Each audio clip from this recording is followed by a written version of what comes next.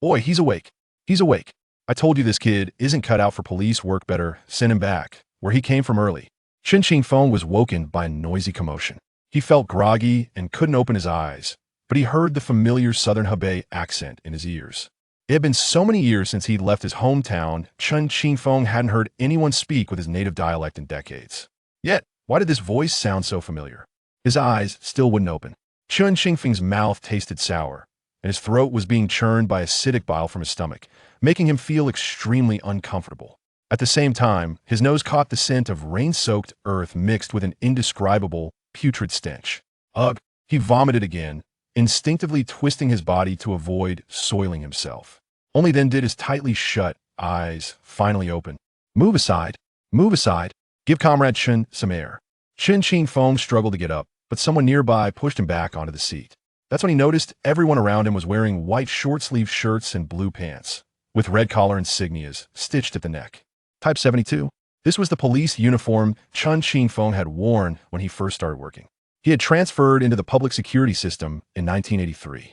He'd worn this white-on top, balloon-bottom uniform for several years before it was replaced by the olive green of the 1990s. Later, Chen Qingfeng retired wearing the black uniform of the 1999 series. Thinking of his retirement, Chen Qingfeng's mind snapped back to the present moment. His life, truly, was too complicated to put into words. When he should have been studying, he chose to work to support his younger siblings. When he should have been advancing his career, he left the criminal investigation unit because his parents fell ill, giving up a promotion that was within easy reach. He'd never achieved anything significant, and even his personal life was neglected. In old age, he finally ensured his parents passed away peacefully. But no sooner had his parents died than his younger siblings turned against him, their elder brother, over the house their parents left behind. In the end, Chen Qingfeng moved out of his parents' home and, in his twilight years, entered a nursing home. Besides eating and sleeping, his only hobby was reviewing the files of unsolved cases he'd collected during his years as a police officer. The number of unresolved murder cases he had investigated and compiled over the years reached as high as 9,000. But now, what exactly was going on? Chen Qingfeng was puzzled when suddenly someone pushed through the crowd. A middle-aged man in his 40s approached, and Chen Qingfeng, seeing the face right in front of him, cried out in delighted surprise. Master, I, Su Yuanchao, have no such shameful disciple. Your father said you were in the army. I thought you'd be brave, but just seeing a dead body scared you like this. Chen Qingfeng, tell me plainly, can you handle this job or not? If not, tell me now. I'll ask the leadership to transfer you to another department. Seeing his long-dead master Su Yuanchao alive again, Chen Qingfeng was overjoyed. Master Su had been his mentor and guide in his career. Unfortunately, Su had bad luck years ago. While chasing a murderer, he overworked himself and suffered a cerebral hemorrhage. For the following years, he was paralyzed, confined to his bed. When he was young, Master Su had been such a hero, yet in old age, he suffered such a tragic end. But his master looked far too young. Wait a minute, could it be that he transmigrated? Chen Qingfeng looked around at the others. Wang Aimin, who worked with Chen Qingfeng at Pingyang County Police Station in 1980, later quit because of low pay and went into business, eventually becoming wealthy in Pengcheng. Yet now, Wang Aimin, dressed just like Su Yuanchao in the white-on-top, balloon-bottom uniform, was bringing a cigarette to his lips. Chen Qingfeng, you're awake. Here, have a smoke. It'll cover the stench. Wang Aimin said, pulling a cigarette from his pocket and offering one to Chen Qingfeng.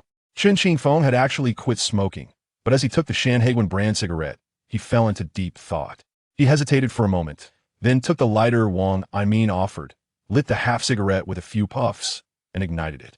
After all, since his lung nodules were discovered during the pandemic, old Chen hadn't smoked a single cigarette in 3 years. The Shanhaiguan cigarettes of the 1980s, this taste was so nostalgic. The pure, creamy, milky flavor of Shanhaiguan was Chen Qingfeng's favorite back when he was working. When he was in the army, a pack cost only 8 fun. But market reactions to this brand were polarized. Those who liked it loved it passionately, while those who didn't thought it reeked of body odor. Chen Qingfeng quickly smoked half the cigarette, immediately feeling his stomach settle a bit. He then stubbed out the butt, tucked the remaining half behind his ear, and stood up, walking over to the corpse nearby. Seeing this, Wang Aimin instinctively reached out to stop him, but was astonished to see Chen Qingfeng squat down to examine the body. 40 years ago, the newly recruited Chen Qingfeng might have been a rookie, but after 40 years on the job, What kind of crime scene hadn't he seen? As the door to his memories gradually opened, Chen Qingfeng's mind finally settled into this era. It was 1980. Chen Qingfeng had just transferred from the military to become a public security officer. However, the first case he participated in solving was already a cold case that, even 40 years later, remained unsolved. Looking at this corpse, Chen Qingfeng immediately recalled the victim's identity.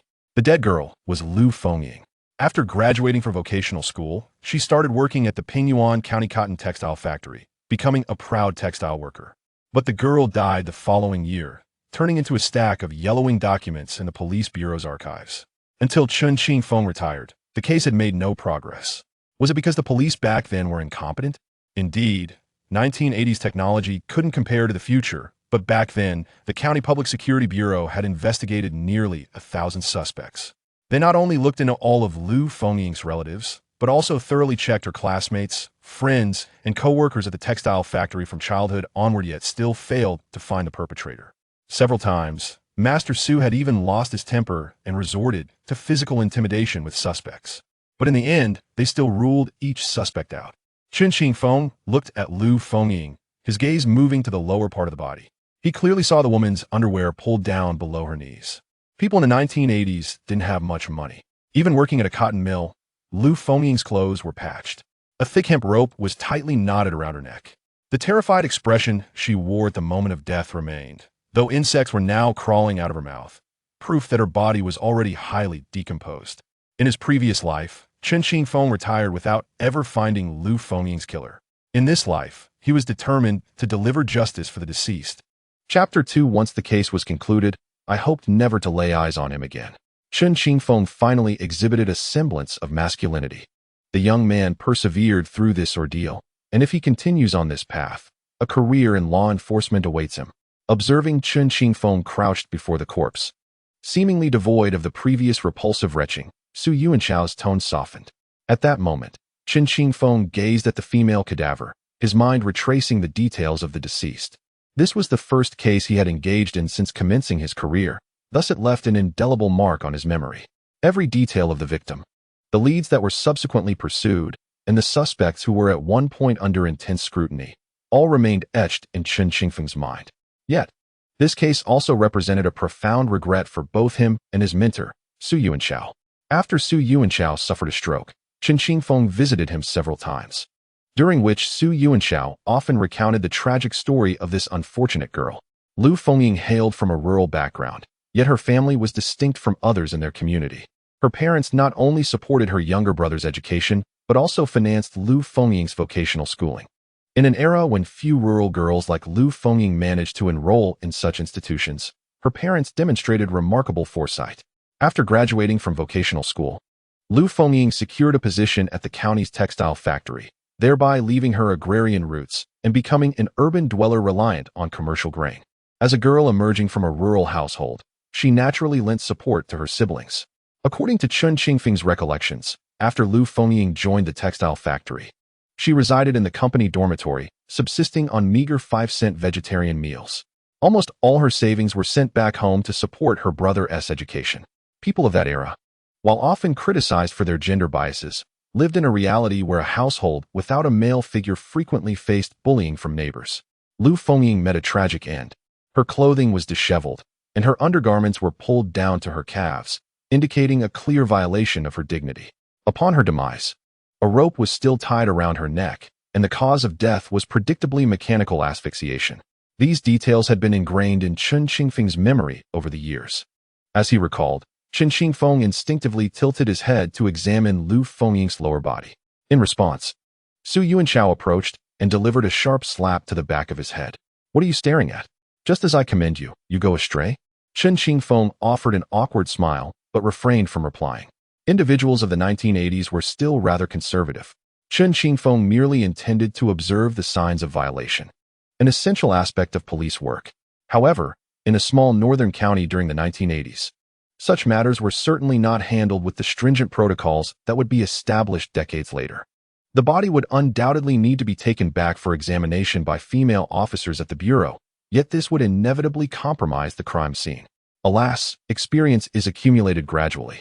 It was at that moment that Chen Qingfeng's attention was drawn to remnants of flesh and blood lodged beneath Lu Fengying's fingernails.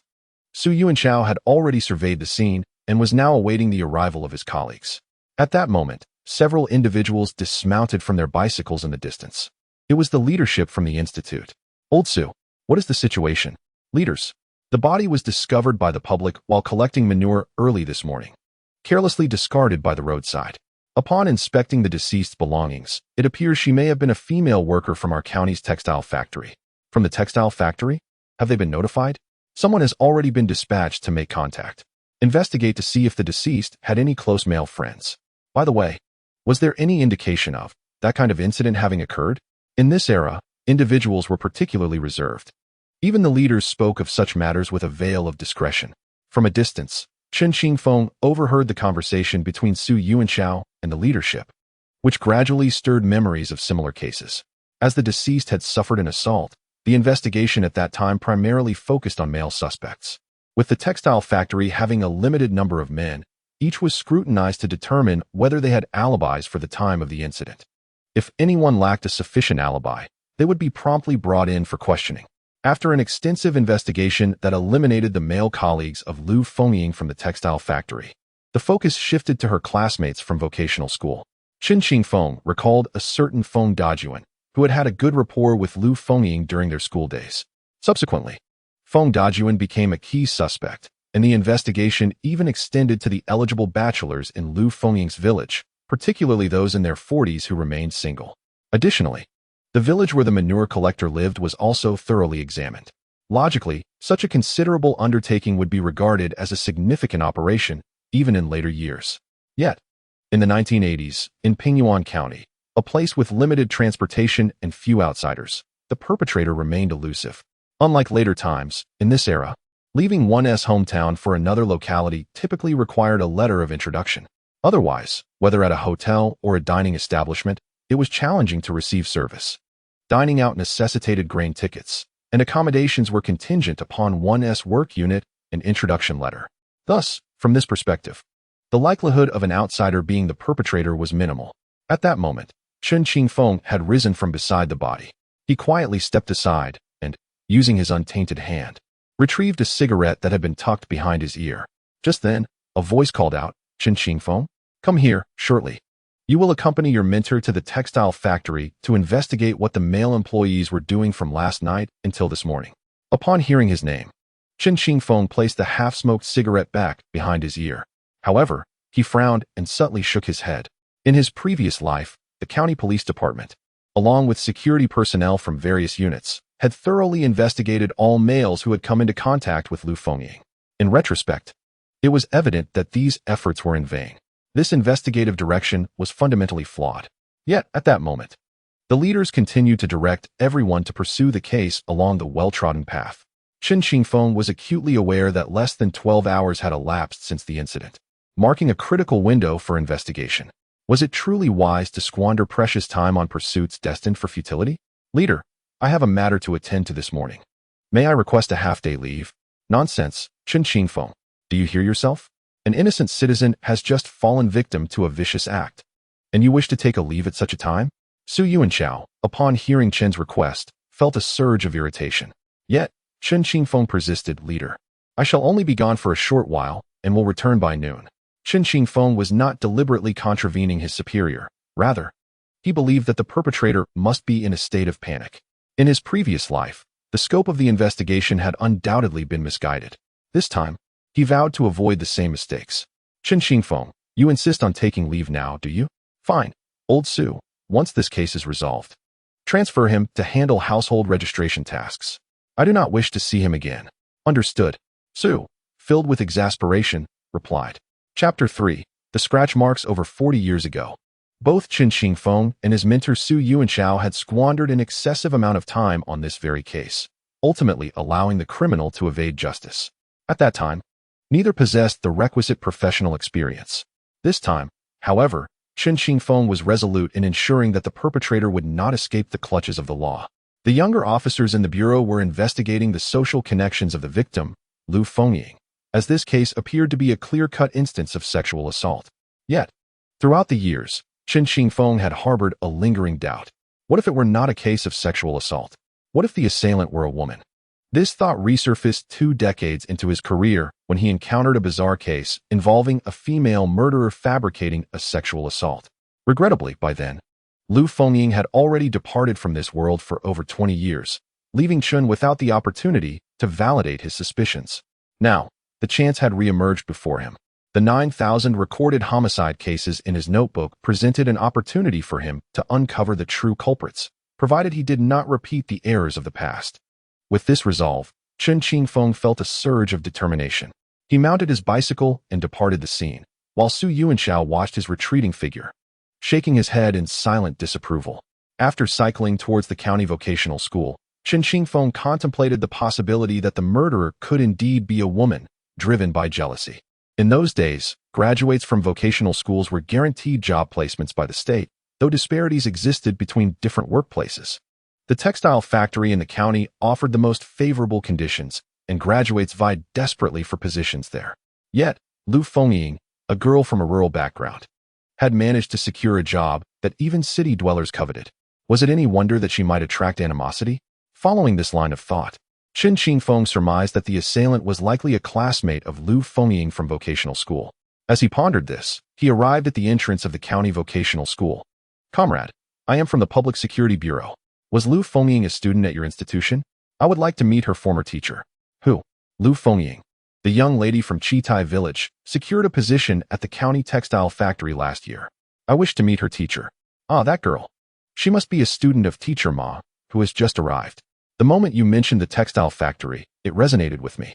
It is indeed a challenge for rural children to be recruited by such establishments."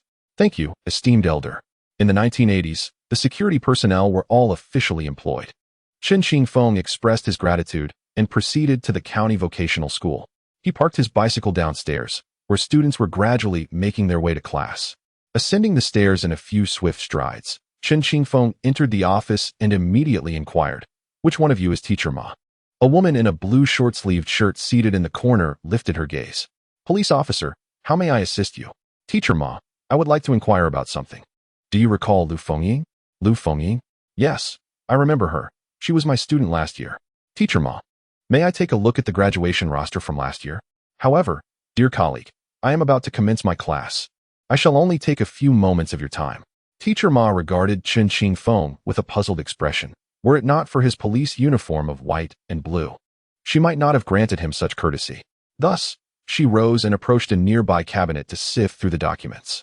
In a short while, she produced the graduation roster from the previous year. Chen Qingfeng took it and began to examine the names one by one. Most of last year's graduates had found employment in small, economically struggling enterprises. Only a handful of boys had been recruited by the county's meat processing and fertilizer factories. As for the girls, some had joined school-run factories on various streets, while others had sought positions in subsidiary welfare enterprises akin to the ice cream factory associated with the textile establishment. Notably, the majority of these were young women. As Chen Qingfeng scanned the girls' registered residences, he noted that most hailed from within the county. This observation rendered Lu Fengying's situation particularly enviable. As he scrutinized the list, a sudden recollection of the bloodied skin flakes beneath Lu Fengying's nails crossed his mind. "Teacher Ma, I shall temporarily take this with me. I will return it shortly." "Oh, comrade, we need to keep a record of this.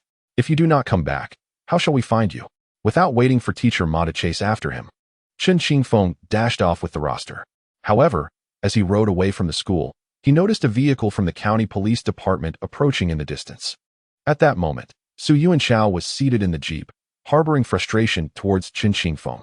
He had perceived Chen as a promising young man, believing that his military service and battlefield experience would instill a strong work ethic, yet now he perceived him as someone lacking dedication to his duties.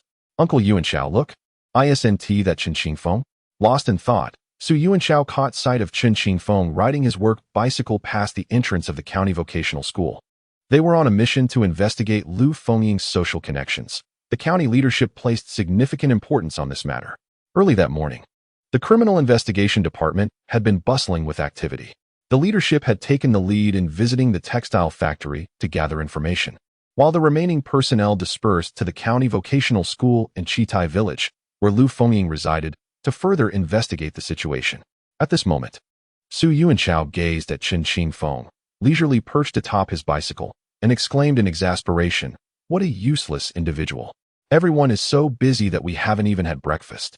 And yet you still have the audacity to request leave? Once this case is solved, I shall ensure you leave this place without your uniform." Although Chen Qingfeng noticed the police car, he was taken aback to discover that Su Yuanchao was the one inside it. Presently, he pedaled towards the ice cream factory. In Pingyuan County, there exists a state-owned coal mine known as Zhishishan Mine, which offers excellent benefits, albeit with arduous labor, hence the absence of female workers. The mine's profitability has led to the establishment of several welfare enterprises, such as a soda factory and an ice cream factory. During the sweltering summer months, these refreshments serve as perks for the coal miners. Nevertheless, in the county town, some individuals also sell ice cream from bicycles, covering the treats with blankets. Chen Qingfeng had indulged in such a delicacy before. A popsicle cost merely 2 cents, and it carried a subtle, creamy flavor upon tasting. Certainly, the ice cream and soda factories only experience a surge in business during the summer, thus most of their recruits are young women. The journey from the vocational school to the ice cream factory took Chen Qingfeng a mere 20 minutes, given the modest size of Pingyuan County. Upon arriving at the ice cream factory, he presented his work identification. "Comrade, I am from the Criminal Investigation Division of the County Public Security Bureau. May I speak with a member of your security department?" A few minutes later, the head of the security department, Director Han, appeared at the factory entrance. "Comrade, I am the head of the security department, and my surname is Han. What can I assist you with?" "Director Han, could you arrange for those individuals who were assigned to our factory from the county vocational school last year to come out?" Chen Qingfeng pondered. The simplest way to identify the murderer was to observe who bore the deceased scratches. Chapter 4. Scratched by a cat in the 1980s. Nearly every county boasted its own industrial setup. The light industry sector included meat processing plants, along with textile factories that emerged from the cotton cultivation prevalent in Pingyuan County. However, the most significant enterprises in Pingyuan County, as well as the ancient city, were Zhishishan Mine and the ancient city steelworks. To accommodate the returning educated youth, these profitable enterprises gradually established several tertiary industry companies in recent years. For instance, the ice pops distributed as welfare originated from these tertiary companies. Some larger companies within the mines even produced labor protection supplies, such as gloves, rubber shoes, and safety helmets. One must not underestimate these enterprises. Many intellectual youths once sent to the countryside were now being welcomed back as policies were implemented, necessitating job arrangements for them. Consequently, even the street committees were in the process of establishing their own factories. The ice cream factory in Pingyuan County was primarily designed to serve the workers of Zhishishan Mine. In those times, coal miners enjoyed substantial incomes, with female textile workers earning approximately 30 to 50 yuan per month, while coal miners could rake in 70 to 80 yuan monthly. Thus, it was only natural that these individuals could afford creamy popsicles. However, the conditions at the ice cream factory were not as favorable as those at the textile factory. Although both were state-assigned jobs, the experiences varied significantly, which naturally led to some envy among the vocational school students towards Lu Fengying. Under the guidance of Chen Qingfeng, an officer from the security department, Yin Weihong began to inquire about the female colleagues working here, following the directory in the roster. At that moment, in the ice cream workshop, a voice called out, "Yin Weihong." Upon receiving notice from the factory to visit the security department, Yin Weihong had no choice but to momentarily leave the public health area and step out of the workshop. Upon exiting, she instinctively removed her outer coat. While the ice cream factory had many advantages, the low temperature was detrimental to women. Yin Weihong took off her sleeves and made her way to the office building of the factory, where she knocked on the door and entered the office of the security department. Inside sat a young man clad in a white police uniform. Officer Lu from the security department offered a cigarette to the visitor. "Yin Weihong?" Lu inquired. "Officer Lu." Chen Qingfeng interjected. "Allow me to introduce, this is Yin Weihong." Chen Qingfeng scrutinized the girl, noting that her hair was neatly tucked beneath a clean cap, likely due to the food production environment, which necessitated such caution. Yin Weihong, now without her coat, held it in her hands. Unable to see her arms, Chen Qingfeng rose to fetch a chair for her, saying, "You may place your coat here. I have a few questions to ask you." "All right," Yin Weihong replied, a hint of nervousness evident as she settled into the chair, draping her coat over the backrest. At that moment, Chen Qingfeng observed that her hands bore no scars. Where could the wounds be?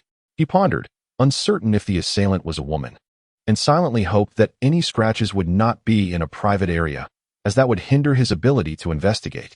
Comrade Yin Weihong, how many individuals from your vocational school were assigned to the ice cream factory last year? He inquired. Aside from me, there are 7 others, she replied. 7? All females? Yes. May I ask you a question? What is your relationship with Lu Fengying among those 7? Upon hearing Lu Fengying's name, Yin Weihong exhibited a moment of surprise. Chen Qingfeng had been closely observing her eyes. It was clear she did not become immediately anxious, but rather seemed taken aback. This led him to believe that Yin Weihong was unlikely to be the perpetrator. But who could the real culprit be? Not to worry. There are still 7 individuals I have yet to meet. Did all 7 come to work today? They should have, but what?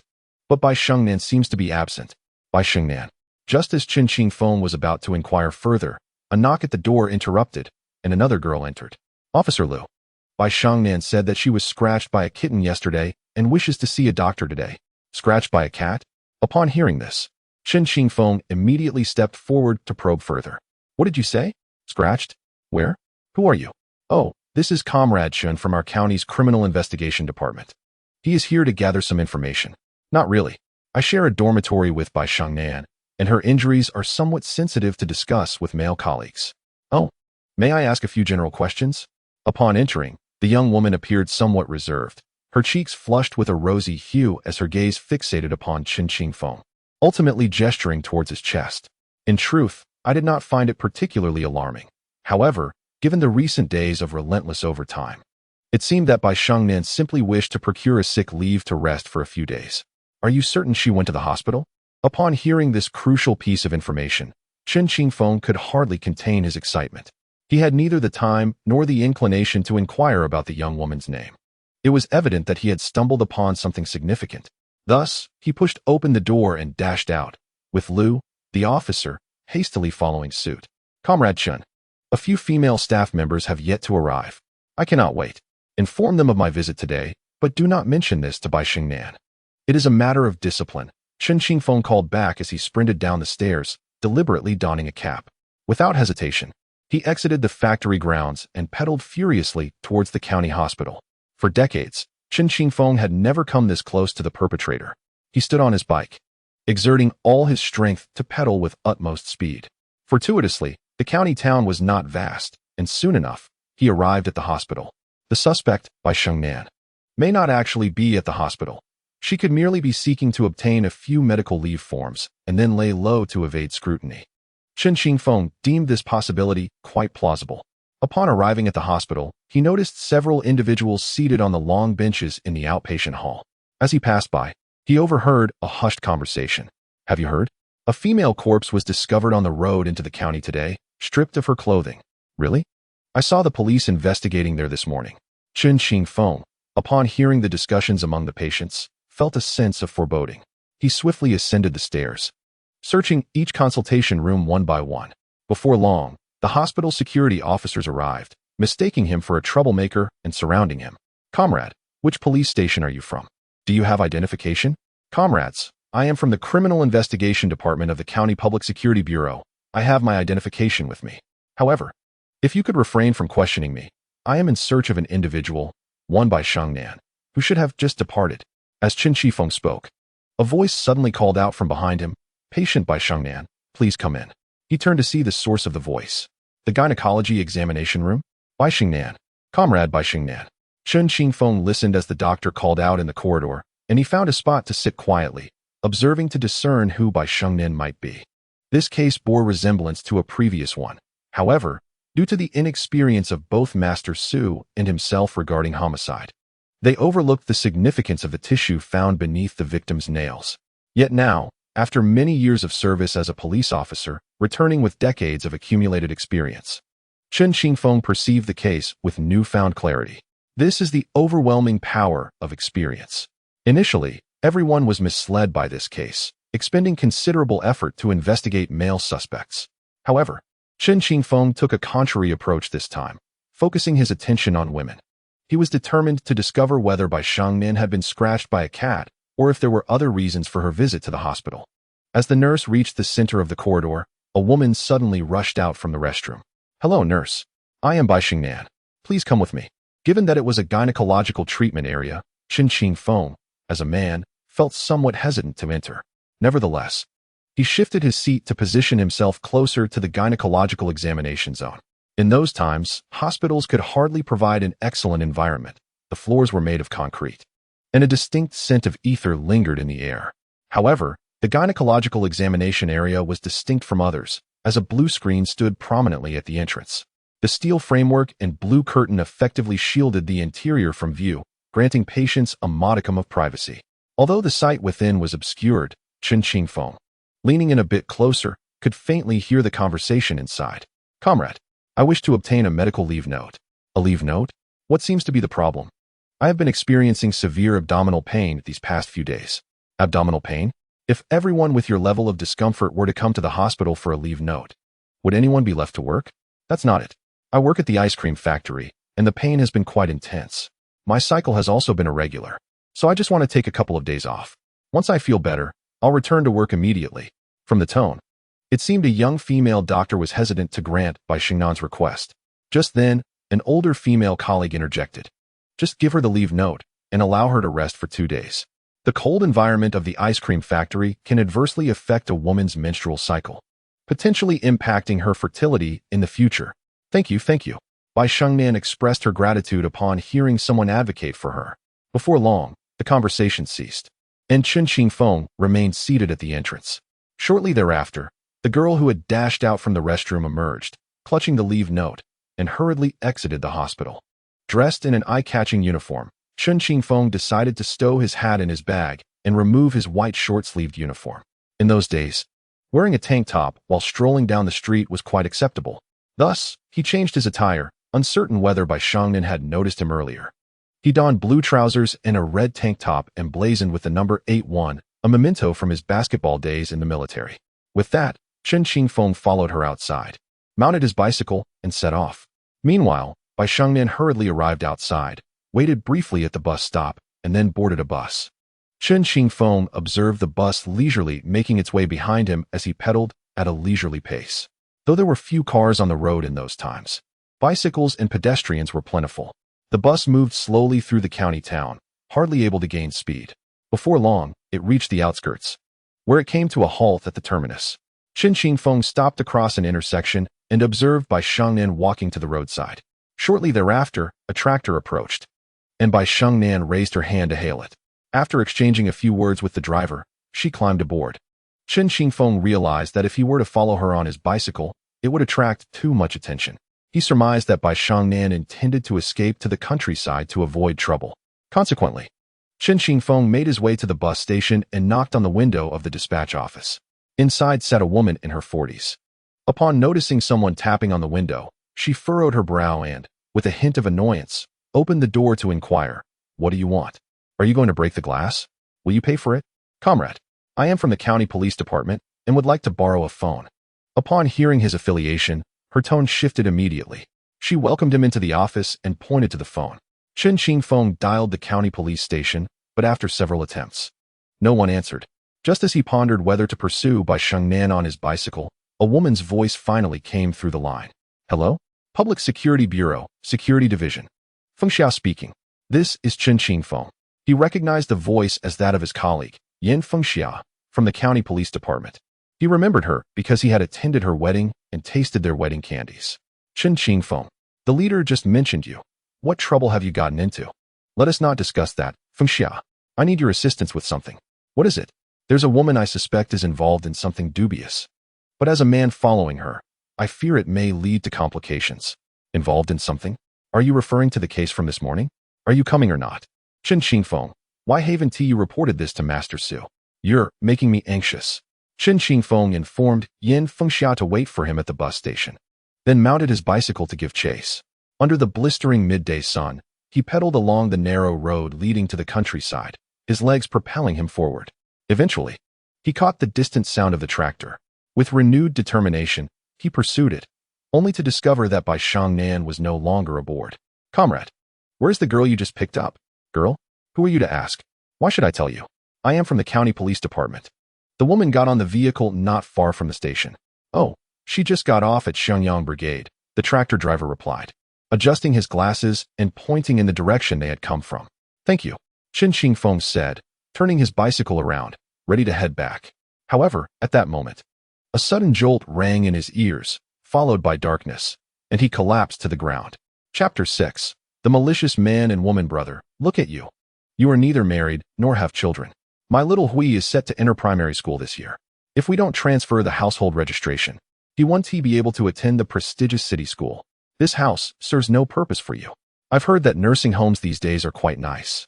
Perhaps there are even elderly women looking for companionship. Wait, second brother. This house belongs to our parents. Why should you monopolize it? What era are we in? Your child's education doesn't mean my children are to be disregarded. Eldest brother, say something. Chen Qingfeng felt as though his skull had cracked open. Moments earlier, he had dreamt of the most heart-wrenching scene. After tending to their parents' affairs, his younger siblings had unceremoniously expelled him from the family, showing no concern for the sacrifices he had made to support their education with his salary. In this lifetime, he must live for himself. A surge of wrath propelled Chen Qingfeng to struggle and twist his body. However, upon opening his eyes, he found himself thrown into a deep pit. It was a common cellar in the village, with only a faint glimmer of light above. He shifted his body to the edge of the cellar and sat up. Hunched over, the air in the cellar was stale, and within moments, Chen Qingfeng felt lightheaded and short of breath. He recalled that the last person he had spoken to was the tractor driver. Transportation was inconvenient these days. Buses could hardly reach the countryside. To get to the village, one had to hitch a ride and rely on the kindness of others. In the ancient city, there was a tractor factory, so in Pingyuan County, it was common to see tractors transporting people. A small incentive would suffice to coax a driver into giving a ride. However, Chen Qingfeng was taken aback to discover that Bai Shangnan was in cahoots with the tractor driver. It seemed he had underestimated the situation. After all, he had been away from the police force for so many years, merely engaging in theoretical discussions. As Chen Qingfeng contemplated his escape, a commotion suddenly erupted above the cellar. He quickly pretended to faint, collapsing to the side. Jianhua, what do we do now? That fellow is a police officer. They've come looking for him. What should we do? Of course, we must press on. At this point, what other options do we have? If all else fails, I want to return to this city. I've heard that fortunes are being made in the south. I wish to see Pengcheng. We can run away together. Listening to the voices above, Chen Qingfeng began to form some conjectures. In these times, illiterate farmers would hardly concern themselves with newspaper reports about Pengcheng. The few educated individuals in the village were either high school graduates or urban youth sent down to the countryside. However, by 1983, most of those with connections had returned to implement policies, leaving behind only those with family issues. These were merely speculations. Yet Chen Qingfeng deduced that the man named Jianhua above him was likely the tractor driver who had knocked him unconscious. In the village, a man who can operate a tractor undoubtedly hails from the city as an educated youth. Jianhua, you will surely treat me well in the future, for I have given you everything, even striving to repay what I owe you. Rest assured, Shengnan. Soon, I will descend to take action. Please bring me a piece of clothing. Once I have dealt with this policeman below, we shall flee far away. Remember when I went to purchase fertilizer and obtained a certificate in the village? Although Chen Qingfeng had his eyes closed, he was startled to discover a sharp stone fragment beneath him. Using the strength of his fingertips, he gradually maneuvered the shard into his grasp, clutching it tightly while gradually rubbing it against the coarse rope binding his hands. The rope, made of the village's commonly used grass, was not particularly sturdy, yet severing it was no trivial task.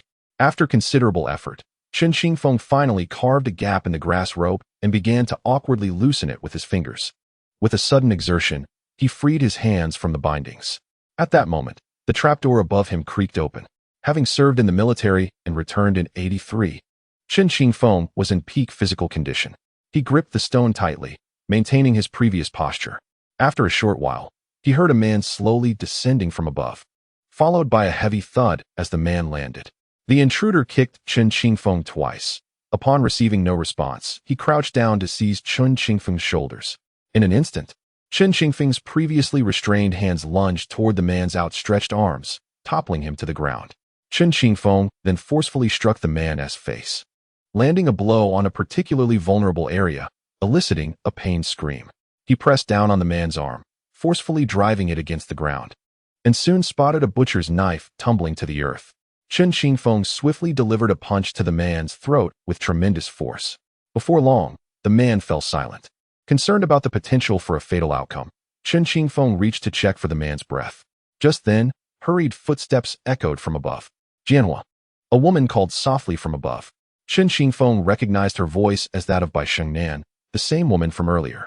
He remained silent, pausing to gather the rope. The girl above then tossed a piece of clothing down to him. Seeing this, Chen Qingfeng covered the fallen Wang Jianhua's head with the garment. Wang Jianhua, suffering from a painful throat, was momentarily speechless. Chen Qingfeng clenched the butcher's knife in his mouth and grasped the rope with both hands. With his military-honed physique, he quickly climbed up and emerged from the cellar. It's you. Where's my Jianhua? Chen Qingfeng glared at the cruel woman, delivering a merciless kick that sent her sprawling to the ground.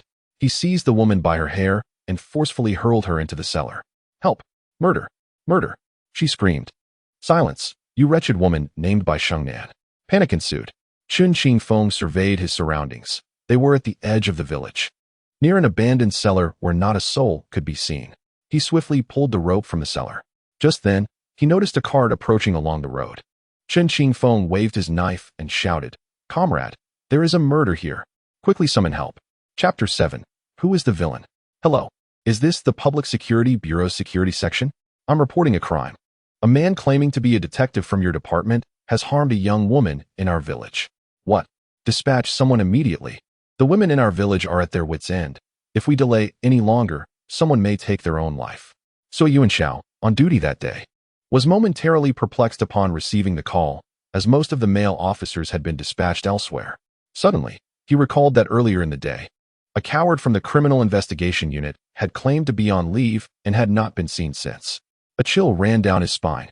He quickly summoned his colleague Wang Aimin, and together they headed outside. The Bureau's sole jeep was parked in the yard. After Wang Aimin got into the vehicle, Sua Yuanshao instructed him to drive to the location mentioned in the call. Throughout the journey, Sua Yuanshao's heart raced. Emotionally, he could not accept that Chen Qingfeng was the scoundrel mentioned in the phone call regarding the assaulted woman. However, upon reflection, he found no other suspects. Yet, considering Chen Qingfeng's usual demeanor, he struggled to believe he could be such a villain. As they approached the village, Sua Yuanshao hoped that the allegations were false. But upon arriving, he rushed to the village committee only to find Chen Qingfeng being restrained by a group of villagers wielding wooden sticks in the meeting room. Chen Qingfeng, what is going on? Upon seeing Sua Yuanshao, Chen Qingfeng merely offered a bitter smile. I've spent my life caring for others, only to be pecked blind by the very geese I nurtured. However, he realized this was the territory of Bai Shengnan and the youth named Wang Jianhua. Even as a police officer, he felt like an outsider here. After Wang Jianhua had knocked him out, he had discarded his identification and backpack, leaving him clad only in a sports vest marked with the number 81, a common sight, and a pair of blue trousers, which hardly proved his status as a police officer. Which comrade is in charge of the village? I am his colleague. He called out. Indeed, he is a police officer. Yet your men have been harassing the women of our village. How do you explain this? What transpired next left Chen Qingfeng without a chance to speak. With his colleague now present, he could see Bai Shengnan cowering behind Wang Jianhua, who was watching Chen Qingfeng with wary eyes. The two appeared frightened. Chen Qingfeng's lips curved into a flawless smile. You still dare to smile? Did you not claim to be on leave? How did you end up here? They are now accusing you of harassing women. Master, I am wrongfully accused. In truth, I took leave today to investigate a case. Fortunately, I have not failed my mission. This pair of scoundrels before us are the very culprits who murdered Lu Fengying. What did you say? Uncle Jiaowang, do not listen to him. He is slandering me. An elderly man, who had been seated behind a desk smoking, now stood up, while Wang Jianhua vehemently denied the allegations against him, pointing at Chen Qingfeng. Yet, Chen Qingfeng noticed that Wang Jianhua's legs trembled slightly. Young man, Jianhua has been a well-regarded educated youth in our village for many years. How could you accuse him of murder? Indeed, Jianhua is not that kind of person. It appeared that Wang Jianhua was well-liked in the village. Nevertheless, Chen Qingfeng was determined to escalate the situation. Regardless of whether Wang Jianhua was a suspect, the matter had reached the police, and he must accompany them for further investigation. Bai Shengnan, Lu Fengying was your classmate, correct? Chen Qingfeng calmly inquired amidst the chorus of accusations. Soon, the crowd fell silent, turning their attention to Bai Xingnan. I am not familiar with Lu Fengying. Not familiar? Where did you and Wang Jianhua go yesterday? We didn't go anywhere. I could almost believe you if you claimed you went nowhere.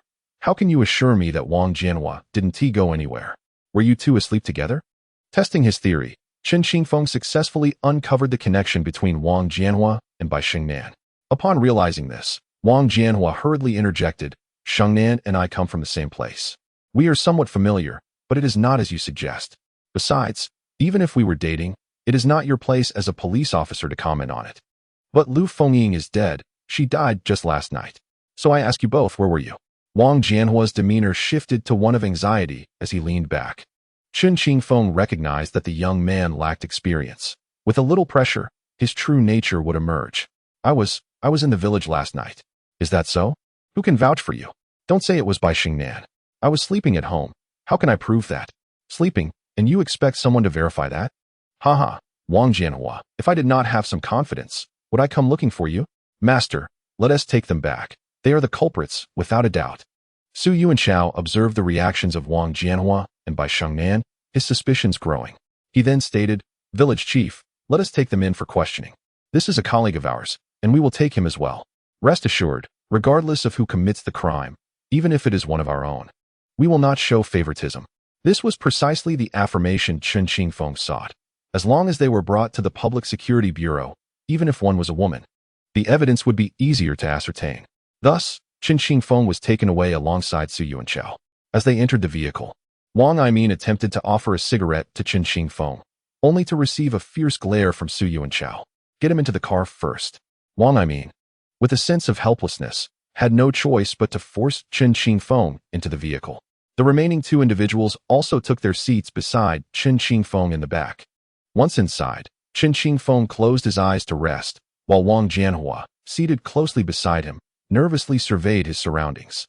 Upon opening his eyes, Chen Qingfeng noticed Wang Jianhua's gaze fixated on the rearview mirror.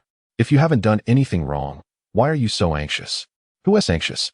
I'm merely concerned that you might protect your own, Wang Jianhua retorted. You scoundrel. If it weren't for me, Bai Xingnan would have been ruined by you. Keep fabricating your stories. Reflect on your past actions and consider if there is anything you two might have overlooked. After uttering these words, Chen Qingfeng directed a meaningful smile towards Wang Jianhua. The smile sent a chill down Wang Jianhua's spine, causing him to shudder involuntarily. Bai Xingnan, too, felt an unsettling unease under Chen Qingfeng's penetrating gaze. As he closed his eyes, memories of that fateful day began to resurface involuntarily. Chapter 8. The dead speak. Upon returning to the police station, Chen Qingfeng was temporarily regarded as a suspect. Bai Xingnan and Wang Jianhua were separated. At that moment, Su Yuanchao stormed into the interrogation room, seizing Chen Qingfeng by his collar. Do you comprehend the severity of the crackdown? How dare you still harass women? Master. Who is your master? No, please allow me to explain. I had informed the station in advance that I would be following Bai Xingnan today, and the officer who answered was Yin Fengxiao from the Public Security Department. Yin Fengxiao? Can she vouch for you? Yes. I had called her to wait for me at the bus terminal. However, I was subsequently knocked unconscious and have no idea of her current whereabouts. What about Xiao Yan? Master, Xiao Yan is on duty at the Public Security Department tonight. Bring her here. Chen Qingfeng, if you dare to deceive me, I will strip you of your uniform and personally deliver you to the detention center tomorrow. Observing the scene, Wang Aimin hurried to the office of the Public Security Department on the second floor and knocked on the door. It was already late at night, and initially, there was no response. Eventually, the lights flickered on, revealing that Yin Fengxiao had already retired for the night. After a prolonged wait for the door to open, Wang Aimin, seeing Yin Fengxiao in a drowsy state, hastily inquired, Xiao Yan, did Chen Qingfeng call you today? Chen Qingfeng? I was just about to find him. He called me in the sweltering heat, making me wait at the bus terminal for ages. Where is he? He truly called you? Has he returned? I still need to confront him. As Yin Fengxiao spoke, she made her way downstairs.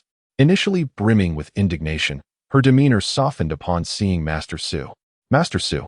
Chen Qingfeng deceived me into waiting at the bus station, claiming there was a suspect. Are you certain he called you? Chen Qingfeng. In this heat. You had me waiting for you all afternoon. Finally, the truth was revealed. Who would harass women while notifying colleagues at the station beforehand? Logically, it made no sense.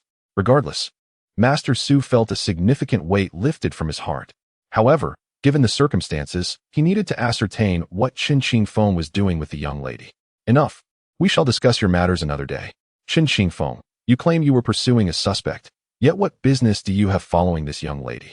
Master, the suspect is by Shengnan, and I possess evidence. You have evidence? Indeed. What of Lu Fengying's body? It remains in the hospital morgue. Master, during the day I examined the body and discovered fragments of skin and traces of blood beneath Lu Fengying's fingernails. According to my deductions, this must have occurred during a struggle with the assailant. Today, I first visited the county vocational school to trace Lu Fengying's former classmates, and subsequently, I went to the ice cream factory to speak with the security officer regarding attendance today. Coincidentally, Bai Shengnan was at the hospital for a checkup, claiming she was scratched by a cat. How fortuitous. A cat scratch? Xiaoyan, as you are a woman, I need you to inspect Bai Shengnan and see where the scratches might be. If my guess is correct, they should be in areas hidden from male sight. This news is indeed quite sudden. Master Su furrowed his brow in contemplation and then addressed the still-present Yin Fengxia. Xiaoyan, you should conduct the inspection. But do not mention it as a check for scratches. Rather, state that you are looking for any signs of having been violated by Chen Qingfeng. Master Su is indeed cunning, aware of how to obscure the suspect's vigilance. Thus, Xiaoyan accompanied Wang Aimin to the private interrogation room. Upon reaching the door, Xiaoyan entered first while Wang Aimin remained outside, listening to the commotion within. You are comrade Bai Shengnan, correct? We need to examine your injuries. We heard about the harassment from our officers. We are uncertain whether it has caused you any distress, but that individual has already been apprehended. Apprehended? Yes, indeed. Do you bear any marks from his grasp or touch? Wang Aimin stood outside, smoking, his body pressed against the wall, quietly eavesdropping. Before long, he heard the sound of clothing falling to the ground. Excellent. We are informed. Please wait. Another colleague will arrive shortly to take your statement. Yin Fengxia exited the interrogation room and proceeded to Chen Qingfeng's room. Master Su, upon seeing Yin Fengxia, eagerly inquired, how did it go? I saw 3 scratch marks across her chest. Indeed, they are the culprits. Master Su slammed his hand on the table and addressed Chen Qingfeng. Come, let us confront this venomous woman. Chen Qingfeng followed closely behind Master Su. Upon reaching the door, Wang Aimin knocked, and Bai Shengnan's voice echoed from within. Wang Aimin then opened the door, and they all entered together. Chen Qingfeng, weren't you apprehended? Is your police department so protective of its own? Bam! Chen Qingfeng struck the table forcefully and confronted Bai Shengnan. Bai Shengnan, do you dare to speak recklessly? Do you not believe I will unmask your deceitful facade? Speak. Where were you last night? I was at home, sleeping. At home, sleeping? When was the last time you saw Lu Fengying? Since my graduation, I have not encountered Lu Fengying. That is your own admission. So what? Let me ask you, what are those 3 scratch marks on your chest? Those are from you. When you were being unruly, you scratched me. The police have wronged an innocent person. Bai Shengnan, if I were the one who made those scratches, why would your skin flakes be found in Lu Fengying's fingernails? Upon hearing Chen Qingfeng's words, Bai Shengnan was instantly rendered speechless. She finally recalled the oversight. That night, she had firmly held down Lu Fengying, only to have Lu Fengying grasp her chest in retaliation, causing a sharp pain. However, Wang Jianhua urged her to maintain her hold. Bai Shengnan immediately recalled the scene. How do you know this? How do I know? Lu Fengying told me. Dare I take you to the morgue to confront her directly? It wasn't me. I didn't do it. Do you still dare to quibble? Very well, let us extract those skin flakes from Lu Fengying's fingernails. There are traces of blood as well. Once we test it, we will know if it matches your blood type. Bai Shengnan, will you not speak the truth? How did Lu Fengying die? Chapter 9. Absurd reasoning. Bai Shengnan was cornered, grasping at straws. Observing the situation, Chen Qingfeng immediately signaled to Wang Aimin. Unfortunately, Wang Aimin was as oblivious as a block of wood, utterly unresponsive, despite his future potential. Having navigated the tumultuous world of commerce for many years and witnessed countless newly wealthy individuals lose everything, Wang Aimin seemed to thrive, his business flourishing. Chen Qingfeng pondered briefly and then turned to Su Yuanchao, saying, Master, please continue the interrogation with Xiaoyan here. I will check on Wang Jianhua next door. Very well. Inform me immediately of any developments. Chen Qingfeng replied, patting Wang Aimin on the arm. Wang Aimin, with a puzzled expression, followed Chen Qingfeng out. Why did you call me out at such a crucial moment? Of course, to deal with Wang Jianhua. Do you think he is easy to handle? I feel that this woman, Bai Xingnan, is on the verge of confessing. He is certainly not easy to deal with. But we never said we genuinely intended to confront Wang Jianhua. He will never admit to anything until faced with undeniable evidence. Bai Xingnan can still tenuously connect to this case. But what about Wang Jianhua? Wang Aimin considered this as well. They then stepped into the corridor for a smoke. Chen Qingfeng chain-smoked, drawing on his cigarette. He glanced at his watch and then inquired about Wang Jianhua. 40 minutes had already passed. Chen Qingfeng extinguished his cigarette, signaling Wang Aimin to return. Master, Wang Jianhua has given up. Su Master cleared his throat, and Chen Qingfeng suddenly feigned realization, hurriedly lowering his voice to whisper a few words into Su Yuanxiao's ear. At that moment, Bai Xingnan looked on, her eyes filled with tension and unease. After Chen Qingfeng finished speaking, he stood aside. Just then, Su Yuanxiao suddenly slammed his hand on the table. Bai Xingnan, how have you tormented your former classmate Lu Fengying? Why don't you confess the truth? Wang Jianhua has already revealed everything. He claims you coerced him into harming Lu Fengying. What? He said you seduced him. And then you told him you wanted to become sisters with Lu Fengying, to serve him together in the future. Is that true, you shameless woman? Did he truly say that? As Chen Qingfeng noted Bai Xingnan's wavering resolve, he interjected, feigning a benevolent demeanor. Bai Xingnan, I can tell from your name that you are not from the countryside. People from rural areas don't give their daughters names like Shangnan. They typically choose something like Zhaodi. I have spent time in the countryside, and to be frank, I never wished to remain there, which is why I sought to enlist in the military and stayed in the city after my service. You and Wang Jianhua are both educated youth. I don't know what promises he made to you, but if you aren't the murderer, I advise you not to bear this blame. Because if you take a life, you will find even a prison worse than the countryside is no place for you. And your parents will forever carry the stigma of being relatives of a murderer. So, Bai Xingnan, tell me, did you kill him or not? No, I didn't. Then why did you want Lu Fengying dead? Brother Jianhua said my body was impure and insisted that I help him find a clean woman. Otherwise, he would suffer greatly in this life. I wished for Brother Jianhua to take me away. I came from the capital and do not want to spend my life in this place, in this county's ice factory. Chen Qingfeng regarded the woman, wondering how to express his thoughts. The reasoning behind a murder was shockingly trivial. Yan Fengxia had been listening intently, but when Chen Qingfeng approached her and gently touched her, her gaze drifted to the cup of water on the table. Thus, Yan Fengxia exited to fetch a cup of hot water, returning to place it before Bai Xingnan. Drink some water to calm your emotions. Speak slowly about your situation. Don't think we are against you. We are actually here to assist you. Yan Fengxia's words were quite articulate, and Chen Qingfeng secretly gave her a thumbs up. However, he couldn't shake the feeling that the name Wang Jianhua sounded oddly familiar. Of course, it was a rather common name. Wait a moment, Wang Jianhua from Pingyuan County, who was once an educated youth. Chen Qingfeng suddenly recalled an event from many years later when a real estate scandal erupted in Guqing City.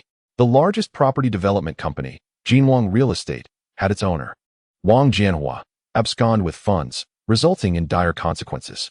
Farmers who lost their land but received no homes flocked to the city for justice. Vividly, Chen Qingfeng remembered being asked not to return home for several days, as he was required to remain on-site to soothe the public's anger. No wonder he found Wang Jianhua's name so familiar. This case had remained unsolved for nearly 40 years. Chen Qingfeng could never have imagined that the perpetrator of this crime from 4 decades ago would later become the wealthiest man in Guqing City. The real estate tycoon Wang Jianhua. The parents of this individual are no ordinary people. Otherwise, they would not have secured numerous coveted plots in the ancient city at such modest prices over the years. In a previous life, despite relentless efforts, they were unable to solve a lingering mystery. Yet, unexpectedly, this life unfolds dramatically with its resolution. Bai Xingnan took a sip of water and began to recount her tale. Her voice was slow, imbued with a tone of despair. It turned out that Bai Xingnan was a sent-down youth from the capital, arriving at a tender age, having barely completed middle school. Over the past 2 years, as policies were implemented, the youths in the village gradually returned home. However, due to her youth and lack of connections, she was never granted the opportunity to return to the city. Eventually, she decided to seek assistance and, in a moment of desperation, became involved with an official responsible for the return journey. Alas, he merely regarded her as a fool, indulging in a fleeting dalliance before dismissing her afterward. Thus, Bai Shengnan became a scorned figure in the eyes of women, deemed a disgrace. Fortunately, she found solace in the company of another unfortunate soul, Wang Jianhua. The two of them banded together. Wang Jianhua, skilled in driving a tractor, frequently traveled between the ancient city and the village, easily procuring the necessary documentation from the village committee. Through the newspapers, Wang Jianhua learned of the bustling circumstances in Pengcheng and secretly conspired with Bai Shengnan to leave the village together. In a moment of passion, Bai Shengnan surrendered herself to Wang Jianhua, only for him to later berate her as a disgrace. In her despair, she questioned Wang Jianhua on how she could earn his forgiveness. "You're not a novice. Why should I suffer this indignity? If you can find another woman to compensate for this first experience, I might consider it." For this absurd reason, Bai Shengnan set her sights on Lu Fengying, who had been assigned to a textile factory after graduating from a technical school. Thus, with their collusion, the innocent Lu Fengying became a sacrificial pawn in their scheme. Chapter 10. Case number 1. Chitai Village, Lu Fengying's home. Dear Madam, rest assured, our county's Public Security Bureau has designated this case as case number 1, with the director personally leading the team. We will leave no stone unturned in our pursuit of the perpetrator. My daughter, my precious girl.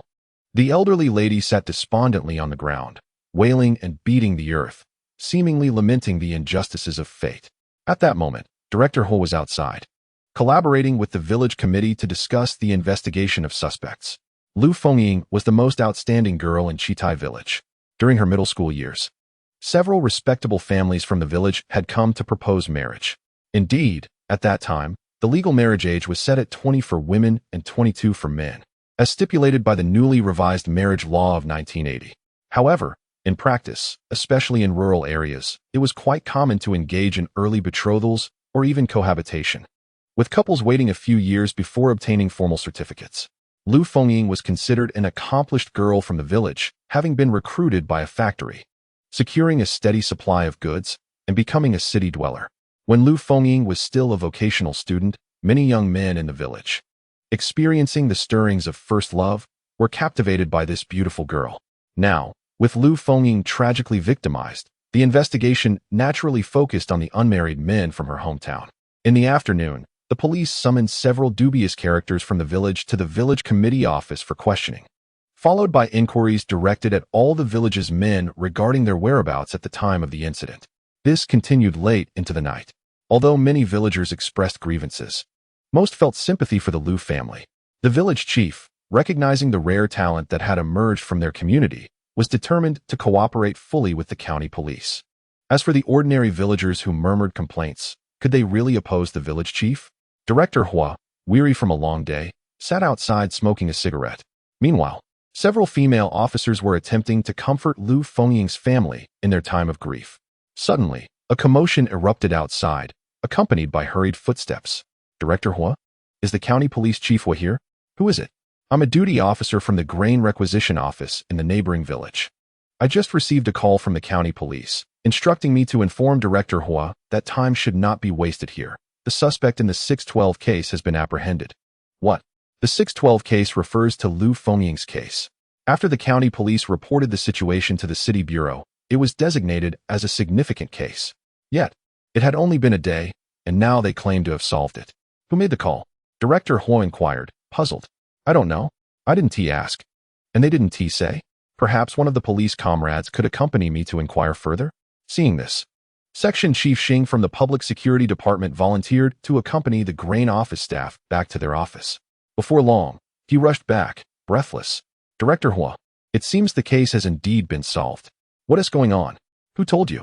Su Yuanchao made the call, stating that the perpetrator was apprehended by Chen Qingfeng, and the confession has been secured. All details have been disclosed. Director Hua knew that while others could be doubted, Su Yuanchao, a seasoned detective, was not to be dismissed. Without hesitation, he followed the grain office staff to make a call that lasted over 20 minutes, finally grasping the entire situation.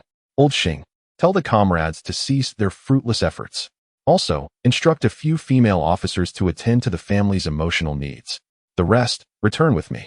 Initially, he had anticipated a long night in the village, but unexpectedly, they were able to wrap things up in the early hours of the morning. Chen Qingfeng was unmarried, and thus his workplace would not provide him with housing. In truth, for newcomers like him, It could take a decade or more before they might be allocated accommodation.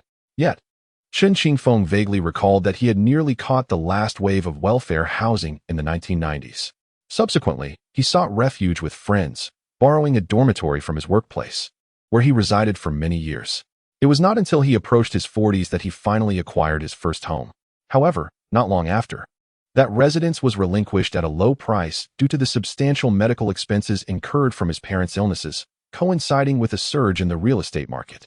From that moment on, Chen Qingfeng was devoid of personal property, ultimately being coerced into a nursing home by his ungrateful siblings. The past was too painful to revisit. At this moment, Chen Qingfeng had long since returned from the euphoria of solving the case. He felt a sense of accomplishment, knowing that the victim's spirit could finally find peace, as the police had provided a resolution. Thus, he spent the night in a state between dreams and wakefulness, envisioning a life replete with success in his police career and a well-organized personal life, culminating in a clean retirement from his position in the provincial department.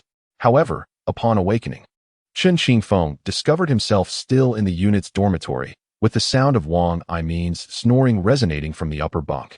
He picked up his toothbrush and ventured to wash up, before heading to the cafeteria with his food tray. To his surprise, he encountered a group of female colleagues, all smiles, waiting in line. What is the occasion? He wondered. Thanks to your efforts, Director Hua said everyone worked hard yesterday and, thankfully, fulfilled the mission. Today, he specifically instructed the cafeteria to prepare noodles for everyone. Upon hearing that breakfast consisted of noodles, Chen Qingfeng felt a sense of bemusement. However, in the 1980s, noodles were considered a nutritious gift for patients, often brought by rural folk when visiting relatives. When it was his turn, the head chef served him a generous scoop of noodles and then added another. As Chen Qingfeng held the bowl, ready to find an empty seat, someone at the entrance called out, "Everyone with food trays, please head to the conference room. We have an urgent meeting this morning, as per Director Hua's instructions." How frustrating. It seemed there was no peace even during meals. What could it be about? He inquired. What could it be? I heard it concerns the Wang brothers who robbed the supply and marketing cooperative last month in the north and are now fleeing south. They are likely to pass through Pingyuan County, and we need to set up checkpoints to intercept them. As Chen Qingfeng listened to his colleagues in the communications department chat idly, a rush of unease washed over him.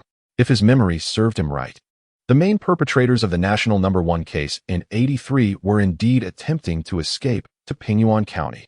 Chapter 11. The Mind of a Scout in 1983. A sensational event unfolded in Pingyuan County. The Wang brothers, notorious for their robberies of supply and marketing cooperatives abroad, headed south through Pingyuan County. Their presence was detected in Heihu Mountain, where they were pushing bicycles along the dirt road outside the county, intending to force their way through. Unfortunately for them, they were spotted by a police officer returning home after his shift. The police officers halted the two suspects, intending to question them, only to be met with the shocking sight of one of them drawing a firearm from a military green satchel and opening fire. The gunshots drew the attention of bystanders, prompting the Wang brothers to flee towards the nearby Heihu Mountain. Subsequently, the county organized militia, along with reinforcements from the city's armed police and officers from the entire county, to comb the mountains in search of the fugitives. However, the Wang brothers, having honed their survival skills as reconnaissance soldiers in the military, effortlessly evaded the encirclement. During their escape, they even fatally shot a soldier and seized his weapon. This incident marked the infamous case No. 1 of 1983 in criminal investigation. After causing two bloody incidents in Pingyuan County, the Wang brothers journeyed southward, ultimately falling into a trap while attempting to cross a river in Jiangnan province. Stubborn and unyielding, they met their demise on the mountain. Thus, the 1983 case No. 1 was conclusively resolved. The entire affair, spanning several months, began with the brothers' robbery beyond the borders, their flight from the credit union, and their relentless journey southward. This series of events even stirred the higher echelons of authority, mobilizing thousands of police officers nationwide. Yet the two ruthless criminals continued to elude capture for an extended period. As Chen Qingfeng reflected on the case, he recognized that while it was not unsolved, had it been handled with the foresight and experience characteristic of later generations, the adverse societal impact could have been mitigated. Tragically, it was reported that the police officer who was shot and fell unconscious succumbed to his injuries after a week of suffering in the hospital. This left behind a mother and her orphan child, whose eyes brimmed with hatred and whose fists clenched tightly, silently shedding tears. Additionally, there was the old mother. Now bedridden and paralyzed, Chen Qingfeng vaguely recalled the early years of his career, during which the county's Public Security Bureau organized annual visits to comfort the families of martyrs. He had the privilege of participating in several of these visits, which, although they brought a semblance of vitality to the grieving family who had lost both husband and son, could not mask the profound sorrow etched in their hearts. It was a gaze that all officers dreaded to confront. Chen Qingfeng, Chen Qingfeng. Suddenly, he felt a light tap on his shoulder. Upon lifting his gaze, he discovered that everyone in the conference room was staring at him, including Director Hua.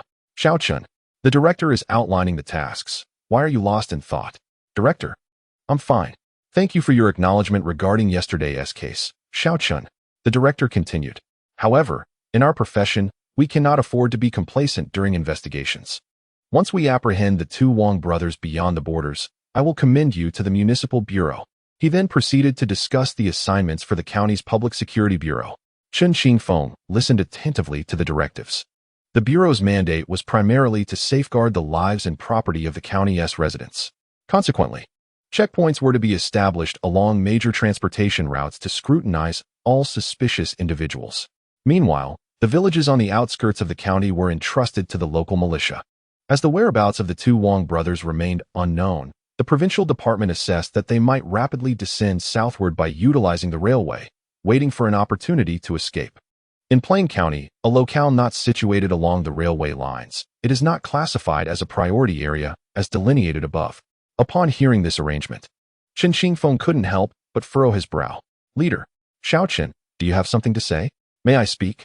Just as Chen Qingfeng was about to voice his thoughts, he felt a foot subtly press against his own from beneath the table. He looked up to discover it was Su Yuanchao. Ahem. Su, in a gentle reminder, cleared his throat softly.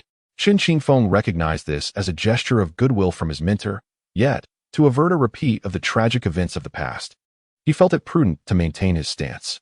Director Hua, I have recently transitioned from the military and have only just embarked on my police career, learning under my mentor's guidance.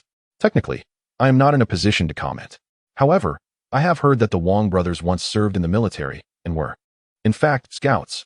Xiaochen, please continue. Old Su, I am not an obstinate traditionalist. Surely I can allow comrades to voice their opinions? Chen Qingfeng was acutely aware that showcasing his thoughts before a superior was a significant faux pas in bureaucratic circles. Nevertheless, considering the recent incident involving the two Wang brothers in Guangdong, which resulted in the deaths of two police officers and soldiers in Plain County, he felt compelled to subtly alert the leadership of the local public security system. Leaders, allow me to briefly share my perspective, should I err in my views. I kindly ask my comrades for their understanding. I, too, have served in the military as a scout, and scouts possess the keenest understanding of their own kind. While we acknowledge the need to prevent criminal suspects from infiltrating urban areas and threatening public safety, given the suspects' backgrounds as former scouts, I believe we must focus our defenses on the remote roads surrounding the villages and the outskirts of the county.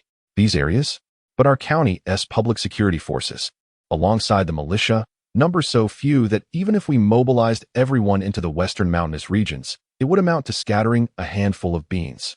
Indeed, my comrades raise valid points. I maintain that the fleeing suspects, in their panicked escape through Plain County, will not overlook any opportunities for resupply and may very well invade a village to seize food or replenish their supplies. Thus, I am inclined to pay particular attention to the Heihu Mountain area. Heihu Mountain? Yes, Heihu Mountain marks the border between Plain County and the neighboring province. If an incident were to occur, even if Qingqing County were willing to cooperate, we would still need time to coordinate our efforts. However, the Wang brothers, having skillfully navigated their way southward, are likely well acquainted with the police's operational patterns. Upon reaching this point, Chen Qingfeng noticed Su Yuanchao casting him a knowing glance, prompting him to halt. Yet, Director Hua took out his notebook and began diligently taking notes. Continue. We all recognize that the intent of the Wang brothers is to flee southward, seeking an opportunity to exit the country. However, aside from attempting to board a train in the ancient city, there lies another route that leads through the neighboring province, potentially allowing them to traverse the Yellow River into Shaanxi. Wait a moment. Wouldn't that simply constitute a lengthy detour? Director, for scouts, mountainous terrain is the most advantageous. as they can procure all they desire from the hills, including water and sustenance, while successfully evading police checkpoints. Were I in their position, I would undoubtedly follow suit. In Chapter 12, titled Ambush in Advance, Chen Qingfeng spoke for approximately 40 minutes. Ordinarily, in official gatherings, it is the leaders who take the floor. However, it was evident from the expressions of some individuals that they held Chen Qingfeng in considerable disdain. Nevertheless, he felt a sense of righteousness in his heart. The notorious duo known as the Two Kings of the Northeast are extremely dangerous criminals, and at this juncture, offering further warnings could potentially mitigate casualties. It is worth noting that in the previous lifetime, the two kings were cornered to the banks of the Yangtze River, ultimately facing justice amidst a siege involving thousands of armed police and soldiers. Now, they had merely escaped to the Plains County, a vast expanse and a significant agricultural hub for grain and cotton. Aside from the mountainous regions in the west, there are not many places to conceal themselves. Armed as they were, entering the city under strict scrutiny would likely betray their presence. Therefore, employing a scout's mindset to contemplate their operational patterns. The most prudent strategy would be to navigate through the mountains to circumvent police checkpoints. Once Chen Qingfeng concluded his remarks, he returned to his seat. Director He closed his notebook and, after a moment of contemplation, remarked, "Comrade Xiao Chun, you have inspired me. I just recalled that the announcement mentioned several counties along the route that treated the situation as a typical event, which allowed the two kings to proceed southward largely unnoticed. Had they not attempted to board a train heading south, the provincial office might not have realized they had entered our province. Director, what do you think of this arrangement? Comrades, we shall continue with the previous plan step by step, but we cannot leave the area around Heihu Mountain unmonitored. I propose to establish an observation post there, which I can manage alone. Should I detect any unusual activity, I will find a way to inform those below. In that case, we can maneuver as needed. If not, I can at least buy time for everyone." Wait. Chen Qingfeng's words were abruptly interrupted by Master Su. "Director, this is far too perilous. Xiao Chun is still young. Master, though I am young, I am a scout by training and quite capable. Back in the southern frontier."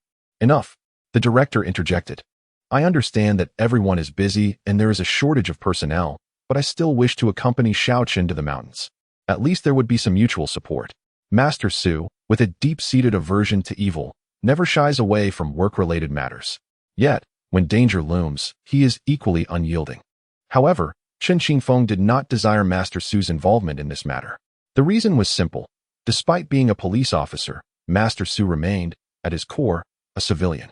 The distinction between soldiers and civilians lies in the soldiers' training for lethal combat, particularly for those who have seen the battlefield, the reality of death, the lethal nature of enemy bullets, and the knowledge that their own bullets can cause fatality in others elevate one's courage and tolerance for brutality to an entirely new level. To illustrate, there are couples who argue fiercely, brandishing knives and guns, yet when it comes to actually striking, they find themselves hesitant. Conversely, an individual seasoned by the blood of battle may instinctively strike with ferocity. This exemplifies the distinction between the amateur and the professional. During the meeting, Chen Qingfeng found himself unable to refute the points made. Once the meeting concluded and everyone departed with their trays, he approached the sink, washing his tray while conversing with Master Su. "Master, I can handle the situation at Black Tiger Mountain on my own. What are you saying? I am your master. If you do not heed my counsel, to whom will you listen? Moreover, the two kings of Guangdong are brothers. Even if you have served in the military as a scout, do you truly believe you possess the capability to confront both of them simultaneously?" Sighing, Chen Qingfeng found himself at a loss for words. He recalled his early days in the unit when he was as unyielding as a wooden block, complying with every directive from his superiors, even regarding deployment strategies. At that time, he was assigned to guard the bus station in the county. In retrospect, it seemed improbable that the two kings of Guangdong would venture into such a location. "Master, since you insist on accompanying me, there are a few matters I must forewarn you about. The conditions on the mountain differ greatly from those below, particularly during prolonged outdoor duties. Our mission requires vigilance both day and night. We cannot afford to have any gaps in our watch, even with the two of us. Otherwise, we would exhaust ourselves. What do you propose? Master, you can take the day shift, and I shall cover the night. How does that sound? That will not do. You are responsible for the night shift. We are essentially doing the same work. Additionally, I must prepare some provisions. We need supplies for sustenance and items for overnight stays. Oh, and we must prepare for rain. Such trouble? Master, Black Tiger Mountain is vast. Even with just the two of us, it is possible for the two kings of Guangdong to slip away right under our noses. Besides these considerations, I believe we should set up some precautions in advance. Ideally, we won't need to use them, but should the situation arise. Master Su lacked experience in such preparations. After outlining the mission, he followed Chen Qingfeng to the nearby farmers' market for supplies. It was now 1983, and some farmers were astute enough to sell their own chickens, ducks, or the occasional catch of loaches and eels. Naturally, others offered local specialties or minimally processed agricultural products. Chen Qingfeng purchased several knives, along with wooden sticks and wires. Subsequently, he and Master Su carried these items up the mountain. As they ascended, Chen Qingfeng sought out a local villager for guidance and conducted a thorough reconnaissance of the area. The two kings of Guangdong could forego food, but they could not survive without water. Thus, Chen Qingfeng focused on locating water sources. According to the villagers' directions, the mountain boasted a total of 17 water sources. However, due to a prolonged drought, 10 of them were currently dry. The remaining 7 either contained a spring, a pool of fresh water, or an underground river. These were the potential sources of water they could rely upon. Chen Qingfeng presented the items he had brought to Master Su, who then took a moment to survey the surrounding areas. His gaze was drawn to a towering tree atop the mountain. That tree can see the road at the foot of the mountain, correct? Indeed, its view is quite clear. Thank you, my fellow villager. In the coming days, we may need your assistance, as we will have individuals descending the mountain daily to fetch provisions from your location. No trouble at all. We heard on the radio that those two rascals have taken many lives. Such villains ought to be apprehended and executed post-haste. Chen Qingfeng chuckled lightly before picking up an iron stake to begin setting his traps near the water source. The two notorious figures from Guangdong would undoubtedly come to Black Tiger Mountain. Chapter 13. The gunshot in the blink of an eye. 3 days had slipped by. That night, Chen Qingfeng lay atop a tree, beset by the incessant annoyance of mosquitoes. Yet he remained vigilant, peering through his binoculars towards the distant roadway. What day would it be when the two figures from Guangdong arrived at Pingyuan County? The details had faded from his memory. He could scarcely recall the specifics of the events that had transpired. In those days, he was merely one among the multitude engaged in the pursuit operation. Later, he heard whispers of casualties, but it wasn't until many days had passed that the news began to circulate. However, the official accounts were never publicly disclosed, as there was concern about the psychological impact on other law enforcement officers and armed police. Therefore, the true circumstances and the sequence of events remained unreported in public forums. Consequently, Chen Qingfeng could only rely on the scant information retained in his memory, pinpointing the occurrence to Black Tiger Mountain. At the mountain's base, there was only a stretch of road visible. If anything were to transpire, it was highly likely that they would need to ascend the mountain for a siege. Yet, it was said that when gunfire erupted, it could be heard echoing through the vastness of the mountains, regardless of the distance. Thus, Chen Qingfeng endured the night until dawn. Early in the morning, Master Su ascended the mountain carrying a basket. Xiao Chun, your mistress prepared some buns and tea eggs last night. Eat them while they are warm, Master Su said, handing the basket to Chen Qingfeng before he began to climb further up the tree. As Chen Qingfeng enjoyed his meal, his gaze drifted towards the road. Suddenly, a sharp crack pierced the air, followed by a heavy thud against the ground. Turning around, he was horrified to find that Master Su had lost his footing and fallen hard to the ground. Master? Chen Qingfeng rushed over, only to discover Master Su grimacing in pain.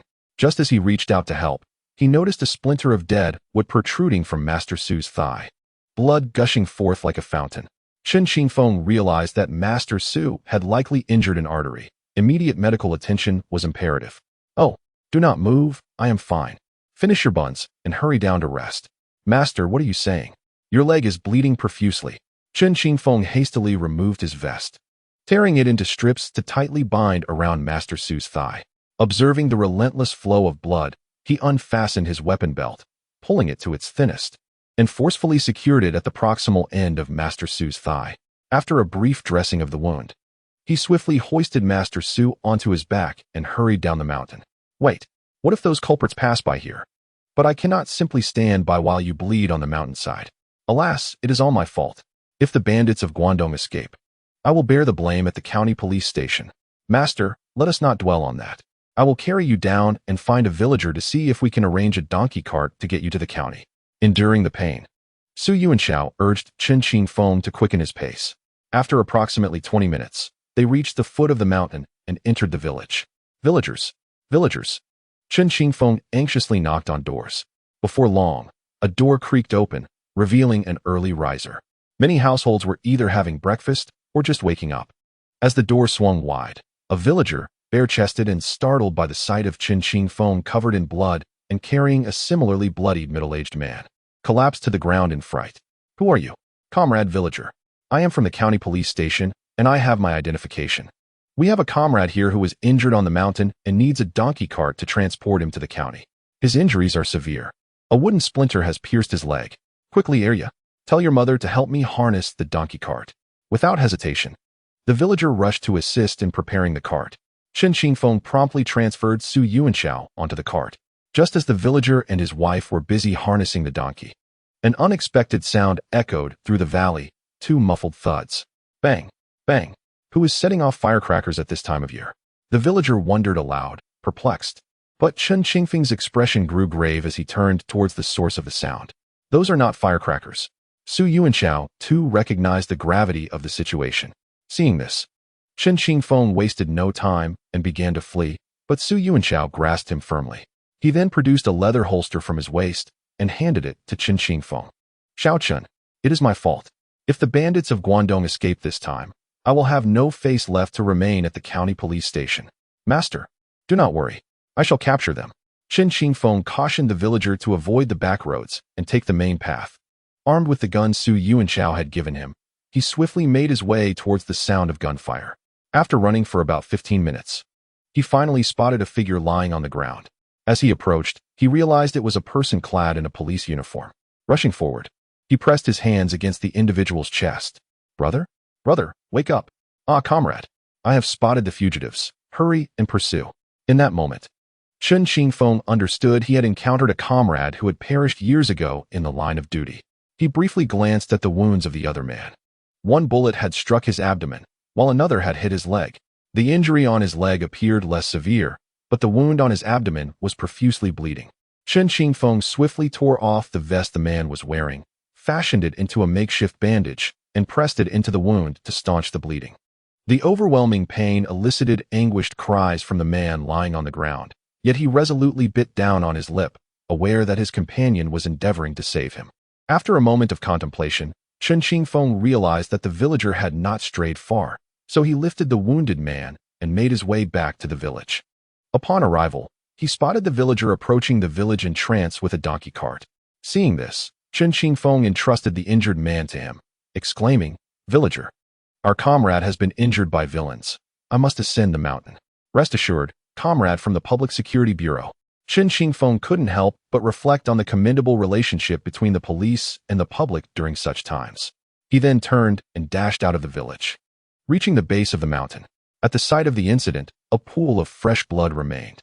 Chen Qingfeng scanned the surroundings and soon discovered a footprint in the damp earth. It appeared to be the print of a liberation shoe. He raised his gaze to the imposing Black Tiger Mountain, relieved that he had previously familiarized himself with the terrain. The earlier skirmish had been merely a chance encounter. Under normal circumstances, the two fleeing bandits would have been in a state of disarray, likely suffering from hunger and thirst. Chapter 14. The escape plan. Hunger necessitates sustenance, and thirst demands hydration. This was not a premeditated journey. The need for food and drink posed a significant dilemma for the two bandits. Only by addressing their basic needs could they continue their escape with peace of mind. Otherwise, they would face relentless checkpoints ahead and waves of pursuers behind, leaving no room for respite. For special forces, access to water was equally paramount. During a pursuit, it was impractical to set up a fire to boil water or cook meals. Thus, clean water sources became of utmost importance. Chen Qingfeng recognized this necessity and diligently worked to locate 7 water sources scattered across the terrain. In fact, had he chosen to be ruthless, he could have devised a plan to sabotage 6 of the 7 sources, leaving only 1 intact. If this were a battlefield scenario, he would have undoubtedly taken such measures. However, to resort to such extremes in capturing 2 fugitives would be a severe moral failing. Yet, this approach also posed complications for Chen Qingfeng. At the very least, he could not afford to overlook any of the 7 water sources. If the 2 bandits managed to find even one source to replenish their water and food, it would greatly ease their plight. Having considered all this, Chen Qingfeng took up his weapon and meticulously searched for traces of the fugitives. The mountain had recently experienced rainfall, and with the current heat, many of the narrow paths were now damp and slippery. Chen Qingfeng pushed through the lush underbrush, climbing upward while bending low. He could not afford to expose himself, for doing so might grant the 2 bandits the opportunity to fire upon him. Where the hell have they run off to? He muttered in frustration. Chen Qingfeng inwardly cursed, and suddenly he noticed another half footprint appearing before him. He bent down to scrutinize the area ahead of the footprint, where he found a patch of weeds, some of which bore signs of having been broken. After the rain, the grass grew lush and vibrant, while the tender stalks of the weeds were easily snapped with minimal force. Chen Qingfeng assessed the general direction and surmised that the 2 individuals might need to examine the surrounding terrain. Consequently, the position he had monitored along the entire road now seemed exceedingly significant. The large tree stood out as the most conspicuous landmark on this mountain, easily noticeable to any discerning eye. Chen Qingfeng chambered a round in his pistol and, taking quick, measured steps, approached the tree hastily. The ascent grew increasingly treacherous, with Chen Qingfeng gripping his gun in one hand while the other clutched at grassroots and other supports. As he climbed, he found that many paths offered only enough space for half a foot. Despite the limited foothold, he was grateful for the shepherds who had traversed the hillside, as evidenced by the scattered sheep droppings along the way. He dared not approach too closely, needing to remain attuned to the sounds within the underbrush. Finally, upon reaching the base of the tree, Chen Qingfeng observed the surroundings for some time before cautiously advancing. Blood still stained the ground, remnants left by Su Yuanchao, along with the steamer used for buns from the morning, though the buns had long been devoured. On a nearby stone, he discovered yet another half footprint. It seemed that the buns Su Yuanchao had brought had been discovered by the 2 fugitives, who had devoured them with ravenous haste, leaving not a crumb behind. These 2 were indeed starved. Chen Qingfeng recognized that this location afforded a view of the activity below the mountain. However, he had ascended with sufficient stealth, granting him confidence that the 2 men had not detected his presence. Taking a deep breath, he reflected on the fact that although this was the mountainous region of the North China Plain, his experiences in the Southern Border Campaign had acquainted him with various forms of mountain warfare, where the cunning of the enemy surpassed that of the notorious warlords of the Northeast by several degrees. Now, Chen Qingfeng was determined to patiently seek opportunities within this vast mountain to capture these 2 murderous fiends. Brother, it's not for me to say, but in that situation, a single shot would have sufficed. No, big brother. I was startled at that moment. My mind was in a frenzy, and I couldn't hold steady. Be prudent. We must head south and see if we can escape across the border into another country. Staying here is a death sentence. Brother, thank goodness for your foresight in bringing back over 100 rounds of ammunition from the Northwest. But how did you manage that? Your brother had to go to great lengths to acquire these bullets. Unfortunately, our last heist at the supply and marketing cooperative yielded a meager sum. I calculated it yesterday, and it amounted to less than 10,000 yuan. People need to eat. Once we reach the south, we must devise a plan for a more substantial score. Brother, what do you suggest we do now? Is the basket of buns I picked up earlier still around? I've consumed half, and I still have 3 in my possession. Make sure to keep them safe. Unless absolutely necessary, do not touch those 3 buns. We must first escape the police encirclement. Your earlier shot was rather reckless, but thanks to it, I now realize that the police had already established a presence on this mountain. Brother, what is there to fear? If we truly encounter them, I shall fire back. But, my dear sibling, 2 fists cannot contend with 4 hands. A valiant man cannot withstand overwhelming numbers. My current plan is to traverse the mountain paths, which are far safer than the major and minor roads. We must first locate a water source. Once we fill both military canteens, we will make our way westward under the cover of night. Those fools undoubtedly anticipate our southward descent, but I shall not adhere to their expectations. Instead, I will execute a clever maneuver to break free from the enemy's encirclement. I intend to traverse the mountains 4 times, heading towards the western slopes. It is fortunate to have an elder brother like you. Brother, stow away your weapon. Once we cross this mountain and reach the other side, we must find a place to tidy ourselves up. I will descend and procure some clean clothing to change into. Otherwise, We will undeniably appear as though we are fleeing for our lives. At this moment, the two brothers journey southward, undeterred by the relentless pursuit of the police. Armed with machetes, they proceed towards the lush areas of the mountains. Before long, they hear the soothing sounds of a stream echoing through the ravine. The brothers' eyes brighten at the sound of water. The younger brother leaps forward, exclaiming, "Brother, there's a spring here. Wait for me. I'm parched and need a drink." Suddenly, a cry of distress escapes him. The elder brother, filled with concern, quickly inquires, "What happened?" "Brother, someone has dug a pit here, and I've stepped on something sharp." Chapter 15. Escape and pursuit. As the eldest brother approaches, he sees his sibling's foot deeply ensnared in a pit. Cautiously, he digs away the soil, revealing sharp bamboo spikes buried beneath. These traps, laid by Chen Qingfeng, were inspired by tactics learned from the southern enemies during the southern frontier battle. In the dense southern jungles, inexpensive bamboo is often utilized. Sometimes, a simple pit can serve as a formidable trap, reminiscent of the extensive tunnel warfare employed during the anti-Japanese war. However, given that the two brothers are alone, Chen Qingfeng need not expend significant effort to deal with them. "Bear with it, brother. Ah, it hurts." The elder brother carefully excavates the pit and gradually removes the bamboo spikes embedded within. Assessing the situation, he retrieves a small knife from his toolkit. The dried bamboo is remarkably resilient, making it no easy task to sever. Thus, he employs a lighter to scorch a section of the bamboo until it blackens. Afterwards, he takes out his knife and meticulously begins to cut through the bamboo.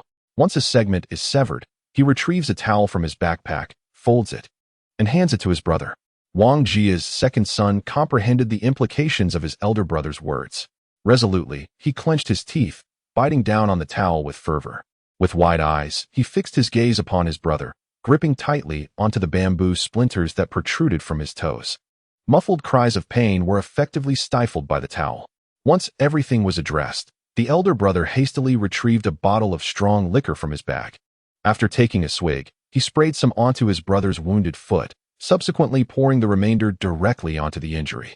The intense agony caused beads of sweat to spring forth on the younger brother's forehead. Nevertheless, this marked a crucial step in the treatment process. The elder then produced a clean towel, carefully wrapping it around his brother's foot, and secured it with straps from his backpack.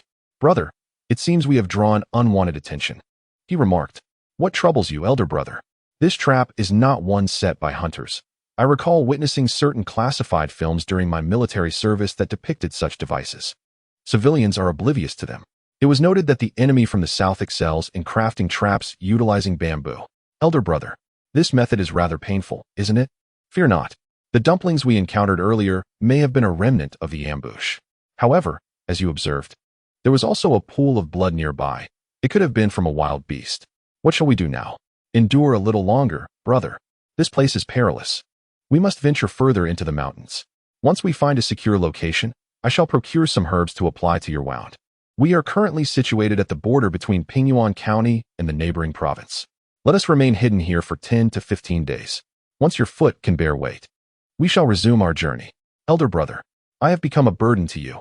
Such talk is unwarranted.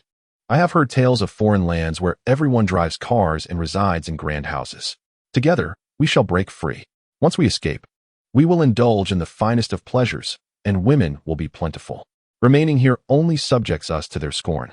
With a reprimanding remark, the elder brother gradually helped his sibling to his feet, and, with him on his back, they departed from the water source, continuing their journey. Meanwhile, the younger brother hoisted the water flask and gathered their belongings, thus slowing their pace significantly. Chen Qingfeng trailed the footprints left behind, though they appeared intermittently. Occasionally, he would catch a glimpse of new prints on an open patch of ground. Consequently, his pursuit consumed a considerable amount of time. Upon reaching a trap he had set, Chen Qingfeng was astonished to find it had been triggered. Scattered on the ground were 2 broken bamboo pieces, one of which bore faint, dried bloodstains.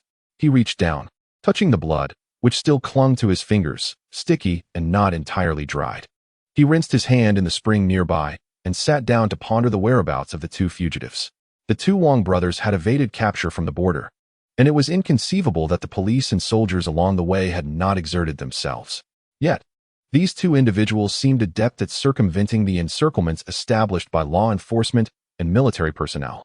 Despite the considerable manpower and resources deployed, they remain elusive.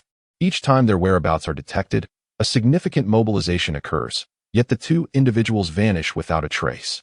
After some time, their presence is detected anew in another location. It is evident that their counter-surveillance skills are exceptionally refined, allowing them to deftly evade the roadblocks established by law enforcement. However, given their current injuries, where could they possibly flee? Would they continue their escape southward? It is clear to them that a multitude of police checkpoints awaits them ahead. With one of the brothers injured, their conspicuousness is undeniable. If it were Chen Qingfeng, he would undoubtedly opt to find a temporary refuge to recuperate. Contemplating this, Chen Qingfeng silently sketched the surrounding terrain on the ground. In recent days, he had been observing the area, studying the mountainous landscape during moments of leisure. Thus, he had nearly memorized the contours of Black Tiger Mountain. Of course, as a non-local, he could not possibly navigate every small path in the mountains. But he was confident he could identify a route traversing Black Tiger Mountain to the neighboring province. Chen Qingfeng speculated that the two wanted men likely harbored similar intentions. The provincial bureau anticipated that their escape would continue southward. Yet, Chen Qingfeng understood that these two were not the type to act without cunning. To recuperate in the mountains, they would surely need sustenance. Very well, I shall continue to shadow them in the wilderness. After some reflection, Chen Qingfeng picked up a charred bamboo stick from the ground, wiped it against a stone slab, and inscribed the character for peak. Should his colleagues arrive here, they would recognize that he had indeed passed through this location. With his weapon firmly in hand, he ventured forth into uncharted territory. Knowing one brother was injured bolstered Chen Qingfeng's confidence. He anticipated soon catching up with the two nefarious individuals. He sensed he was drawing ever closer to these murderous fiends. Nonetheless, should he return to summon reinforcements now, it would be too late to pursue. Chen Qingfeng glanced at the bamboo grove, collected some, and stowed it in his pack, determined to leave markers along the way until he located the notorious brothers. Chapter 16. No tears before the coffin. Director Hua was attending a deployment meeting when he received news of comrades injured and sent to the hospital. Upon arriving at the county hospital, he found the scene in disarray, with doctors urgently attending to the wounded. Director Hua promptly summoned the responsible personnel on site to inquire about the situation. What exactly transpired? The injured comrades were brought in by local villagers, according to their accounts. Today, one comrade had initially transported another, who was injured in the leg, specifically Comrade Su Yuanzhao from our county's Public Security Bureau, to their home. Suddenly, 2 gunshots rang out from the mountains, prompting Comrade Chen Qingfeng to investigate. He then returned carrying another comrade. Who was this second individual? It was none other than Officer Li Daong from our subordinate precinct. What is the condition of the 2 comrades? Comrade Su Yuanzhao's condition is stable. He has stopped bleeding from a leg injury caused by a branch. Once his situation is fully stabilized, he can be transported to the city for surgery. However, Comrade Li Daong's condition is concerning, as 2 bullets have penetrated his body, one perilously close to his heart. We must spare no effort to save the lives of both comrades. Indeed, after Director Hua listened to the situation, he conferred with County Public Security Commissioner Han to devise a strategy. Old Han, there is a matter that you missed in the previous meeting. Chen Qingfeng had warned me to keep an eye on the area around Black Tiger Mountain, and it seems that this scoundrel has indeed taken advantage of that. Oh, so we still have people in Black Tiger Mountain? Yes. We must deploy immediately, instructing all checkpoints to withdraw personnel and concentrate all efforts towards Black Tiger Mountain. The suspects are unlikely to use public transport or main roads. We have previously miscalculated. Black Tiger Mountain. The terrain there is complex. We should probably notify the armed police and the People's Liberation Army comrades as well. Indeed, if necessary, we should also involve the militia. Everyone must ascend the mountain to conduct a thorough search. We absolutely cannot allow these 2 criminals to escape from our Plains County. The fact that Master Su was injured was both a misfortune and a blessing for Chen Qingfeng. It was unfortunate because he had lost a capable ally, but it was fortunate as news could swiftly reach the county police.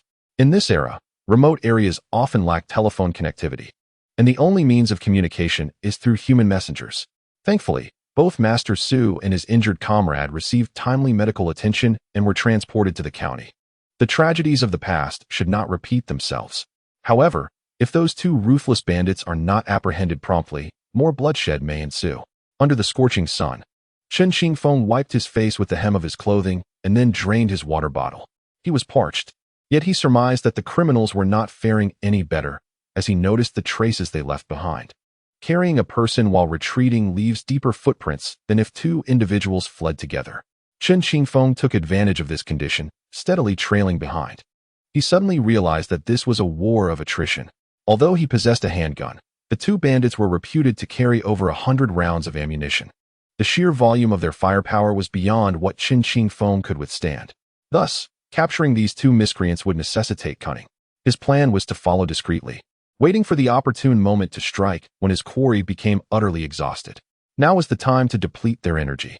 Previously, Chen Qingfeng had heard snipers in the military speak of certain malevolent enemies who favored a strategy of surrounding and attacking reinforcements. In simpler terms, this meant deliberately injuring already exposed comrades, leaving them vulnerable in plain sight, and when someone approached to assist, the sniper would continue their lethal assault. Chen Qingfeng felt that, to a certain extent, his current actions mirrored this tactical approach. He had effectively diminished at least half of the combat capability of the notorious duo from the northeast. The remaining one was hindered, causing their pace to slow considerably. It was now time to continue the delicate dance with the adversary. Chen Qingfeng anticipated that the reinforcements from the county would gradually converge by evening. His mission was to keep these two individuals detained at Heihu Mountain, resolutely preventing them from crossing the provincial border. With this thought in mind, Chen Qingfeng instinctively quickened his pace. Under the blazing sun, the two brothers were unaware of how far they had traveled. The elder brother, burdened with his injured sibling, could no longer muster the strength and gently laid his brother down in a patch of shade before collapsing breathlessly onto the ground. Sighing, the elder brother muttered a reprimand. Yet he could utter no complaints, for it was his own brother who was wounded. The younger brother seemed to catch on to the tension. Elder brother, first, have some water and catch your breath, then eat something. Upon hearing this, the elder Wang suddenly placed his finger to his lips, signaling for silence. The younger brother immediately halted his movements and strained to listen to the surrounding sounds. Elder brother, is there no noise? He asked. Brother, do you not find it too quiet around us? Suddenly, a gunshot rang out, and the elder Wang leapt to his feet as if scalded, grabbing his weapon and scanning the area with vigilance. Soon after, he heard a flurry of hurried footsteps. Damn it, he exclaimed, raising his gun and firing several shots in the direction of the sound. Brother, you keep watch with the gun. I'll go take a look. As he spoke, the elder brother crouched and moved toward the source of the noise, only to discover that the sound had simply been a bamboo strip striking the grass, quickly pulled through the undergrowth by someone. The elder Wang picked up the bamboo strip and hurled it angrily to the ground, then surveyed his surroundings. Hey, brother. Don't hide. Are you human or ghost? Show yourself. There was no response from the grass. Unyielding, the elder brother continued to call out loudly, Brother, I know you have the skill to injure my sibling. How about we both take a step back? You let us go, and we'll leave you $1,000. What do you say? $1,000. Chen Qingfeng's monthly salary was only $30 or $40. However, as he concealed himself in the grass, he found the proposition laughable. In this era, that amount would undoubtedly be a fortune. Unfortunately, by the time Chen Qingfeng had traversed into this world, inflation had rendered that sum almost worthless. $1,000 might not even suffice for a decent bicycle. Hidden in the underbrush, Chen Qingfeng could not see his adversary, nor could they see him. Yet, he could infer from the direction of the sounds. At that moment, a bird suddenly took flight from the grass. The elder Wang's reflexes kicked in. He raised his gun and fired. The bird had barely taken flight before it fell back into the underbrush. The elder Wang retrieved the bird, swiftly tearing open its feathers with his teeth and drawing the bloodied part to his mouth, drinking deeply. I see you will not shed tears until faced with the coffin. Chen Qingfeng swiftly departed, only to realize that the spot where he had just stood bore the marks of several blades of grass severed in twain. Chapter 17. A transaction hurry. Everyone, move faster. The effort to retract a fist once thrown and to launch it anew requires a significant span of time. Combat experts are acutely aware that this creates an opportunity. If exploited correctly, it could very well lead to the downfall of an adversary. Likewise, the reallocation of personnel previously deployed demands a similar investment of time, particularly when attempting to converge on the area where the two kings of the Northeast have been detected. At this juncture, the Pinyin County Public Security Bureau had escalated the matter to the Municipal Committee of Guqing City. In response, Guqing swiftly mobilized law enforcement units stationed near the vicinity of Heihu Mountain to hasten to the scene of the incident. As the sun began its descent in the afternoon sky, armed personnel gradually arrived, encircling the entire mountainous region. The local populace gathered at the periphery, drawn by the spectacle, exchanging a myriad of conjectures regarding the unfolding events. Have you heard? Early this morning, 2 injured individuals were brought to our village. Indeed. I heard they were nearly beyond saving upon arrival. What brings so many here, just to apprehend those 2 fugitives? Did you not hear the loudspeaker announcement? Those 2 escaped convicts have reportedly taken 5 or 6 lives. Amidst the clamor, the task of maintaining order fell solely to the local security team. The rationale was simple. Elite forces were to be dispatched into the mountains. Meanwhile, fully armed police and armed police soldiers congregated at the mountain's base, awaiting orders from above. Approximately 5 minutes later, at the command of superiors, these personnel grasped their weapons and swiftly advanced into various sectors towards Heihu Mountain. Suddenly, 2 gunshots rang out from the summit. As the gunfire erupted, the surrounding villagers instinctively covered their heads and crouched to the ground. Where is the shooting coming from? Reports indicate it is from the mountain's reverse side. Comrades, our fellows are currently engaged with the enemy atop the mountain. Everyone, prepare to move swiftly. We must apprehend those 2 criminals who threaten the safety of our citizens. Just as the leader's words were yet unfinished, 2 more shots echoed from the mountain. The personnel of the Pingan County Public Security Bureau glanced at the individual still droning on at the top, their frustration mounting, wishing to pull him from his vehicle. At such a critical moment, does he still need to flaunt his authority? Bureaucracy is a bane. The paramount concern now was the rescue of lives. It must be understood that only Chen Qingfeng was currently pursuing those 2 murderous fiends. Should anything go awry, even if Chen Qingfeng possessed 9 lives, they would not suffice. Thus, the reinforcements finally ascended the mountain. However, the fierce battle on the reverse side had escalated to a fever pitch. Chen Qingfeng was left with only 6 bullets. As the previous gunfire had all been unleashed by the 2 kings, the adversaries seemed to have realized that, despite possessing firearms, their ammunition was limited. Thus, the 2 ruthless criminals commenced a frenzied pursuit of him. Come out if you dare. Another gunshot rang out, and Chen Qingfeng, paralyzed by fear, remained motionless. The previous bullet had missed him by less than half a meter. Brother, several cars have arrived at the foot of the mountain. It's that guy who has slowed our progress considerably. We cannot let him live, even if it means being captured by the police. At this moment, Chen Qingfeng faced a formidable dilemma. Firstly, his weapon lacked the firepower necessary for suppressive action. However, even though reinforcements were on their way, it would take some time for them to reach the rear of the mountain. After contemplating, Chen Qingfeng turned his attention to his brother, who was physically impaired. Suddenly, the gunfire outside ceased, and Chen Qingfeng perked up his ears to listen intently to the sounds beyond the underbrush. Before long, he was met with a cacophony of noise. Brother, if it comes to that, let him have a taste of this. Just as the words left his lips, Chen Qingfeng heard the rapid crackling of igniting explosives. Realizing the imminent danger, he quickly executed a series of evasive maneuvers and took cover behind a rock. At that moment, a deafening explosion erupted, showering him with a deluge of dirt and debris, sending a surge of fear through him. They have detonators? This unforeseen situation had never crossed Chen Qingfeng's mind. With his adversaries pressing him, he could no longer afford to remain hidden. Instinctively, he reached for his handgun, but before he could fully comprehend the situation, a second detonator was hurled in his direction. Once again, he narrowly escaped the explosion. In a moment of desperation, he shouted at the top of his lungs, "Brothers, I come seeking wealth. Let us negotiate a business deal, and I shall spare your lives." "What business?"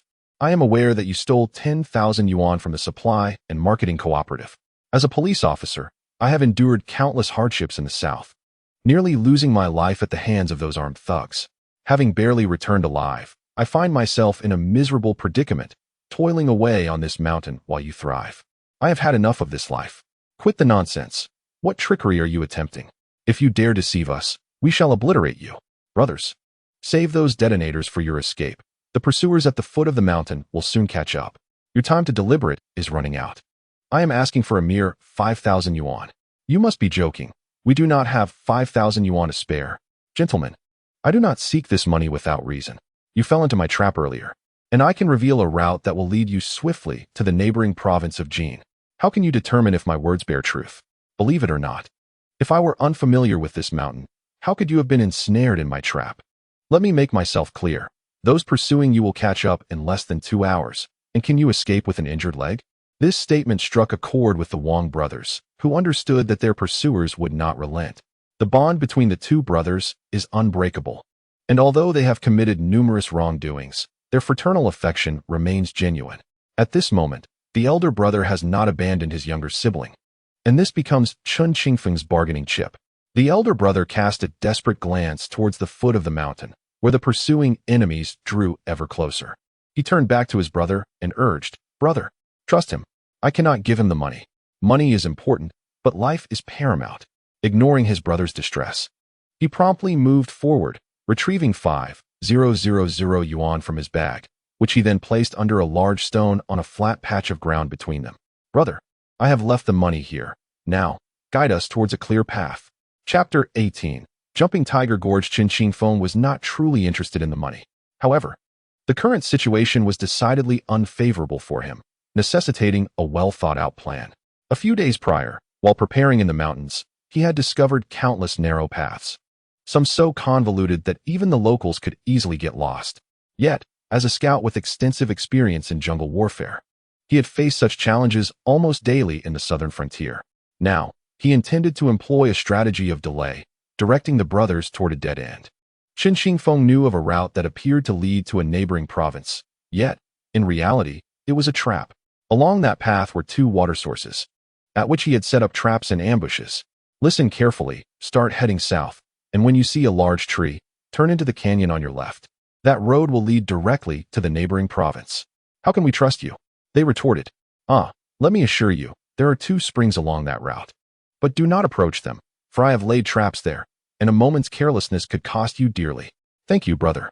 Surviving this calamity surely brings future blessings, and we shall repay your kindness when we cross paths again in the martial world. May I request you leave us with a name? As for a name, it is better left unsaid. Who knows if you may turn back and rob me of the money I have given you. Now flee swiftly, or the pursuers will catch up. Chen Qingfeng urged, directing them towards the dead end. After a while, the sounds of pursuit faded, and a commotion arose from below the mountain. At this juncture, Chen Qingfeng needed to ascertain whether the 2 ruffians would heed his directions towards the dead end. If they were indeed compliant, they would likely conduct a test, perhaps encountering the first water source and discovering the traps he had laid. Once they unearthed those traps, they might begin to believe his words held some truth. However, they would never suspect the layers of truth and deception he had woven, for that path would ultimately lead them to a sheer cliff. In the Black Tiger Mountain Range lies the Jumping Tiger Gorge, a place seldom visited, known only to those who gather herbs in the mountains year-round. In the past, a suspension bridge spanned this gorge. However, later during the Great Leap Forward movement, all the wooden planks from the bridge were dismantled and used as fuel for steelmaking. Now, only birds can fly across that place, while humans are utterly barred from passage. Chen Qingfeng comprehended this truth, and, after the 2 individuals had distanced themselves, he returned to the previous location. Observing the money scattered on the ground, he realized it was state property. Therefore, he used stones to secure the money and swiftly followed the direction the 2 men had fled, continuing his pursuit. Chen Qingfeng was aware of a path that could lead him ahead of them. Along the way, he moved swiftly and, before long, reached the first water source. At that moment, he felt his breath quickening, prompting him to slow his inhalation. Soon, he heard breaths that were even more pronounced than his own. "Big brother, do you think that kid is trying to deceive us?" "Brother, I think I can hear the sound of water. Didn't that kid mention there were 2 water sources?" As the 2 brothers approached, they cautiously made contact with the water source. Just as they were tentatively advancing, a bamboo arrow suddenly shot out from a nearby spot, striking a tree with great force. Upon sighting the bamboo arrow, the 2 brothers were filled with joy. Chen Qingfeng, concealed behind a tree, observed them. Knowing that they had undoubtedly fallen into a trap, he picked up his pistol to gauge the situation. The effective killing range of the Type 54 pistol was approximately 20 meters. The distance before him clearly exceeded that range. Although Chen Qingfeng was skilled in marksmanship, he could not guarantee a hit at such a distance. Thus, he chose to forego this opportunity, slowly descended from the tree, and continued onward. Now, Chen Qingfeng had advanced ahead, occasionally glancing back to assess the situation. At that moment, the pursuers seemed to have reached a fork in the road. Report, sir. We have discovered 2 paths ahead. Split into 2 groups, quickly. The advantage of having many men is the ability to swiftly pursue along 2 different routes, leaving it to chance which direction would yield success. Chen Qingfeng was not concerned about the 2 men, who were still leisurely making their way behind. When they arrived at Jumping Tiger Gorge, they would come to realize they had been deceived. Indeed, Chen Qingfeng had spoken the truth about the shortcut. The brothers, observing the sun's position, soon recognized they were heading in the right direction. Being scouts, they understood how to navigate through the jungle. As the sound of flowing water grew louder ahead, their excitement intensified. Yet, at that moment, a bottomless canyon obstructed their path, with torrents cascading from the mountain top into the gorge, evoking a sense of ferocious majesty. The distinction made by Jinxing and Jixing at the mountain stemmed from its perilous terrain, far exceeding ordinary imagination. Even the Japanese forces had suffered grievously upon this mountain, meeting their demise in shame. How much less could 2 mere bandits hope to fare? Big brother, we've been deceived by that kid. What do we do now? 2 individuals stood at the cliff's edge, gazing across to the opposite side where the majestic peaks of Cheongshan loomed, separated from their own mountains by an unfathomable gorge. Although the distance appeared deceptively short, suggesting that with a mighty leap one could easily traverse it, who amongst them possessed such audacity? The lives of others did not concern the notorious duo, yet their own lives were of paramount importance. The 2 men fidgeted anxiously at the precipice. Reminiscent of ants on a hot pan, their nerves frayed. Just then, an unexpected figure approached from behind. Will you not kill? Both men turned simultaneously, only to find Chen Qingfeng standing before them, gun in hand. Young man, you are but 1, while we are 2. Is that so? Do you have a means to retreat? I have been tailing you for quite some time and bring tidings of good news. Your rescuers shall arrive shortly. Listen, I have 5,000 yuan here. Why not take it all and spare us? Spare you? What about the innocent lives lost to your guns? Why did you not offer them a chance for survival? Brother, we have both served in the military. If it comes to a fight, it is uncertain who would prevail. I offer you 2 choices. Lay down your weapons and seek leniency, or continue to resist. I wonder if you have the courage to leap into the abyss. I would sooner take you with me. Bang. Chapter 19. Halt. The notorious duo, known for their extreme danger, made a move to reach for their bag as they spoke. Uncertain of whether it contained explosives or similar devices, Chen Qingfeng, prioritizing caution, fired a shot that struck the leader. I shall say this one last time. Drop your weapons. Brother, I am prepared to fight you. In an instant, the valley erupted with gunfire. The approaching group, alerted by the sound, hastened their pace but paused in apprehension at the cacophony of gunshots. Are they still firing? We are not far from here. Comrades, be cautious. Yes, let us move swiftly. The group quickened their pace, the gunfire echoing ominously as they drew near. Chen Qingfeng found himself under heavy fire from the 2 brothers. Yet the earlier shot had wounded them both, rendering them somewhat hindered. Seizing the opportunity during their reloading moments, Chen Qingfeng ventured from his hiding spot, inching closer to them. However, from his concealed position, he could see the bullets striking the cliffside, sending shards of stone flying. I offer you 1 final chance. No need. Save it for your next life. In your next incarnation, remember to pursue a different path, steer clear of law enforcement. The 2 brothers, seemingly having regained their composure, ceased their blind firing. Their reloading intervals grew increasingly brief, a testament to their practiced coordination. At that moment, Chen Qingfeng heard the sound of hurried footsteps, not from behind, but from the direction of the massive rock where he was concealed. Seizing the opportunity, a hand suddenly emerged, brandishing a pistol. Chen Qingfeng skillfully initiated a grappling maneuver and immediately embraced his opponent. At that moment, the previously erratic bullets ceased their flight. You will die? Despite having been shot. The leader of the Wang family displayed an extraordinary ferocity, gripping Chen Qingfeng's neck with both hands, as if intent on choking him to death.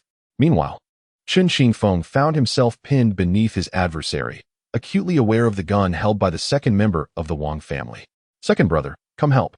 Shoot him dead. Hold on, big brother.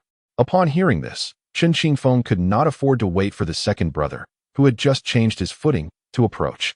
Reflecting on his sudden passion for martial arts in his 40s, he had even enrolled in a combat training class at his age. In this precarious situation, he instinctively employed his fighting skills. He repeatedly attempted to free himself from the oppressive hold of the Wang family leader. Their bodies were pressed closely together. Swiftly, Chen Qingfeng extracted his hand, pivoted, and used his elbow to dislodge the grip constricting his neck. Seizing the moment, he delivered a swift kick, sending the Wang family leader tumbling before him. "Ah, you can do this too?" Chen Qingfeng had no time for banter. Having finally extricated himself from a disadvantageous position, he advanced and firmly seized his opponent's waist, subsequently constraining the leader's head against the ground. Just then, the second brother approached, but he was already too late. Chen Qingfeng had successfully executed the Kimura lock, his body hanging from the taller Wang family leader, who shielded all of Chen Qingfeng's vital points. "Ah, big brother." The leader of the Wang family struggled, yet he had been on the run for days, his nutrition inadequate, and his stamina depleted. He was no match for Chen Qingfeng. With a tight grip on the leader's neck, the Kimura lock was secure, and there was no hope of escape. Chen Qingfeng silently counted to 10. Suddenly, the body of the Wang family leader slackened. Chen Qingfeng immediately released him, then drew his pistol, aiming it at the second brother standing across from him. "Don't move." I said don't move. Just then, Chen Qingfeng noticed a slight movement in the leader's fingers. Instantly, the once tranquil valley erupted with 2 gunshots, one after the other. In the aftermath of the gunfire, the 2 remaining individuals collapsed to the ground. Chen Qingfeng knelt on one knee, raising his gaze to the opposing bandit. The second brother looked at Chen Qingfeng in disbelief. "Good shot." The final word remained unspoken as the second brother fell to the ground like a wooden post. At that moment, a stream of blood flowed from Chen Qingfeng's rib cage. Even drawing a breath was agonizing. He attempted to raise a hand, only to discover that the effort brought him excruciating pain. A sharp agony caused his previously moving hand to tremble uncontrollably. He found himself unable to speak. Yet with sheer determination, he slowly managed to remove the handcuffs from his wrists. Subsequently, he placed the cuffs on the eldest member of the Wang family.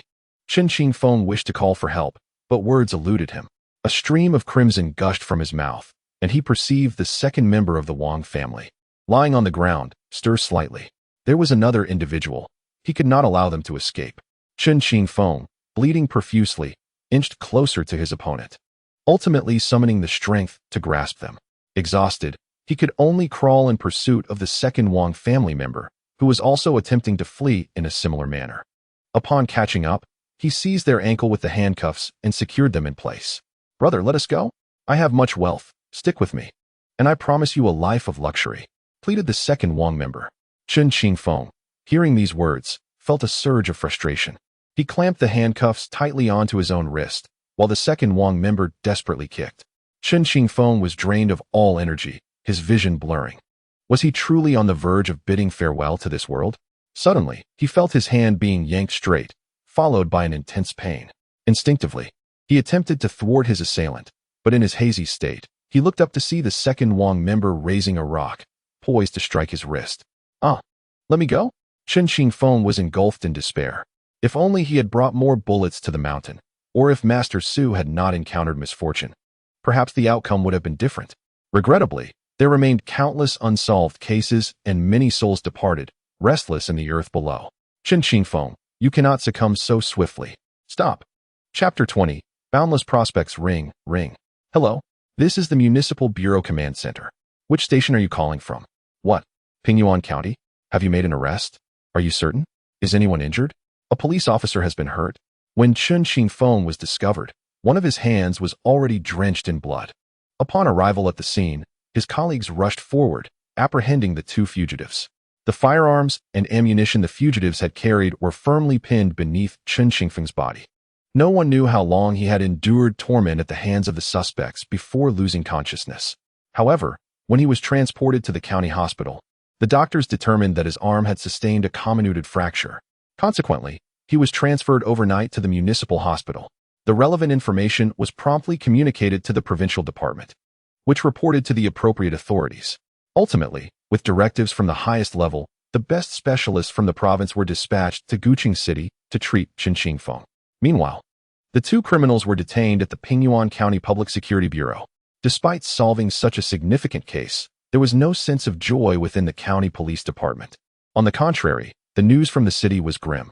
The fate of Chen Qingfeng's hand remained uncertain. At this moment, Chen Qingfeng vaguely felt as though he had been thrust into an operating room. His hands initially throbbed with excruciating pain, only to be enveloped shortly thereafter by a soothing warmth. When he regained consciousness, it was already the following day. In the warm, clean, and orderly hospital room, Chen Qingfeng slowly opened his eyes. Immediately, the doctors and nurses who had been vigilantly watching over him joyfully rushed out to summon others. He is awake. The hero has awakened. Officers, your colleague has regained consciousness. Soon, a throng of people flooded into the once spacious room. You must be Comrade Chen Qingfeng. I am Gao Zhengwei from the provincial department. Comrade Gao, please rest well and do not worry about anything. Should you face any difficulties or needs, simply inform the organization, and they will ensure your requests are met. Report, Comrade Gao, there are no difficulties. Comrade Chen Qingfeng, we interrogated the two suspects throughout the night. They claimed they once attempted to buy you off with all their money. Indeed, that was the case. However, you refused their offer. A comrade who cannot be bought for 10,000 yuan must certainly be the finest among us. I urge all law enforcement officers across the province to learn from Comrade Chen Qingfeng. I am unworthy of such praise. It seemed that the merit he had earned had attracted the attention of the provincial authorities. Chen Qingfeng gazed at the cast encasing his arm and, feeling a twinge of concern, inquired, "Will my hand be all right?" Rest assured, the leaders from the department summoned experts from Beijing to perform your surgery overnight. You have truly made a name for yourself. Hearing that his hand was fine, Chen Qingfeng felt an immediate sense of relief. In truth, under those circumstances, the best course of action might have been to await reinforcements. Yet, faced with the reality, he feared that the two culprits might resort to desperate measures and leap off the cliff. Such an outcome would be far too lenient for them. They must live to face judgment and the full force of the law. Only then could justice be served as a deterrent against crime. During his days in the hospital, Chen Qingfeng received a steady stream of well wishes from his colleagues at the Pingyuan County Public Security Bureau, as well as condolences from the Guqing City Public Security Bureau and personal visits from leaders at the Provincial Public Security Department. Additionally, citizens who had heard of his heroic deeds, including elementary school students, wrote letters of support. The hospital nurses informed him that, in just 2 days, the letters from the public had already piled high on their station. Observing this, Chen Qingfeng couldn't help but reflect on the genuine kindness of the people from the 1980s. Xiao Chen, we visited your home yesterday to express our concerns. Your parents are quite worried about you.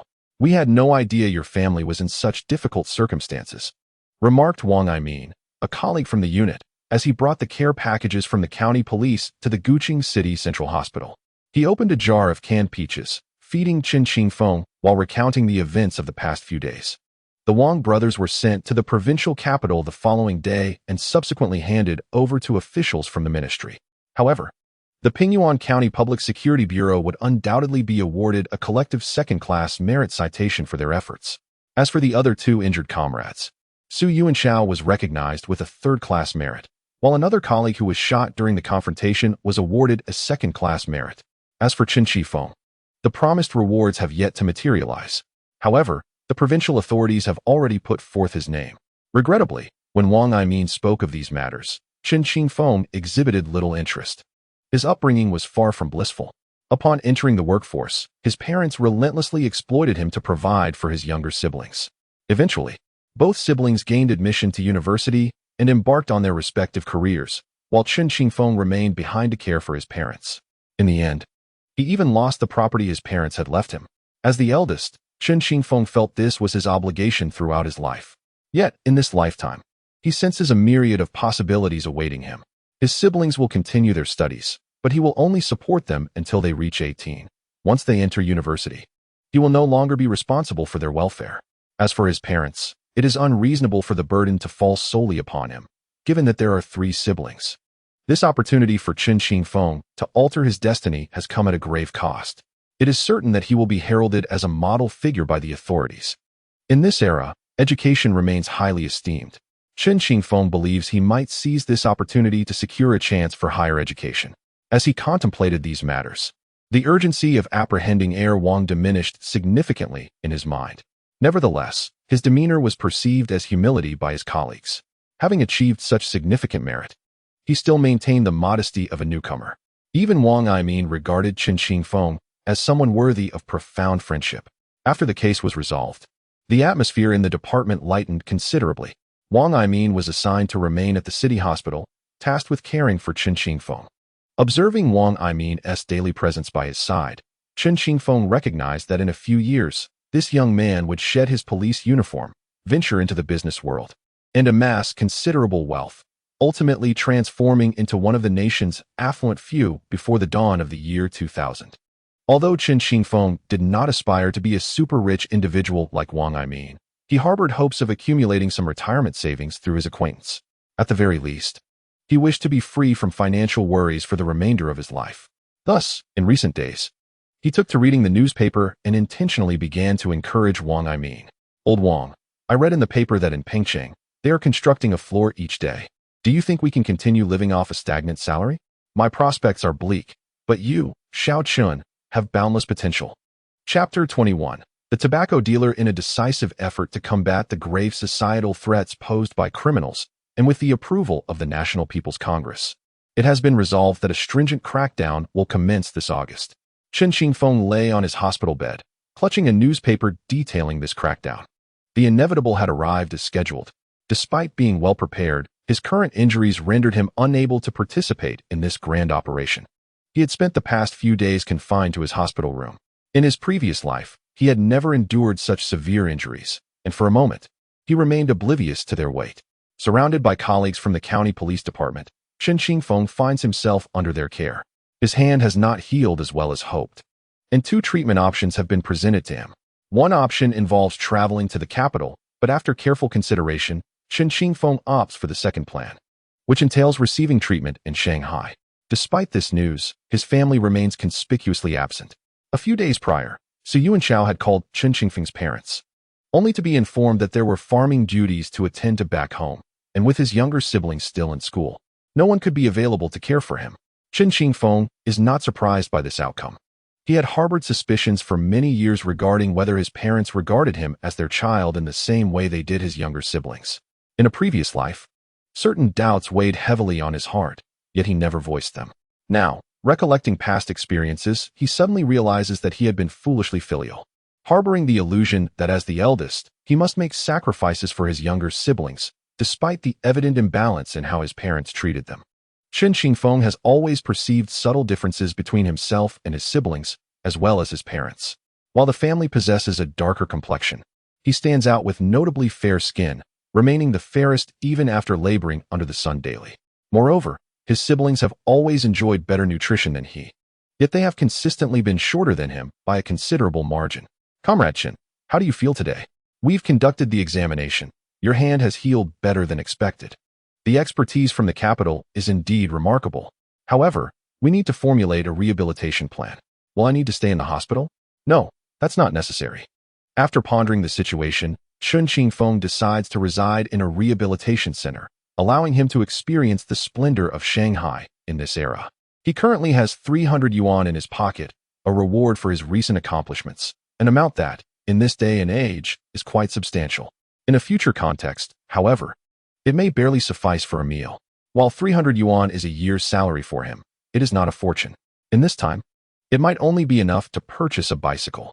Reflecting on his colleagues back in Pingyuan County, who scrimp and save just to afford a wedding, Chen Qingfeng has never held much fondness for watches. In his youth, he could not afford one, and now, accustomed to checking the time on his phone, he finds himself uncertain about how to utilize this sum. As he contemplates this, he unexpectedly wanders into a park, where he sits on a bench, observing couples in the distance, engrossed in their romantic exchanges on the lawn. In this era, it is commonplace for young individuals to lack their own homes. Some married couples can only meet once a week, and their rendezvous must be confined to the park. In moments of passion, they may engage in actions that seem scandalous in this day and age. However, such circumstances are beyond their control. Just as Chen Qingfeng was engrossed in observing the scene, he was abruptly interrupted by a voice beside him. "Brother, you must be from out of town." He noticed someone had appeared beside him, clad in a blue short-sleeved Zhongshan suit, adorned with the emblem of a certain motorcycle factory. The individual appeared to be a laborer. "You can tell I'm from out of town?" Chen Qingfeng replied. "A Shanghai native can spot one from a distance. You must be from the north." "Indeed. I hail from the north, here on business." "Since you're on a business trip, have you thought of bringing back some local specialties?" The man suddenly tore open a corner of the newspaper he had tucked under his arm. Chen Qingfeng quickly noticed that it concealed 2 cartons of cigarettes. It seemed that even in 1983, some were already astutely trading in tobacco. He wondered if this group had ever faced repercussions later on. After some contemplation, Chen Qingfeng concluded that bringing back 2 cartons of cigarettes would not raise any eyebrows, especially since he had no trouble selling them.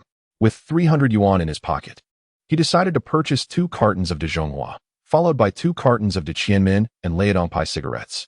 Big spender. When do you restock, my friend? I'm here on a business trip. It's unlikely I'll be back soon. Perhaps just this once. The cigarette vendor, ever considerate, handed Chen Qingfeng a large net bag and stuffed all the cartons inside, making it appear as though he were merely carrying gifts for relatives. This disguise was wholly inconspicuous. As he assessed the cartons, he recognized they were not cheap. The Dezhonghua cigarettes cost approximately 98 cents per box when purchased with cigarette coupons. Yet that price was merely theoretical. For the average person, acquiring them on the black market would double the cost. Chen Qingfeng had already spent nearly 40 yuan on the 2 cartons of Dezhonghua. The other brands were significantly cheaper. He planned to offload these cigarettes upon his return or gradually exchange them for his preferred Shanhaiguan brand. As Chen Qingfeng made his way back with the net bag, he suddenly halted just as he exited the park. A case had resurfaced in his mind. He lifted the net bag, gazing thoughtfully at the cartons wrapped in newspaper.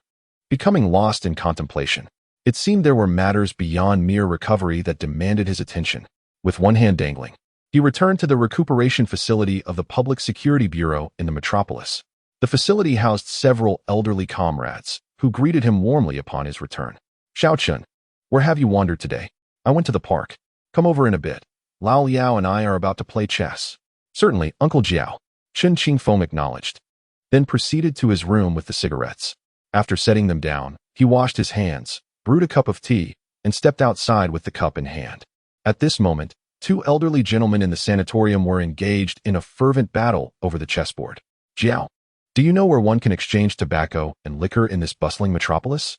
Chapter 22, The Tobacco Market. Chen Qingfeng vaguely recalled an incident that transpired in 1983 within this vibrant city. It was during a conversation aboard an airplane with a fellow police officer from the system that the topic arose. You might find it hard to believe, but in the 1980s, Chen Qingfeng had indeed flown on an aircraft where one could smoke freely and enjoy complimentary Matai liquor. However, this tale would only emerge 5 years later, when Chen Qingfeng was transferred from Pingyuan County to the Public Security Bureau of the ancient city.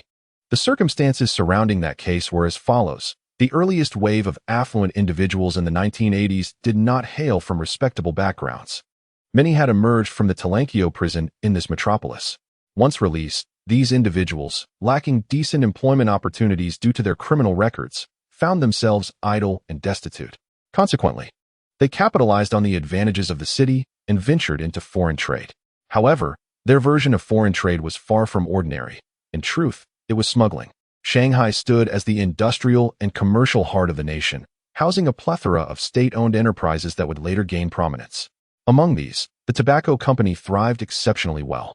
Many individuals took considerable risks to traffic tobacco from this city. The primary reason was that numerous tobacco products were only produced at their origin, yet found immense popularity in other regions. Locals also held a fondness for these cigarettes. Thus, during a certain period, the domestic tobacco market was primarily coordinated among several major tobacco-producing provinces. Naturally, the private market, unshackled from the constraints of the planned economy, proved to be far more astute in its dealings. Consequently, many individuals resorted to various means to transport sought-after goods to the provinces where they could sell them at a premium. Though Chen Qingfeng was not well-versed in the tobacco market of that era, he was aware that the populace had a penchant for brands like Tianmin, Dezhonghua, and the formerly known Lao Dao labor brand cigarettes. In addition, there were smuggled cigarettes from overseas that could fetch exorbitant prices in major cities like Shanghai and the capital. After all, in any era, there exist individuals with wealth, leisure, and a taste for the finer things in life. During that flight, an esteemed elder from Shanghai recounted to Chen Qingfeng an incident that had unfolded here. A group of cigarette traffickers, using a liberation pickup truck, had loaded half a truck of cigarettes and half a truck of construction materials, intending to sell them along the way. However, shortly after departing from Shanghai, they were ambushed and murdered en route. At that time, the case did not garner significant attention, as during those years of stringent crackdowns, crimes committed by individuals with unique statuses captured the nation as focus. Yet, the case remained unresolved, becoming a lingering concern for the elder Chen Qingfeng encountered on the plane. The crime scene was located on the highway leading from Shanghai to Anhui province. It was while purchasing cigarettes that Chen Qingfeng was suddenly reminded of this case. He decided to inquire with Uncle Jiao, who worked in the local public security system. True to his profession, Uncle Jiao did not immediately chastise Chen Qingfeng upon hearing his question. Instead, he thoughtfully reminisced. Are you looking to trade cigarettes? Perhaps you should check around Huanghe Road. But, young Chen, why are you so interested in this? Is the bonus you received insufficient for your needs? Enough, enough. I merely wish to procure a few more packs of cigarettes to share with my colleagues at the office, and I need to stock up for myself as well. You're quite young, yet you seem to have quite an appetite for smoking. Are you married? My spouse works as a doctor at the hospital, and he has informed me that smoking can lead to infertility. Haha. As the youngest in the group, Chen Qingfeng often became the target of good-natured teasing from the older folks. However, within him resided the spirit of a man in his 50s or 60s. Thus, he bore their jests with grace, harboring no resentment, even if he occasionally felt burdened by them. The profession of a police officer tends to weigh heavily on one's mind, and Chen Qingfeng was no exception. The case from years past had not been documented by him, for he had merely overheard a colleague mention it in passing. Yet now that he found himself in the bustling metropolis, what if an opportunity arose to solve that case? The following day, he returned to the hospital for another examination. The doctor advised that he should wait until the bones in his hand gradually healed before continuing rehabilitation therapy. Therefore, Chen Qingfeng would need to remain there for a while longer, as recovery from a serious injury takes time. After bidding farewell to the doctor, he made his way to the telegraph office. The day prior, the mailman had informed him that the telegraph office requested he make a long-distance call to his unit in Pingyuan County. Once he arrived at the telephone bureau, he quickly received news from his workplace. Chen Qingfeng, I'll keep this brief. The leadership at the city bureau has approved your participation in a professional training session in the metropolis. Remember to study diligently. You must both recuperate and enhance your skills. Yes, thank you for your concern, sir. It turned out that the reason for his call was to convey this information. Nonetheless, it was indeed a challenge to make long-distance calls in these times. Were it not for the reimbursement offered by his unit, Chen Qingfeng would have refrained from making such a call. The conversation lasted less than a minute, after which he paid, collected his receipt, and departed the telephone bureau.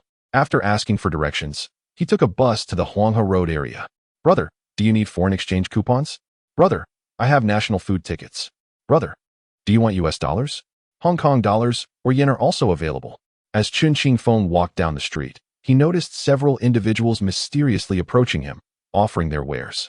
To his astonishment, he discovered that nearly everything could be found here. One could say it was a veritable underground marketplace. Apart from the trading of foreign exchange, food tickets, and other goods, the most prevalent inquiries were about cigarettes and alcohol.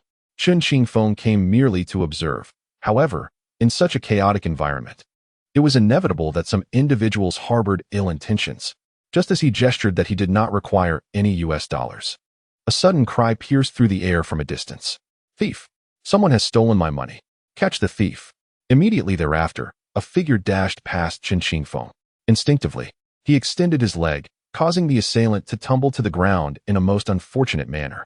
As Chen Qingfeng approached to intervene, the individual on the ground abruptly turned, resulting in a significant tear in Chen Qingfeng's clothing.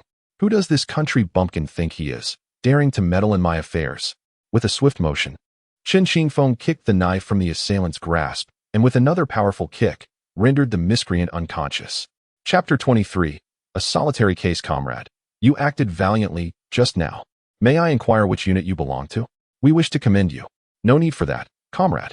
I am also a police officer, currently recuperating at a sanatorium due to a prior injury. Ah, so we are colleagues. Chen Qingfeng apprehended the small-time thief on the street, and the victim promptly reclaimed her losses. He then escorted the suspect to a nearby police station. In these times, societal morals were still commendable, at least. One would not witness elderly individuals falling on the street without anyone daring to assist. Nevertheless, it was a rarity for someone to confront a vicious criminal wielding a knife. Such acts of bravery were not commonplace. The recent directive for a crackdown had only just been issued, and Chen Qingfeng suspected that the would-be robber had met his match. Initially intending to leave after his duty was fulfilled, Chen Qingfeng found himself unable to refuse the invitation from the police officers to share a meal with them. He acquiesced and joined them for lunch at their canteen. Chen Qingfeng thought that would be the end of the matter, yet upon exiting, he spotted the woman who had been robbed standing nearby. "Comrade." "Hello. Thank you so much." "No need for thanks. I am just doing my job as a police officer. I am Lu Wenting, working at the hospital." "I am Chen Qingfeng, not working in Shanghai. I hail from Pingyuan County in Jilin Province." The two exchanged firm handshakes, marking the first time Chen Qingfeng had engaged in conversation with such a gracious young woman since his rebirth. Previously, the women he had met were either familiar colleagues or somewhat shy acquaintances from work. It was rare for him to encounter someone as poised and confident as Lu Wenting. "Comrade, you have helped me immensely. I must express my gratitude." "Truly, no need for that. How about this? Since it is your first time in the metropolis, allow me to show you around. What do you think?" "Very well." Chen Qingfeng pondered. What could such a beautiful doctor possibly be doing in a smoky and boisterous marketplace? Thus, he acquiesced and departed the police station alongside his companion. As they walked, they engaged in conversation.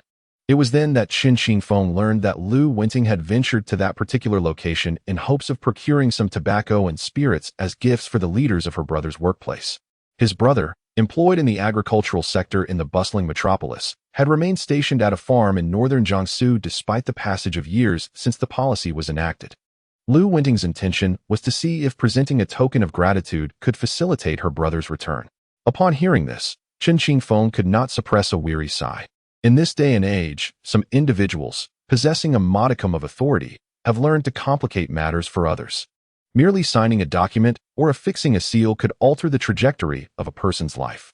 Yet, there are those who insist on wielding their scant power to make life difficult for others. Such malevolence ought not to be indulged. Unfortunately, for ordinary citizens like us, merely reuniting as a family is a considerable blessing. By the way, Comrade Chen, how is your injury? My hand is in the process of healing. I must frequently visit the hospital for rehabilitation to ensure that its functionality does not deteriorate, though other than that, there are no significant issues. To be honest, Chen Qingfeng did not anticipate that assisting a woman on the street would lead her to invite him to the Bund for a Western meal. He could tell that this repast was likely quite expensive, thus he instinctively reached for his wallet, only for Lu Wenting to graciously decline. "Allow me to take care of it. Firstly, as a local, it is only fitting that I host a visitor. Secondly, you aided me today, so I must reciprocate in some manner." Chen Qingfeng nodded in agreement, refraining from further protest. The total for the meal amounted to 20 yuan.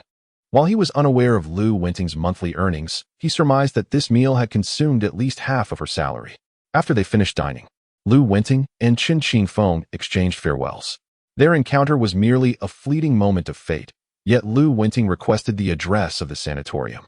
Chen Qingfeng, without a second thought, provided it to her, and they parted ways. Under the night sky, Nanjing Road now exuded a lively atmosphere. As Chen Qingfeng traversed this thoroughfare, he was reminded of an old film, Sentinels Under the Neon Lights. In those times of scarcity, it was only through such classic films that people could find a semblance of joy. The availability of films was so limited that many viewers could recite the lines by heart. As he continued walking, Chen Qingfeng recalled his actions earlier that day at the tobacco market. His visits there over the past few days were motivated by the knowledge that the police would soon conduct an investigation. The case from years past unfolded as follows. Two privileged offspring of active military personnel, driving a Dongfeng truck laden with cigarettes, sought to earn a little pocket money. By all accounts, such activities could be deemed speculative trading. However, during the nascent stages of reform, some regions advanced more rapidly, while others remained relatively conservative. Thus, these matters cannot be universally categorized. Yet, trouble arose for the two as they were en route back to the capital from Modu, where they encountered highway robbers. Two individuals were brutally slain, and the supplies within their vehicle were completely plundered by nefarious assailants. Thus, the incident transpired. Following the occurrence, local law enforcement swiftly conducted inquiries in the nearby villages. The outcome revealed that only a handful of villagers had stumbled upon a few packets of premium cigarettes, while the majority of the tobacco and alcohol vanished without a trace. The police initially suspected that the villagers were conspiring to protect one another. However, a police officer from the bustling metropolis voiced a different perspective to Chen Qingfeng. He surmised that the robbery may not have been a mere coincidence. but rather a meticulously premeditated crime. It was highly plausible that the two affluent individuals had been noted while procuring goods in the tobacco market, with someone trailing them all the way to Anhui province, ultimately choosing the opportune moment to strike. This could elucidate why an entire vehicle filled with tobacco and liquor had disappeared, while the nearby villagers only discovered a scant few packets of cigarettes. Since that incident, no similar cases have emerged, leaving the police without further avenues for investigation. According to Chen Qingfeng's subsequent conjecture, it is likely that those criminals amassed substantial wealth from that singular act. In the early 1980s, anyone bold enough, with a keen mind and sufficient capital, could thrive in such an era. Thus, it is conceivable that they would refrain from further risks, relying solely on the profits from that initial crime to achieve their original capital accumulation. Engaging in robbery for the sake of initial capital accumulation, and yet, for 40 years, their identities have remained concealed. Driven by pure curiosity, Chen Qingfeng was eager to ascertain the true origins of the perpetrators. Chapter 24. Seeking leniency. Name: Wang Aimin. Age: 27. Gender: police officer. Is it not apparent? Why waste words? If you don't cooperate, we'll have to apply some pressure. Xiao Qiao, show him how to bear the sword. No. Officer, I confess. Why did you rob someone? I just returned from the great northern wilderness and have yet to secure employment. Additionally, I entered into a romantic relationship and my finances are tight, but I assure you, this is my first offense. We will verify if this is indeed your first time. You have brought shame upon us, residents of the metropolis. Were it not for the police from another province passing by, you would have made off with that young lady's money. Officer, may I explain? In that moment, I never intended to flee. I instantly recognized that individual might be a police officer. Hence, during the altercation, I deliberately held back. Consequently, I was apprehended. And on the way here, I made no effort to resist. I merely thought I was momentarily blinded by greed and accompanied the unidentified officer to the police station, which I consider to be a form of voluntary surrender, hoping for leniency. Hope for what? You consider this a voluntary surrender? Report. May I inquire how you intend to handle my situation? Wang Aimin, had this behavior occurred at any other time, you would have been sentenced for attempted robbery, serving a few years before being released. But what is the current circumstance? A severe crackdown has just been announced from above, and they are seeking a few typical cases. Your emergence at this moment is quite precarious. Do you realize that even the prospect of execution could be a possibility? No. Please do not execute me. What is the matter? Report, leader. I wish to convey some information. I overheard a rather alarming rumor in the tobacco and alcohol market. Someone intends to rob soldiers of the People's Liberation Army. What nonsense are you spouting? Rob soldiers? I assure you, what I am saying is absolutely true. Wang Aimin, you are fabricating stories. No, leader, there truly are individuals plotting to rob soldiers. They have gathered intelligence. Knowing that 2 soldiers are set to depart from our area tomorrow, they plan to strike once the vehicle enters Huizhou province. Wang Aimin, confess honestly. Do not divert the topic. Comrade Public Security, I speak the truth. Why do you not believe me? Chen Qingfeng had returned to the recuperation center. He removed the rope that had hung around his neck for an entire day, shook his hot water bottle, and then went out to fetch a bottle of hot water for a brief wash. The conditions at the recuperation center were quite satisfactory, and Chen Qingfeng was assigned a private room. After a light meal, he proceeded to the bathroom, filling a tub with water for a bath. He submerged himself slowly. Accompanying a female companion on shopping excursions had proven to be quite relaxing. However, the extensive walking had also been rather exhausting. After a quick wash, Chen Qingfeng retired to bed. That night, the rain fell incessantly, and the cool air granted him a rare, restful slumber. On the following day, having slept with the window open, Chen Qingfeng awoke feeling somewhat under the weather. He touched his stuffy nose and decided to visit the health clinic for some cold medication to alleviate his symptoms. Unfortunately, the doctor was absent.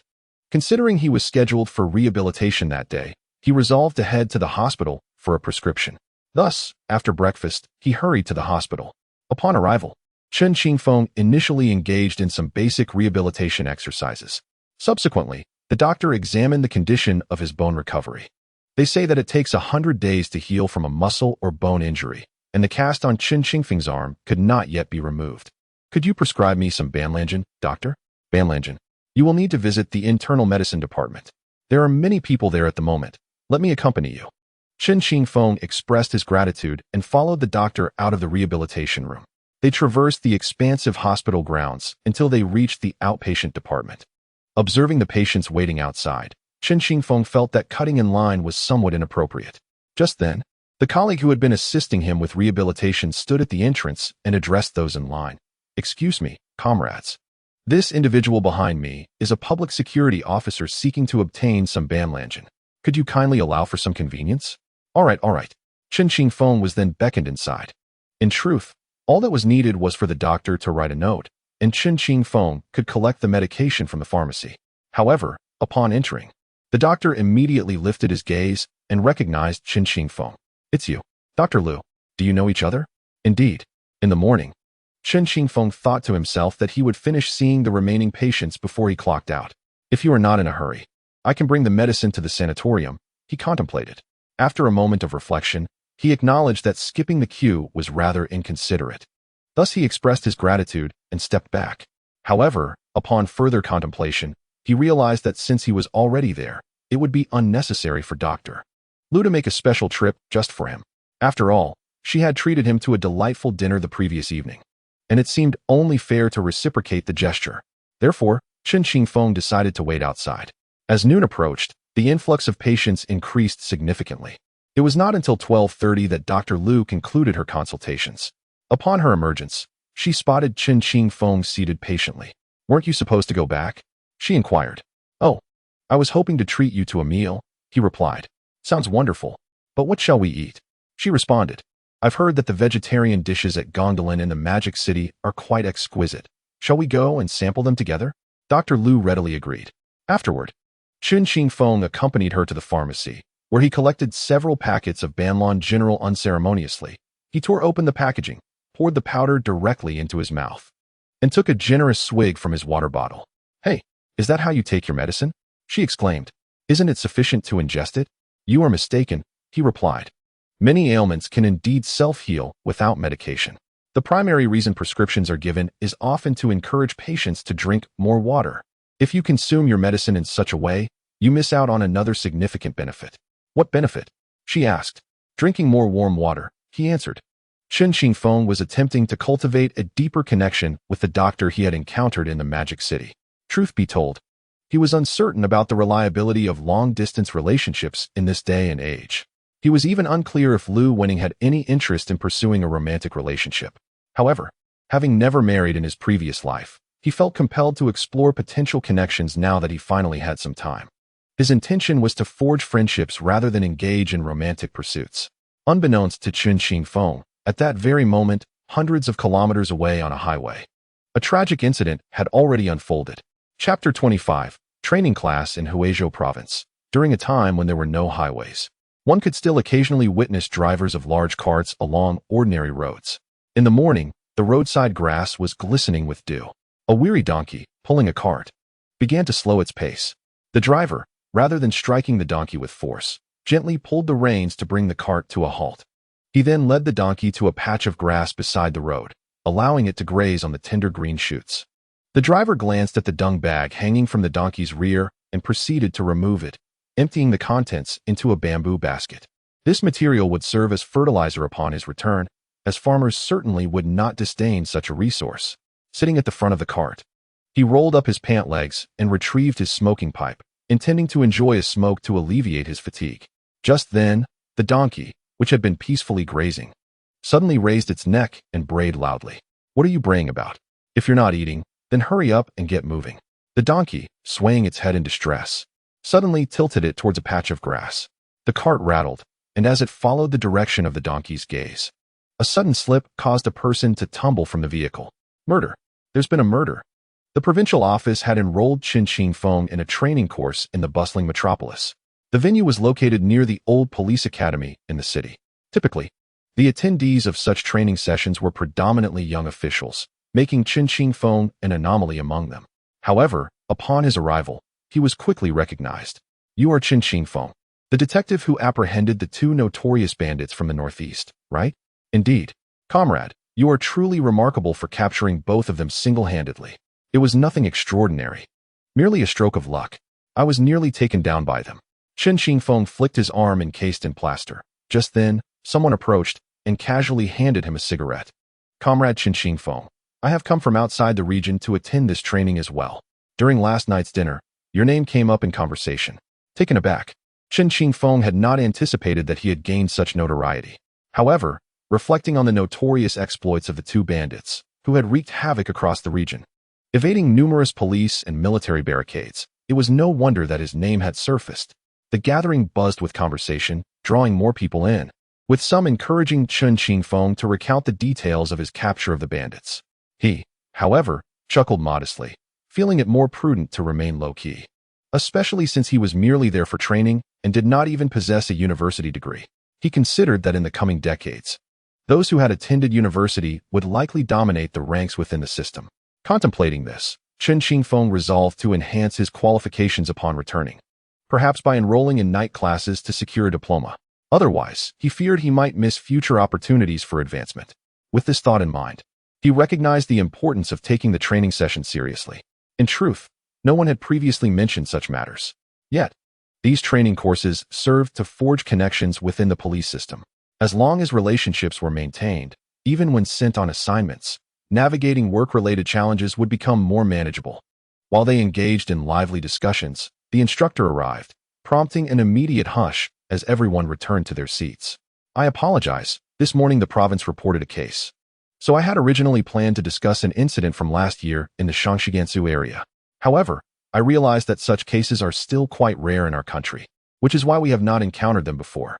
Nevertheless, comrades, you have dedicated your valuable time to this training, and apart from broadening your horizons, the aim is to acquire practical knowledge for your everyday work. Thus, we commence from the practical standpoint. Please note, the information shared today is strictly confidential and must not be disclosed. Chen Qingfeng listened quietly, but as the instructor at the podium uttered a particular phrase, he suddenly sensed something amiss. The specifics of the case are as follows. Yesterday, a robbery-homicide incident occurred in Anhui province, involving two active-duty soldiers as the victims. A firearm was stolen at the scene, and it was also discovered that the deceased bore marks of knife wounds. The report was made by a farmer engaged in fruit trade, who stumbled upon the victims' bodies on his way into the city that morning. Due to the sensitive nature of the victims' identities, I shall refrain from elaborating further. Preliminary assessments of the scene suggest a robbery, and based on certain traces left behind, it appears there were high-end cigarettes in the vehicle at the time. However, by the time we arrived, the remnants of the tobacco and alcohol had already been plundered by nearby residents, and the scene had suffered considerable damage. The instructor, casually holding a cigarette in one hand while the other rested in his pocket, effortlessly introduced the case details, hitting all the crucial points. Chen Qingfeng found the lecture quite agreeable. Once the case had been outlined, the instructor extinguished his cigarette and addressed the audience, inquiring if anyone wished to share their perspectives on the case.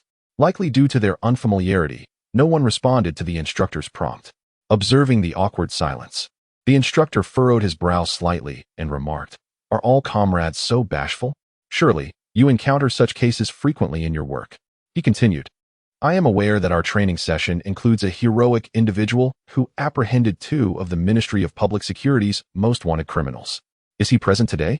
All eyes turned toward Chen Qingfeng, and at that moment, he realized that his desire for discretion was futile. Chen Qingfeng, yes, the instructor continued. I have reviewed the case summary you submitted from Jishur province. Your capture of the two kings of the northeast was quite intriguing. It seems you had prior knowledge that they would escape to the Heihu mountain area. Could you elaborate on your thought process regarding this case? Excuse me, but I am not acquainted with your name, Chen Qingfeng replied. I am Captain Jiao Yin from the 2nd Criminal Investigation Team of the Public Security Bureau of Modu. Captain Jiao, may I inquire about the current investigative direction of the Modu Public Security Bureau concerning this case? Is the focus on the rural areas surrounding Anhui province where the incident occurred? Indeed. However, isn't this the conventional approach? Captain Jiao, I believe the victim's procurement location is likely in Modu. Otherwise, their call would not have reached the Modu Public Security Bureau. Additionally, is there a possibility that the assailant had already targeted them while in Modu? Chapter 26. Key areas. This assertion resonated with Chen Qingfeng's own speculations. Yet, instead of eliciting admiration, it sparked a chorus of skepticism. Although Chen Qingfeng had captured a pivotal figure in the two kings of the Northeast, He had already made quite an impression during the initial meeting prior to the commencement of the ceremony. Nevertheless, he remained a relatively unassuming figure, his educational background modestly described as merely high school level. To speak candidly, he merely graduated from junior high school. His enlistment in the military was a consequence of being unable to pursue further education. However, in this day and age, no one is in a position to mock another. University graduates are indeed a rarity, even among the elite sent from various provinces to participate in today's training session. Many have not completed their degrees. Chen Qingfeng is a firm believer that decades from now, the evolving market will prioritize practical skills over academic qualifications. At that time, educational credentials will no longer hold paramount importance. It will be competence that truly matters. Nevertheless, in the current landscape of our country, where much remains to be rebuilt, those within the system greatly admire university graduates who possess diplomas. Comrade Chen Qingfeng. Captain Jiao interjected, I am merely expressing my personal conjectures. If there are any inaccuracies, I welcome your critiques. Comrade Chen, you have misunderstood my intentions. This afternoon, we will collectively partake in a meal at the cafeteria, which serves as a welcoming banquet organized by our public school in Shanghai. However, if you are not in a hurry to attend the opening ceremony, might you accompany me to a certain location? The morning session concluded rather abruptly after a brief discussion. Following the ceremony, it was nearly 10:00 hours. The other students were informed they must head to the old school's cafeteria for the opening ceremony, while Captain Jiao called Chen Qingfeng aside. Comrade Chen Qingfeng, please accompany me to the criminal investigation unit. Captain Jiao, my previous comments were merely my personal interpretations. If I have erred in any way, no, you were absolutely correct. Yesterday, the police station reported a piece of intelligence that initially went unnoticed. It was only today that a member of our team recalled this report. What information? Someone is plotting to rob a military truck transporting goods escorted by 2 soldiers in Anhui province. Upon hearing this, Chen Qingfeng was momentarily taken aback. Firstly, this information had not been mentioned by the elderly officer he encountered on the plane. Secondly, this revelation perfectly corroborated his earlier speculations in the classroom. Comrade Chen, time is of the essence. I must trouble you to accompany me. If time permits, you may even return in time for the afternoon gathering. Very well. Thus, Chen Qingfeng followed Captain Jiao into a vehicle. A Beijing Jeep 212 whisked the two away from the Shanghai Public Security School, and shortly thereafter, they arrived at the Municipal Criminal Investigation Unit. Captain Jiao led Chen Qingfeng inside, and they promptly entered an interrogation room. Captain, what is the situation? Have any new leads emerged? None as of yet. Our personnel have already set out and are currently conducting a scene investigation. The comrades in Anhui are cooperating with us. However, do you know who he is? He is Chen Qingfeng, who previously participated in the apprehension of the notorious duo from the Northeast.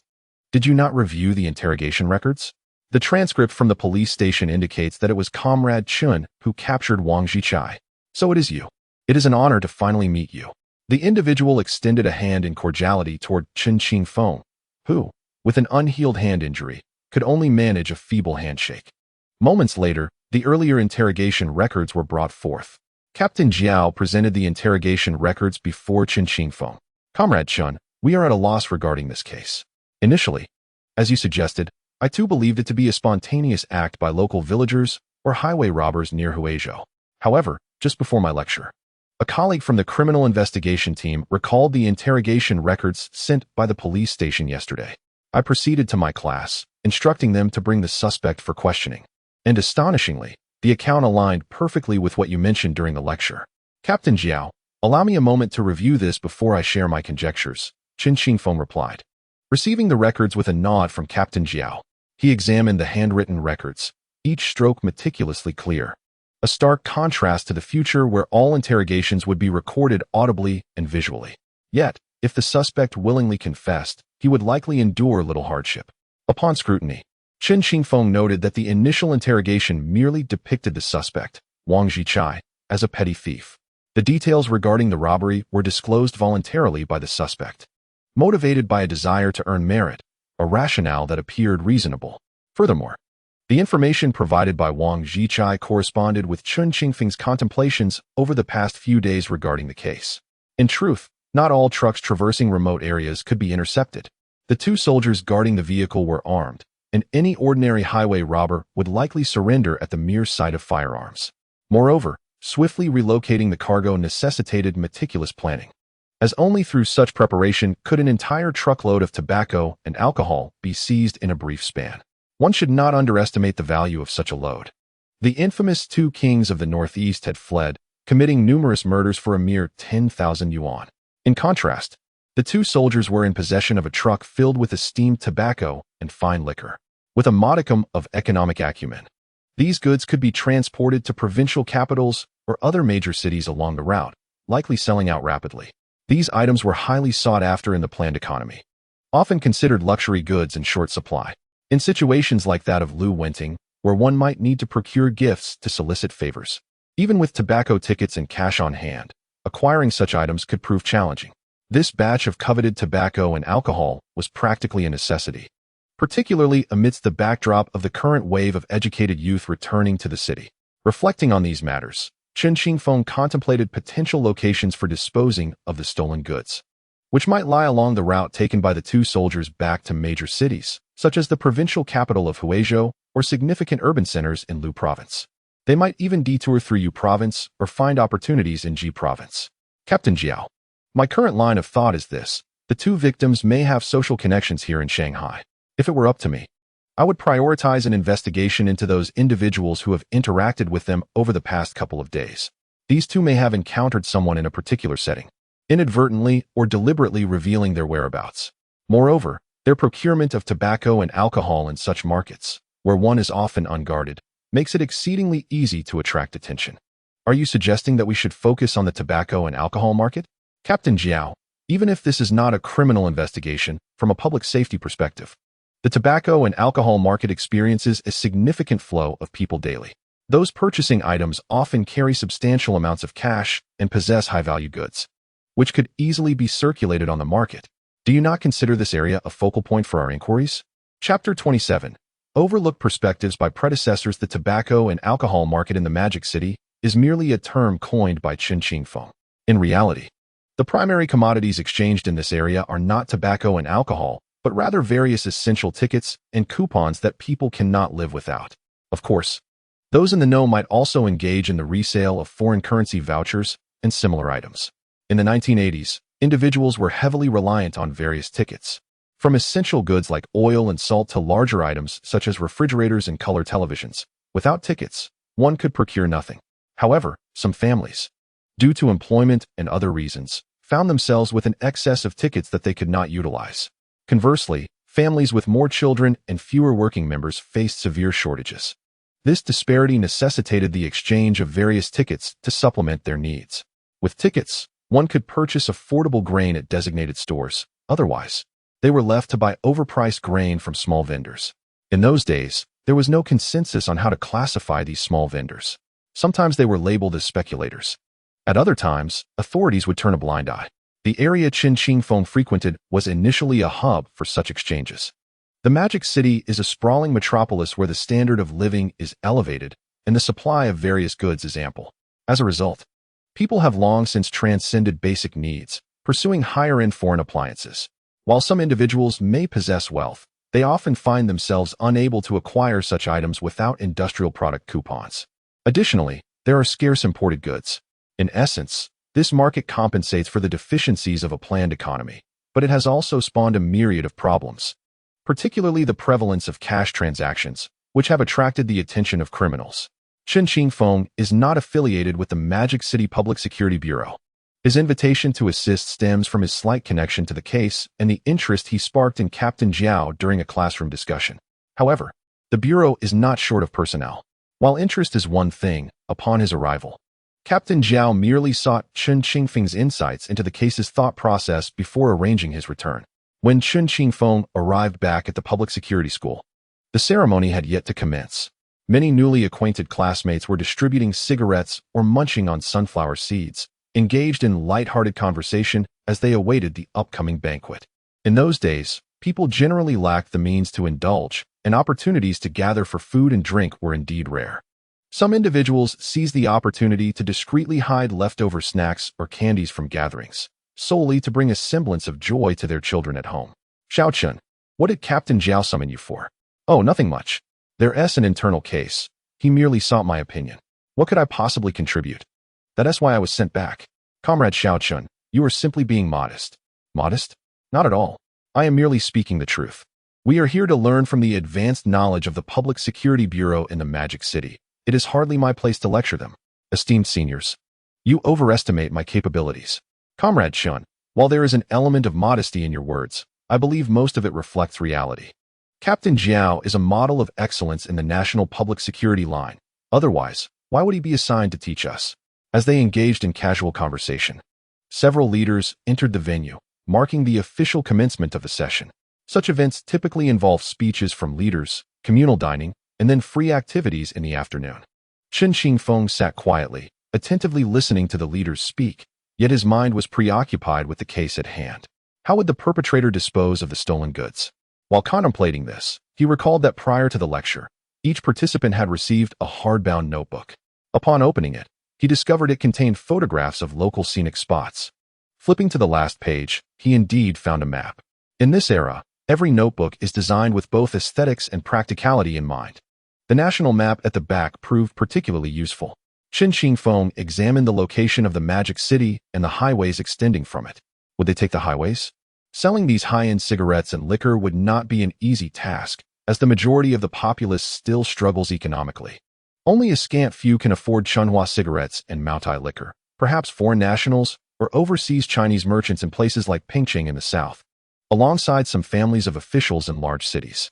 He noted that the Magic City lies at the mouth of the Yangtze River, linking the northern highways to it. On the other hand, this golden waterway allows for rapid transportation of various goods to the docks along the river. In past cases, the public security system in Huizhou and that of the Magic City had investigated numerous suspects, but yielded no results. As their focus was solely on the villages along the highways leading from the Magic City through Huizhou, what if that line of inquiry was fundamentally flawed? What if, after the crime, the perpetrator transported the goods back to the Magic City and then shipped them upstream along the Yangtze River, dispersing them at various ports? Chen Qingfeng pondered. The paths trodden by predecessors had proven to be dead ends. The route he was contemplating, while seemingly absurd and somewhat presumptuous, represented a line of investigation that had previously eluded the diligent public security officers. As the leaders' speeches concluded, Chen Qingfeng's mind continued to wander amidst the chaos of his thoughts, leading into the eagerly anticipated dining segment of the gathering. A variety of delectable dishes unique to the vibrant metropolis were set upon the table. As we were hosting comrades from the National Public Security Front, it was only fitting that we extend our utmost hospitality. We had enlisted the services of a master chef from a state-run restaurant, ensuring that each dish was exquisitely prepared. Chen Qingfeng sampled a few bites, savoring each flavor. At that moment, someone opened a bottle of beer, preparing to toast to the gathering. Suddenly, a figure approached from behind Chen Qingfeng and tapped him on the shoulder.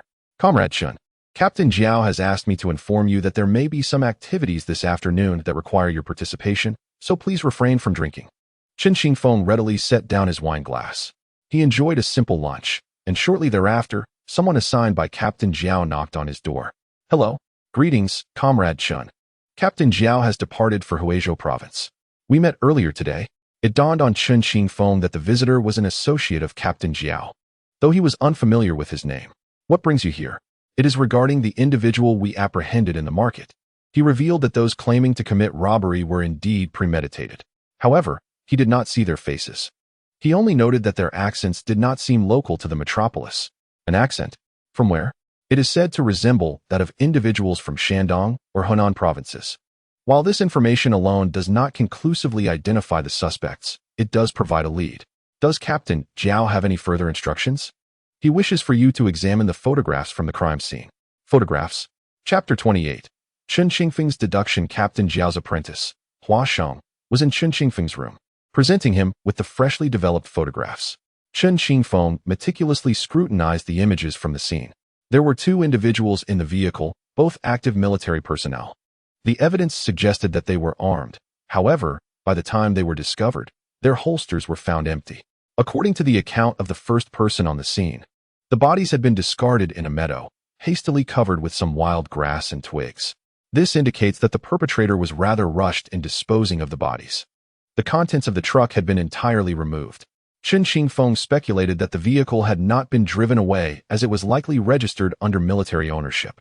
He was unaware of the specifics regarding the vehicle that had transported the stolen goods. Nevertheless, based on some invoices and ledgers found on the deceased, it was evident that the cargo was valued at over 30,000 yuan. In these times, a household worth 10,000 is quite rare. Thus, it was astonishing that someone would flaunt a load of high-end cigarettes and liquor worth 30,000 yuan. However, given the identities of the two men, Chen Qingfeng did not pursue investigations through the deceased's social connections. The circumstances suggested that this was a premeditated crime occurring in a foreign locale, with the assailant potentially not being acquainted with them. The question lingered, why not simply rob them of their money? It is highly probable that they revealed their wealth at the moment of payment. Brother Hua, could you kindly investigate the tobacco and alcohol market to see if anyone has encountered these two individuals? The merchants there will certainly deny it. You must understand that such places now exist in a gray area. When scrutiny from above intensifies, the public security system will launch a crackdown. Conversely, when policies are relaxed, we tend to turn a blind eye. I am aware. However, there shouldn't be many individuals driving trucks in such places. Indeed, primarily, it is just some out-of-town drivers, alongside representatives from businesses stationed in the metropolis. These individuals, now that a life has been lost, will have no choice but to keep their mouths shut, even if they are determined to do so. Yet, under what circumstances could two active-duty soldiers struggle against unarmed robbers? If you put it that way, what's wrong? There is, in fact, something rather peculiar, as we did not observe any roadside obstruction work at the scene. However, the glass on both sides of the truck was completely shattered. Chen Qingfeng hastily pulled out a photograph and confirmed that the truck side windows were indeed smashed. Moreover, the two deceased bore not only knife wounds, but also several penetrating injuries. Could the assailant have been lying in wait on the truck from the very beginning? How could that be possible? If the perpetrator were agile enough, it might not be out of the realm of possibility.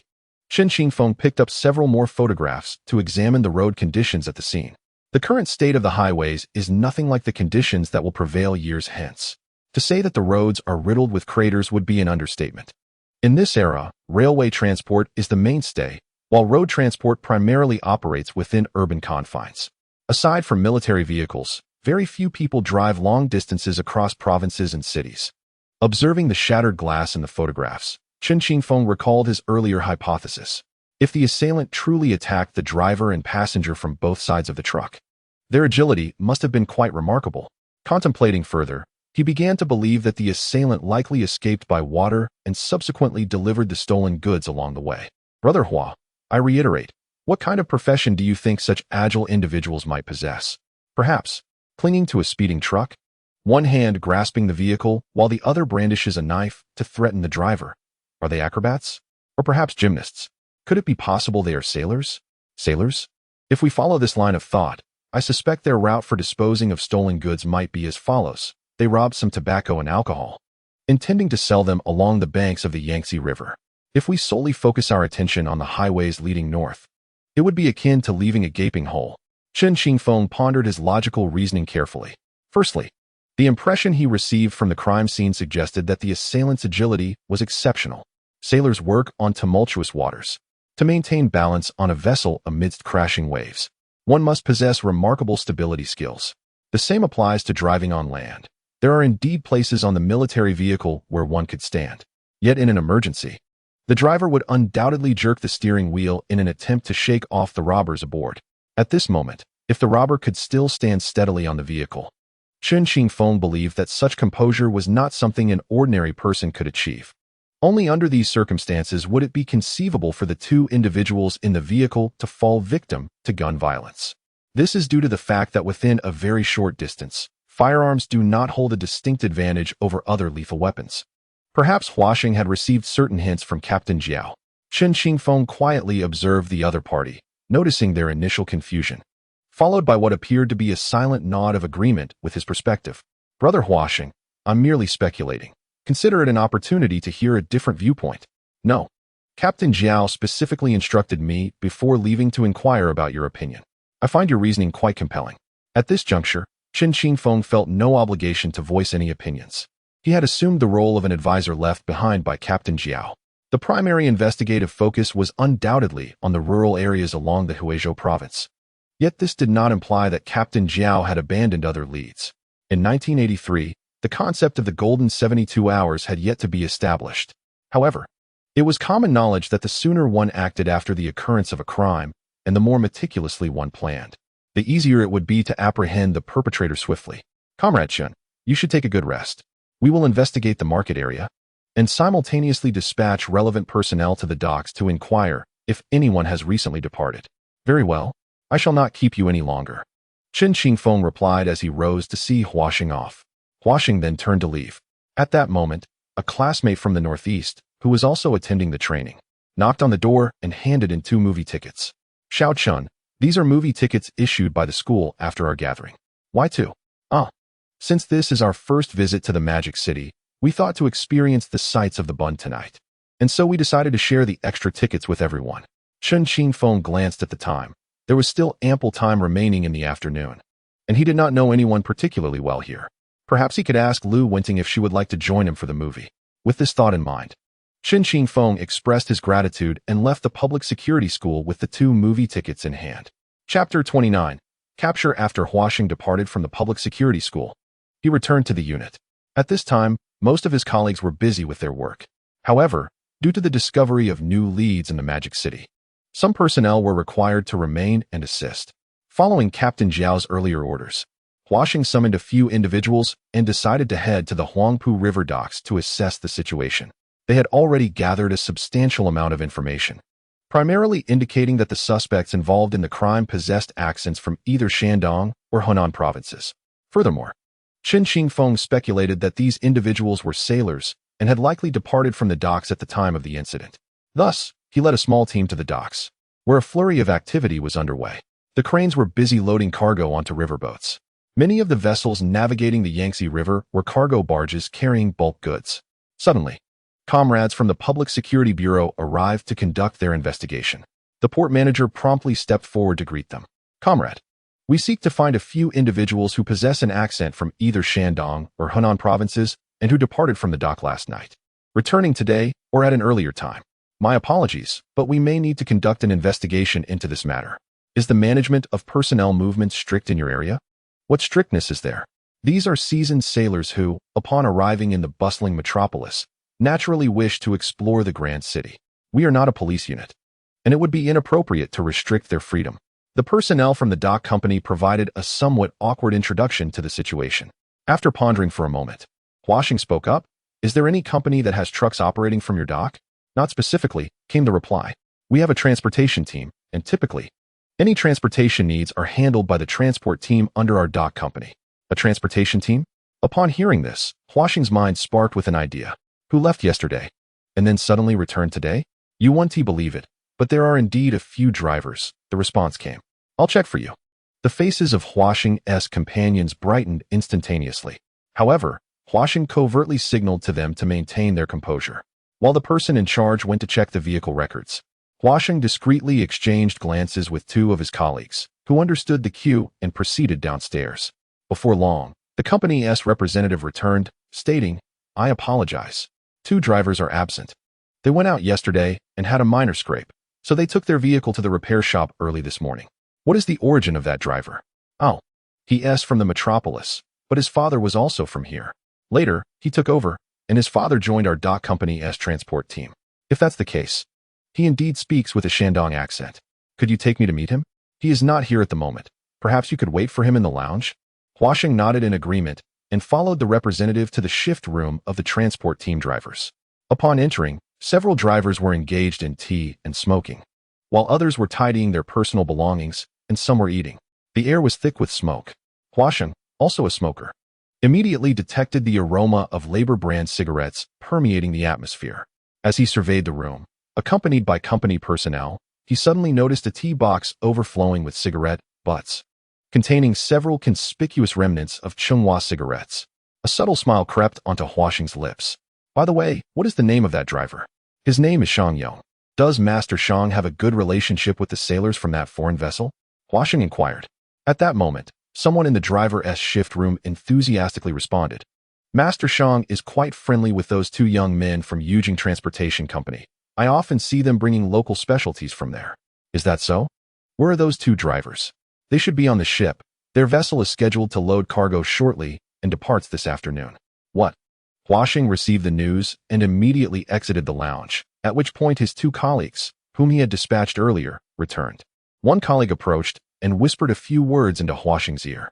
The group immediately became alert. Manager, could you take us to the ship? Certainly. But what exactly happened with the public security personnel? It's difficult to explain at the moment. Once we reach the ship, just state that we are there to conduct a safety inspection. Very well. The manager readily agreed and led them to the dock. At that moment, numerous cargo ships were docked at the pier. Unlike the ocean ports where massive vessels over 10,000 tons sail, the Golden Waterway primarily accommodates smaller riverboats. Given its lesser cargo capacity, the group arrived at the ship, and the manager instructed the staff responsible for managing the dock to board the vessel and summon its crew. Is anyone aboard? The safety personnel need to board for an inspection. Haven't we just been inspected? We're currently trying to rest. Comrade, safety is paramount. This is for your navigational security. We must ensure there are no hidden dangers aboard. As Huaxing spoke, he boarded the ship, and the others began to inspect the surroundings. At that moment, two individuals on the vessel were watching them with shifty eyes. Huaxing deliberately glanced at them, and their gaze quickly diverted. What is over there? It's where we store the sailors' personal belongings and the provisions for this journey. Open it for us to see. Comrade, it's just some vegetables and meats. Along with rice, flour, and oil, nothing of interest. Open it for us to take a look. Comrade, have a smoke first. The two men seemed fearful of something.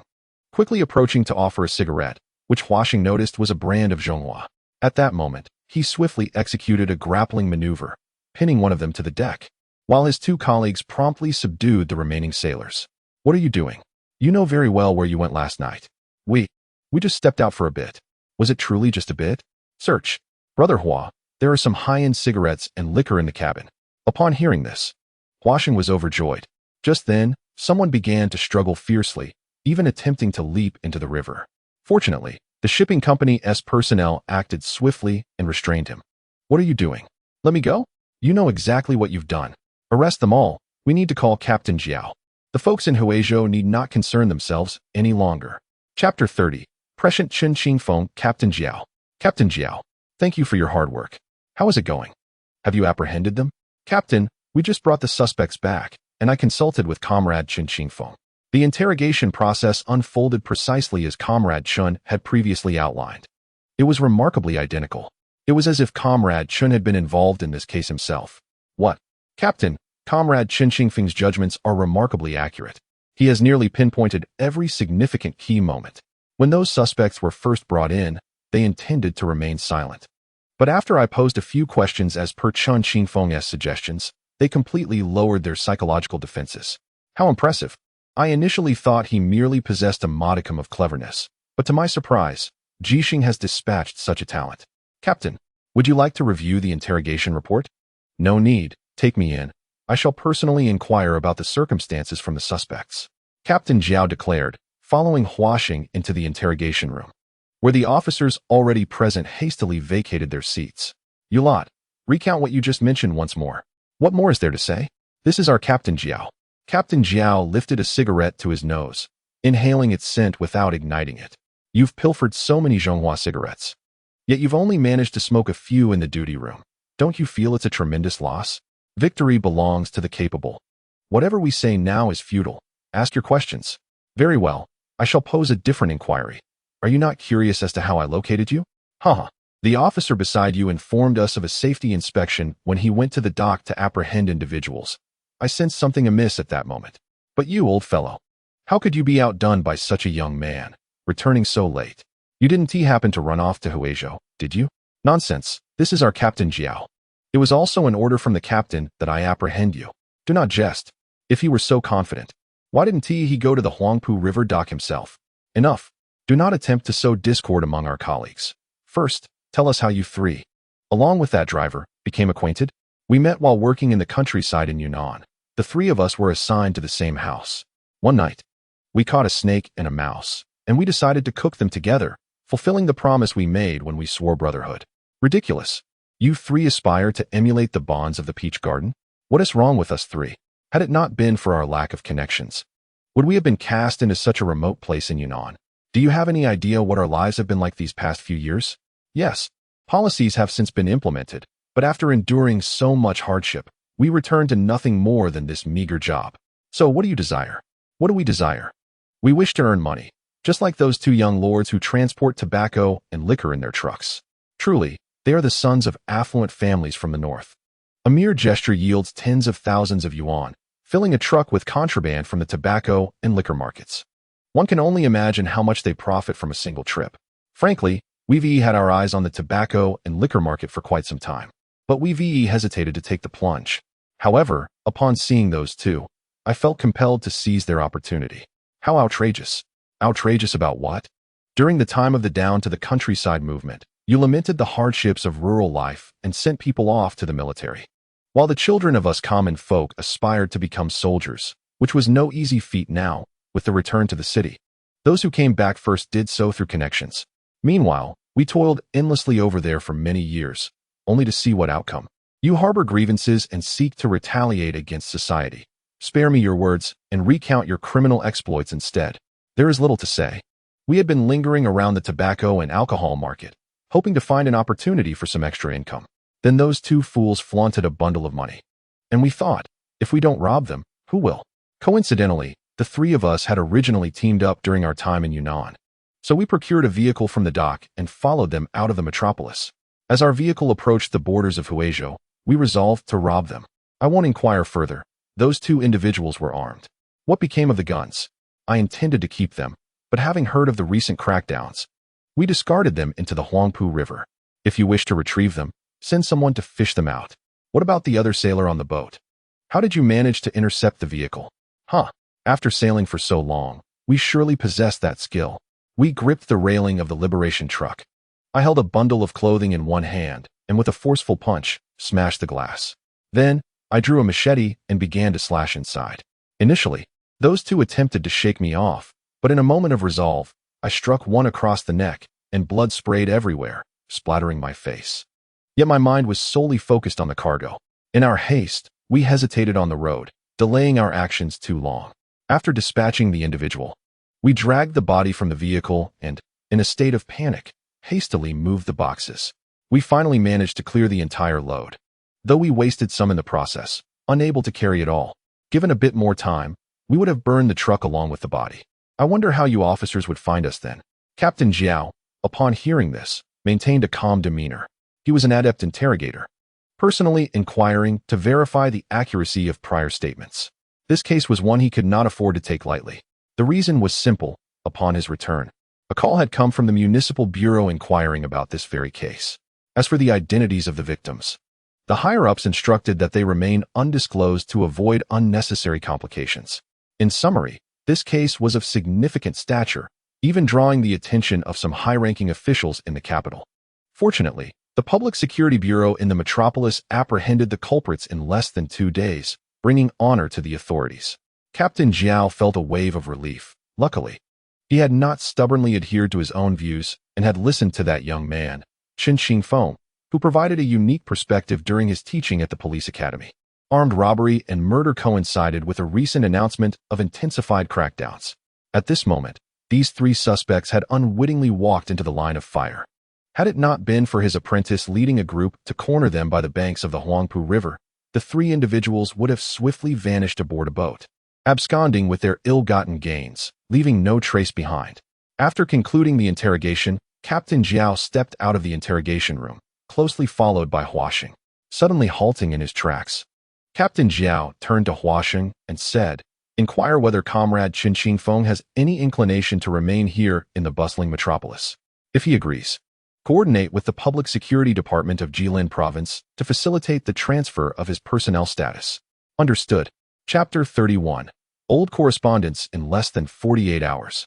The police of the metropolis achieved a series of victories, successfully solving a robbery and murder case, which significantly contributed to deterring the increasingly severe criminal landscape. During breakfast, Chen Qingfeng perused the previous evening's Xinmin evening news while savoring a bowl of congee accompanied by fried dough sticks. The training he participated in allowed him to experience a long-lost campus life, even more comfortable than during his school days when he juggled studies with agricultural labor during harvest seasons. After finishing one edition of the newspaper, he flipped to the supplementary section. At that moment, Chen Qingfeng sensed someone occupying the seat opposite him. Chen Qingfeng, do you have time this morning to visit our criminal investigation team 3? Huge? What brings you here so early? Huh. Ever since I joined the criminal police at the Public Security Bureau, I haven't had such a smooth case. After interrogating the suspect yesterday, my mentor engaged me in a deep discussion, meticulously recounting the case from start to finish. I hardly slept last night, and came to find you first thing this morning. As he spoke, Huashan casually picked up half of the fried dough stick in front of Chen Qingfeng, breaking it and consuming it without hesitation. Everyone was elated at the successful resolution of the case. Although Chen Qingfeng had not been heavily involved, the thought that years from now, no colleague from the metropolis would lament the missed opportunities in the investigation brought him a sense of satisfaction. However, he had more pressing matters at hand. This was a time of reform and opening up, with various industries thriving, particularly in the southern regions where the atmosphere was especially vibrant.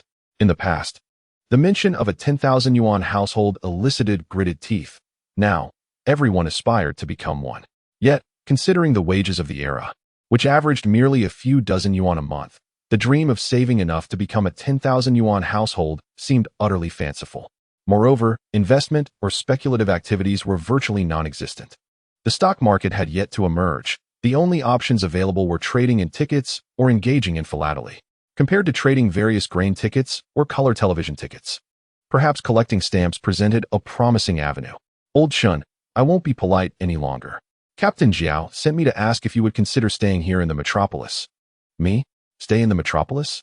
Chen Qingfeng hesitated momentarily. Anyone who had lived through this era understood that this was indeed a golden opportunity. All are great cities, and the income in the Magic City surpasses that of other locales by an unfathomable margin. Moreover, the establishment of the first securities market is imminent, heralding a plethora of opportunities for wealth accumulation. However, upon reflection, Chen Qingfeng realized that throughout his life, he could leverage certain opportunities to secure benefits for himself. He was not overly concerned about relocating his household registration to the Magic City. Rather, his rebirth left him preoccupied with the unsolved cases that lingered in his mind. Presently, his organizational affiliation was with Jishur province, where he was regarded as a promising talent worthy of cultivation. To abandon his roots in favor of wealth would likely leave him in a precarious position with his former leaders and organization. Brother Hua, I appreciate your kindness, but I must remain loyal to the unit that nurtured me, he asserted. Please reconsider. A talent like you should not return to the county police station. It would be a disservice to your abilities. There is no question of being undervalued. It is all in service to the people. Besides, my modest skills pale in comparison to Captain Jiao's expertise. Chen Qingfeng was not merely being modest. He understood the intricacies of the investigations that had preceded him, allowing him to sidestep the most glaring errors. Often, investigators are swayed by their initial impressions, following the paths they envision.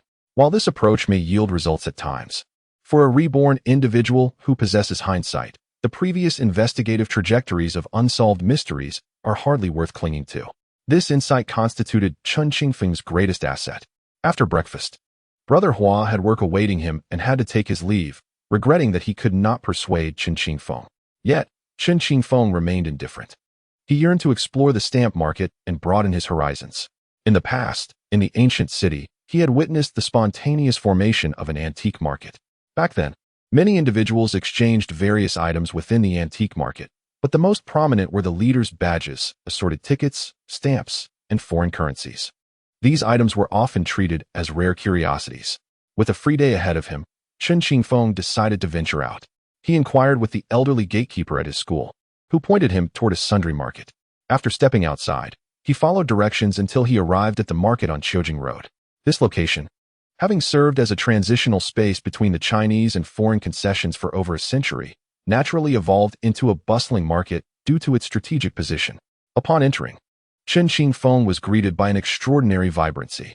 From household appliances to second-hand bicycles, and even down to comic books and quotations from the leader, the variety was astounding. In this era, such items were ubiquitous in almost every household. Chen Qingfeng's own home contained them, but investing in such items was an entirely different matter. As he perused the market, he suddenly halted at a stall brimming with old newspapers and books, drawn by a large pile of personal letters in one corner. In this day and age, some individuals even sold cherished letters from their collections. In essence, anything that could be monetized found its place for sale here. Chen Qingfeng glanced around and inquired with the proprietor. The boss, recognizing that the letters held little value, allowed Chen Qingfeng to open them up and peruse through each one. Suddenly, an old photograph slipped from the envelopes. Upon examining the picture, Chen Qingfeng noticed that the woman bore a striking resemblance to Lu Wenting, igniting a spark of curiosity within him. "How much for the letter containing this photograph?" he asked. "Comrade, calling me boss is quite unkind. All items here are sold as a bundle. I do not sell single pieces. If you find those letters appealing, you can take the entire lot for just 5 yuan. 5 yuan.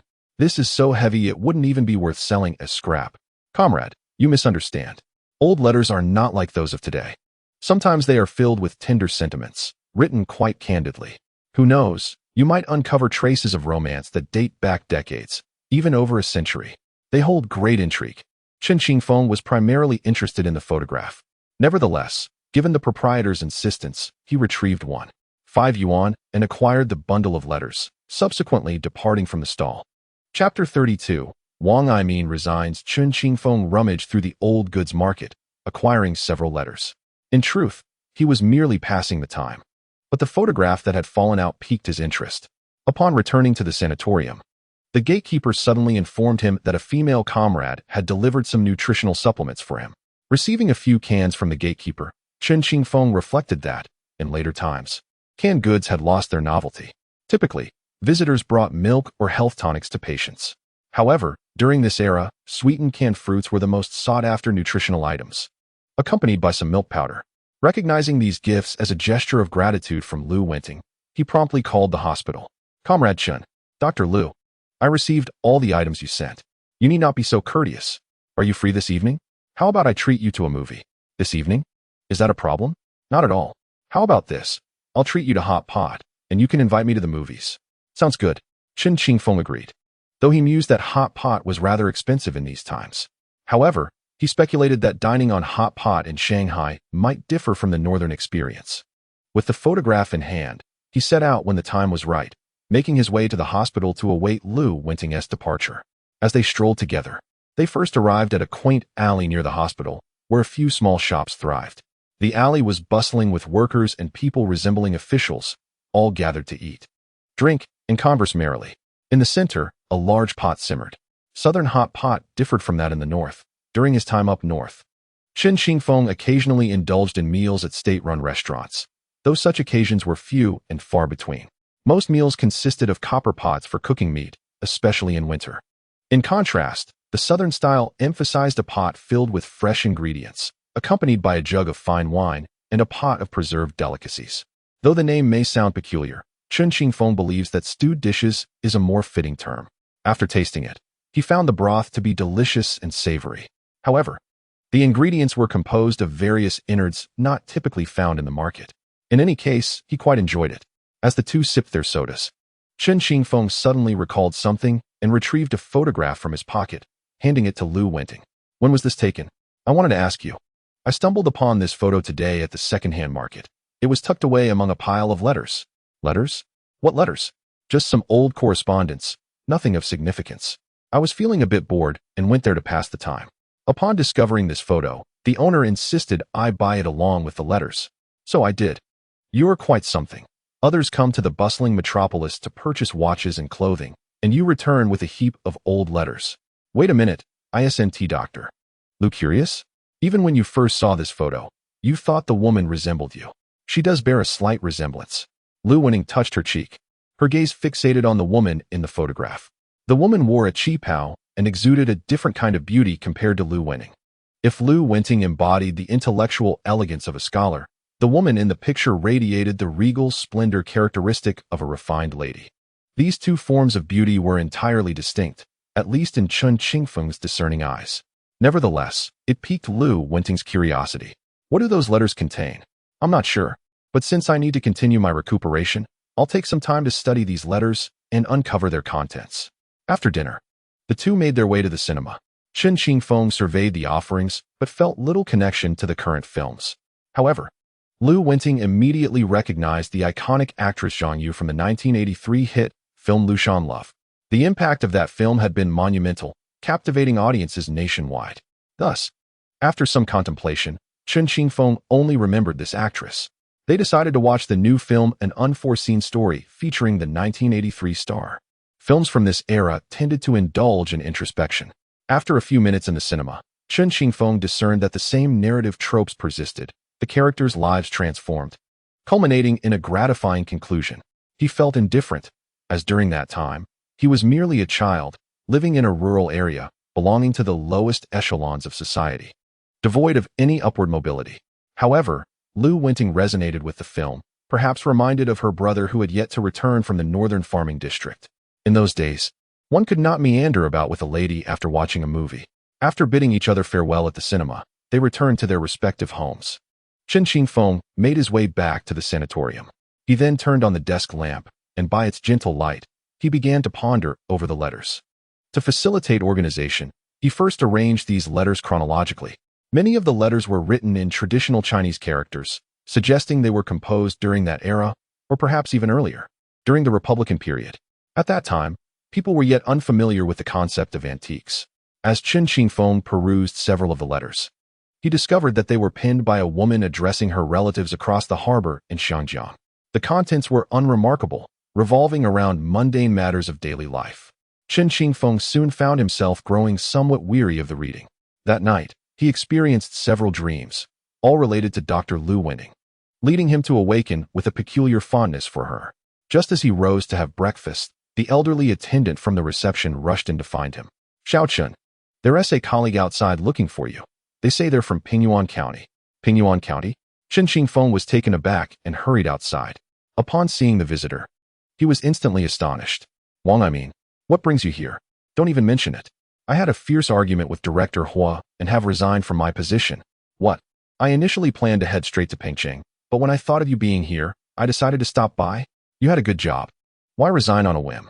Though Chen Qingfeng inquired, he felt no surprise, as he recalled that Wang Aimin had likely resigned in the past couple of years.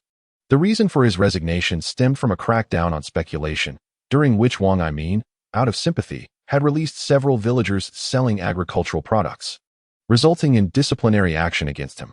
Chapter 33. A fortuitous reunion. Old Wang.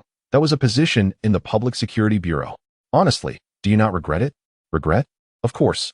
But once the words are spoken, can one retract them? Am I not a man? You.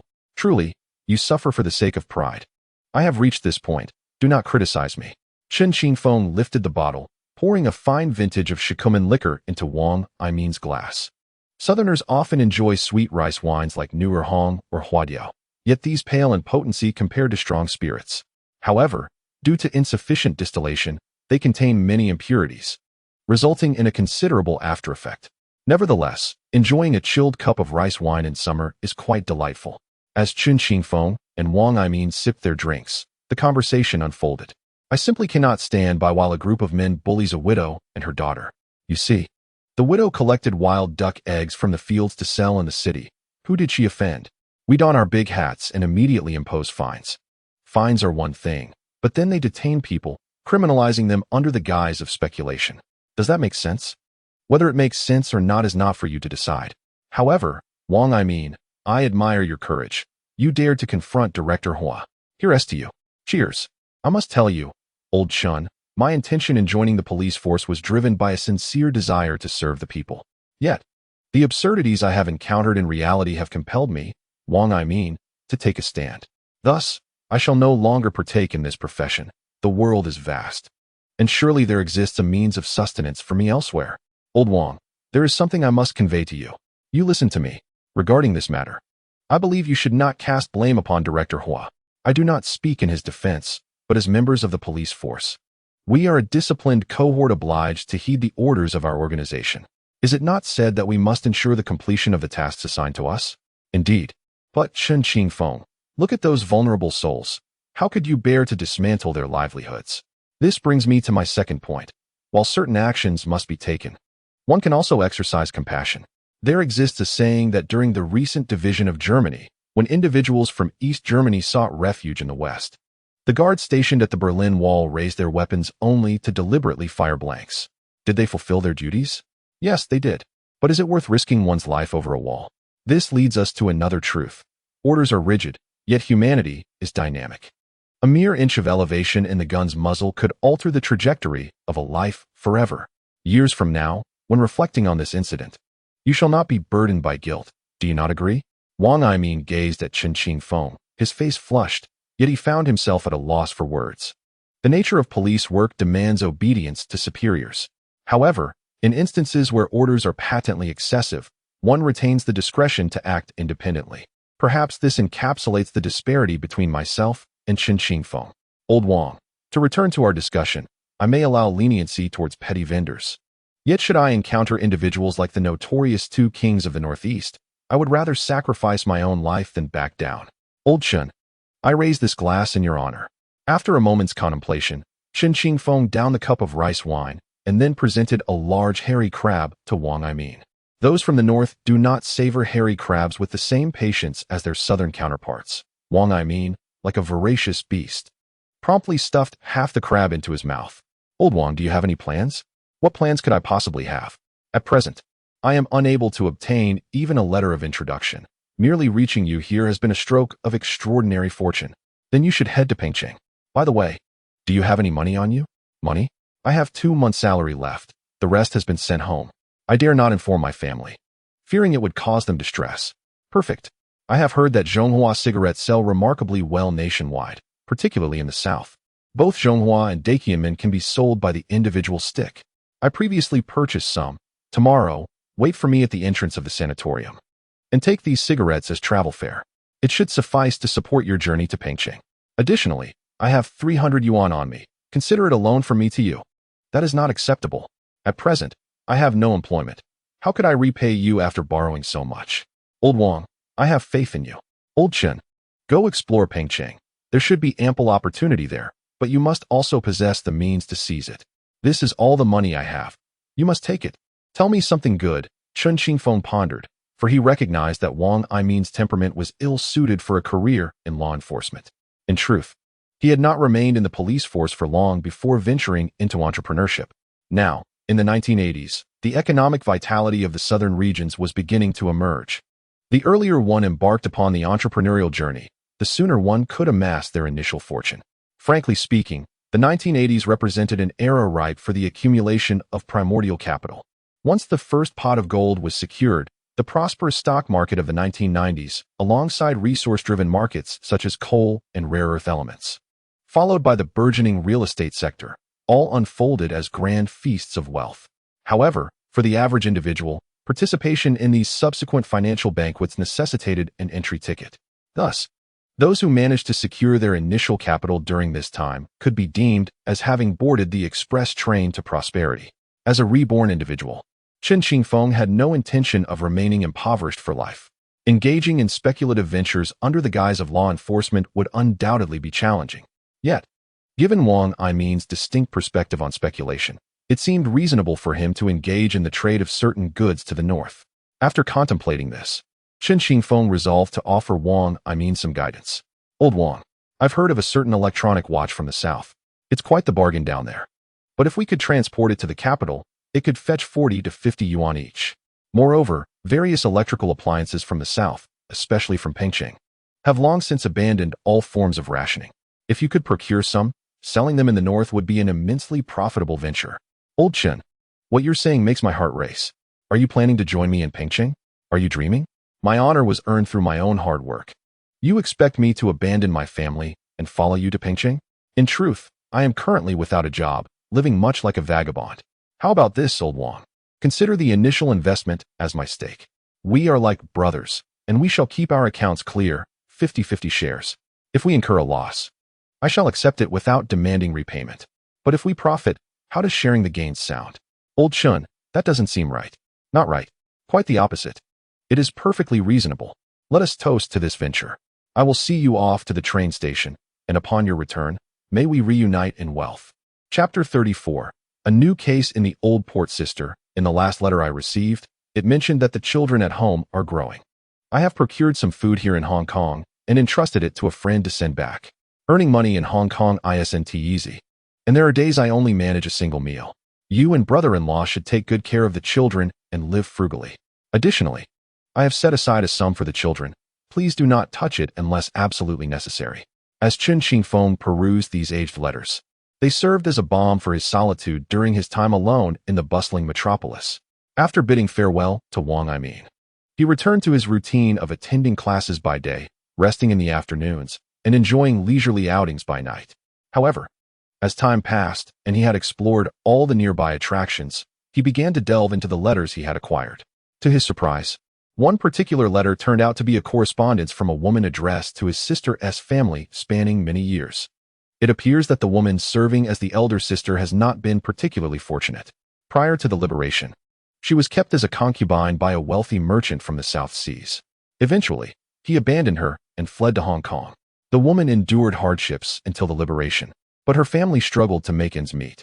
Consequently, she sought assistance from a friend to reconnect with her former husband and subsequently moved to Hong Kong for work. Given that the correspondence consisted solely of letters without photographs and the content revolved around mundane affairs, it took Chen Qingfeng some time to unravel the relationships among the individuals mentioned. Gradually, he clarified the connections between the elder sister, younger sister, brother-in-law, and the two children left behind by the elder sister. The letters encapsulated aspects of life during the Republic of China era, along with details regarding the prevailing prices at that time, resembling notes left by individuals from that epoch. However, what puzzled Chen Qingfeng was the younger sister's persistent inquiries about the elder sister's former lover, to which the elder sister remained notably reticent. Furthermore, the sisters also alluded to a child born during the elder sister's high school years, which added to Chen Qingfeng's confusion. In these letters, there was also a matter that transpired in the 1960s.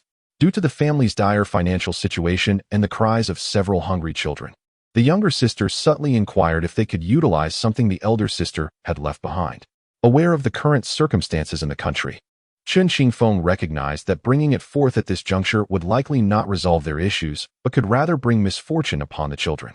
He advised that this matter should not be mentioned again in their correspondence. Following this letter, the elder sister proposed to send additional funds to the younger sister each month. Yet, Chen Qingfeng remained curious about what that item could be, especially since they were reluctant to part with it even during their most challenging times. Perhaps it was something akin to gold ingots? When Chen Qingfeng encountered Lu Wenting in the park and shared his account, she casually remarked, "Gold ingots? In my childhood, my family had a poor social standing, and I heard relatives mention that during that tumultuous time, fearing repercussions, they secretly discarded our family's gold ingots into the Huangpu River." So that was the case. Chen Qingfeng refrained from disclosing to Lu Wenting that the woman who wrote the letters had another child, whom she had given away due to her inability to care for it. As this pertained to someone else's privacy, he felt that his relationship with Lu Wenting, while friendly, also bore the nuances of an undefined romantic connection. Nevertheless, he had yet to address this delicate matter, and Lu Wenting had never broached it either. In these times, one's household registration and organizational affiliations almost dictated the course of one's life.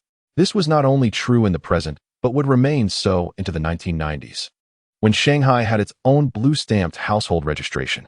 However, Chen Qingfeng was affiliated with the Public Security Department of Hebei Province. Although Captain Zhao had previously suggested transferring his organizational affiliation to Shanghai, doing so would feel like a betrayal to his former colleagues. Such an act would be akin to accepting a national scholarship to study abroad and ultimately not returning. Chen Qingfeng could never engage in such dishonorable conduct. By the way, I will be having my plaster removed next week. Oh, I inquired with my orthopedic colleague, who mentioned that your recovery is progressing well, and your hand should be free of any significant issues. To be candid, when discussing Chen Qingfeng's recovery, Dr. Lu appeared somewhat discontented, for once Chen Qingfeng regains his health, it signifies his return to Jixing. Thus, Chen Qingfeng found himself back at the sanatorium. In his previous life, he had devoted himself entirely to his younger siblings, neglecting his own household. As his siblings matured and his parents aged, he, as the eldest, dutifully fulfilled his filial obligations, sacrificing much in the process. Just as he was on the verge of promotion, he was compelled to transition to a less demanding position in the household registration department due to his parents' illness. In this lifetime, having seen through the true nature of his siblings, Chen Qingfeng chose to relinquish the burdens of family. He resolved to live for himself. However, the thought of this brought to mind the gentle Dr. Lu. leaving him uncertain of her sentiments. That night, Chen Qingfeng found it difficult to sleep. His mind occupied with these reflections, and he did not succumb to slumber until the early hours. Upon awakening, he was startled by a series of knocks at the door. Groggy, he donned his clothes and opened the door, only to find it was Hua Sheng. "Brother Hua, old Chen, I sincerely apologize for troubling you again. What is the matter? There has been the discovery of an old corpse over in Laogang, and Captain Zhao has been there for quite some time without any clues. He requested your assistance to provide insights." Laogang. That is the area where refuse is concentrated, known as Laogang Town, where garbage is accumulated before being transported to Su Province, Hui Province, and Zhejiang Province. However, this has also attracted many scavengers. The person who reported the body was a scavenger from out of town. We have already detained him. But the deceased was certainly not murdered by him. Why not? The timeline does not match. Chen Qingfeng dressed quickly, feeling a pang of hunger as he had not eaten breakfast. Nevertheless, aware of the urgency of the situation, he refrained from delaying further. He entered the vehicle, and some comrades from the training class, who were playing basketball outside, greeted him enthusiastically upon seeing him. "Old Chen, where are you off to now?" "Ah, another case has arisen in Laogang, and we requested Comrade Chen to lend his expertise. See, this highlights the levels of competency. We are all here to learn, while Comrade Chen Qingfeng is here as a consultant." Feeling bashful from the praise of his classmates, Chen Qingfeng could only scratch his head and smile modestly. An hour later, upon his arrival at the scene, he was grateful he had not eaten, as an overpowering stench of rotting garbage assaulted his senses from afar, causing him to grimace involuntarily. Chapter 35. The Blind Drifters. 8 hours prior, in the outskirts of the city and near the railway, there existed a group of unidentified individuals, collectively referred to as the Blind Drifters. Some are farmers who can no longer endure life in their hometowns, while others are educated youth unable to persevere on the farms, yearning to return home. Additionally, there are those who have been without a clear identity since birth. The extensive railway network traversing the country serves as the lifeline for these individuals, with their daily sustenance closely tied to the existence of the railways. However, upon seizing the opportunity to enter a bustling metropolis like Shanghai, they discover that survival in such places is not as daunting as they had imagined. Although city dwellers may earn modest incomes, they need not worry excessively about food. In areas where urban refuse accumulates, discarded resources can always be found, which can be collected, recycled, and sold to interested parties, thereby providing a semblance of income. With this income, alongside foraged food, they can manage to fill their stomachs adequately. Currently, most of Shanghai's municipal waste is transported to neighboring provinces, yet in the old port area, some temporary refuse remains, accumulating over the years into a formidable mountain of garbage. Those referred to as blind drifters rely on scavenging this refuse to eke out a meager existence. Zhang Hama, you didn't eat that half of a pig's ear all by yourself, did you? Of course not. I saved it for drinking. Let's see if I can find half a bottle of Shaoxing Huang today. Haha. Later, I'll go dig up some wild vegetables, and we can enjoy hot pot tonight. The group remains unfazed by the foul stench emanating from the garbage heap, engaging in cheerful conversation while using hooks to rummage through the refuse. Searching for usable items, be it clothing, shoes, glass bottles, or tin cans, all of which are treasures to them. However, the most abundant finds consist of unsold, spoiled vegetables from markets, along with some rotten fish and shrimp. These individuals have long developed robust appetites, regardless of how spoiled the food may be, as long as it is cooked thoroughly. It becomes palatable. As Zhang Hama speaks, he suddenly uncovers a paper bag from the refuse. Upon opening it, he discovers half a youtiao, fried dough stick. Without a hint of disdain, he promptly devours it. Delicious. What a wasteful person to discard a youtiao. Zhang Hama, don't eat it all. Save me a bite. Keep looking. A group of children, drawn by the commotion, rushes over. Just then, one excited companion calls out, "Hey, come over here. I've unearthed a big coat sleeve. Perhaps someone discarded a cotton coat. We could use it as a blanket." Upon hearing that someone had found a winter coat, everyone hurried over to assist. To be candid, living in such conditions, particularly without a shelter to shield them from the elements, makes winter the most arduous season for these individuals. During the winter months, they can only seek refuge in abandoned houses or dilapidated brick kilns to shield themselves from the wind and rain. Yet even so, the thin garments they wear offer little protection against the biting cold. After all, one must live, Each day necessitates venturing out. Once one steps outside as a vagrant, it becomes impossible to remain indoors all day, stoking a fire for warmth. However, when one does venture out, lacking even a single thick garment to shield against the wind and rain, can one not face dire consequences in the winter? Yet, the community has devised alternative strategies.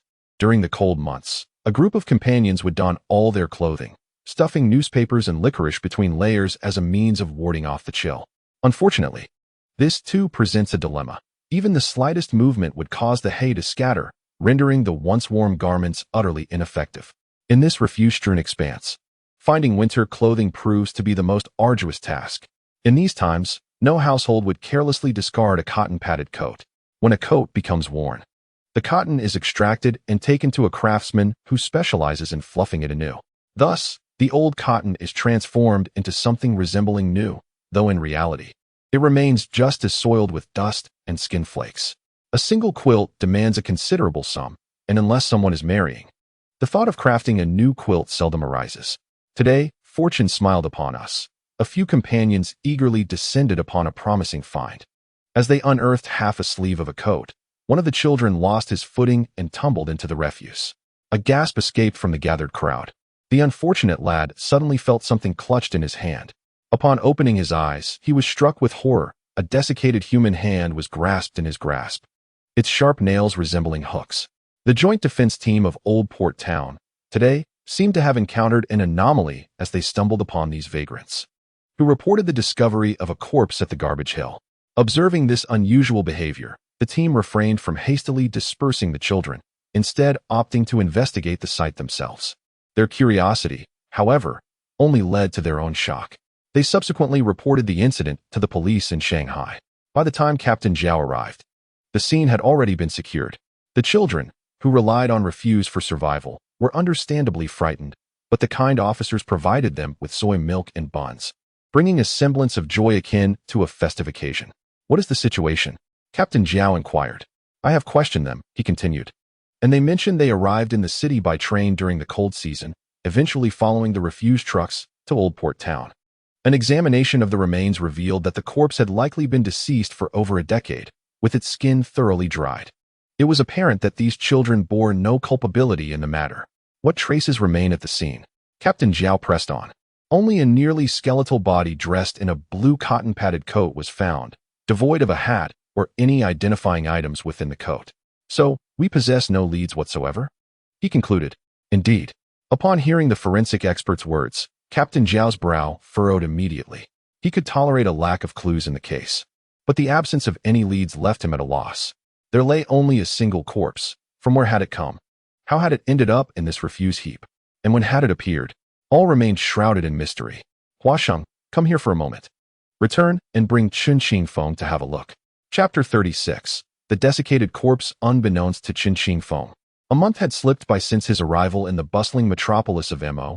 The year had reached its most sweltering peak, yet upon approaching the dump, he was met with a nauseating stench that made him gag involuntarily. He quickly turned away, inhaling deeply in the direction away from the refuse. Although the sight before him was repulsive, it did not pose the most formidable challenge for a detective. The truly unbearable odor emanated from the putrefaction of the corpse, a stench ineffable by mere words. Prolonged exposure could even seep into one's skin, rendering any attempt at washing it away futile. Nevertheless, for Chen Qingfeng, such experiences had long since become commonplace. He trudged up the mound of refuse, eventually reaching the spot where the body was discovered. There, he beheld the desiccated remains. The majority of the corpse had succumbed to skeletal remains, yet in certain areas where the bones were joined, shriveled flesh remained. This phenomenon was a waxy reaction of biological tissue post-mortem, akin to hanging cured pork above a stove for over a decade. Chen Qingfeng donned gloves and, with a deft motion, examined the body. He then turned to Huasheng and inquired, "What did the forensic expert say?" "The forensic specialist is still en route. We only have a technician from the Criminal Investigation Department. He mentioned that the time of death appears to exceed 5 years. Perhaps it hasn't been that long. Has the cause of death been determined? Given the state of the body, how could we ascertain the cause of death?" Upon hearing this, Chen Qingfeng felt a sense of clarity. To be honest, in 1983, the procedures for crime scene investigation were not as comprehensive as they would become in later years. Even in the event of a shooting, it was likely that, to preserve the scene, officers would simply cover fallen shell casings or bullets with plastic lids. In essence, everything relied on available materials, and at times, bricks were used to obscure bloodstains. Such improvised measures would be unimaginable 3 decades hence. Chen Qingfeng crouched down, meticulously scrutinizing every detail of the corpse. The remains had largely decomposed into bone, yet the clothing still held the body together. This case, in Chen Qingfeng's recollection, was one that had never been documented. Thus, it was plausible that it was not an unsolved mystery. For this reason, he found himself with no reference points for investigative thought. Every clue would need to be derived from the body itself. Chen Qingfeng commenced a thorough examination of the corpse, adhering to the standard autopsy protocol, inspecting from head to toe. Typically, in cases of poisoning, the teeth might reveal certain reactions. Chen Qingfeng meticulously examined the teeth of the deceased, finding no abnormalities. However, this merely suggested that the cause of death was not due to heavy metals or similar toxins. Of course, this was only a preliminary assessment. A thorough analysis of the bones and residual tissues was still required. Chen could only hope that the testing methods of this era were sufficiently advanced. After inspecting the skull and noting its intact condition without any significant traumatic injuries, he proceeded to examine the bones in the thoracic region. Suddenly, his hand froze between the 3rd and 4th ribs, where he observed a nearly imperceptible notch. "Brother Hua, take a look here." Notice the discoloration surrounding the bone. It couldn't have resulted from the recent handling, and there are also slight signs of healing. What does this imply? If I am not mistaken, this victim was likely stabbed directly through the heart. The assailant inserted the blade between the 3rd and 4th ribs, with the blade oriented downward. Wait a moment. This knife may possess some unique characteristics. Unique? Chen gently touched the upper bone, carefully comparing it to the fissures below. There was merely a faint scratch, while the upper fissure exhibited a distinct notch. Interesting. If my conjecture is correct, the blade of this knife should be quite slender. Yet there seems to be a serrated feature along the spine. How peculiar a knife that must be. Brother Hua, a distinctive weapon could be advantageous, at the very least. We can pursue our next investigative steps in that direction. As Chen spoke, he suddenly sensed a shadow blocking the sunlight behind him. Annoyed, he remarked, "Excuse me. Could you please step aside and not obstruct the light? Is there anything else to discern?" Upon hearing the voice, Chen abruptly turned around to discover that it was Captain Jiao standing behind him. "Captain Jiao, little Chen, I am merely drawing some inferences based on the traces at the scene. They may not be entirely accurate. That's all right. Whether or not we are correct will ultimately depend on the perpetrator's confirmation. Our current approach is to reconstruct the circumstances surrounding the victim's murder as accurately as possible." Very well. Donning gloves, Chen began to inspect the cotton coat. However, as soon as he touched the garment, he was taken aback, his eyes widening in surprise. "What is it?" The deceased may have spent time in a frigid region. "What? This coat is not an ordinary cotton one. Though it appears similar from the outside and is made of blue fabric, it is, in fact, different." As Chen turned the coat inside out and tore open the lining, a rich brown fur was revealed within. Not made of cotton. Indeed, the lining is made of fur. However, for reasons unknown, it has been covered with an additional layer of fabric. To put it simply, the typical cotton coat we are familiar with is suitable for temperate climates, while in cold, high-altitude regions, such warm fur coats are usually issued. Captain Jiao, astonished, reached out to touch the coat, but Chen Qingfeng stopped him. "Captain Jiao, it would be prudent to refrain from such actions. The cadaver, in such a filthy environment, may very well conceal pathogens that could incite disease. I strongly advise you to don a pair of gloves." "Ah, my oversight, Comrade Chen." Chen Qingfeng has only just arrived, and within a mere 10 minutes, has already constrained the scope of the investigation. A rather peculiar weapon has emerged, alongside the unusual leather coat worn by the deceased. The former may serve to identify the perpetrator, while the latter could assist in ascertaining the victim's identity during their lifetime. Chen Qingfeng meticulously examined the coat once more, lifting the collar to uncover an odd assortment of dust nestled within its folds. "Hua, could you please collect a sample of this dust to take back with you?" "Dust? Why is it red?" "Captain Jiao, if I am not mistaken, this does not appear to be the primary crime scene. The initial site is likely to be a brick kiln or a similar locale. Or perhaps this body had been concealed within such a place until it was recently unearthed and carelessly discarded with refuse, ultimately transported to the old port."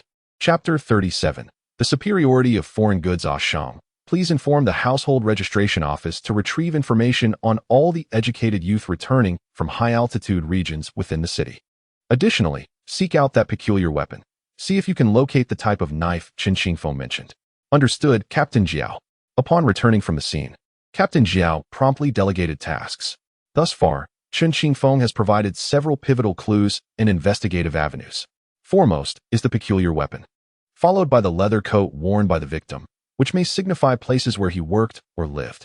In light of the influx of returning educated youth, this lead assumes particular significance. Another crucial lead involves identifying the primary crime scene. The refuse storage area at the old port is inundated with waste from across the city. The origins of this refuse remain unclear. Although this clue points towards a brick kiln, it is uncertain where such facilities exist within the metropolitan area. It could also derive from a demolition site or a basement where the body was inadvertently mixed with garbage during cleanup, subsequently transported here. In summary, the case commenced with a multitude of threads, lacking a discernible investigative direction, leaving everyone to rely on chance. However, Chen Qingfeng was not sent back. Captain Jiao intended to rigorously assess the capabilities of this young man. After returning from the landfill, Chen Qingfeng stopped at a bathhouse to cleanse himself thoroughly and donned a fresh change of clothes before making his way back to the Criminal Investigation Division. The office of the 3rd Criminal Investigation Team is a spacious room. Aside from a few female officers attending to administrative matters, all personnel have vacated the premises. Chen Qingfeng remained there as a guest. Old Chen, please take a seat. Should you require anything, do not hesitate to ask. I have already informed the others. I must take my leave now. Go ahead and attend to your duties. Chen Qingfeng was left in the office, assisting the remaining officers in organizing the paperwork. Perhaps due to Captain Jiao's personal connections, several matters have gradually received responses. The Household Registration Department was highly cooperative, promptly providing a series of documents regarding individuals returning from the frigid, high-altitude regions to the metropolis. As an extensive city-wide investigation was necessary for these resources, the documents were sent over in batches. After receiving the materials, Chen Qingfeng reviewed them himself before passing them on to the staff handling the affairs. He vaguely recalled a highly popular television series from the 1990s titled Dead of Affliction, which depicted the experiences of educated youth returning to the city. However, the narrative primarily focused on those who, having abandoned their wives and children in the southern countryside, returned to the metropolis, and their subsequent stories. The children of those individuals grew up and eventually came to the metropolis in search of their long-lost parents, only to find themselves in awkward situations. He remembered a line from the lyrics. The beautiful Zishuing Bana cannot keep my father. The metropolis is vast, yet there is no home for me. That television series created quite a stir, leaving a lasting impression on Chen Qingfeng even after so many years. Reflecting on it now, it dawned on him that this was precisely the era when those children's parents returned to the metropolis. The frigid, high-altitude areas are generally concentrated in the northwestern plateau regions. Chen Qingfeng knew about the heavy coats because he had been there before. Ordinary military overcoats could not withstand the severe cold of that place. Only the inner leather and outer cotton coats could endure such harsh climates. However, this was just one aspect. At present, the weather in the metropolis was not that cold, and the thickness of the coat worn by the deceased suggested that they likely passed away during a colder season. Could you assist me in searching for any missing persons reports that occurred in winter? Winter, indeed. Huang Sheng had already introduced Chen Qingfeng's capabilities, so the staff here treated his words with the utmost seriousness. Everyone worked together, eager to solve the case as soon as possible. Thus, they began to categorize the cases, sorting them by season into spring, summer, autumn, and winter.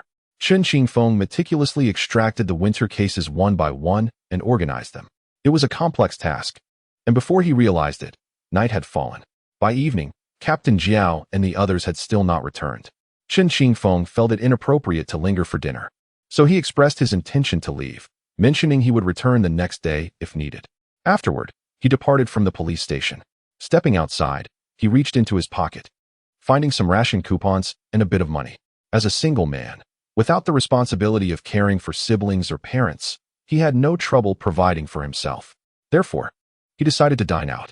In these times, many meat dishes cost less than $1. Chen Qingfeng ordered a serving of braised fish and a bottle of yellow wine for himself, enjoying a solitary drink. Have you heard the news? What happened? In the market, There exists a remarkable device known as an electronic watch, a cutting-edge product devised abroad that requires no winding and boasts impeccable precision, adorned with digital displays. What other timepieces can compare in such manner? Do not be misled by appearances. The crux of the matter is that a conventional watch from Modu costs several hundred yuan, while an electronic watch is merely priced at 45 yuan. Is it truly possible for a watch to be so inexpensive? You jest. How could such a thing be a jest? It genuinely costs only 45 yuan. Indeed, that is correct. Foreign products are undeniably superior. A friend of mine recently imported a batch from customs. Observe this item, purportedly Swiss-made, featuring an array of tools, capable of opening cans and bottles alike. What is this screw-shaped implement? Fool, that is for uncorking wine. Wine? Vermouth, perhaps? How quaint. Surely, foreigners do not indulge in such trivialities. They savor only fine vintages like Lafite. Why does your knife possess what appears to be a saw? As I mentioned, this is a military knife. Utilized by foreign soldiers in the wilderness, they might even employ that saw to chop wood for a fire and prepare meals. Seated nearby, Chen Qingfeng sipped yellow wine and chuckled. Suddenly, as if struck by inspiration, he rose and grasped the dagger on the table. What are you doing, attempting a robbery? My apologies, comrade. I simply wish to examine this Swiss Army knife. Quite impressive indeed. Where did you acquire it? Chapter 38. The identity of the victim. What progress has been made in tracing the educated youth who returned to the city? We have made some headway. However, the number of educated youths who ventured to Qinghai and Tibet was vast, and I fear we may struggle to keep up. If we cannot manage, we shall increase our manpower. Regardless, we must locate this individual. What of the murder weapon? We have disseminated its image, but thus far, we have no leads. We consulted several hardware store owners, yet none have encountered such a knife. After a day of toil, we have made no advancements. Inform everyone to rest well tonight. We shall continue our efforts tomorrow. Captain Jiao walked, issuing instructions as he proceeded, feeling exhausted upon reaching the office. However, upon entering, he found Chen Qingfeng seated quietly, gazing at an object on the table. Xiao Chen, you have not left. Have you been waiting for our return? Captain Jiao, I purchased an item for approximately 60 yuan. Could you assist me with reimbursement? Surely, Xiao Chen, you cannot be so brazen as to take advantage of public funds in this manner. What have you bought that warrants reimbursement? Indeed, Brother Hua, this item is mine. Yet I acquired it to show you all and to convey some news. I believe I have identified the victim. You have found the victim? Both Captain Jiao and Hua were immediately filled with excitement. They entered the office, and even the weary detectives gathered around. With so many individuals mobilized and an entire day spent in search, how could Chen Qingfeng, alone, succeed in uncovering the victim's identity? Moreover, he possesses no notable social connections in Modu. Could it be that this young man possesses extraordinary abilities? Without further ado, the object upon the table is known as a Swiss Army knife, which I procured today from Zhejiang Road. Zhejiang Road? What business did you have there? Initially, I merely sought to test my luck, yet unexpectedly, I stumbled upon this. You, being seasoned locals of Shanghai, must be familiar with Zhejiang Road. Indeed, that's splendid. This item may very well have been smuggled from overseas. However, I suspect it won't be long before some local hardware factories begin to replicate it. This contraption, referred to as a Swiss Army knife, is not inexpensive, a mere trifle, yet it cost me 60 yuan. You cannot be suggesting it as a weapon, can you? No, this merely resembles a weapon. Feel free to open it and examine for yourselves. Chen Qingfeng remarked as he handed the knife to Hua Sheng. In front of Captain Jiao, Hua Sheng opened the knife, revealing a particularly unique third blade. One side bore a sharp edge, indistinguishable from an ordinary fruit knife, while the other side featured a serrated edge. This is a widely favored survival tool abroad, integrating multiple implements for the convenience of outdoor living or crafting simple items. That notch can indeed function as a saw, albeit rather inconveniently. However, if plunged into the human body, it would undoubtedly yield similar results. I have conducted a brief inquiry, and the height of the blade aligns approximately with the marks between the third and fourth ribs. Furthermore, the serrated edge could certainly inflict such injuries. Are they truly asking us to pay 60 yuan for this? If it were merely this, I would have gladly paid for it myself. The issue lies in what I learned while inquiring about Zhejiang Road. What news? Several years ago, a similar army knife was consigned for sale on Zhejiang Road, but the seller later reclaimed it. The owner was knowledgeable and recognized it as an antique Swiss Army knife, which he has since kept in mind. Of course, that knife could fetch a price of 1,000 yuan at the time, and my knife pales in comparison. Is that so? Haha. The owner even recalled that the seller was named Li Daguang, a local from Shanghai, who, after graduation, was sent to a farm in Qinghai. It is said that he returned several times, once even apprehended by your police force. However, the records from those years are likely quite disorganized, and I have been unable to locate this information. Hold on, merely this does not prove that the deceased is Li Daguang, does it? Indeed. However, I returned early today and have already contacted the Public Security Bureau in Qinghai for inquiries. They confirmed that the earliest batch of Shanghai youth sent there did indeed receive a batch of fur coats made from precious fox pelts. The initial supply of materials was of high quality, as they held the youth in great esteem. Subsequent batches saw a decline in quality. You see, that coat was salvaged from a garbage heap. Despite being buried for so long, it remains smooth and lustrous. Therefore, I am convinced that Li Daguang is likely the victim. He was among the first group of young intellectuals sent to Qinghai, yet his connections have not been restored to this day. Xiao Sheng, please assist Xiao Chun in filing a reimbursement for the 60 yuan with the finance department. Certainly, Captain Jiao. Additionally, I will apply to the director for a batch of bonuses. After all, Xiao Chun cannot perpetually assist us without compensation. As for the bonuses, I feel rather embarrassed to accept them. No, that is irrelevant. I have heard that when the two kings of the Northeast attempted to bribe you with several thousand yuan on the mountain, you refused. Such a person as you certainly deserves the bonuses from our Shanghai Public Security Bureau. Captain Jiao, I have already conveyed all the leads I discovered today. If there is nothing else, I shall take my leave. Oh, do not be hasty. Xiao Chun, since you are idle, and your injury has nearly healed, with your level of expertise, it is unlikely that any classes at the training center would pique your interest. How about this? Join our criminal investigation team and lend us a hand. What was your salary at your previous position? I will double it for you. That would be too much. What is there to feel embarrassed about? Captain Jiao, this truly feels inappropriate. Xiao Wang, swiftly write an application and submit it to the director tomorrow, stating that our criminal investigation team cannot do without Comrade Chen. Captain Jiao is determined to retain Chen Qingfeng, for he possesses a remarkable knack for solving cases. Chen Qingfeng genuinely feels uncomfortable accepting this salary. If that were the case, he would be receiving 2 salaries, which seems excessive. Nevertheless, the investigation must continue. Since the deceased has been identified as a youth from Qinghai, we must now utilize this skeletal remains to retrieve information about the deceased's past. With Captain Jiao praising him so, Chen Qingfeng felt reluctant to leave so early. Thus, he proceeded to the forensic department. Xiao Chun, why do you come to view the corpse at such a late hour?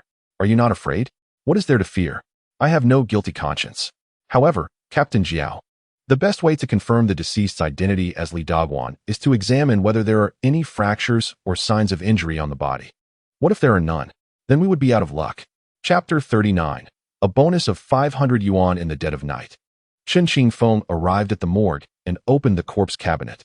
Gazing at the largely skeletal remains, he meticulously compared the bones. One can discern certain clues from human bones. For instance, the skeletal structure of pirates often reveals traces of syphilis. Chen Qingfeng had learned this during a scientific exploration program years ago. Furthermore, the thickness of the bones correlates with nutritional status. In this era, even the nutritional conditions of urban dwellers are not particularly favorable. Yet, the nutrition reflected in these bones appears quite satisfactory. A rough estimate of the skeletal height suggests that the deceased was between 175 and 180 meters tall. This height is commendable. Additionally, the robust nature of the bones and the natural wear of the teeth allow for an estimation of age, likely in the 20s. This aligns with Li Daguang's age. Regrettably, after extensive examination, Chen Qingfeng could only ascertain this information. There must be further clues that can be discerned from the skeletal remains. He scrutinized from the feet to the pelvis, then from the spine to the sternum, ultimately holding the cranium of the deceased, examining it with great care. His focused expression even earned him admiration from Captain Jiao, who stood beside him. Suddenly, the lights in the morgue flickered. Captain Jiao felt a chill run down his spine. However, Chen Qingfeng cradled the skull, intently observing the teeth. Xiao Chun, isn't that enough? Shall we come back tomorrow? Captain, could you please clean this skull? I wish to see the original color of the teeth. What do you mean?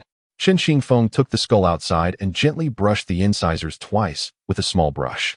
He looked in astonishment at the transformation of the teeth, then proceeded to clean the mandible.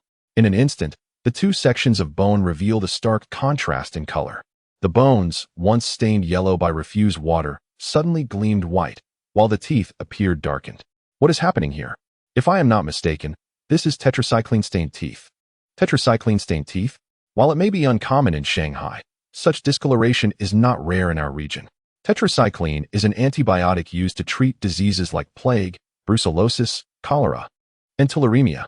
These ailments are prevalent in grassland areas, and although our Plains County has experienced minor outbreaks, they are more severe in the grasslands where wildlife is unavoidable. Ground squirrels can carry the plague, and wild rabbits can transmit diseases like brucellosis, which is particularly easy to contract when slaughtering cattle and sheep. Are you suggesting we check if Li Dogwang has ever had brucellosis or related illnesses? If they confirm he has taken tetracycline or similar medications, we can reasonably conclude that this corpse is indeed his. Chen Qingfeng vaguely recalled a period when tetracycline-stained teeth were particularly prevalent. Many had consumed tetracycline, but it has side effects, one of which is the subtle darkening of teeth. This discoloration emanates from within the tooth. Chen Qingfeng had scrutinized the teeth for this very reason. With another lead confirmed, he promptly washed his hands and arms up to the elbows. Captain Jiao then instructed Hua Sheng to arrange transportation for Chen Qingfeng back to the sanatorium. However, upon returning, Chen Qingfeng found himself unable to sleep. That night, he had several dreams, one of which featured a young man galloping across the grasslands of Qinghai on horseback. Yet, as he turned, his visage transformed into that of a skull. Awakening in a cold sweat, Chen Qingfeng rushed into the bathroom for a quick shower. Just then, he was roused by a knock on his door. "Brother Chen, you are incredible. What is it?" We can say with absolute certainty that the deceased is Li Dogwang. "Early this morning, Captain Jiao sent me to visit Li Dogwang's family. They mentioned that he returned home once 5 years ago, having escaped from the farm. At that time, he told his family he was going abroad, claiming he could no longer endure life on the farm. Consequently, his family prepared some money for him, and he procured some rare items on Shoujiang Road, intending to sell them along the way and leave Shanghai. He has not been in contact with his family for years." Please wait a moment. What do you mean by the certainty of Li Dogwang's body being 100 confirmed? Hi. Li Dogwang's mother mentioned that when she held him as a child, he once fell, resulting in a dent on his head. As he grew up, it was something that would go unnoticed by most unless specifically felt. We contacted the forensic expert at the bureau, and upon examination, it was indeed found that there was a dent in the same location. This suggests that the deceased is likely him. Now we must uncover the identity of the murderer, the perpetrator. Indeed, this presents a challenge. 5 years ago, there were no relevant policies. There were educated youths who came over, often attempting to flee abroad. During the most chaotic times, some who had committed murder would escape to Myanmar, and there were even those who formed guerrilla groups there. Those are all tales of the past.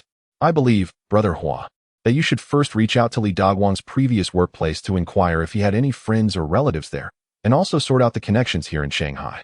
We need to construct a network of relations for the deceased to see who he might have contacted upon his return, or if he had any potential enemies. All right, Xiao Chen, your tone is strikingly similar to that of Captain Jiao. I truly did not realize you were so young yet possessed such extensive experience. Almost like a criminal investigation team leader. Don't jest with me, Brother Huasheng. By the way, Xiao Chen also signed for this and counted to verify. What is this for? The bonus. Did your unit not reward you for capturing the 2 kings of Guangdong? The bonus is intended for the common people, as police officers. Isn't it our duty to apprehend those heinous criminals? Precisely. Now that you are with us, we must certainly reward you. After all, in Shanghai, you are also considered a member of the public, so feel free to accept it. We may need to trouble you in the coming days. Chen Qingfeng, unable to decline, had no choice but to accept it. Upon squeezing the envelope, he immediately sensed that the amount was substantial. After Huasheng took his leave, Chen Qingfeng opened his wallet and poured out the contents. The current circulating currency is the 3rd set of renminbi, with the highest denomination being 10 yuan, commonly referred to as de tuanjia. Chen Qingfeng gazed at the 50 de tuanjia notes that spilled from the envelope. This amount totaled 500 yuan, which could arguably possess a purchasing power exceeding 5,000 in later times. Indeed, the economy in Shanghai is flourishing. Unfortunately, Chen Qingfeng could not become a traitor who would forsake righteousness for profit. Chapter 40, Red Powder. Shanghai Liui Middle School. Master, the class of 70. Did all the students here go to Qinghai? The elder at the entrance seemed not to comprehend Chen Qingfeng's Mandarin, responding fluently in Shanghainese, making communication akin to a chicken speaking to a duck. Chen Qingfeng, at a loss, turned his pleading gaze towards Huasheng beside him. Thus, Huasheng assumed the role of translator and began to communicate with Chen Qingfeng. From the class of 70, is there someone named Li Daguang among you? Yes. Elder, you still remember? Remember, among all the children at school, Li Daguang was considered the most mischievous. Unfortunately, that particular cohort faced a challenging time, and after graduation, they all headed to Qinghai. Have any of them returned? A few did come back, and even visited the school to see the teachers. Do you know how to reach those individuals? The elder fell silent for a moment, as if recollecting something. He then rummaged through his notebook and produced an address. The school had once visited their home for a courtesy call, and I remember this address. After all these years, I'm not sure if they've moved. But you might give it a try. Upon receiving the address, Chen Qingfeng and Huasheng exchanged knowing smiles. The address belonged to Li Daguang. Following Huasheng, Chen Qingfeng navigated to a house nestled in an old alley on Sichuan North Road. The two inquired at each residence and finally discovered this family on the third floor of a tenement. Li Daguang. Yes, he has returned to Shanghai. Did you know? Impossible. That guy, unlike us, would come back even in death. Why? Li Daguang has a Tibetan girlfriend over there named Zhuoma. When he first arrived, he frequently returned home. Similar to us. During that time, he wasn't caught and subjected to scrutiny, but later, he and Zhuoma were separated in the camp, and he became utterly entranced by her. Are you implying that Li Daguang is in a relationship? Yes. But girls from minority ethnic groups aren't as coy as us Han. If they like someone, they express it openly. Here, women tend to be more reserved. Wait a moment. Were you and Li Daguang in the same unit in Qinghai? No, he was with the 1st Agricultural Division, while I was with the 2nd. We hardly saw each other throughout the year. Occasionally, I only heard news about him from our fellow townsfolk. I see. So, you believe Li Daguang hasn't returned to Shanghai? Why not inquire with his classmates from the 1st Division? After descending from the building, Chen Qingfeng and Huasheng acquired a new address. As they arrived, the door was opened by a person with a disability. Excuse me, do you know Li Daguang? Yes, I do. Could you share some information about him? The room was quite small, and as Chen Qingfeng stepped inside, he felt a few specks of dust fall on the back of his neck. He looked up, and the man in the wheelchair immediately apologized. My place leaks often. Please don't mind it. It's small. Feel free to sit. Apologies for the intrusion. Though Li Daguang and I were classmates at the 1st Agricultural Division, we weren't close. I heard he has a Tibetan girlfriend named Zhuoma. Is that correct? Yes. What can you tell me about her? Do you know her whereabouts? Zhuoma is deceased. What did you say? When we were returning to the city, those who came from Shanghai were reckless, only focused on getting to their vehicles as quickly as possible. That day there was a blizzard, and Zhuoma, unwilling to leave the farm's sheep, ran to bring them back to the pen. Unfortunately, she perished in the snow. What did you say? I believe a significant portion of the responsibility for this tragedy falls on Li Daguang. Do you mean to suggest that Li Daguang is responsible for Zhuoma's demise? Well, one can only say there is a connection. After all, he is Zhuoma's boyfriend. Why has he not returned to retrieve the sheep? Chen Qingfeng scrutinized this individual, who, according to their mutual acquaintance from the 61st High School, had been associated with Li Daguang at the Agricultural 1st Division.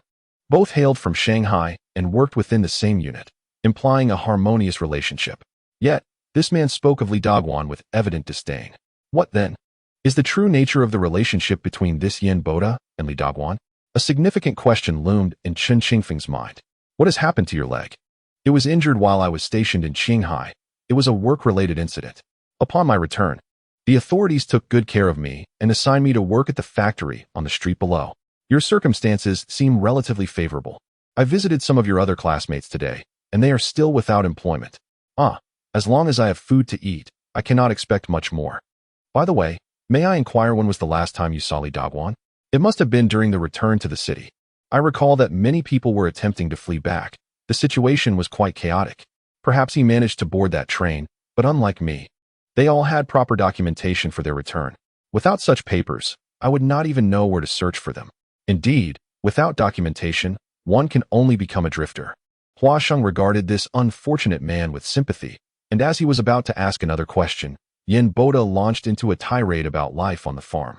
Realizing that further inquiry was futile, Chen Qingfeng exchanged a glance with Hua Sheng, and they exited together. Upon their departure, Hua Sheng expressed his astonishment. There was a Tibetan girl who fancied him, yet he silently returned, preferring to be a drifter rather than go back to Qinghai. Brother Hua. This could merely be Yin Boda's perspective. I sensed a deep-seated animosity towards Li Daguan in his words. Hatred? I did not perceive that. Brother Hua, do you recall how we noticed the ceiling leaking dust when we entered? Indeed. I happened to brush some off my collar, and while we were conversing, I discreetly placed it in my pocket. Now Chen Qingfeng said, abruptly removing his jacket and extracting a newspaper from his briefcase. He then turned his pocket inside out, emptying its contents onto the newspaper. Hua Sheng's eyes widened at the sight of the red powder on the paper. Brother Hua, do you remember the powder we discovered on the leather coat at the scene? You mean it is possible that we just exited from the primary scene? Chapter 41. The love of Qinghai. With a thunderous clap, Yin Boda, who had been in a deep slumber, suddenly opened his eyes. He touched his damp face and realized that the ceiling was leaking once more. Hastily, he got up, retrieving a basin from beside him to place at the head of his bed, and then awkwardly reclined on the wet mattress. After returning from Qinghai to Shanghai, Yin Boda had not been able to enjoy the urban life he had envisioned. Even his living conditions were inferior to those he experienced in Qinghai. During that time, he longed for the simplicity of life in Qinghai, where the pastoral charm of the local herdsmen, the vast grasslands, and the delectable beef and mutton filled his memories. Yet, what he cherished most was the beautiful Zhuoma. Amidst the sound of a torrential downpour, the entire city was enveloped in an indescribable atmosphere.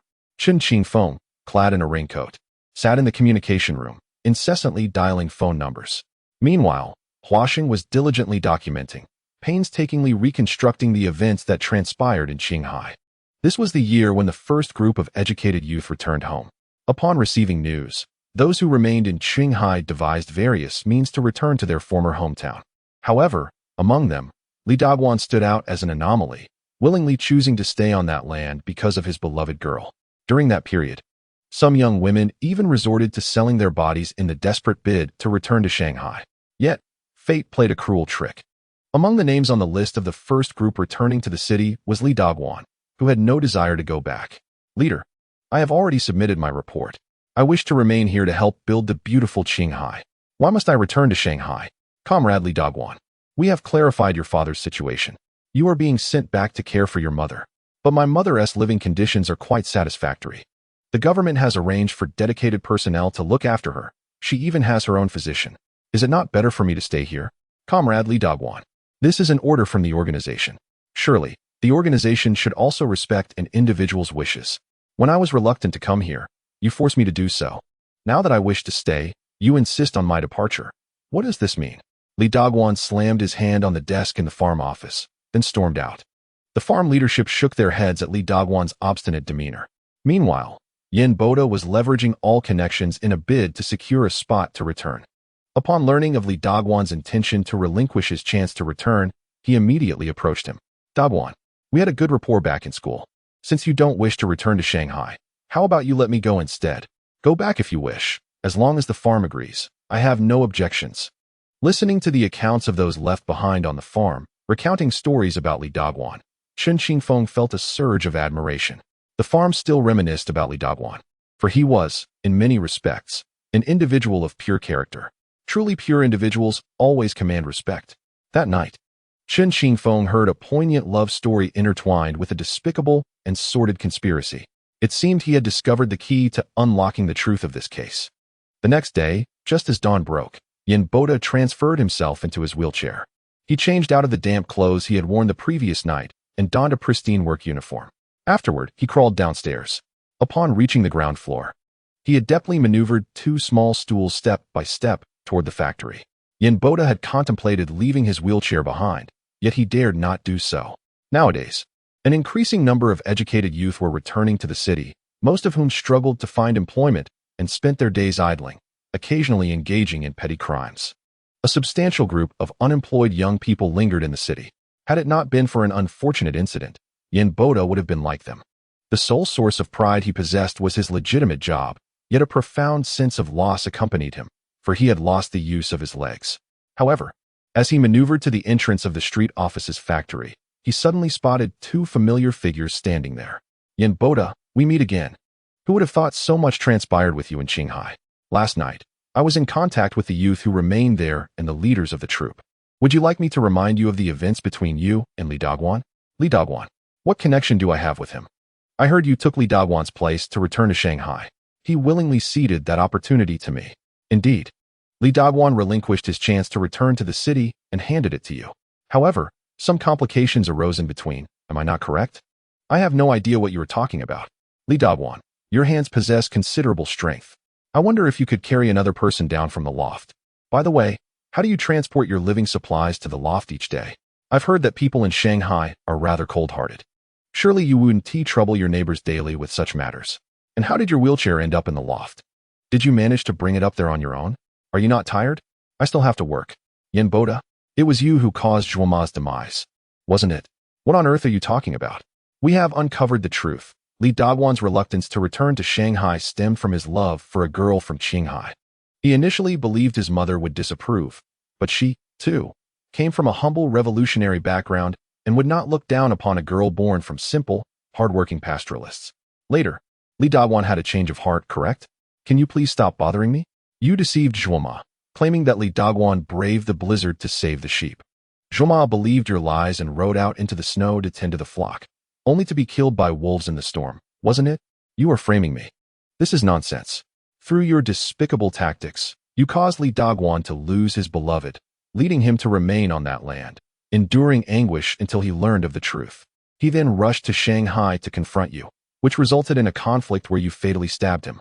Following that, you utilized the makeshift facilities you constructed in the loft to transport his body down, and then you used your wheelchair to transport his remains to a nearby, demolished factory. You are speaking nonsense. Do you believe it? Clues have been concealed on Li Dogwan's corpse all along. Once we conduct an examination, the truth will be revealed. Chapter 42. The True Face of a Villain. Are you deceiving me? Are you truly deceiving me? You must be deceiving me. Yin Boda, solving a case relies on evidence. Without evidence, we would not seek you out. Do you genuinely think that by erasing all traces of blood in your residence, we would be rendered powerless? In this world, science advances daily, and technology accumulates steadily. Cases that were once unsolvable can now be clarified in an instant through technological means. There exists a technique abroad that can distinctly detect the genetic information on a corpse, akin to fingerprints. Unmistakable. Do not try to fool me. If you are capable, then test it. We need not resort to such technology for you. Chen Qingfeng chuckled confidently, then turned to Huaxing and said, Brother Hua, could you kindly inquire at the university to see if you can procure a substance known as luminescent ammonia? Luminescent ammonia? This chemical reagent was synthesized in the last century. And at the turn of this century, German scientists discovered that when this reagent is mixed with a specific amount of an oxidizer, it emits a brilliant blue light. This solution readily binds with hemoglobin, so if it is convenient, I would appreciate it if you could ask. I will remain here with Yin Boda to observe what he has to say. Are you jesting? Yin Boda, may I ask how you dealt with the bloodstains? Did you wrap the corpse in a quilt? Or did only a small amount of blood leak out because the knife remained embedded in the deceased's chest, which you removed only after purging moisture? I do not understand what you are saying. No matter how cleverly crafted, there will always be traces left at the scene. No case occurs in a vacuum. Yesterday, I visited the loft where you reside and noticed some dust on the rooftop. Coincidentally, Li Dogwan's body also bore some brick dust. This cannot be mere coincidence, can it? If you insist that everything is coincidental, then provide me with a reasonable explanation. We are merely one step away. The chemical reagent I mentioned should be obtainable at universities in Shanghai. Will you wait for us to bring the reagent to test the blood in your home? Or will you confess voluntarily? You seem unyielding. Brother Hua, little Chun, take this fellow into custody. Let us employ some methods to ensure he confesses swiftly. Brother Hua, there is no need for such measures with me. Since he does not believe, I shall perform a little magic for him. Chen Qingfeng instructed Huaxing to keep an eye on Yin Boda. Then he proceeded to the factory of the street office and contacted Lu Wenning. Luminescent ammonia? Dr. Lu, does the hospital have any? The laboratory should possess it, and perhaps the pharmacy department as well. What do you need this for? If it is convenient, could you bring some over? Lu Wenning had just finished her night shift and was heading home, but upon receiving the call, she agreed to deliver some reagents. Thus, Chen Qingfeng watched Yin Boda while Huaxing exchanged a few words with the factory manager. Doubts swiftly enveloped the factory regarding Yin Boda. Subsequently, the police arrived and cordoned off Yin Boda's residence. After approximately an hour, Lu Winning navigated through the layers of police barricades to reach the scene, perplexedly handing over the reagents to Chen Qingfeng. The reagents comprised two substances, luminescent amine and hydrogen peroxide. Chen Qingfeng, utilizing beakers and test tubes, meticulously combined these two agents in precise proportions. He then procured a watering can, filled it with the concoction, and began to spray the solution liberally throughout Yin Boda's room. What are you doing? If the tests yield no results, you shall be liable for compensation. If the results are inconclusive, I shall indeed owe you. But what if they reveal something? The factory possessed ultraviolet lamps for disinfection. Huaxing, shouldering a UV lamp, ascended to the upper floor. Subsequently, curtains were drawn, and both Chen Qingfeng and Huaxing donned sunglasses. Suddenly, with the illumination of the fluorescent light, the entire room was marked with mottled signs. Yin Boda, witnessing this spectacle, reacted as though he had encountered a ghost. The dim blue glow bore an uncanny resemblance to the presence of spirits, revealing bloodstains not only on the walls but also along the edges of the bed and across the floor. Huaxing, taken aback by the sight, gaped in disbelief and turned to Chen Qingfeng, who appeared to have anticipated such an outcome. Xiao Chen, I thought you were deceiving him? Brother Hua, I had no intention of tricking him. I anticipated this effect from the very beginning. You are remarkably astute, even in chemistry. The specifics elude me. Yet I am aware of this method. At that moment, Yin Boda was slumped in his wheelchair. Observing this, Chen Qingfeng promptly extracted him from the crowd, forcibly pulling him from the chair. Now, elucidate the origin of these bloodstains on the walls, the bed, and the floor. I do not know. Do you not know? You are framing me. Am I framing you? How could such a small knife produce this much blood? As soon as Yin Boda uttered these words, every gaze turned towards him. It was then that he suddenly realized his blunder and hastily slapped himself across the face. You mentioned the knife was small. I never disclosed whether it was large or small, did I? Yin Boda found himself at a loss for words when a speck of dust fell from the ceiling directly into his eye. He squinted and gazed up at the ceiling, his spirit plummeting as he collapsed onto the floor, wailing in agony. No one extended sympathy to such a person, were it not for the fact that he was disabled. Many who returned to the city without employment would not have arranged a job for him on the streets. Yet he garnered the sympathy of others, all the while causing harm to numerous colleagues who once worked alongside him and classmates he had known for years. If it had not been for Li Dagwan's mother suddenly expressing a desire to meet Li Dagwan's Tibetan girlfriend, Li Dagwan would not have whimsically decided to bring Zhuoma to Shanghai for a new life. Li Dagwan's sudden change of heart incited the fury of Yin Boda, who had already made up his mind to return. He deceived Zhuoma, telling her that Li Dagwan had encountered a blizzard while tending to the sheep. Ignoring her own safety, Zhuoma gallantly rode into the storm. Meanwhile, Li Dagwan was at the station, awaiting the arrival of his beloved. Upon reaching the station, Yin Boda revealed the truth to Li Dagwan, compelling him to forsake the departing train. Among the throngs of youth eager to return to the city, some had not secured a spot and were willing to risk their fate as drifters. They clung desperately to the train. Yin Boda was shoved off the tracks by the crowd and faced the consequences, sustaining broken legs. Ultimately, he was sent back. However, 6 months later, having unraveled the entire truth, Li Dagwan, resembling a vengeful specter, traversed from Qinghai to Shanghai, determined to confront the despicable Yin Boda. Chapter 43. The melancholy of returning home. Chen Qingfeng inquired about a certain substance. Captain Jiao, he said, what is this thing called? No, it's Huaxing. Captain Jiao replied. I instructed you to follow Xiao Chun to learn properly. How is it that you cannot even mimic him? After all this time, what is this substance? You cannot articulate it clearly. You say it's just one nose and 2 eyes. How can there be such a disparity? Captain, I cannot be compared to Xiao Chun. He apprehended the notorious 2 kings of the East, and I hear his name is well known within the department. Stop the banter. You will go to the identification department and have them learn how to prepare this reagent from Xiao Chun tomorrow. With this, our work will be greatly facilitated. Understood. Despite being scolded by Captain Jiao, Huaxing felt a sense of elation after cracking a major case. However, Captain Jiao wrestled with a sense of loss. While solving a case should bring joy, The reality was that the one who solved it did not belong to their Shanghai Criminal Police Team Number 3, which was a serious issue.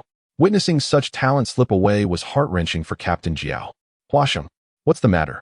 You mentioned previously that Chen Qingfeng seems to have a close relationship with a female doctor here? Yes, that would be Dr. Liu from our public security hospital. When Chen Qingfeng called, Dr. Liu personally delivered the reagent. All right, I see. By the way, make sure to buy a few movie tickets for Dr. Liu. No, better yet, take them to Shaochen instead. Write a letter of commendation to Dr. Liu in the name of our 3rd Brigade. But Captain, it was Chen Qingfeng who helped us solve the case. I know. How can you be so dim-witted? If you want to keep Chen Qingfeng around, you still need to rely on Dr. Liu, don't you? Huh. You're quite cunning, Captain. Get back to your work. Chen Qingfeng remained oblivious to the fact that he had once again fallen victim to Captain Jiao's cunning schemes. Reflecting on the time he had spent here, he realized it had been considerable. When he first arrived, he wore short sleeves. Now, the cast on his arm had been removed, and he had switched to long sleeves. He had also made numerous friends in the study group. However, frequently summoned by the criminal police department, Chen Qingfeng found little time to devote to his studies. In truth, having lived twice, he understood that attempting to transform individuals into adept detectives within the brief span of a month was rather naive. Such expertise is honed through continuous learning and accumulation of experience in the field. Yet, on the other hand, Chen Qingfeng had indeed forged numerous connections. Located in the North China Plain, Jisheng Province fostered a sense of camaraderie among the neighboring provinces. He enjoyed a good rapport with Brother Qiao from the adjacent Shanxi Province. Moreover, due to his successful apprehension of the 2 kings from the northeast and several influential figures from the 3 provinces of Guangzhou, he garnered considerable gratitude. Additionally, colleagues from several southern provinces within the public security system had also heard of Chen Qingfeng's esteemed reputation. Little Chen, since you are young, we'll take you under our wing as an elder brother. When you have the chance to visit Northeast China, do be sure to reach out. He appreciated the straightforwardness of the Northeasterners. Throughout his life, he had mastered many things, but the concept of politeness had always eluded him. Upon returning from the criminal police department, several senior figures from the training class, upon learning the news, clamored to celebrate Chen Qingfeng's achievements. They procured some pig's head meat and pickled vegetables from the cafeteria, accompanied by a couple of bottles of Shikumen old wine, and commenced their revelry.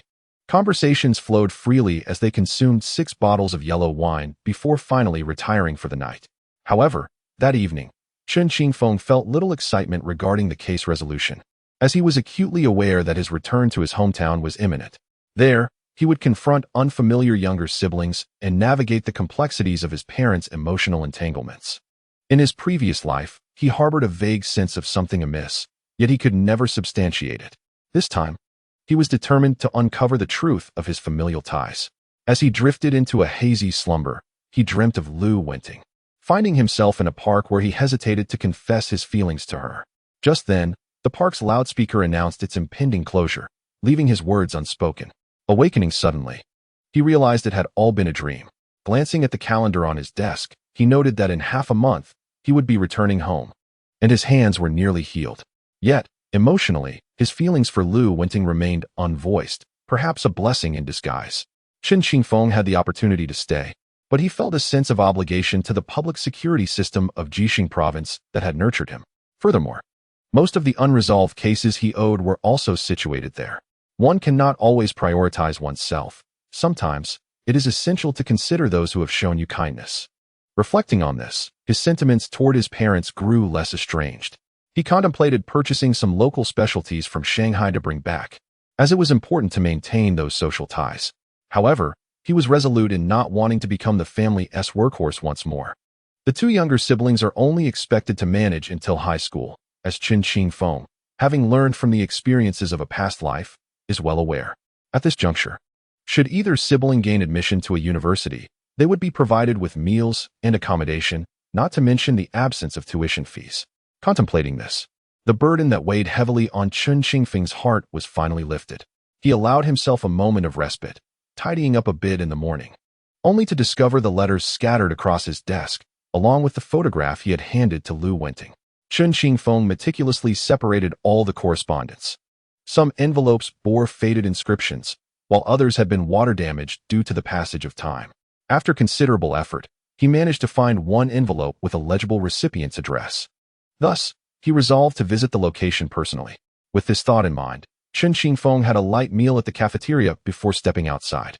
"Hey, Xiao Chun, where are you off to?" inquired Xiao, a fellow from Jin province. "I'm just going out for a stroll and thought I might pick up some souvenirs for home." "Perfect. I'll join you," replied Xiao, as he seemed to have been waiting for Chen Qingfeng after their drinking session the previous day. Unable to decline, Chen Qingfeng set off with him. The two borrowed bicycles from the sanatorium and rode out together. "Xiao, once we reach the city god temple area, I have a few matters to attend to. Is that all right? If you have something to do, go ahead. If you need my assistance, I can accompany you." "Well, that works too. Let us go explore together. I'm not familiar with this area anyway." Chapter 44. Family Matters. Little brother, are you visiting relatives? It wouldn't be proper to arrive empty-handed. Shall I buy some canned peaches? Xiao, observing Chen Qingfeng inquiring about an address, assumed he was there to visit family. He turned to fetch a gift. Yet, Chen Qingfeng was not genuinely there for a family visit. He merely sought to uncover the connection between the address and the photograph with Lu Wenting. He quickly stopped Xiao. "What are you doing, old Xiao? I'm not here to find relatives. To put it plainly, I'm just out for leisure." "Leisure? What is so entertaining about the place you're looking for?" "To be honest, there is an address you've seen. Recently, I visited Xiujiang Road to acquire some antiques and correspondence. You have a taste for these things? We have plenty of that in Jin province. Back when I played cards with the old rich, many items were taken home by my brothers for domestic use. If you're interested, I can inquire back home sometime." "Old Xiao, if your family has any relatives with such items, keep them safe. You might end up profiting from them.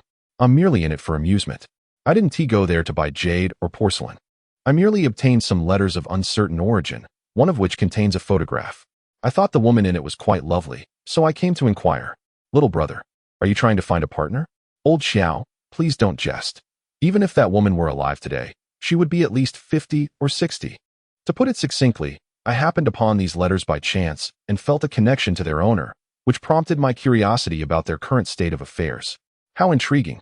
"Indeed, in a place so unfamiliar, seeking a bit of enjoyment for oneself is ultimately a positive endeavor." After clarifying this, Chen Qingfeng engaged Lao Qiao in a delightful game of detective work. They embarked on a search and, at last, discovered the address in a quaint alley.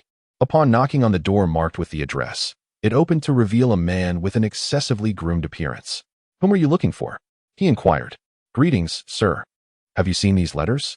Chen Qingfeng asked, extending one of the letters. The man paused momentarily before taking the letter and responded, "Could it be from the previous residents? That family has since moved away." "Moved away? When did they leave?" Chen Qingfeng pressed. "Quite some time ago, I believe.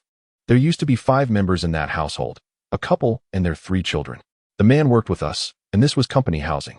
Eventually, he made a mistake and was taken away, and the woman reportedly went with him. The 3 children were left unattended. How tragic, especially for the youngest, who was still in swaddling clothes at the time." "Do you know where those 3 children are now?" Chen Qingfeng inquired. The eldest brother should be at Talankio. He got into trouble in 1980 for some speculative dealings. The younger sister seems to be selling tickets on bus route 56. But I have no idea where the youngest child ended up." Upon hearing this, Chen Qingfeng felt a pang of concern and realized he must seek out the middle sister for more information. After leaving, he walked to the bus stop for Route 56. With Lao Qiao following closely, intrigued by this detective adventure, he too was eager to learn about the fate of the letter's owner. When the bus arrived, they purchased their tickets and boarded. Seated on the bus, Chen Qingfeng recounted the story behind the letters. The owner had been part of a couple, along with an elder sister. Before liberation, the elder sister had been a mistress, having met her husband while dancing at a ballroom. After liberation, with the profession of dancing being abolished, she found herself without work and ultimately sought refuge in Hong Kong with her former spouse. The elder sister had a younger sibling, whom she initially danced to support. After the younger sister grew up and started her own family, the elder sister unexpectedly returned one day with a child, leaving the child behind in the mainland. Consequently, the couple was compelled to care for the child, and in turn, the elder sister would occasionally send a portion of her earnings from Hong Kong. However, when the political movement began, their family became embroiled due to their connection to relatives in Hong Kong, leading to their disbandment. This latter part of the story was new information for Chen Qingfeng, evoking a sense of melancholy within him. However, the ticket seller on this bus was a man So Chen Qingfeng and Lao Qiao resolved to wait until they reached the final stop to inquire further. The vehicle finally arrived at its terminus. The ticket collector noticed that two individuals had yet to disembark, so he approached them with inquiries. It was then that Chen Qingfeng revealed the purpose of their journey. You must be referring to Su Jinhua. Jinhua? He has an elder brother named Su Zhiyong, who was once a sent-down youth. After returning, he chose a nefarious path, engaging in illegal activities, and is now incarcerated at Talankio. I was unaware that Jinhua had a sister. Might we have the opportunity to meet her? Jinhua, two comrades are seeking you. Suddenly, a woman clad in a blue fabric top, her arms adorned with sleeves, emerged from the office. She scrutinized Chen Qingfeng and Brother Qiao with a look of perplexity. Chen Qingfeng, in turn, observed Jinhua and discerned a resemblance to Lu Wenting in her features. You are. Good day. We have traveled from another province on business and stumbled upon some correspondence that may pertain to you, hence our journey. Correspondence? What correspondence? As he spoke, Chen Qingfeng retrieved a stack of letters from his backpack and placed them into Jinhua's hands. Initially, she regarded them with skepticism, but after a brief glance, she erupted into tears of joy. This is my mother's notes. That is splendid news. The belongings are returning to their rightful owner. However, among these letters is a photograph. Do you recall who is depicted in it? A photograph? What does she look like? A woman in a qipao, with curly hair, cradling her face in her hands. That is my aunt. Your aunt? My aunt married and moved to Hong Kong. Su Jinhua, I have heard that you have a sister. Is that correct? That sister is my aunt's child. She was fostered in our home before the movement commenced.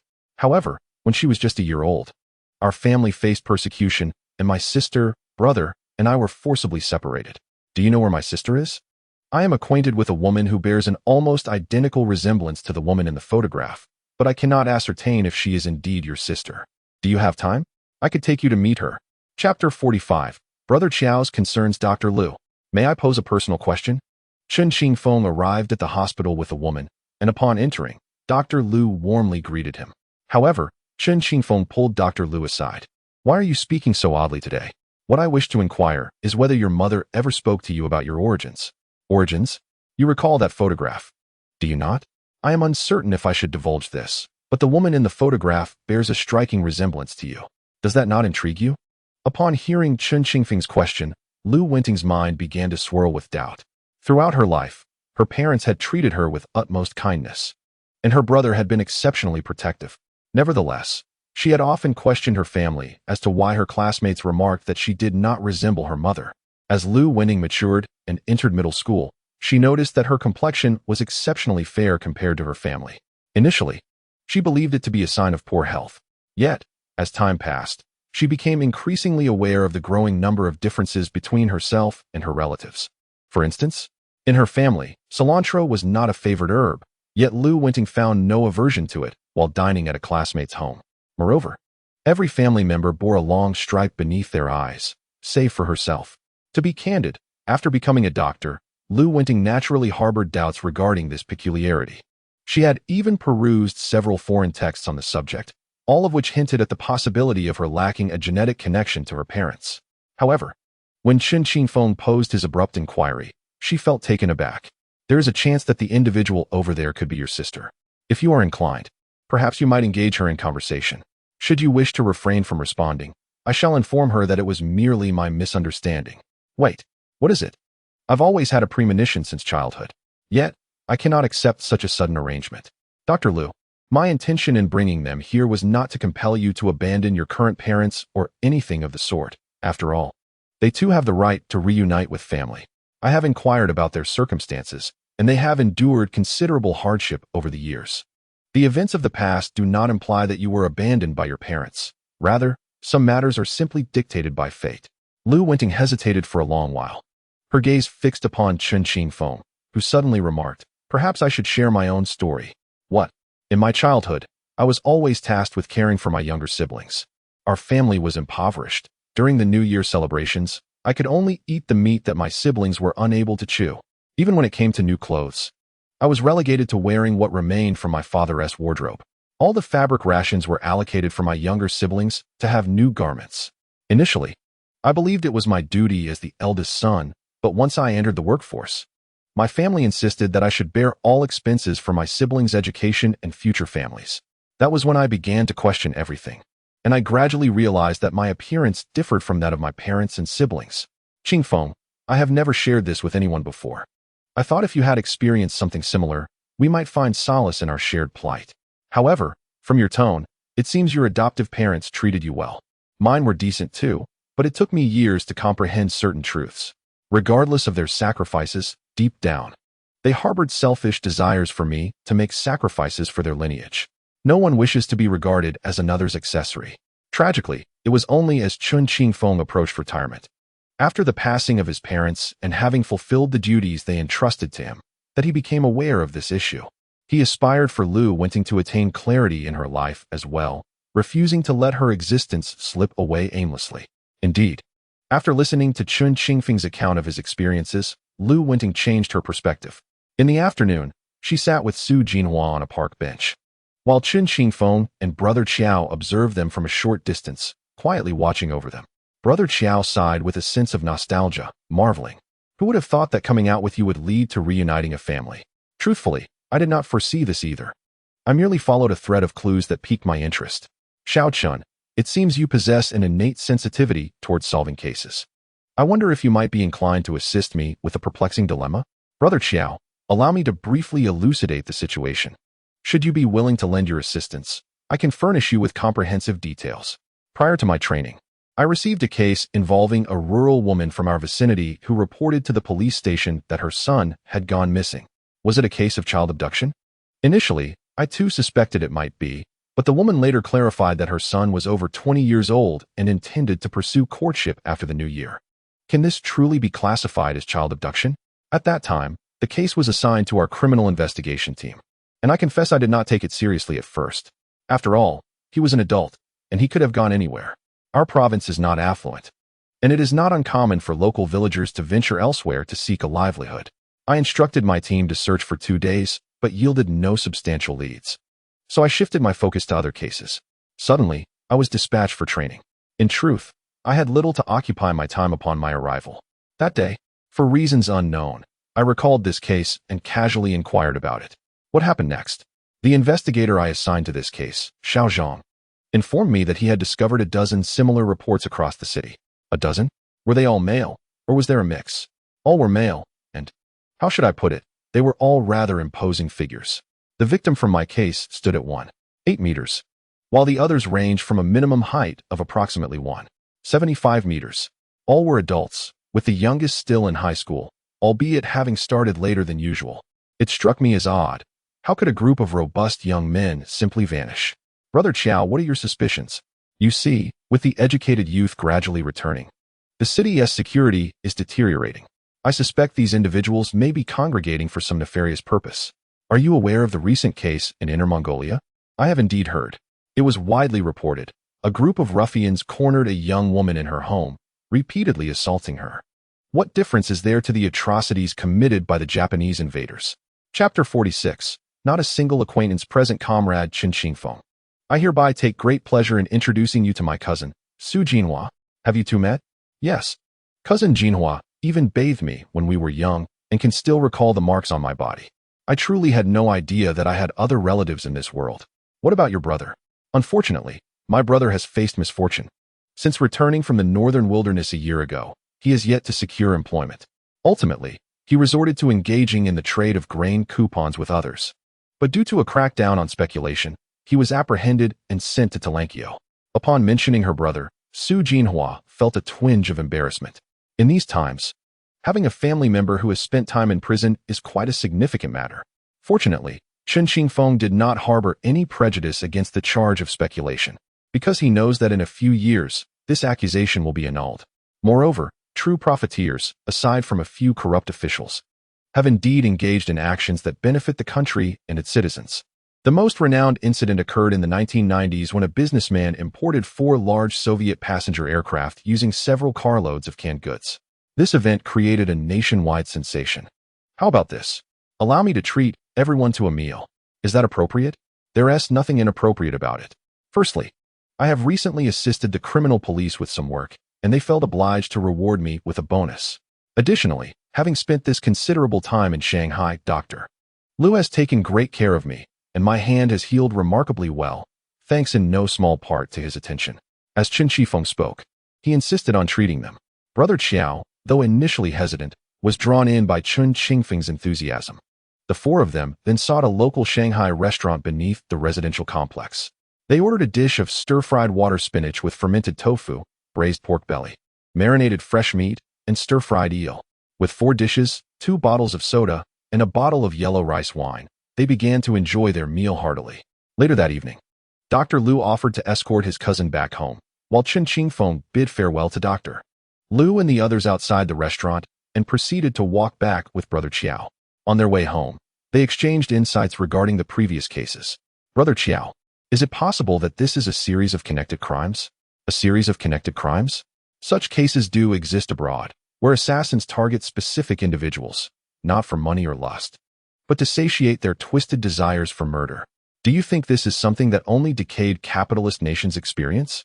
Brother Qiao, previously, our elder brothers in the Soviet Union believed that such occurrences were exclusive to corrupt capitalist countries. Yet this year, wasn't there a report from the Soviet Union about a series of murders being solved? The criminal's name was supposedly Kravchenko. Kravchenko? I have not heard that name before. However, what you mentioned is quite intriguing. The individuals whose files went missing were all young men in their prime, tall and strong. How could an ordinary person possibly overpower them? Thus, Brother Qiao, one possibility is as you suggested.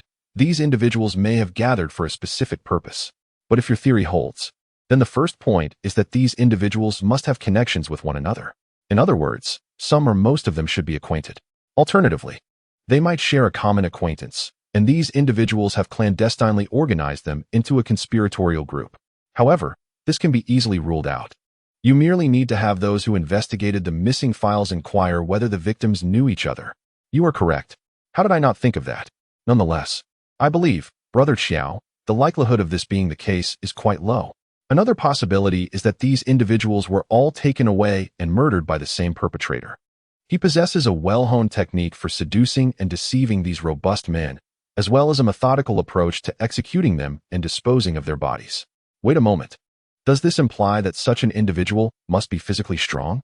On the contrary, it is quite likely that this person is of slight stature and possesses a rather unappealing appearance to the opposite sex. What? Brother Qiao, could you share a scientific perspective? Sexual impulse is one of humanity's most primal drives and serves as the root of many crimes. Yet sexuality manifests in various forms. There are men who are attracted to women, as well as those who prefer men. It is even conceivable that a man, unable to find satisfaction with the opposite sex, harbors resentment towards a specific group. I deem the latter 2 scenarios more plausible. Not so? Xiaochen, you ought to keep such thoughts to yourself. Given the current crackdown, should your words be publicly disclosed, one might label you a rogue and have you arrested. Charges of debauchery are no trifling matter. Brother Qiao, it is not I who asserts this. Such matters are documented in psychological literature. Simply peruse the works of Freud or Carl Jung at the library, and you will likely encounter similar viewpoints. While ordinary citizens may shy away from broaching these topics, we, as detectives, must be acutely aware of the most concealed and sinister aspects of human nature. Though Brother Qiao is somewhat older and holds conservative views, he nodded in agreement with Chen Qingfeng's perspective, recognizing its relevance to their work. However, after expressing his thoughts, Chen Qingfeng felt a twinge of regret. It is now 1983. Had his remarks been overheard, a malicious individual might very well report him to the police as a rogue. Chen Qingfeng and Brother Qiao conversed throughout their journey home, and upon returning, they each retreated to their respective rooms. Yet, old Qiao, lying in his own bed, found himself restless and unable to sleep, to the point that he felt an urge in the middle of the night to rush downstairs and place a long-distance call to the office. Fortunately, the next day, he arose early and made his way downstairs to seize the phone, dialing the office without delay. Hello, this is Qiao Daji. I have some inquiries that I would like you to investigate regarding the dozen or so missing young men. Please ascertain whether they knew each other, or if there are any mutual acquaintances among them. Expedite your inquiries. I await your response. After concluding the call, old Qiao returned to bed, allowing himself to drift into a more peaceful slumber, which lasted until the afternoon. It was only when someone knocked on the door that old Qiao rubbed his eyes and climbed out of bed. Old Qiao, You have a phone call downstairs." Upon hearing this, Xiao Daji hurried down, picked up the receiver, and urgently inquired, "What news?" "Boss Xiao, none of the victims are acquainted with one another. We are at a loss as to how to proceed with this case." "Not a single one." Chapter 47. Chen Qingfeng's aspiration to write a thesis. Dr. Liu, I wish to compose a technical article.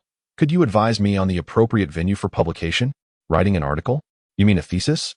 In the evening, Chen Qingfeng and Dr. Liu enjoyed sodas in the park, where Chen Qingfeng sought Dr. Liu's counsel, primarily inspired by his recent application of luminescent ammonia, which prompted reflections on his own career trajectory.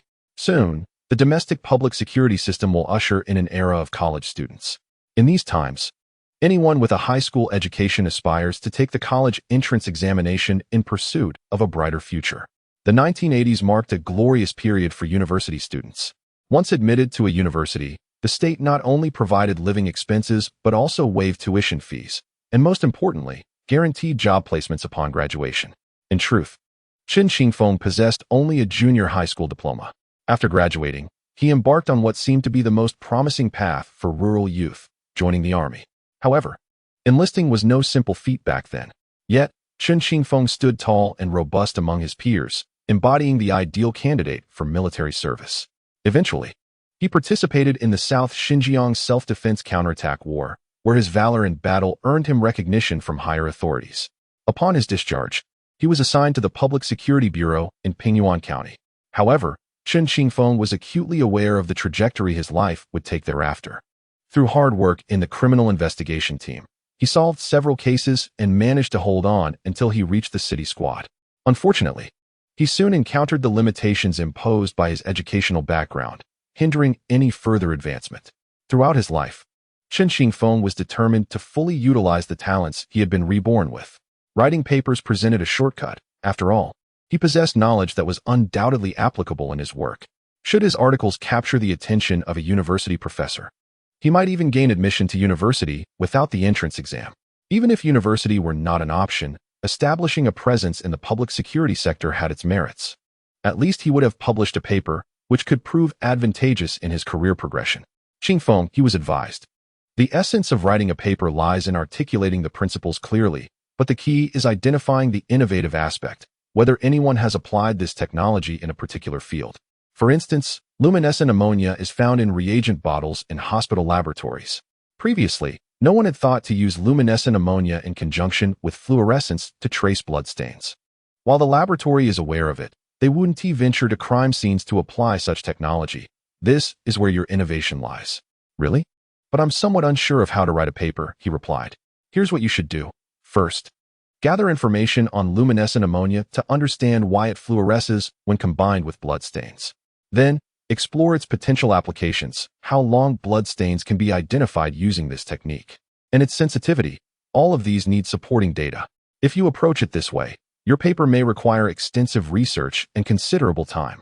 Dr. Liu, I don't mind if you find it amusing that I've only completed junior high school and barely graduated, but I still wish to give writing a paper a try. You should indeed give it a try. Since I work at the hospital, I can assist you with experimental data. As for where to publish the article, I can reach out to our university's campus newspaper to see if they would be willing to publish it for trial. If successful, it might even be recommended to more authoritative journals. Chen Qingfeng was truly unaware that the world of intellectuals held such intricate pathways. Indeed, meeting Dr. Liu has proven to be a stroke of fortune for him.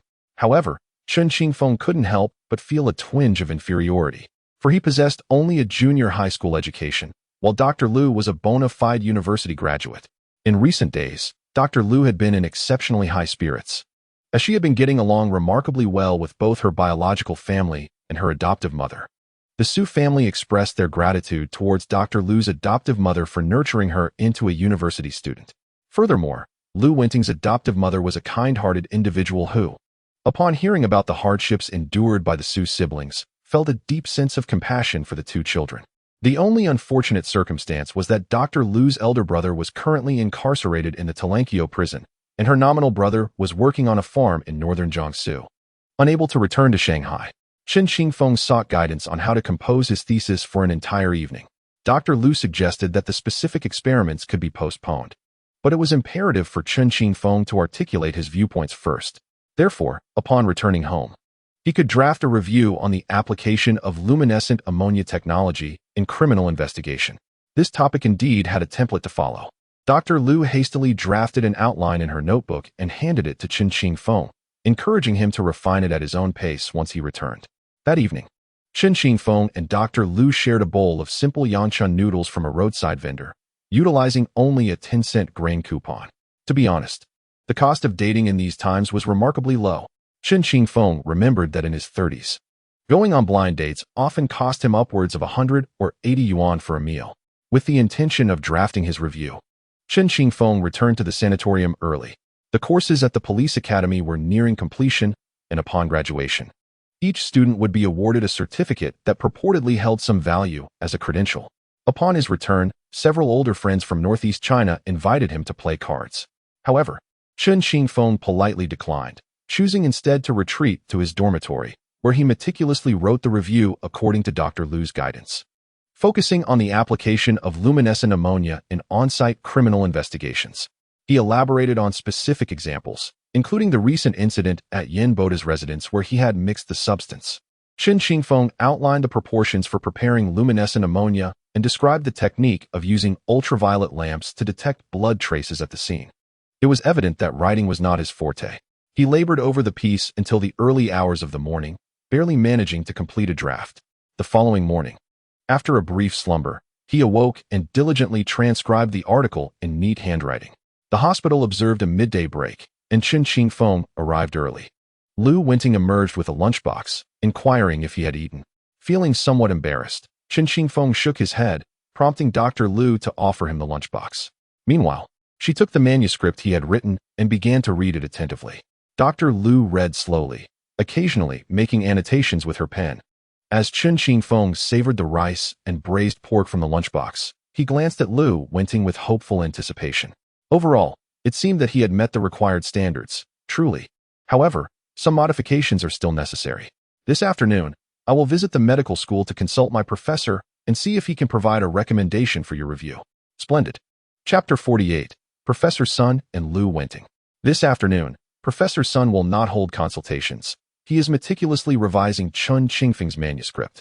Subsequently, he takes the manuscript and heads to Shanghai Medical University.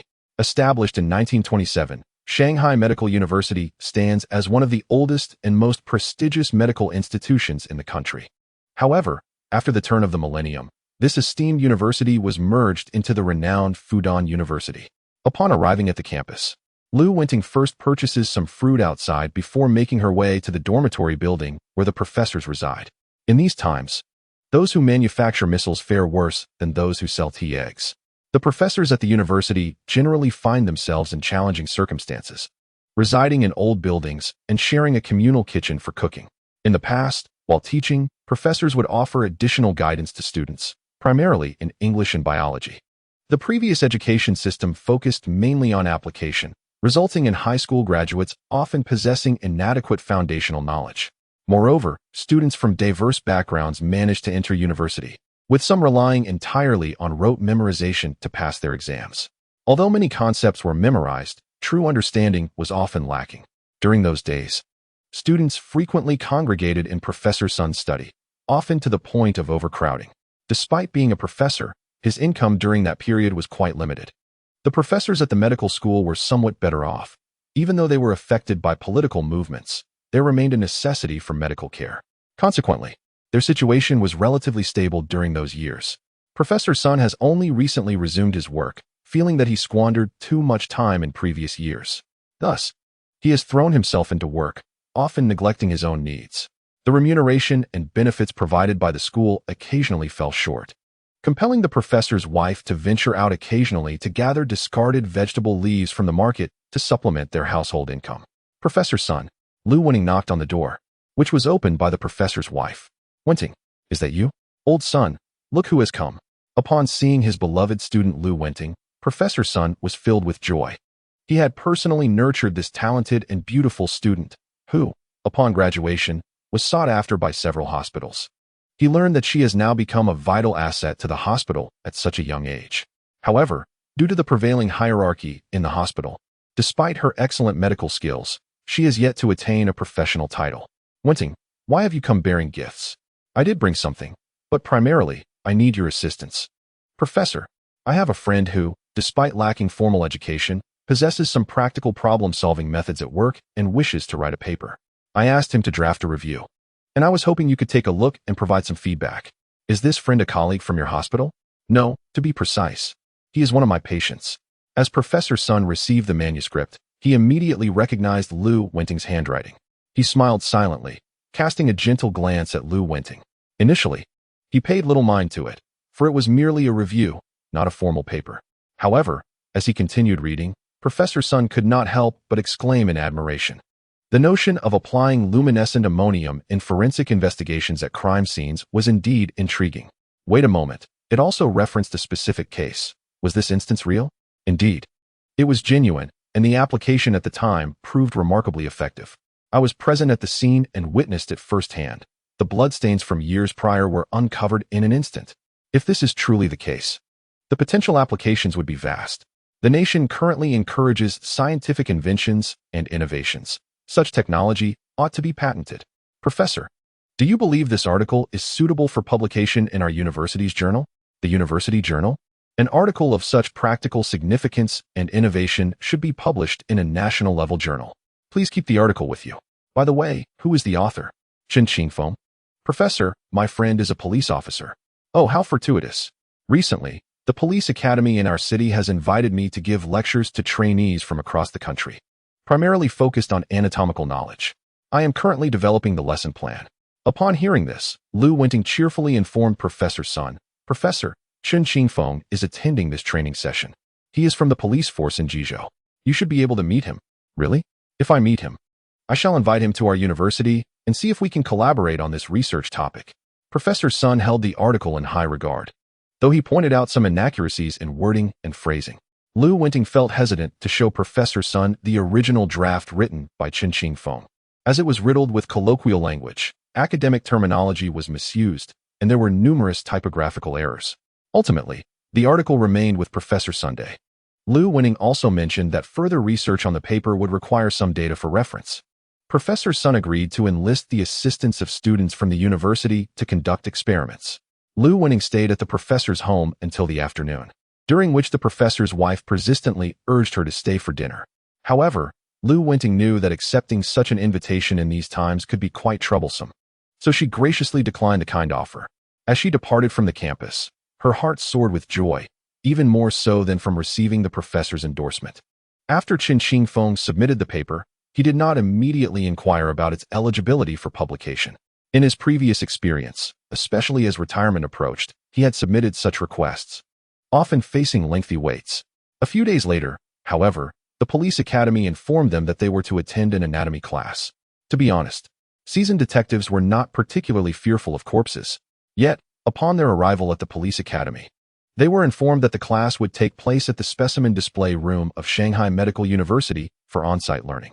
Initially, everyone feigned ease, but when they were transported in a large truck to the university's specimen display room, nearly all were left utterly astonished, as they gazed upon the corpses immersed in formalin. Some inexperienced officers found themselves unable to maintain their composure. However, Chen Qingfeng was quite accustomed to such scenes. While some engaged in lively discussions, others stepped outside for a smoke to calm their nerves, and a few kept their distance from the bodies, as though fearing that one might suddenly rise. Suddenly, a middle-aged man with graying hair entered the classroom. Well, comrades, how do you find the specimen display room of the medical school on your first visit? Quite shocking, isn't it? Oh, and I must remind you, this is not a place for indiscriminate remarks. The restroom is just to your left, a quick left turn upon exiting. Teacher, we came here for class, but it's quite pungent in here. Can we relocate? Relocate? Look at you. Among you, there are some formidable individuals. That comrade over there is squatting and observing, but do refrain from touching. Upon hearing the elder's words, everyone's attention quickly shifted to Chen Qingfeng, who awkwardly withdrew his hand into his pocket. In truth, he had merely wanted to test the skin of the corpse preserved in formalin, curious about the effects of time on it. Chapter 49. Knowledgeable in all aspects, and you, young man, what is your name? Hello, teacher, my name is Chen Qingfeng. You are indeed Chen Qingfeng. Professor Sun had not anticipated that the fair-skinned, tall, and handsome young man before him was the very Chen Qingfeng mentioned by Lu Wenting. Frankly, this individual bore no resemblance to a police officer. Instead, he resembled a scholar. The only thing missing was a pair of gold-rimmed glasses perched on his nose. Yet his eyes sparkled with vitality. A closer inspection revealed that beneath his loose clothing lay the physique of a vigorous individual, as the outlines of his shoulders and arms were discernible even through the fabric. I am here today to conduct a lecture on anatomy, primarily to impart knowledge regarding muscular tissue and wounds. What types of wounds are commonly encountered? Cuts, gunshot wounds, burns. What do their forms reveal? Fresh wounds, old wounds, those that have healed, and those that have not. Wounds that show signs of healing yet remain incomplete, or those that exhibit signs of infection, even maggot infestations. Have you considered how these observations might aid your investigations? All of you are police officers. Yet, in these times, everything is in a state of reconstruction. Previously, no one had systematically compiled this knowledge. Even those who possessed some understanding had acquired it through years of personal observation in the field. This training session primarily attracts the young elite from various provinces, the prot-gs of seasoned veterans. Thus, in terms of experience, everyone has much to learn. Yet compared to cultural knowledge, you are considerably more advanced than the older generation. Sometimes, academic qualifications do not encompass all. During wartime, there were individuals who could barely read. Yet, through self-education, they became renowned technical talents within our party and military. In the past, the police force was not solely self-sustained. Some personnel had been serving as police officers even before 1949. Although these individuals hailed from the old societal order and had not undergone the transformative experience of revolution, they possessed specialized knowledge. At that time, the relevant authorities adopted an inclusive approach to talent acquisition, retaining those among them who demonstrated exceptional work performance and upright ideologies within the public security system. It was these individuals who, drawing upon their previous experiences, gradually imparted to the newly arrived revolutionaries the intricacies of maintaining public order in a city and managing various criminal cases. Chen Qingfeng listened attentively, yet unlike those around him, he did not take meticulous notes.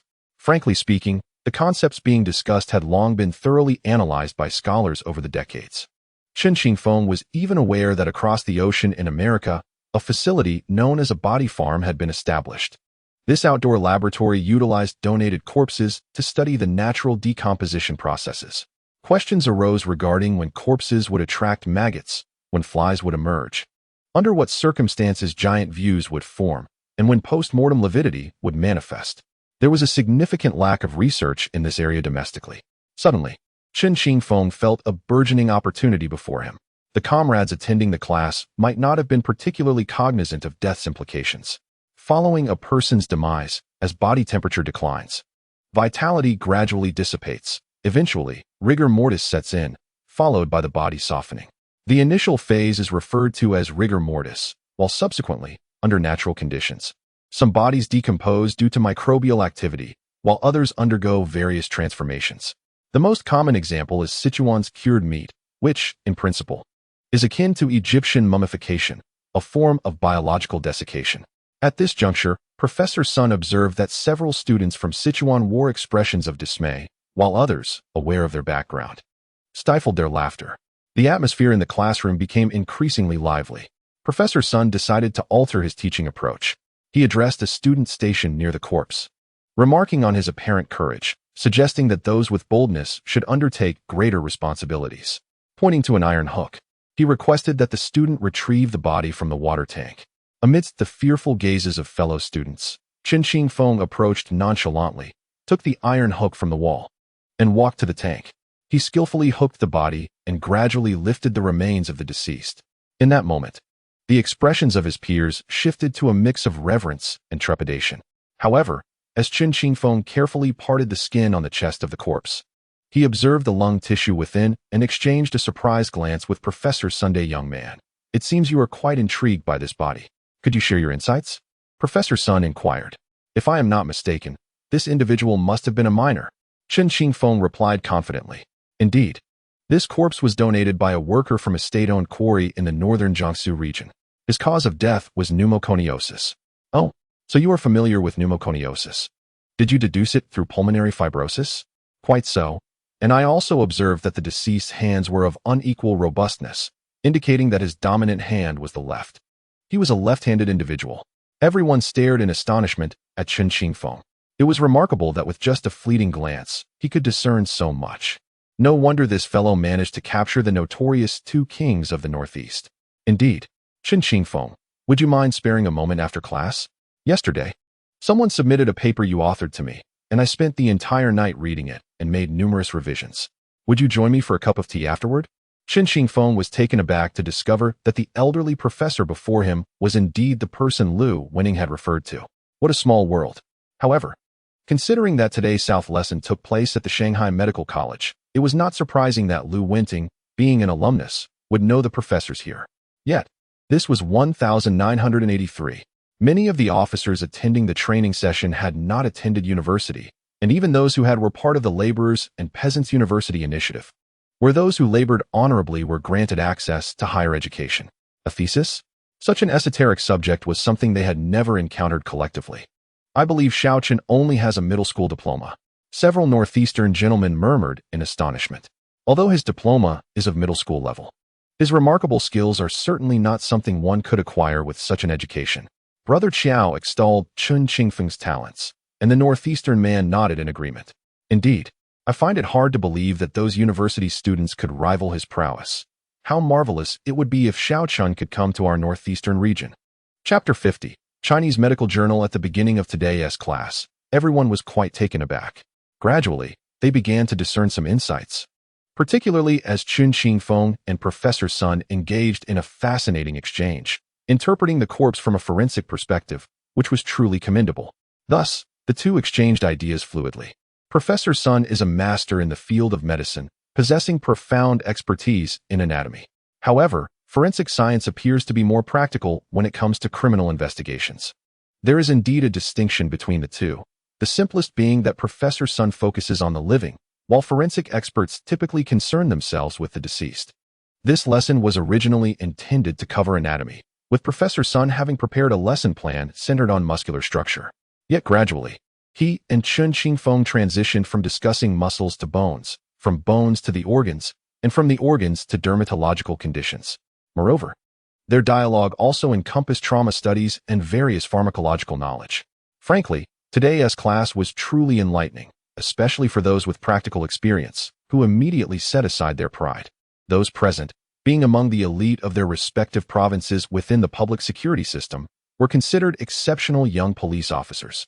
However, in the presence of Chen Qingfeng, they all felt like elementary school students. As a result, the class exceeded its scheduled time by nearly an hour. The guard stationed outside the morgue inquired how much longer it would take. Reluctantly, the attendees departed from what they had previously perceived as the eerie and intimidating display room of cadaver specimens.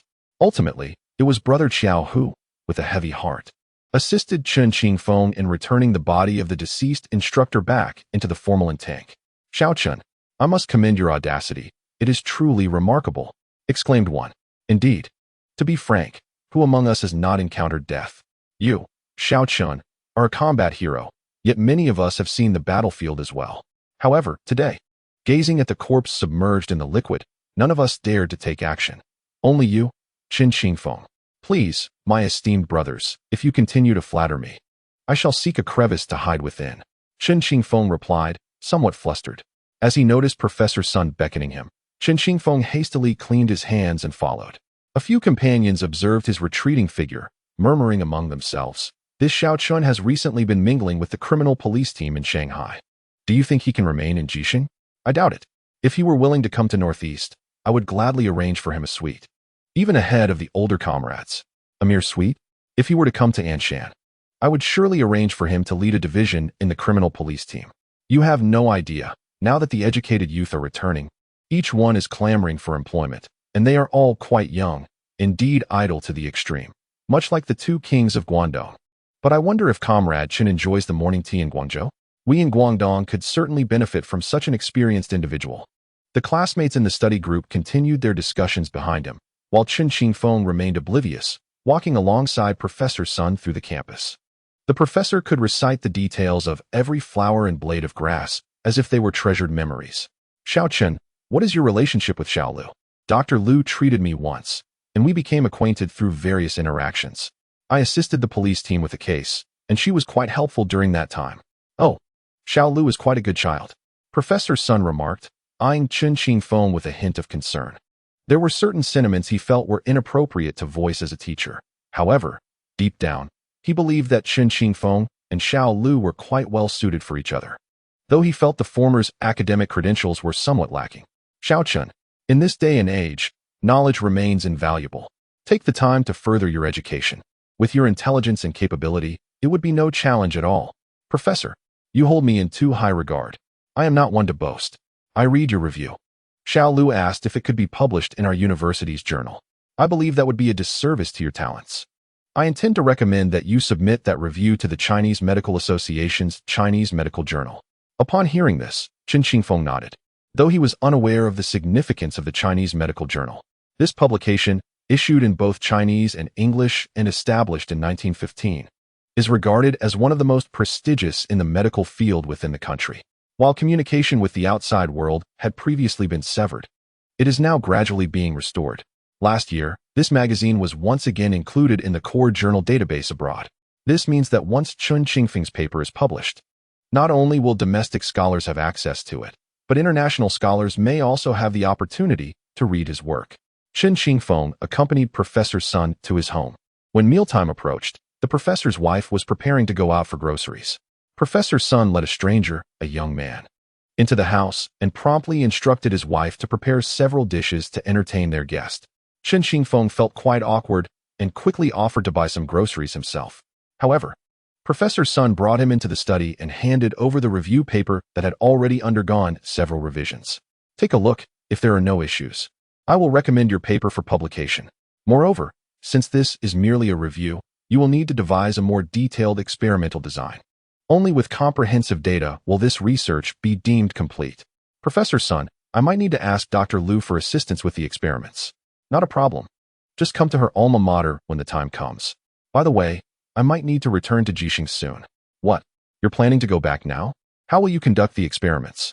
My intention is to collaborate with Dr. Lu on the experimental aspects. The specific operations will rely on her expertise. So I plan to co-author the paper with Dr. Lu. Nonsense. This is not a good intention. You would be doing a disservice to Dr. Lu. In the academic realm, we are most wary of scholarly misconduct. You are a pioneer in this field with a spirit of innovation. Here's the deal. You two should maintain regular communication. Collaborations between domestic and international scholars are quite common. While the experimental work can be entrusted to Dr. Lu, you must also be deeply involved. Do not forget my words. In this era, acquiring more knowledge and enhancing oneself is never a disadvantage. Professor Sun's good intentions made Chen Qingfeng reconsider his decision to yield to Dr. Lu. During lunch, the professor's wife surprisingly brought back hairy crabs. These delicacies command exorbitant prices in later times and are even considered gifts. Chen Qingfeng felt a pang of guilt, yet he could only resolve to ask Dr. Lu to help purchase some gifts for Professor Sunday. After finishing lunch, Chen Qingfeng took the paper revised by the professor to consult Dr. Lu about the subsequent experimental research. Arriving at the hospital, he found it was already after hours. Dr. Lu was washing her hands in the office. Upon seeing Chen Qingfeng, she immediately inquired with curiosity, Professor Sun mentioned intending to recommend your paper to a national-level journal. Did he specify which one? Yes, he did. He said it's the Chinese Medical Journal. What? Upon hearing the name of the Chinese Medical Journal, several doctors in the office cast envious glances at Chen Qingfeng. Do you realize that the Chinese Medical Journal has even rejected papers from our hospital's director, citing a lack of innovation? Chapter 51. Job transfer. As the days of recuperation gradually passed, and with Chen Qingfeng's injury healing, the time for his return to Jixing drew near. The police academy's training program lasted merely a month, and by the time it concluded, all the classmates had departed, leaving only Chen Qingfeng, who lingered in anticipation of recovery. On the final day, the group indulged in copious amounts of alcohol, with many colleagues generously leaving behind local specialties and remnants of provisions brought from various provinces. In these times of scarcity, no one regarded these items as unwelcome. Yet, as the once vibrant atmosphere transformed into a desolate silence, Chen Qingfeng found himself yearning to return home. 2 weeks later, Wang Aimin sent a letter from Pengcheng, revealing that he had been engaged in trading electronic watches. A watch procured for mere cents in Pengcheng could astonishingly fetch 45 yuan in the north. Old Shun, I should have returned to share my earnings with you. But I recently heard that televisions are in high demand. I've learned of a shipment from Fujian and am planning to head there now. Reading Wang Aimin's letter. Filled with optimism for the future, Chen Qingfeng couldn't help but sigh. He understood his own limitations. Business was not his forte. It wasn't that he lacked the ability to trade, but the psychological burden of buying high and selling low weighed heavily on him. His straightforward nature suited simpler tasks, essentially that of an ordinary office worker. As the weather grew colder, Chen Qingfeng finally donned his winter attire. After completing his final checkup at the hospital, Lu Winting approached him, aware that he was about to depart. Chen Qingfeng, when do you plan to leave? I'm not sure. I'm just packing my belongings these days. As for the experiments, we'll have to rely on phone calls and letters to stay in touch. All right. I consulted a traditional Chinese medicine professor at the medical college and got a prescription for you. Drink it as tea when you have time. It will benefit your hands. Dr. Lu. Chen Qingfeng observed Lu Winting meticulously preparing his luggage, and he, an old soul who had lived 2 lives, could not fail to perceive the unspoken sentiments between them. However, in this era, household registration and employment essentially shackled individuals. For them to be together, one would have to relinquish their current job. Yet, Chen Qingfeng could not bring himself to betray the institution that had nurtured him. Ultimately, he refrained from voicing that profound sentiment. 2 days later, Chen Qingfeng boarded the train, carrying the local specialties Lu Winting had prepared for him. She stood on the platform, watching him intently, her eyes inevitably glistening with unshed tears. Go home.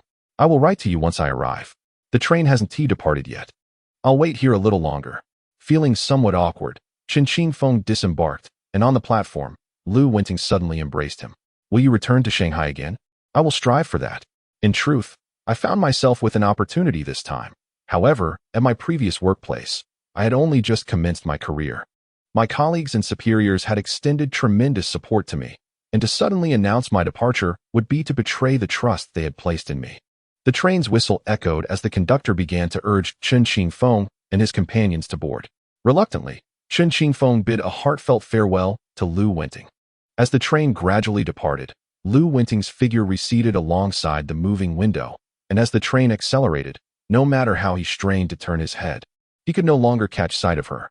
An inexplicable emptiness enveloped his heart.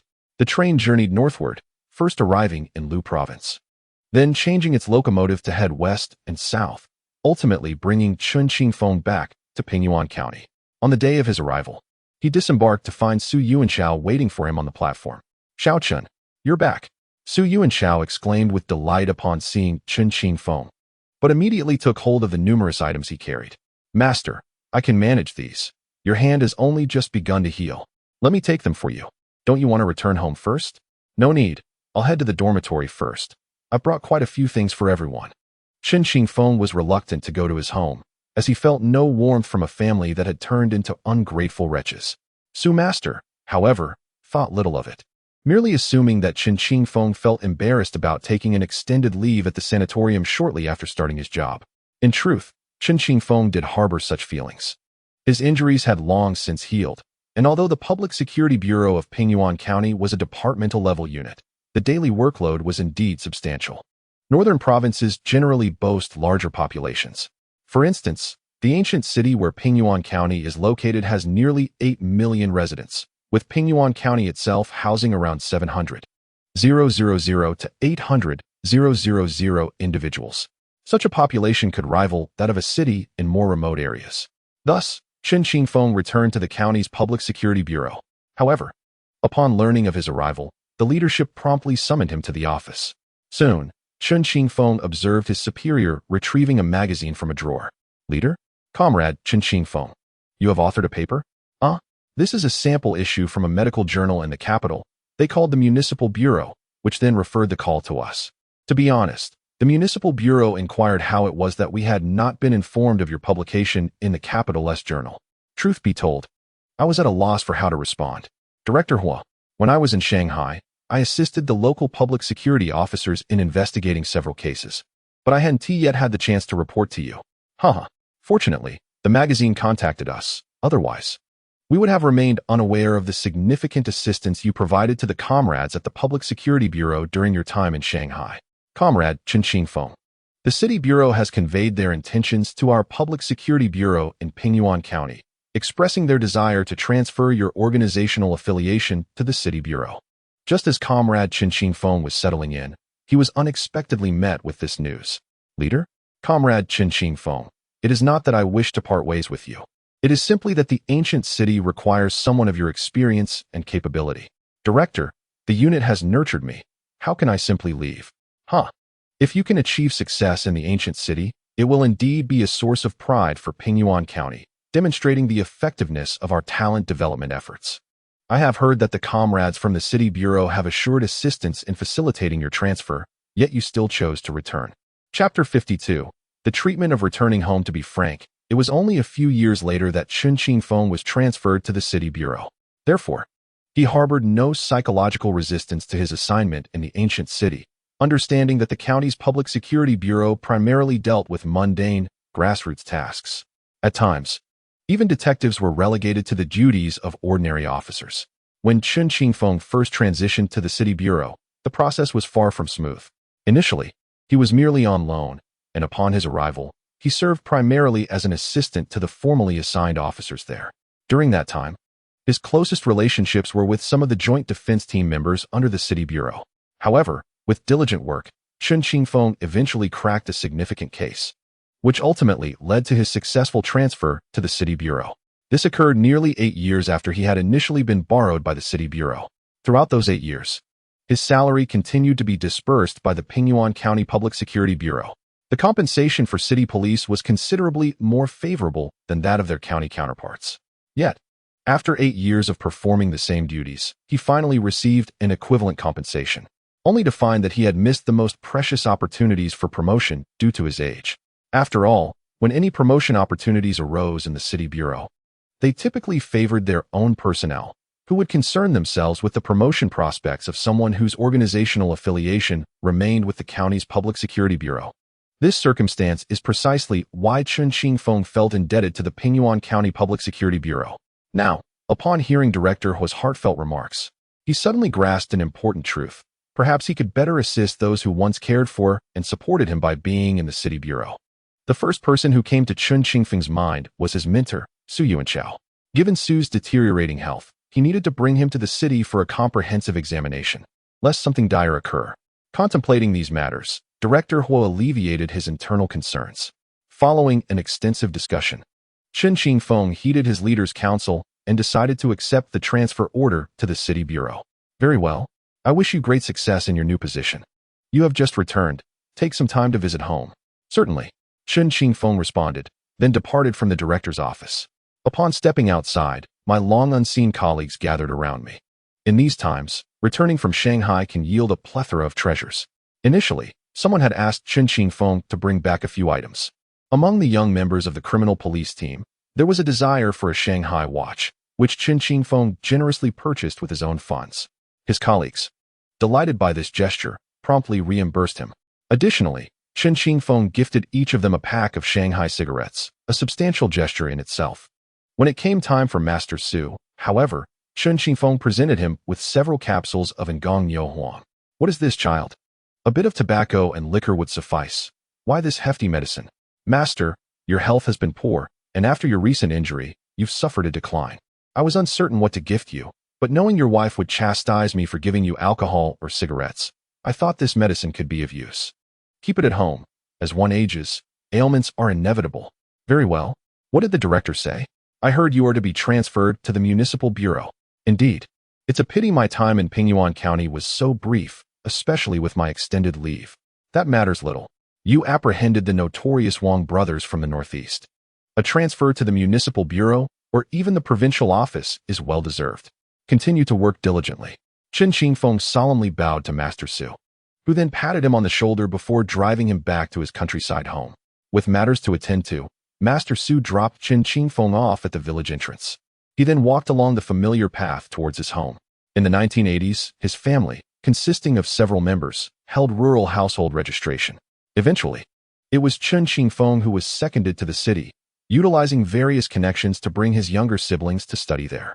"Father, mother, I have returned," Chen Qingfeng announced as he pushed open the door, finding his father seated in the courtyard, smoking a cigarette. "Why have you returned so suddenly? This is neither a festival nor a holiday. Didn't I suffer an injury? I went to Shanghai for recuperation and have just returned." "Ah, you're back. What have you brought?" "During the autumn harvest, we were short-handed at home. While you were in Shanghai, you and your mother worked tirelessly. Now that you're back, please help tidy up the yard and attend to the firewood stove." As Chen Qingfeng listened, he sensed a lack of joy from his parents upon his sudden return. However, he refrained from expressing his feelings and merely mentioned that he had brought some gifts from Shanghai before starting to work. Hearing his voice, his mother hurried over from inside. The elderly couple began rummaging through the gifts he had brought back. "Indeed, I must say, the goods from Shanghai are quite superior." Chen Qingfeng continued his tasks in silence, feeling the pangs of hunger as mealtime approached, yet he hesitated to voice his needs. "Fengzi, do you have any money? I need some to buy meat. It's essential to have meat dishes when your siblings return from school." Chen Qingfeng acknowledged her request and retrieved 10 yuan from his pocket. After mother received the news, she joyfully exclaimed, "Finally, you've started working. You can now contribute to the family. Your younger siblings will rely on you. By the way, I heard the unit has allocated you a dormitory. When will the housing be assigned?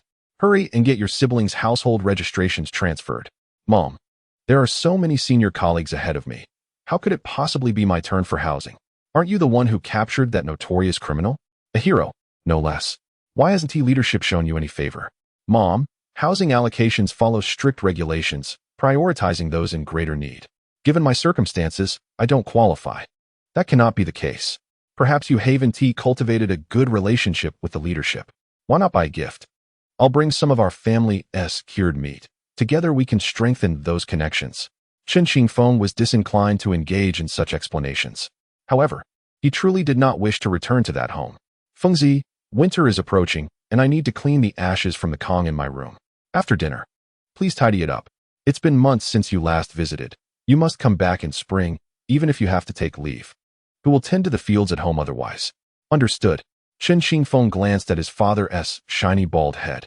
Remarkably, until retirement, his father had maintained a full head of hair, provoking doubts in Chen Qingfeng about whether he was indeed his biological child. After all, his younger brother, upon turning 40, had also lost all his hair, much like their father. At that moment, his father picked up a cigarette, took a few puffs, and tossed the butt onto the ground. Noticing it still smoldering, he picked it up again, only discarding it once it became too hot to hold. Chen Qingfeng swept the floor, quietly approached, and pulled a handkerchief from his pocket, carefully picking up the cigarette butt, wrapping it, and placing it in his pocket. There were certain matters he needed to clarify. Chapter 53. The conditions of Qiao Dajing. Comrade Qiao Dajing, in light of your performance, the organization has decided to transfer you to the Provincial Public Security Department. Leader, I accept the organization's arrangement, but I still have a case that remains unresolved. It can be handed over to another comrade. Leader, I have been involved in this case for quite some time. If another comrade takes it over, they will likely have to start from scratch. If the organization permits, I would like to request an additional month.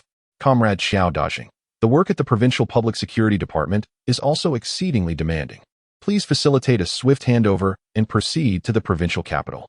Leader, during my studies in Shanghai, I had discussions with Comrade Chen Qingfeng from the neighboring province of Jilin. He has some differing perspectives on the case I am currently handling. I believe it is worthwhile to consult him. Chen Qingfeng, you are referring to the police officer who captured the 2 suspects on the Ministry of Public Security's wanted list, known as the King of the Northeast, correct? Indeed, that is him. Comrade Qiao Dajing, the work at the Provincial Public Security Department is indeed significant, yet considering your earnest and responsible attitude towards your duties, I shall petition the organization to take current circumstances into account. However, we can afford you no more than a week's time. It was then that Qiao Dajing emerged from the office. Upon returning to his own office, he was met with envious glances from his colleagues. Old Qiao, you've been promoted, they exclaimed. Oh, it's merely an arrangement by the organization. He replied modestly. Old Qiao, if you spend a few years at the Provincial Public Security Department and return, you might even become a leader. Don't forget about us when that time comes. Let us celebrate with a nice dinner. Qiao Dajing certainly intended to treat them, but he was uncertain whether he could resolve the case within a week. The most pressing matter was to find a successor who could carry on the investigative leads he had previously pursued, and with just a week at his disposal. He could only arrange for Chen Qingfeng to personally inspect the case in Jin province. Just then, the phone in the office rang again. Xiao Dajing picked up the receiver and, as was his habit, introduced himself. "This is Xiao Dajing from the Municipal Criminal Police Team 3. Who is calling?" "Old Xiao. Another case has emerged." "What? Didn't TU instruct us to keep an eye out for any reports of missing adult males?" "We have another one today. A worker from the mine said he was taking a leave of absence to return home, but has not arrived. The mine's leadership called his family today, only to discover he never made it home." "What? Could he have gone to visit a friend?" "Impossible. His cousin personally brought him here. He is a very honest boy, always working underground. When would he have time to meet a girl?" "Are you sure he's missing?" "Absolutely. The mine has inquired, and the family has checked with relatives and friends, all of whom have not seen him." "You tell me, how is it that even an 18-year-old lad can go missing in this day and age?" Upon hearing this, Xiao Dajing realized that he could no longer delay the case he was about to hand over. After hanging up the phone, he pondered for a moment before retrieving the contact list he had kept during his time in Shanghai. He promptly dialed a number. "Hello, is this the Pingyuan County Public Security Bureau? I am Xiao Dajing from the Jianzhou Municipal Criminal Police Team 3. Is Comrade Chen Qingfeng available?" "What?" "He has been transferred to the Guqing City Public Security Bureau. Could you provide me with a contact number?" "Yes, I urgently need to reach him." Chen Qingfeng had spent only 2 days at home. Upon his return, his parents had tasked him with chopping firewood. At noon, while his mother prepared braised pork for his younger siblings, Chen Qingfeng dined on a humble dish of cabbage and vermicelli simmered in meat broth. In the past, as the eldest brother, he had felt this was all quite normal. Yet now, everything appeared so ironically poignant to him. He silently finished his lunch. In the afternoon, while his younger siblings were engrossed in their homework, he was assigned to tidy up the family Eskong bed. Once he completed the task, he was covered in cold ash, and with the weather already turning chilly, Chen Qingfeng longed to boil some hot water to wash away the dust. However, the mother lamented that firewood had become increasingly expensive, urging him to conserve it. Subsequently, she sent him to fetch 2 buckets of well water, which he had to expose to the sun. Unfortunately, it was winter, and no matter how much it was exposed, the well water remained chillingly cold. Observing this, Chen Qingfeng could only retreat to the side of the toilet, where he reluctantly took a cold shower. The following day, his younger siblings went back to school, while he was assigned to the mountains to gather firewood for the family. Upon returning home, it seemed that everyone had suddenly come to a halt. Even the old yellow ox in the barn leisurely munched on fodder. Meanwhile, Chen Qingfeng became the busiest person in the household. However, on the evening of the second day, he announced that he had been transferred to work in the city. His father looked at him in astonishment. "What? You've been transferred to the city? What will happen to the work at home? Can you speak to your supervisor and finish the chores at home before you leave?" "Father, it's a directive from the supervisor. It would be inappropriate for me to refuse. Besides, I have already requested several days off to return home." "Really? You're leaving just like that? What will happen to the chores at home? Are you going to make your younger brother and sister, who are still in school, do such heavy labor? Your mother and I are too old for that." "Oh dear, you old fool. De Feng has gone to the city. In the future, our second and third children will benefit from his opportunities." "Ah, that is true. Fengzi, once you're there, quickly discuss your needs with your supervisor. See if you can secure housing soon. Once you have a place, we can transfer the household registration of the second and third children there. The education in the city is superior." As Chen Qingfeng reflected on these words, a bitter taste filled his heart. Back when he was a student, he could have continued his studies. Yet, his family, citing financial constraints, forced him to return home to farm, and later, he was assigned by the village secretary to join the military, thereby escaping his parents' confinement. In retrospect, these 2 old folks regarded him merely as a laborer to serve their family. All considerations seemed to prioritize the future of his younger siblings. Contemplating this, Chen Qingfeng let out a cold laugh. In his previous life, he had borne the burden of his parents. In this life, regardless of their pleas, he would never allow those ingrates to accompany him into the city. Finally, he found an excuse to leave his not-so-warm home. Upon his departure, his parents once again asked him for 300 yuan, claiming they were unwell and needed to see a doctor in the county. After handing over the money, he coldly glanced at the meager 10 yuan remaining in his pocket. He had made up his mind.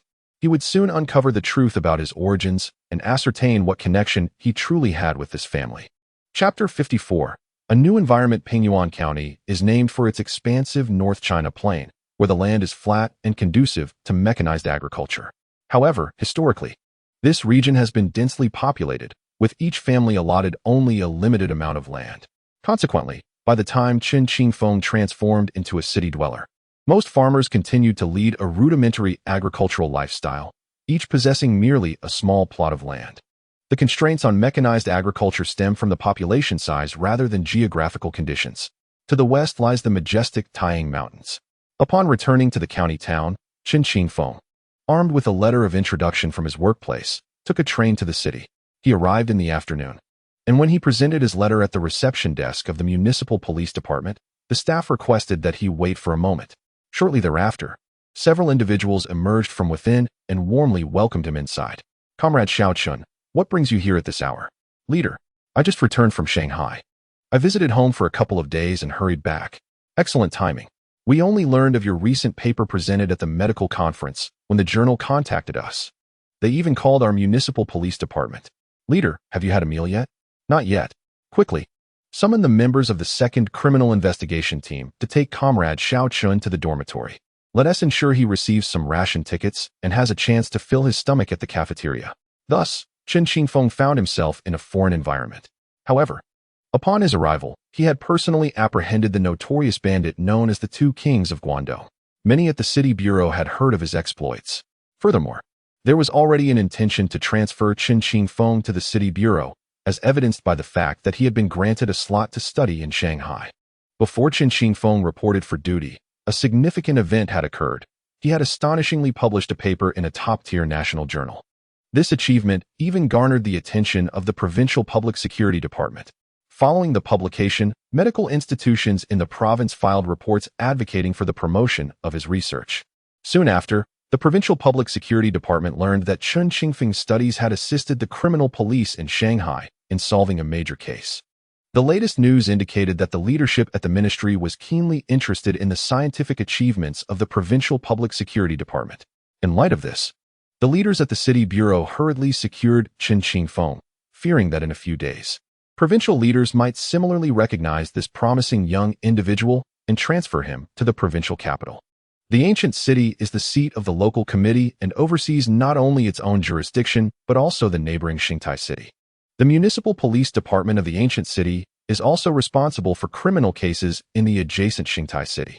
Thus, while Chen Qingfeng was officially assigned to the ancient city, his administrative rank surpassed that of the city level, falling below the provincial level. In contemporary terms, this could be considered a vice-provincial city. After settling his belongings in the dormitory, many single men emerged to see the hero who had captured the notorious Two Kings of Guangdong. Upon learning that Chen Qingfeng had not yet eaten, some immediately offered their ration tickets, leaving him quite embarrassed. Before his return, he had not anticipated his transfer to a new unit, and thus lacked any appropriate gifts to present to his new colleagues. Although his work relationship had been established, his salary and various benefits would not materialize until the following month. Consequently, the leadership provided him with some ration tickets and arranged for him to dine temporarily at the cafeteria. At this moment, a young female police officer, seemingly in her 20s, rushed into the room, prompting all the male officers to hastily shut the door. After all, this was a male dormitory, and everyone was dressed quite casually. "Who is Chen Qingfeng?" she inquired. "I am," he replied. "Comrade Chen, there is an urgent call for you from Comrade Qiao Dajing in the neighboring province." "Brother Qiao?" Chen Qingfeng, disregarding any pleasantries with his new colleagues, followed her to the office where he promptly answered the phone. "Xiao Chen, do you still remember your brother Qiao?" "Of course. You've made it difficult for me to find you. The case we discussed has resurfaced. Could you come and assist me?" "Brother Qiao, I'd be happy to help, but I just started at a new position and should inform my superiors first. I'll have comrades from the provincial department relay the message to your leadership. Do not delay any longer. Please make your way to Jianzhou City as swiftly as possible." After hanging up, Chen Qingfeng was uncertain about his next steps, so he turned to the officer who had brought him the call. "Hello, comrade. May I ask your name?" "I am Xing Ana from the technical department. I have heard much about you, Comrade Chen Qingfeng." "Technical department? But why are you working in the office?" "Well, our superiors are conducting an inspection, so I am here temporarily to assist." "Comrade Xing, it was Comrade Xiao from Jianzhou City who called, urging me to get there quickly." Has the Bureau received any notification? Just as Chen Qingfeng was speaking, the phone rang again. Hello, Guqing City Public Security Bureau. Director Qi? You wish to speak to Comrade Chen Qingfeng? Suddenly, the previously quiet office was filled with curious gazes directed at Chen Qingfeng. He approached and took the phone from a male colleague. Hello, is this Comrade Chen Qingfeng? Yes, I am Qi Tongwei from the Provincial Department. Just now, Director Qiao from the Jin Province Public Security Bureau called, requesting your assistance with a case. Director. Chen Qingfeng was taken aback to find himself on the line with the provincial police chief. He promptly handed the phone to a nearby colleague. Inform Director Qi that I have already consented to this matter. Yes, Director Qi, I will certainly report this to Director Qiao. With that, Chen Qingfeng found no further reason to linger. However, just before he departed, a thought crossed his mind. He reached into his pocket and produced a handkerchief, which he then handed to Xing Ana. Comrade Xing, I have a personal request. Could you please test this cigarette, but for its blood type? Is it related to a case? She asked. No, it concerns a relative of mine. Xing Ana accepted the handkerchief and agreed to assist. Chen Qingfeng recalled that his mother had undergone a blood type test at the county hospital, while he had learned his own blood type during his military service. Now, it was a matter of determining his father's blood type. In this day and age, if Chen Qingfeng wished to uncover the mysteries of his lineage, he could only rely on the clues offered by his blood type to speculate whether a connection existed with his parents. Chapter 55, Psychological Portrait. Chen Qingfeng's acquaintance with Xiao Denian began at a sanatorium in Shanghai. However, he was unaware that Xiao Denian possessed connections capable of mobilizing the director of the Public Security Bureau in Jishe Province. With a mere word from Director Qi, Chen Qingfeng found himself hastily boarding a train to Jinzhou, without even unrolling his bedding. Traveling by train during this era was rather time-consuming. The journey wound through the Taihang Mountains, and it took a full day and night before Chen Qingfeng finally arrived in Jinzhou. Upon disembarking, his hair was tousled, clearly indicating a restless night. My apologies, brother. I've made you travel such a long distance. It's nothing. Since you've made the request, it's only right. I just need to inform the leaders at my new unit. Brother, now that you're here, I must treat you to a splendid meal, to let you sample the cuisine of our Jin province and see how it compares to that of Hebei. In this era, expressing gratitude often took the form of feasting. It was just midday, and Chen Qingfeng had only nibbled on a dry steamed bun during his train ride. After disembarking, he was led by Xiao Denian to a restaurant. Xiao Denian chose a private room, and, after seating Chen Qingfeng, handed him a Chinese cigarette. He then summoned the waiter and, without consulting the menu, promptly ordered, "Bring us some braised pork, stir-fried seaweed mushrooms, braised pork belly, sweet and sour meatballs, and crispy fried carp. Do you have Maotai?" Noticing this, Chen Qingfeng quickly raised his hand to halt Xiao Denian's extravagant ordering. "Brother, I just got off the train. I can't possibly eat all these rich dishes. Let us just have 2 simple dishes and a bowl of knife-cut noodles. No alcohol for me, just a couple of bottles of soda. I need to be productive with you this afternoon. Brother, considering the effort I made to call you here from so far away after a day and night on the train, it's the least I could do. Waiter, let us simplify the order. Just pick 2 of those dishes and bring them quickly, along with 2 bowls of knife-cut noodles. If you have soda, bring us a few bottles." Chen Qingfeng, taking the initiative, left Xiao Denian feeling somewhat embarrassed, yet he admired Chen Qingfeng's pragmatic approach. Before long, several dishes were served. The braised pork had been steamed to perfection and was simply kept warm, while the meatballs were pre-fried, requiring only a quick dip in hot oil. 2 steaming bowls of knife-cut noodles arrived, and as Chen Qingfeng took a bite, he immediately began to devour them heartily. Truth be told, the noodle dishes from Jin Province were renowned far and wide, and for good reason. Chen Qingfeng polished off more than half a bowl of noodles, followed by several bites of the accompanying dishes, and then downed nearly half a bottle of soda. Xiao Denian could tell that Chen Qingfeng was genuinely famished. "Brother, 1 bowl of noodles isn't enough, is it? Should I order you a plate of stir-fried cat ears?" "Indeed, you're absolutely right, brother. I could manage another bowl. But let us discuss the case first. Come now, we must wait until you've finished your meal to talk. Please, I've heard that another crime has been committed." "Indeed, this time it concerns a coal miner from our local mining district. A few days ago, he took leave to return home, but his family has since received no word from him. The holiday has now passed, and when the mine called to inquire about him, it was discovered that he never made it home. Consequently, his family reported the matter to our local police department. We dispatched personnel from the Criminal Investigation Unit to trace the main road leading out of the mining area, yet we have found no clues along the way. Brother Qiao, how long has it been since the report was made? Including today, it has been precisely 3 days. Brother Qiao, I have 2 uncertainties. Given the time elapsed and the fact that the individual has not returned home, wouldn't the family have inquired about him? Surely, they would need an excuse. Otherwise, they would have reported it much earlier. You are right. The family mentioned that on the first day of the holiday, they received a telegram stating he would arrive home in 2 days. However, later, they received another telegram indicating he had encountered a friend on the way and had gone to assist him with a small matter. Brother Qiao, do we have a photograph of the missing person? Brother Qiao opened his bag and took out a photograph, which he handed to Chen Qingfeng. Upon inspection, Chen noted that the young man appeared spirited and confident, despite wearing work attire. In this day and age, those who work in a mine are typically employees of state-owned coal mines. Although the work underground is arduous and the environment is challenging, the compensation is quite generous, nearly double that of an average worker when accounting for various allowances. No one contests their right to earn such wages, as it is indeed hard-earned. Even in state-owned mines, accidents do occasionally occur. Chen Qingfeng scrutinized the photograph before passing it back to Brother Qiao.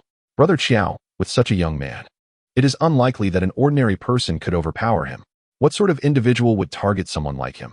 You've already pointed out that an average person would surely struggle against someone of his stature, approximately 1.7 to 1.8 meters tall. I cannot fathom who might specifically prey upon this type of individual. If someone could easily subdue such a person, they must be quite formidable themselves. Brother Qiao, while 1 or 2 individuals may have gone missing, as you say, perhaps abducted, the sheer number of disappearances suggests a more complex situation. It's possible that the individuals are already lost to us. However, I suspect that many perpetrators act out of jealousy. Notably, the victim's heights range around 1.7 to 1.8 meters. To be candid, I believe the perpetrator's height is likely below the national average for men. Are you suggesting that the perpetrator is short? Yes, if I were to conjure an image of the perpetrator, I envision someone around 1.5 to 1.6 meters tall, likely a middle-aged individual, appearing rather pitiable and modest, perhaps even bearing some form of disability. Hold on a moment. Xiao Chen, your assertion lacks any substantial basis. Brother Qiao, this is merely a psychological profile, intended to provide a general investigative framework, allowing us to focus on identifying individuals with similar characteristics among the victims. Xiao Chen, I find myself perplexed by your words. The esteemed predecessors did not instruct us to handle cases in this manner. I understand that this is referred to as psychological profiling. Have you heard about the case in the Soviet Union this year, involving the serial killer Kravchenko? Previously, our nation's criminal investigation techniques were derived from Soviet textbooks, which asserted that such heinous individuals would never emerge in their country as they do in capitalist nations. Yet this year, Kravchenko has thoroughly contradicted the claims made by their Ministry of Internal Affairs and experts. Such individuals may indeed be innately malevolent, lurking within the crowd, merely unconnected in our examination of these cases. Chapter 56. The Ideal Youth. Qi Songyan Chen Qingfeng returned to the vigor of his 20s, his physique rejuvenated. In his youthful days, he could consume 2 gin of liquor and devour 2 chickens in one sitting, often unable to resist 3 bowls of rice. However, in his memories, he was beset by ailments in his 50s. In his youth, particularly during his military service, he yearned for a hearty meal. Yet as he aged, even with the means to enhance his lifestyle, he found his appetite diminished. The days of youth were indeed splendid. With a bowl of knife-cut noodles and a base of cat ear noodles, Chen Qingfeng polished off 2 plates of dishes. In contrast, Xiao Danian seemed to have lost his appetite, weighed down by the case, merely nibbling on some vegetables and consuming half a bowl of noodles. Following the meal, Chen Qingfeng expressed his desire to visit the scene. Though Xiao Danian advised against haste, Chen Qingfeng felt compelled to explore, eager to make the most of his visit rather than retreat for rest. Thus, Xiao Danian acquiesced, driving him to the mine. The Jianzhou coal mine is a large state-owned enterprise, renowned for its high-quality anthracite and thermal coal, which is transported via rail to the southern regions, supplying electricity to 7 provinces in the southeast. It can be said that the prosperity of Shanghai owes at least 13% of its success to the affordable energy sourced from Jianzhou. The foundation of this inexpensive energy lies in the labor of miners who toil in the subterranean tunnels stretching thousands of meters underground. When the Public Security Bureau arrives to investigate, the mine's security department must naturally dispatch personnel to assist. Consequently, the relevant files of the missing persons were retrieved. Qi Songyan, possessing only a junior high school education, hailed from the Hongqi Brigade in Hongqi Township, Lingzhou City, Jin Province. He entered the Jianzhou coal mine through recruitment channels. How did he perform in his work? Well, one might say that children from rural backgrounds are inherently genuine, diligent in their tasks. He had received accolades as an advanced production model several times, and his colleagues praised him for his competence and warm-hearted nature. Did he have friends at the mine? Alas, the workers here, especially the younger lads, are predominantly single, and the women employed in our office seldom venture underground. It is hardly permissible for female workers to descend into the mines. Thus, his social connections are rather simplistic. Social relations. In our mining area, there exists a living quarter where most of us reside. Reflecting on my time here, I realize that I have ventured into Jinju City only once in the past year. Daily meals, shopping, and leisure activities are all conveniently accommodated within this community. Over there stands the newly constructed Workers' Club, a facility established by our union, screening the same films that are shown in the city. Chen Qingfeng observed that the living area of Jinju coal mine resembles a city within a city, offering everything from elementary to secondary education, a hallmark of this era. The benefits provided by state-owned enterprises are indeed generous, encompassing all aspects of life from birth to death. This is particularly true for energy enterprises like Jinju coal mine. Although it operates as a business, its standing is at least at the provincial or ministerial level, with supervisory authorities likely situated beyond Jinju province, possibly within the Ministry of Coal. The security department here essentially functions akin to a public security bureau, and there even exists a militia organization within the mine, with anti-aircraft guns stationed in the living area. Naturally, such elements will gradually fade with the passage of time. But this is characteristic of the 1980s. Qi Songyan remained within this living quarter, where he attended to all his needs: eating, drinking, sanitation, and sleeping, while even his entertainment was met here. However, being a social creature, he maintained familial bonds beyond his professional relationships, necessitating an annual return home despite his ability to fulfill all his living requirements here. Chen Qingfeng meandered through the living area, glancing at Qi Songyan's former dormitory. Inside, he found remnants of Qi's modest clothing. Since the incident, all the other occupants had relocated, leaving Qi's bunk untouched, still holding some of his belongings. Chen Qingfeng approached the bed, noticing a book resting on the headboard, stamped with the library seal, titled The Diary of Lei Feng. Beside it lay a notebook, which he picked up and perused. The first open page bore an inscription from a teacher, urging the reader to learn from Comrade Lei Feng. Within the notebook were several illustrations of Lei Feng during his lifetime, along with copied quotations such as, "Treat comrades with the warmth of spring," and "Approach work with the fervor of summer." Chen Qingfeng slowly closed the notebook, feeling a profound heaviness in his heart. This was a pure-hearted young man, akin to many idealistic youths today, filled with aspirations and dreams for a promising future. Their eyes shimmer with hope, and their hearts are imbued with ideals, envisioning a better society. Yet now, this promising young individual has vanished. The notebook also contained Qi Songyan's personal goals, expressing a desire to enhance the production of high-quality coal. After contemplating, Chen Qingfeng inquired with the head of security, did he have any particular hobbies? Xiao Qi enjoyed reading, the officer replied. I've heard from others who shared his dormitory that he also had a fondness for food. It's understandable. As a rural child who came to the city, he likely hadn't experienced many delicacies before. Now that he earns a salary, sending money home and indulging in some snacks for himself seems reasonable. The life in the factory area is exceedingly simplistic. The underground, the cafeteria, and the dormitory, 3 points forming a linear existence that leaves little room for investigation. Moreover, the individual in question did not vanish here. On the day of his disappearance, a colleague of Qi Songyan witnessed him departing from the living quarters of the mine.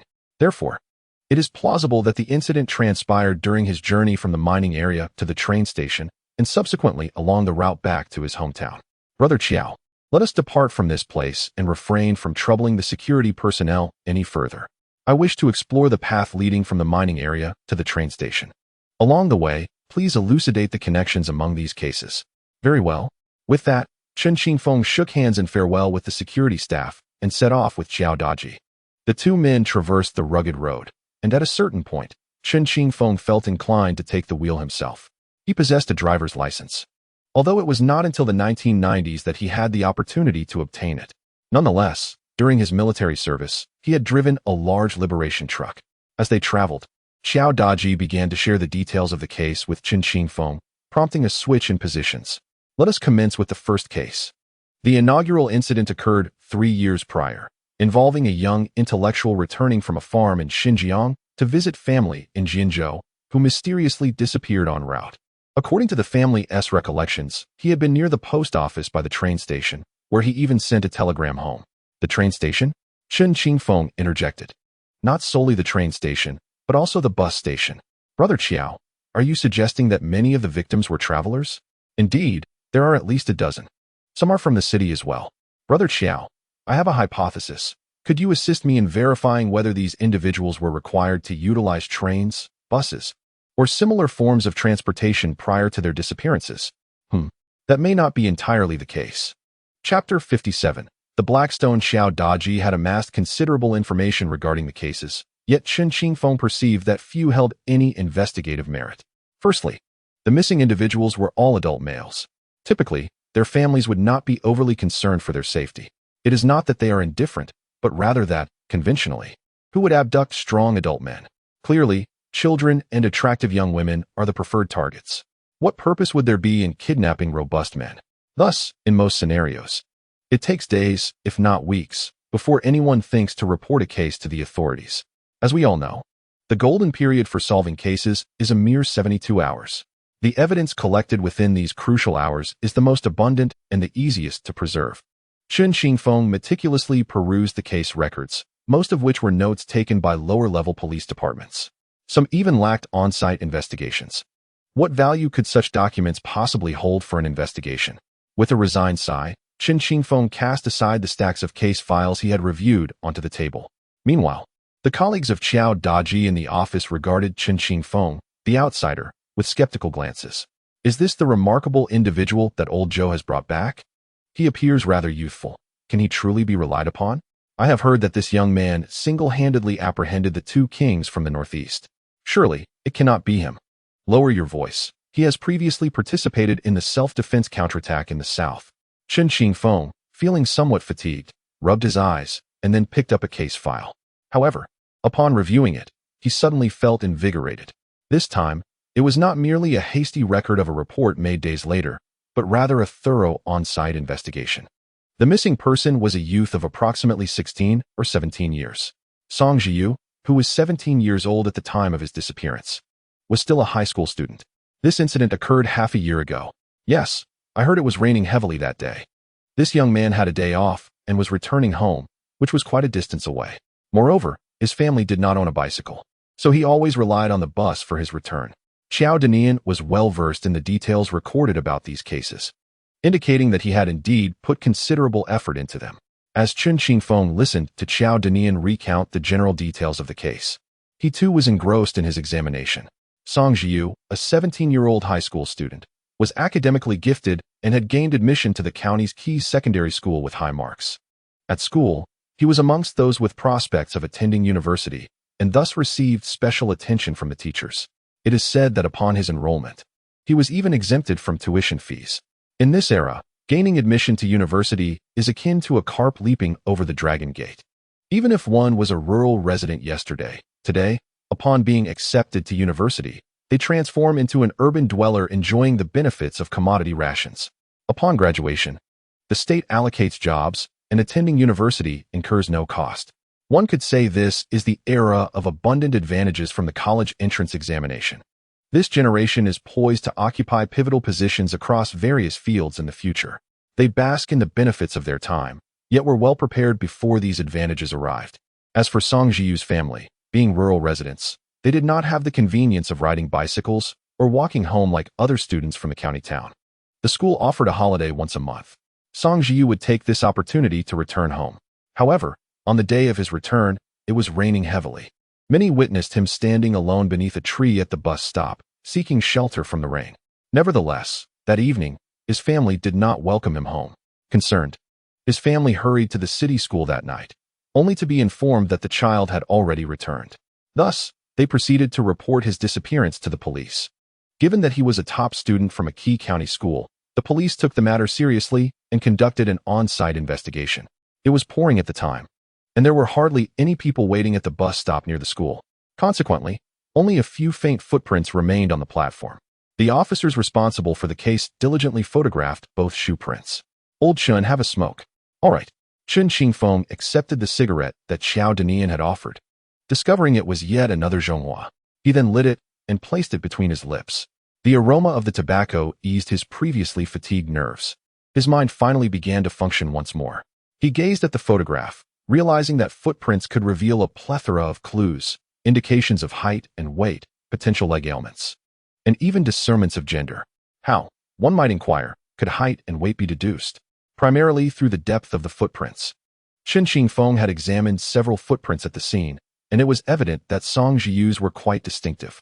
Although he hailed from a rural background, his ability to attend high school in the county suggested that his family's financial circumstances were likely favorable.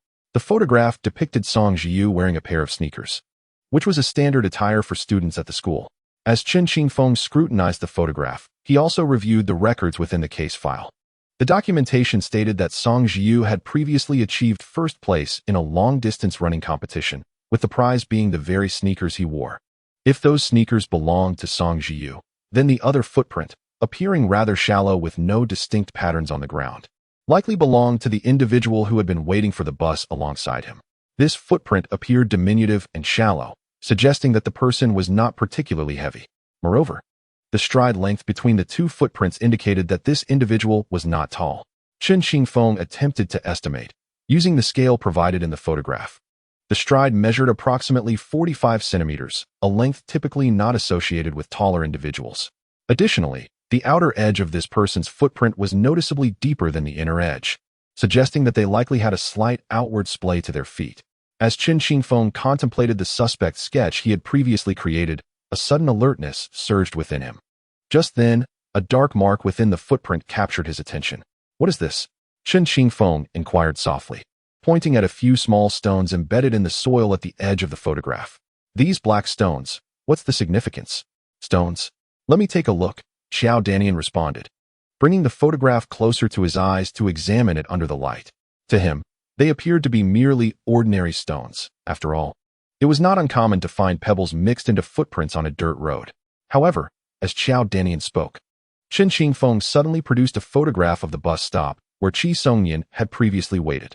"Look at this." In this new image, the surface was paved, yet it still bore some fragile-looking black stones. Xiao Danian immediately grasped the implication.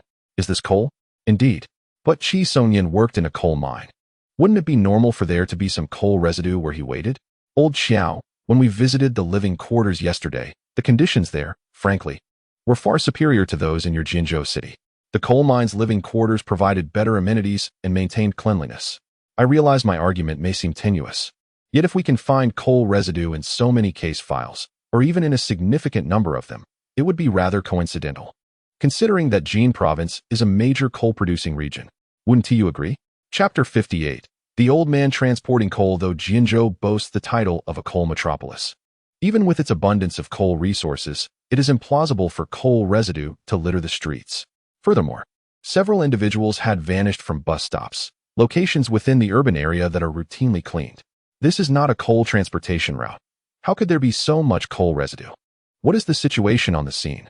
An investigation would reveal the truth. Xiao Dan's mind was filled with doubt, as he found Chen Qingfeng's clues somewhat tenuous. Thus, Xiao Dan dispersed his team to examine the remnants of the various cases scattered across the area. Given the time that had elapsed, it was indeed challenging to derive any substantial value from a reinvestigation.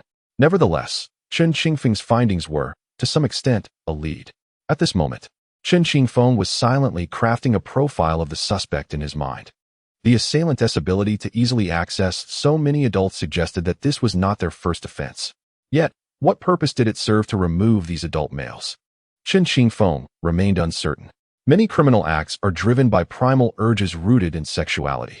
There exist individuals with unique psychological inclinations. Some are attracted to men, while others to women. The universe operates under its own rules. However, in the 1980s, such notions were indeed shocking. Yet, ancient China was not devoid of men who favored other men, the most notable being Long Yang. It is said that Long Yang Jun was cherished by the emperor. Despite being a man himself, Chen Qingfeng grappled with how to convey such matters to Qiao Dan. As they delved into the realm of Freudian psychology, discussing concepts such as the oral and anal stages and the somewhat perverse Oedipus complex. These topics are frequently referenced in later psychological literature. Yet, the current situation was just beginning to unfold, and everything remained in a state of disarray. The crime of hooliganism still constituted a serious offense within the penal code.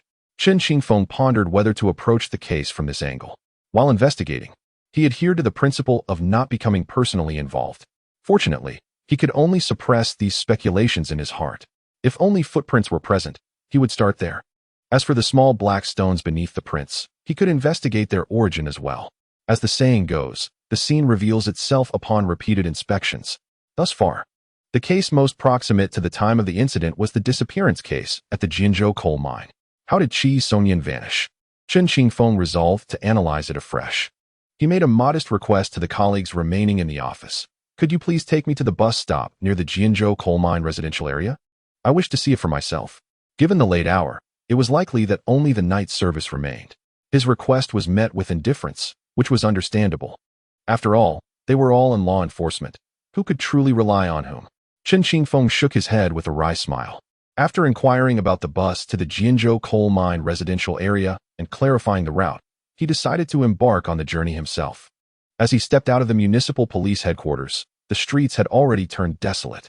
Such is the winter in the north, as the temperature drops. The streets become nearly deserted, making even small businesses a challenge to sustain. In the southern regions, at this hour, people are yet to retire for the night. They often venture out to indulge in some late-night snacks, sip on a few drinks, and alleviate the monotony of the evening. It appears that the economy in the South is thriving. At least during the 1980s, the nocturnal economy was a significant aspect of life. Southerners, throughout the 24-hour cycle, managed to find ways to profit even during the precious hours of night. Conversely, in the North, once winter descends, unless one possesses a storefront along a bustling street, attracting business through street vending proves to be a futile endeavor. Chen Qingfeng arrived at the bus stop adjacent to the Public Security Bureau, relying on his memory to locate the 835 bus. Indeed, he spotted the sign indicating that the bus would head to the Jincheng coal living area. He waited at the platform for a short while, and before long, the bus arrived. As he boarded, the conductor eagerly urged the passengers to secure their tickets promptly. Chen Qingfeng settled into a seat next to the conductor. "Comrade, one ticket, please," he requested. "Hold on to your ticket. The bus is about to depart. Quickly find a seat to avoid falling." Chen Qingfeng took his place beside the conductor. At this moment, only a few passengers occupied the bus, a stark contrast to the later era when buses operated without conductors. The role of the conductor had long faded into the annals of history.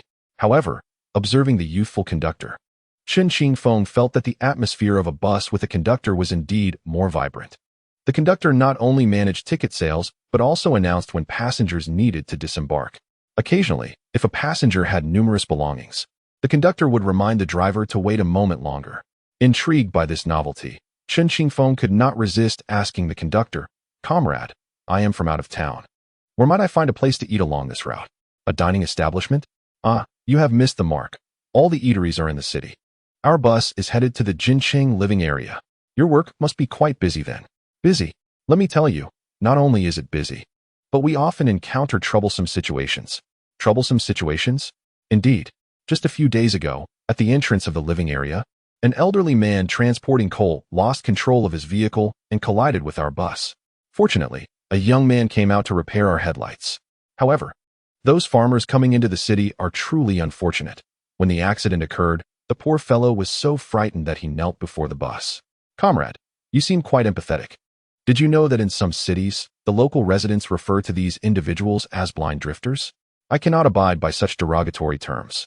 Decades ago, who among us did not come from the countryside? The last time I accompanied my unit to Jinhai City for official business, the locals were quite unkind, calling us old country bumpkins. If you asked them for directions, they would deliberately point you in the wrong direction. The human heart has become so callous. By the way, regarding that elderly coal hauler. Later on, a young man came to his aid. They must be relatives? Not at all. He is a worker from the Jinzhou coal mine. He even left us his unit's phone number, saying that he would be returning home in a few days. If the light is not repaired by then, we could call him. Is that so? What was that young man's name? Do you recall? Oh dear, the name slips my mind. It was Master Lin. What was that young man's name again? I recall the surname Qi, claiming to be from the 3rd Underground Operations Team. Is it Qi Songyan? Yes. That seems to be the name. Ticket collector, may I inquire further about the elderly man who was kneeling? What is his approximate height? Perhaps around 1.5 to 1.6 meters? He appears to be a frail old man, walking with a slight limp. If not for his disability, he likely wouldn't struggle to support himself with the heavy load of coal he was transporting. Chen Qingfeng suddenly became alert, realizing that what he sought was closer than he had anticipated, requiring no effort to uncover. Meanwhile, as Xiao Danian hurried back from outside, he immediately inquired, "Where is Xiao Chun? He has gone mad, insisting on visiting the Jinmei living area late at night. I refused to accompany him, so he went alone. How can you act so thoughtlessly? He is a guest." Just as Xiao Danian was speaking, the phone rang. He picked up the receiver, and a woman's voice immediately resonated on the line. "Is Comrade Chen Qingfeng here? I am Xing Ana from the Forensic Technology Department of the Guqing City Public Security Bureau. Comrade Chen Qingfeng is not here. May I ask what the matter is? You must be Comrade Xiao. Please convey to him that the test results are in. His blood type is likely type A." Chapter 59. The Coal Bottom Team. In the evening, Chen Qingfeng arrived at the Jinzhou coal mine. The sky appeared overcast, reminiscent of the 1980s when municipal facilities were not as developed as in later years. Walking along the road, only a small area in the city center was illuminated by streetlights, as most places did not wish to waste electricity. As he strolled through the streets, the chill of the evening enveloped him, and he began to question his decision. However, upon reflection, he realized that his spontaneous visit held no right or wrong. Had he not followed this sudden whim, he might not have fortuitously encountered the ticket collector and driver on the bus. The driver's remarks clarified some of Chen Qingfeng's earlier inquiries. Firstly, why was the suspect able to approach the victim so easily? If the suspect was a pitiful, disabled old man transporting coal, everything fell into place. During this era, the spirit of helping others was still revered. In later times, it would be unimaginable for an elderly person to lie abandoned on the ground. Yet, this very circumstance provided opportunities for those lacking vigilance. Evildoers will never be eradicated, for they adeptly conceal themselves. Now that Chen Qingfeng had discerned the pattern, he could surmise the criminal's modus operandi. The coal-hauling old man could not possibly be here for sourcing supplies. In fact, the coal produced by the company was primarily sold to institutions. In this planned economy, the destination for the coal was predetermined, and the production quantities were meticulously planned. Nevertheless, ordinary people often found ways to earn money on the side. The key to solving the case lay in the coal. Chen Qingfeng breathed warmly into his hands before venturing into the coal mine's living quarters, feeling the pangs of hunger. Upon entering, he surveyed his surroundings. The heating season had now commenced. Every winter, the people of the North experience unparalleled happiness, dwelling in warm rooms without having to endure the biting cold. Chen Qingfeng took a stroll around the residential area and soon spotted a heating station, its exterior enveloped in a billowing mist from afar. The pipes extending from the station led to every household. Nowadays, urban heating is primarily feasible only in large state-owned enterprises and the dormitories of certain government agencies. The average person relies on small coal stoves for warmth. Yet those who can afford such heating are but a small fraction of the population. Fortunately, the urban populace remains relatively sparse, with most individuals being farmers or agricultural residents. In winter, their primary fuel consists of wheat straw or stubble. Strangely enough, even with such rudimentary heating methods, the skies in the city remain a brilliant blue. As Chen Qingfeng continued his exploration, he soon encountered a mound of coal outside the heating station. He observed the remnants of coal scattered onto the road, likely spilled during unloading. He stood outside, hands clasped, surveying the scene when suddenly, a figure emerged from within. "Comrade, do you need something? I see there's quite a bit of coal here. Do you sell it?" "Sell? This is state-owned coal. Do you think just anyone can sell it?" "Oh, however, if you want some, you could come help us clean the truck." "What? Tomorrow morning at 6, a truckload of coal will arrive. If you wish to claim some free coal, bring a broom and sweep up the remnants from the truck." Chen Qingfeng was taken aback by this unconventional arrangement. Yet, it made sense. When trucks deliver coal, the staff should indeed be responsible for clearing away the debris. After all, trucks are precious resources. Not only hauling coal, but also transporting grain, vegetables, cloth, cotton, and even pork. A dirty truck could easily soil its cargo. It seemed the workers here were reluctant to perform such duties, leading them to devise this clever scheme. Whoever sweeps the truck gets to keep the leftover coal. It was astonishing to realize that the impoverished had found such a means of survival. Is that so? Will you do it? I'll consider it, Chen Qingfeng replied, turning to leave. However, it was already quite late, and he had nowhere to stay. Observing his surroundings, he noticed a guest house near the mining area. He approached the guest house, presented an introduction letter from his employer, and requested the cheapest ordinary room, which cost a staggering 8 yuan for one night. Chen Qingfeng felt a pang of regret, realizing that nearly a month's salary of 13 yuan would be spent on accommodation alone. Yet, there was a cheaper option, a dormitory bed for 5 yuan a night. After pondering for a moment, he decided that, in this era, earning money shouldn't be too difficult. He might as well indulge himself this once. He reserved a standard room, and then took the 2 kettles to the water room to fill them. In these times, even guest houses lack the proper etiquette for hosting visitors. The restrooms are located outside the rooms, and bathing facilities are not provided. One must go to the public bathhouse if they wish to wash. Chen Qingfeng was indeed fatigued. Collapsing onto the bed, no sooner had he reclined than a wave of drowsiness enveloped him, and he dreamt of Lu Wenting before succumbing to sleep. Upon awakening, he found that daylight had fully arrived. With little luggage, he checked out and spent a penny on a youtiao outside the mine's cafeteria, munching on it as he walked. In the morning, several large liberation trucks were indeed parked near the heating station, unloading coal. A few individuals, bundled in thick cotton coats, were energetically shoveling coal ash. Meanwhile, on one truck that had been emptied, someone was meticulously sweeping the remaining coal residue into a cart. Chen Qingfeng observed the sweeper and noted that he was not the limping old man he had expected. Nonetheless, he approached to inquire. "Excuse me, busy there. May I ask if an old man with a limp is with you? That old fellow, what's it to you? Are you with him?" "Not at all. I'm just asking. That old man isn't one of us. We came here to sweep the trucks with the permission of the station master. He's nobody. Do you know where he went?" "Who knows? Maybe he's off to the train station to collect coal nuggets." "The train station? We have the contract for cleaning the carriages. No one picks up the nuggets on the ground. Those drifters are probably there for that." Upon hearing this, Chen Qingfeng's mind became clear. The train station. No wonder there were reports of disappearances there. Understanding the individual's likely route, he felt there was no longer any reason to remain. Exiting the living area, he made his way to the bus stop and boarded the fastest bus back to the city. Chapter 60. The Comfort Zone of Crime. Xiao Qiao. "Come in for a moment." Zhao Danian was dozing in the office when he was roused by his superior. He had been busy all night and now faced the challenge of locating an individual, which was no easy feat. After finishing breakfast that morning, he felt utterly drained. Yet at that moment, his superior summoned him for a discussion. Quickly, Zhao Danian stood up, slapped his face to regain focus, adjusted his attire, and entered his superior's office. "Commissar, Xiao Qiao, what's the matter? The provincial office's orders have been out for days, and you're still lingering here?" "Commissar, I have reported to the party committee regarding the series of disappearances in Jinzhou. I wish to make another effort." "Another effort? It has been several days already."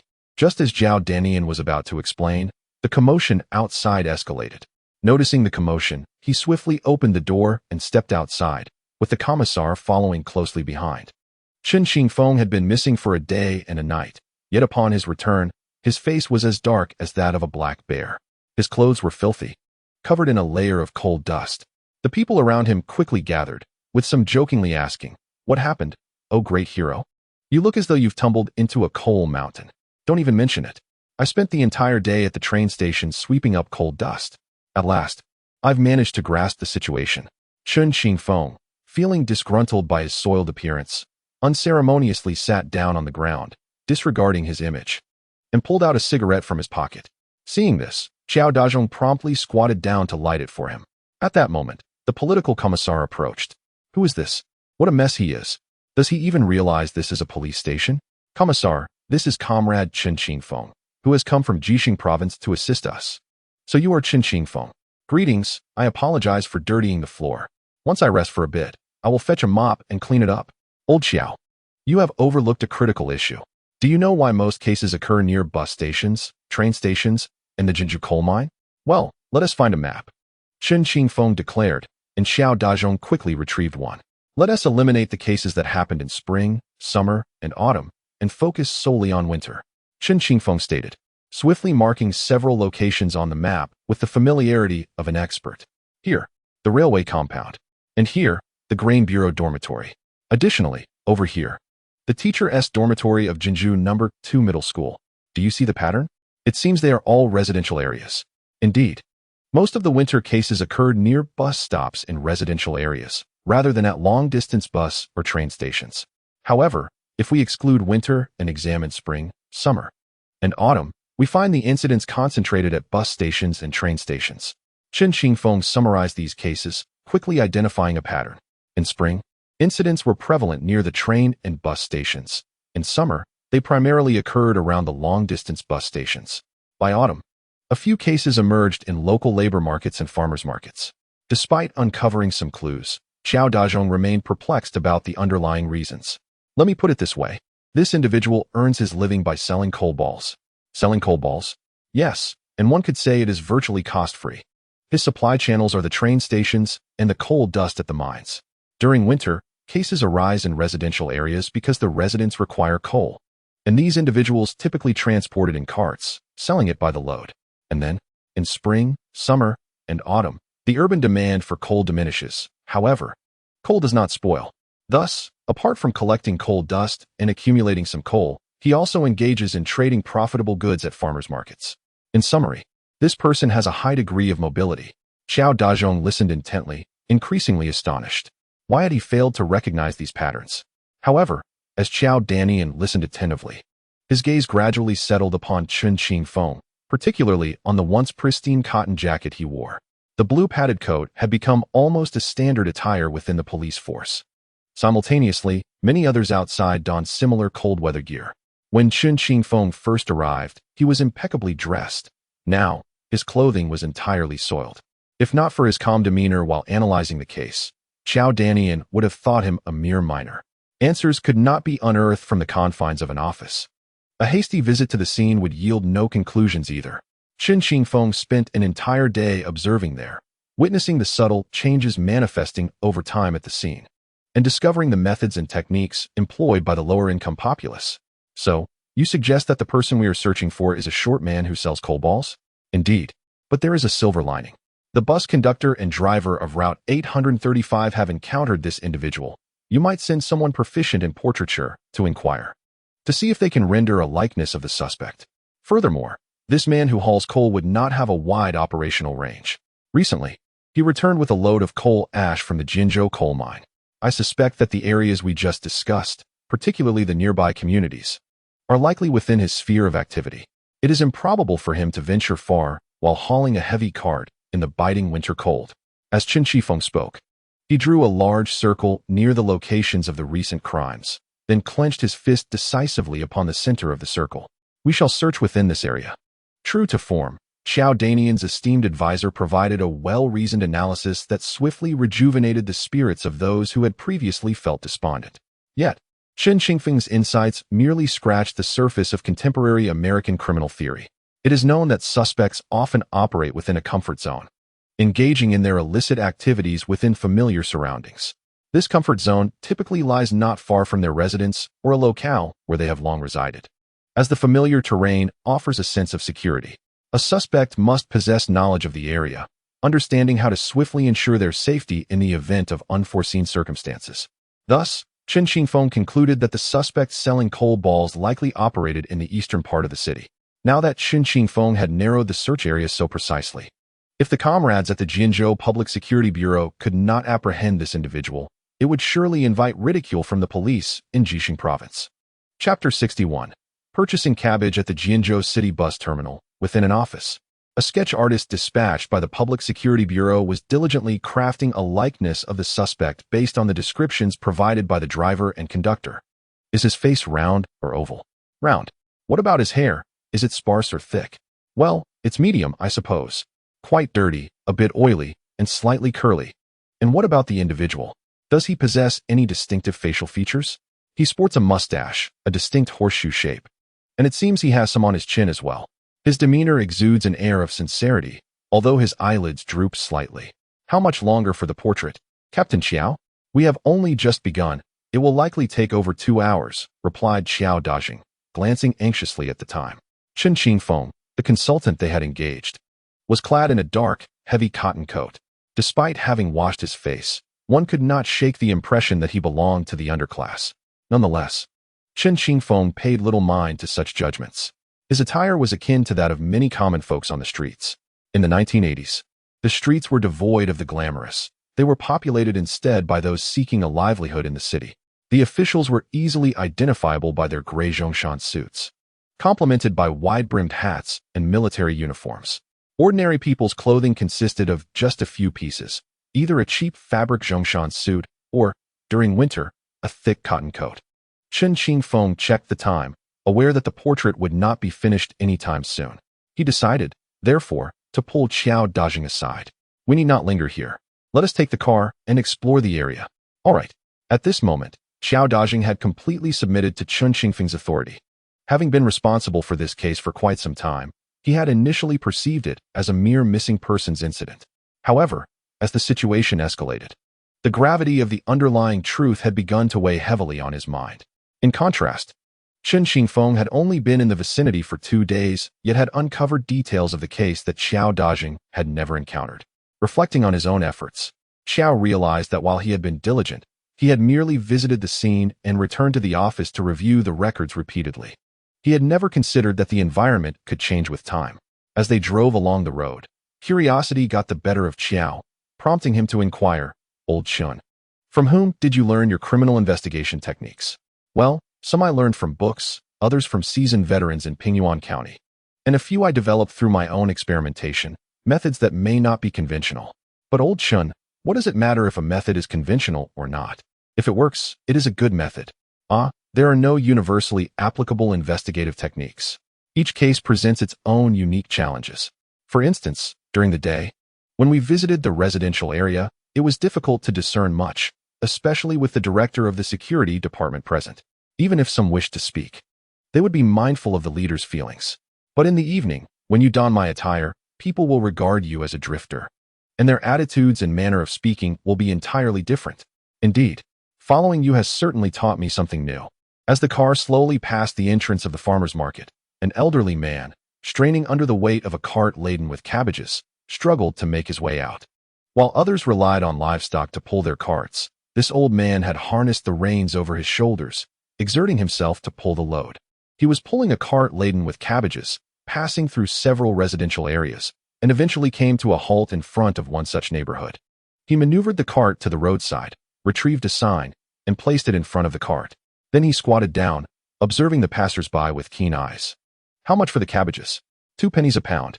The old man did not raise his head. A woman who approached to buy vegetables turned away upon seeing him. After a while, the number of people at the entrance of the community gradually increased. The old man slowly adjusted his cart and moved forward towards a small grove behind the neighborhood. There were few buyers here, so he made his way to the roadside, unfastened his trousers, and relieved himself against the wall of the yard. At that moment, a man riding a bicycle leisurely approached along the secluded road. "Sir, are these cabbages for sale?" The old man turned his head and, instinctively raising his gaze, recognized the young man as a tall figure clad in a gray zhongshan suit. Unmistakably a young cadre. "Yes, they are. How many do you want?" "I'll take them all.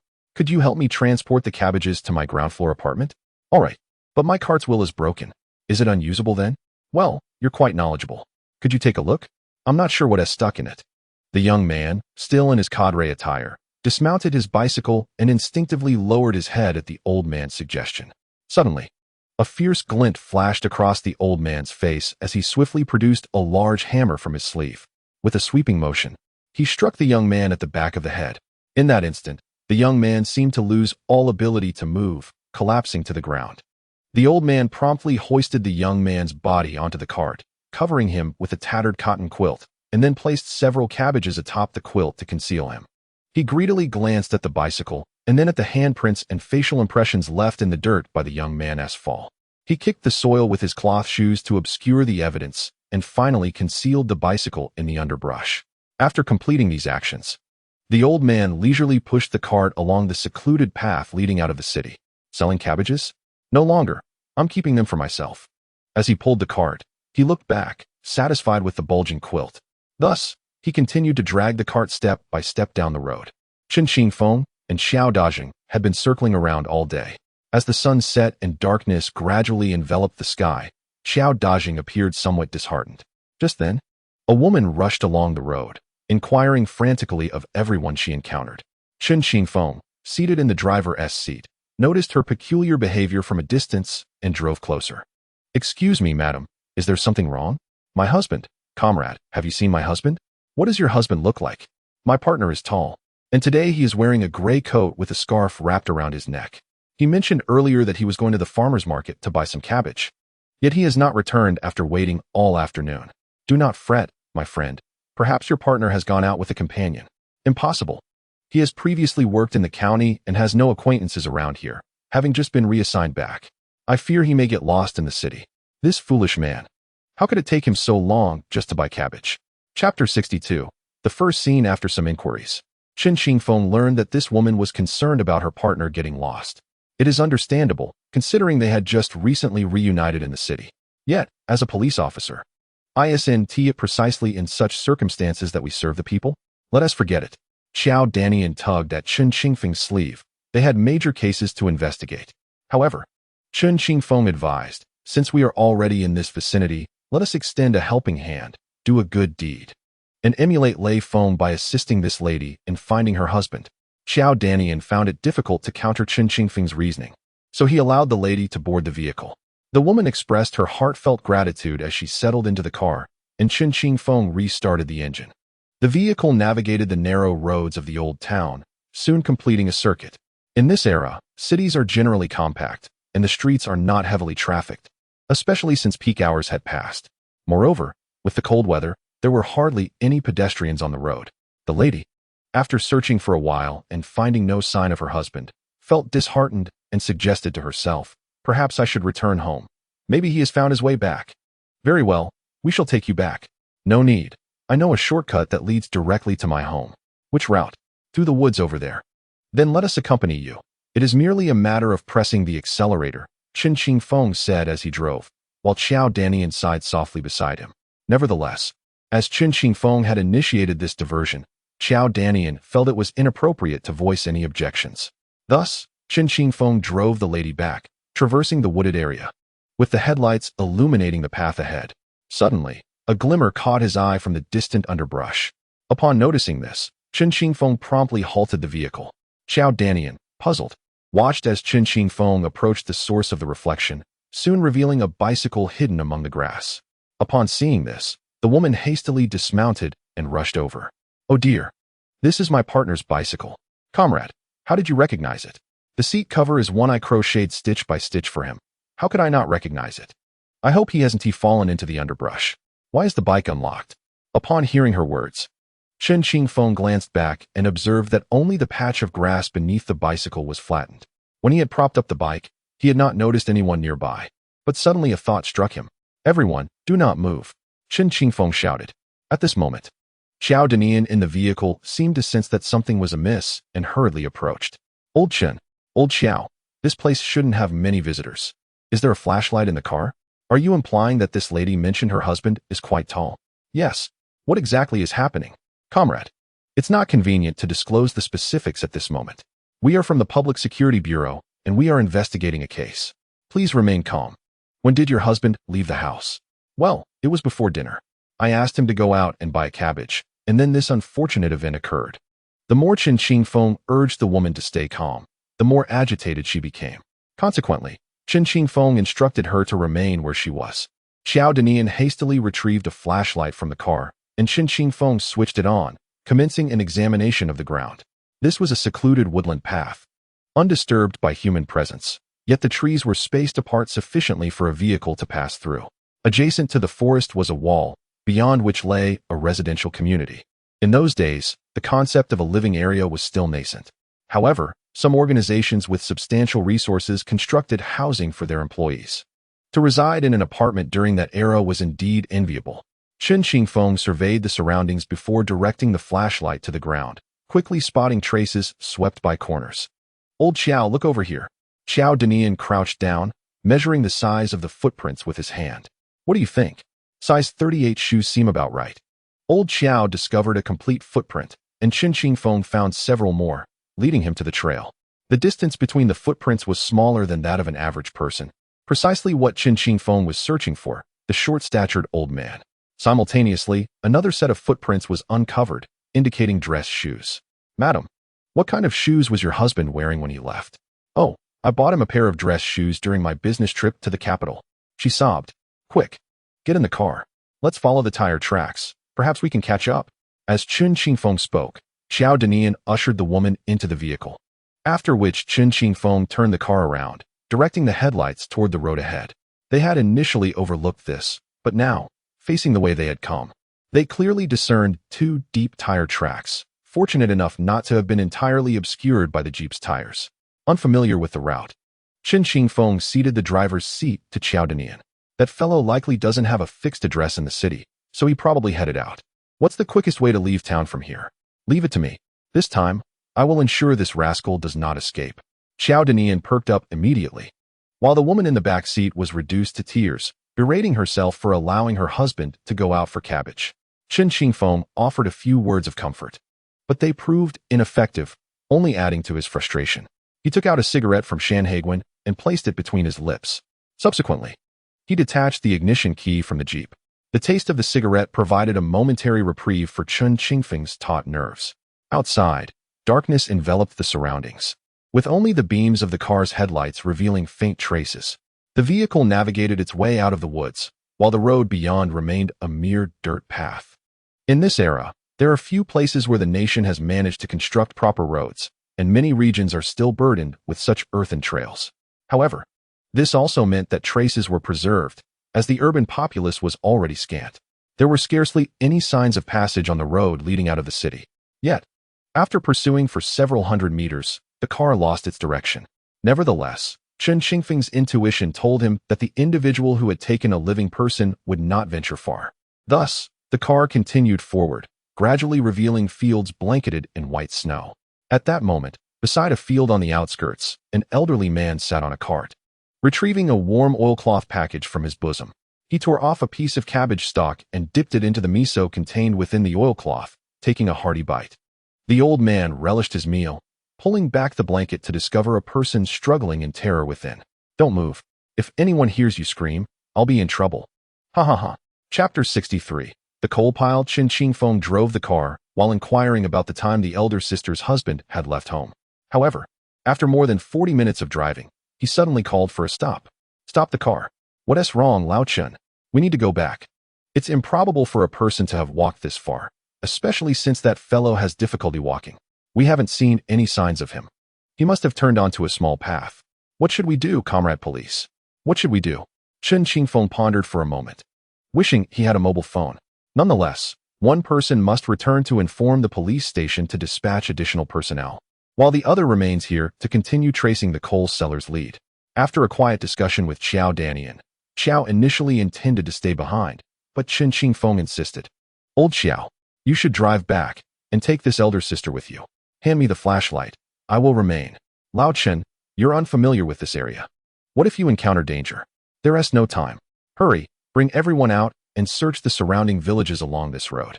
If necessary, search each household. I will stay here, hoping to find more direct clues. The key lies with you. It depends on when you can bring the comrades from the bureau. With just the two of us, we won't have enough time." Xiao Danian wanted to argue further, but Chen Qingfeng swiftly seized the flashlight and pressed Xiao Danian back onto the vehicle. After a moment of contemplation, Xiao Danian removed his sidearm and handed it to Chen Qingfeng. "Lao Chen, you should be familiar with this. Don't worry. You all hurry back. I'll see if there are any traces left on the road." Thus, Xiao Danian seized the woman and turned the vehicle around, steering it back towards the city. Meanwhile, Chen Qingfeng wielded a flashlight, retracing his steps along the road. At that moment, he lifted his gaze to the sky, where countless stars twinkled. In the distance, the city emitted a faint glow, yet beyond that, the darkness was impenetrable. In such obscurity, The modest illumination from a small flashlight was woefully inadequate. Nevertheless, Chen Qingfeng calculated his pace, estimating that the man pulling the vehicle could not have ventured too far. After walking for a while, he arrived at a fork in the road. The broad path in the center led to the city, while narrow trails branched off to either side. Chen Qingfeng scrutinized the side paths. The left one skirted an expanse of farmland, while the right one led directly towards a nearby village. Upon reaching the junction, he noticed two signposts. One indicated the way to Dongyu village, and the other to Shiyu village. Now, he was compelled to make a choice. Holding his flashlight at the crossroads, he observed that the ground was hard and devoid of any tracks, as there had been no snowfall in recent days. Standing there, he glanced around and then proceeded down the path adjacent to the farmland. He chose this route over the other because the village lay too close to the main road. Any noise there would easily attract the attention of passers-by. In contrast, the presence of the fields provided a greater sense of security. As Chen Qingfeng walked, the biting cold night wind assaulted him, prompting him to tighten his coat around himself while he ambled through the fields with his flashlight in hand. Occasionally, the eerie howls of wild beasts echoed in his ears. In the 1980s, several villages still bore the signs of wolf presence. This era was starkly different from the future, where urban sprawl was daunting and wildlife seemed to keep its distance. Chen Qingfeng recalled a tale from his hometown about a child who, one fateful night, ventured into a cornfield and was subsequently taken by a wolf. That incident occurred in the 1990s. In this day and age, traversing the night alone posed certain risks, not merely from ill-intentioned individuals, but also from wild animals. As he continued on his path, Chen Qingfeng lost track of the distance he had covered until, suddenly, he spotted a set of deep tire tracks by the edge of a field, adjacent to a water channel. He immediately approached, shining his flashlight to investigate. The water in the channel was remarkably clear, and due to this clarity, it had not frozen over in the depths of winter. Indeed, flowing water is less prone to freezing, even in the coldest conditions, particularly when it moves swiftly. Consequently, the soil beside the channel was damp, allowing for clear footprints to be discerned. Observing the tire tracks closely, Chen Qingfeng crouched down, illuminating the area beside the water channel. Suddenly, he noticed a particularly deep footprint, characterized by pronounced edges and a shallower center. Chen Qingfeng had considerable experience in tracking and immediately recognized the footprints as the ones he was searching for. It appeared that the suspect had likely quenched their thirst here. Observing his surroundings, he crossed a stone plank bridge spanning the irrigation ditch. As he ventured further, he suddenly spotted a large locust tree. At that moment, dogs from nearby homes began to bark frantically upon sensing movement. Dogs are incredibly perceptive creatures. Chen Qingfeng glanced at his watch with the aid of his flashlight. It was already past 9 p.m. In these times, people preferred to retire early due to the lack of entertainment options. Most rural households could hardly afford a television, and radio broadcasts were a luxury only accessible in urban areas, typically devoid of late-night programs. Consequently, concerns regarding population growth were minimal, though family planning policies were strictly enforced. Shining his flashlight around, Chen Qingfeng noted that the family planning policy had been instituted a few years prior. However, the slogans on the walls still bore the distinct characteristics of the 1970s. After passing the locust tree, he surveyed the village. It featured a single main road flanked by residences, many of which were constructed from mud bricks. In these times, the majority could not afford brick houses. Concerned that the barking dogs might attract the suspect's attention, Chen Qingfeng opted for a different path, moving quietly along the village's periphery. He attempted to switch off his flashlight, as its beam was rather conspicuous in the stillness of the night. He then glanced up at the sky, allowing his eyes to adjust to the darkness. Guided by the moonlight and starlight, he entered the village. At the village entrance, several households had piled up what appeared to be strange mounds of earth. Chen Qingfeng recognized these as manure, a mixture of human waste and soil used as fertilizer. However, as he continued deeper into the village, he suddenly caught sight of an unusual protrusion behind a courtyard wall. From a distance, it resembled a large mound of dirt, but under the moonlight, it reflected a gentle glow, unlike a typical earthen pile. As Chen Qingfeng approached, he discovered that it was a coal pile in the courtyard of a house. Upon this realization, he immediately halted his steps. Chapter 64. The seller 40 minutes earlier. Nights in the northern regions arrive particularly early in winter. Often, by 5 in the afternoon, darkness had already descended. At this moment, The village was remarkably quiet, with most households having settled into slumber. A diminutive old man, limping slightly, was slowly maneuvering a cart into his yard. His footsteps were unlikely to provoke the dogs, as he passed this way daily. Yet some dogs still caught a whiff of an unfamiliar scent. In the center of the courtyard stood a towering heap of coal. Near the coal pile, against the wall, there lay a mound of yellow earth, while at the center of the courtyard stood a water vat. In the midst of the yellow earth and coal heap was a patch of mortar, a blend of yellow earth and coal cinders, which would be shaped into honeycomb coal using special tools. This process allowed the cinders to fetch a good price. However, today the cart carried a half-load of cabbages.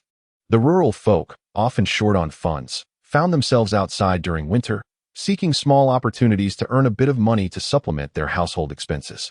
For someone of his diminutive stature and limited mobility, making a living was far from easy.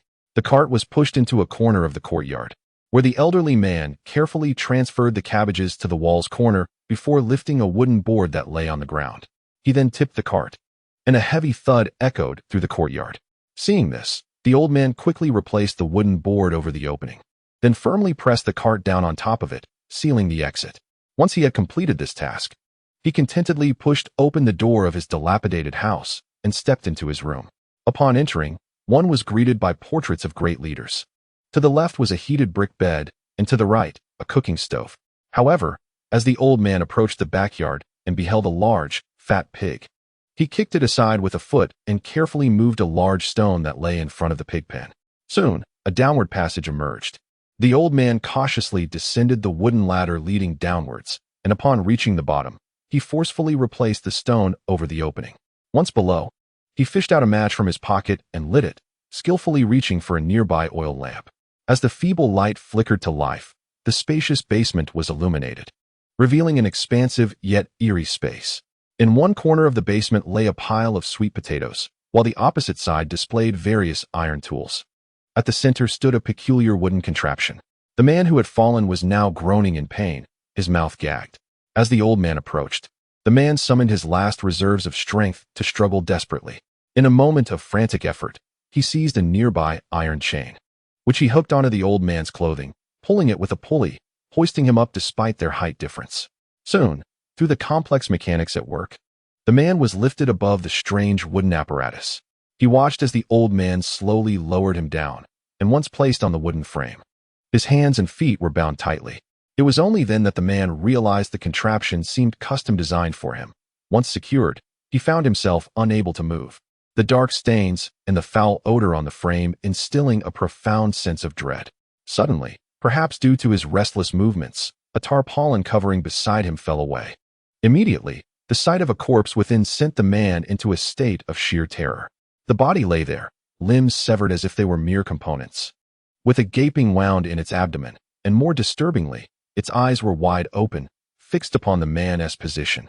The old man, unhurried, took his pipe and settled into a nearby chair, bringing the pipe to the oil lamp to ignite a cigarette. As the smoke billowed around him, he finally spoke. "Everyone quiet down for a moment. I have brought you a new companion.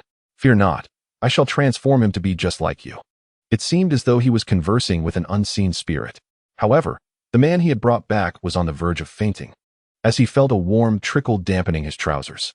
Observing this, the old man knocked his pipe against his shoe. "I told my mother long ago, even if I am short, it does not mean I am inferior to those taller than I. My mother wouldn't listen. Look at them now. Each one either wetting themselves or bowing before me, not a single one with any backbone." Suddenly, the old man lifted a blue cloth from the table, revealing a saw-like object. "What have I done to deserve this ridicule for my stature? At school, you looked down upon me. In the army, you wouldn't let me enlist. When I wished to sell coal in the city, you branded me a drifter. What is a drifter, anyway?" Clutching the saw, he approached the man bound to the wooden frame. At that moment, a cacophony of pig squeals erupted from the pig pen. The old man's brows furrowed, and he set down his tool, ascending the ladder. He pushed aside the stone blocking his head. Just as he emerged, a wooden stick came crashing down upon him. Reacting swiftly, he dodged, losing his balance and tumbling down the ladder. Simultaneously, Chen Qingfeng leaped down in a single bound. "Just who are you, intruding upon my home?" Chen Qingfeng grappled with the stranger, but suddenly, the old man hurled a handful of dirt into Chen Qingfeng's eyes. Caught off guard, he scrambled to his feet. In an instant, the once bright cellar was plunged into darkness as the candle was extinguished. Chen Qingfeng's eyes, having just adjusted to the light, now faced an oppressive blackness, causing him to panic. Just then, he felt a sharp pain in his back, followed by a furious voice proclaiming, "I will fight you. If you seek my life, I will ensure you suffer as well. For every one of you that I take down, I shall claim one." Without hesitation, Chen Qingfeng lunged toward the sound, quickly grasping a sleeve, and they tumbled together, his vision obscured but relying on instinct and his combat training to engage in the struggle. He was tall and strong, quickly gaining the upper hand in the skirmish. However, at that moment, the shorter opponent he had pinned suddenly rolled over, and Chen Qingfeng felt as if he had lost weight, only to plummet heavily to the ground. Moments later, a sharp pain coursed through his body, leaving him feeling as though he had been shattered. Just then, he heard the sound of metal scraping against the ground.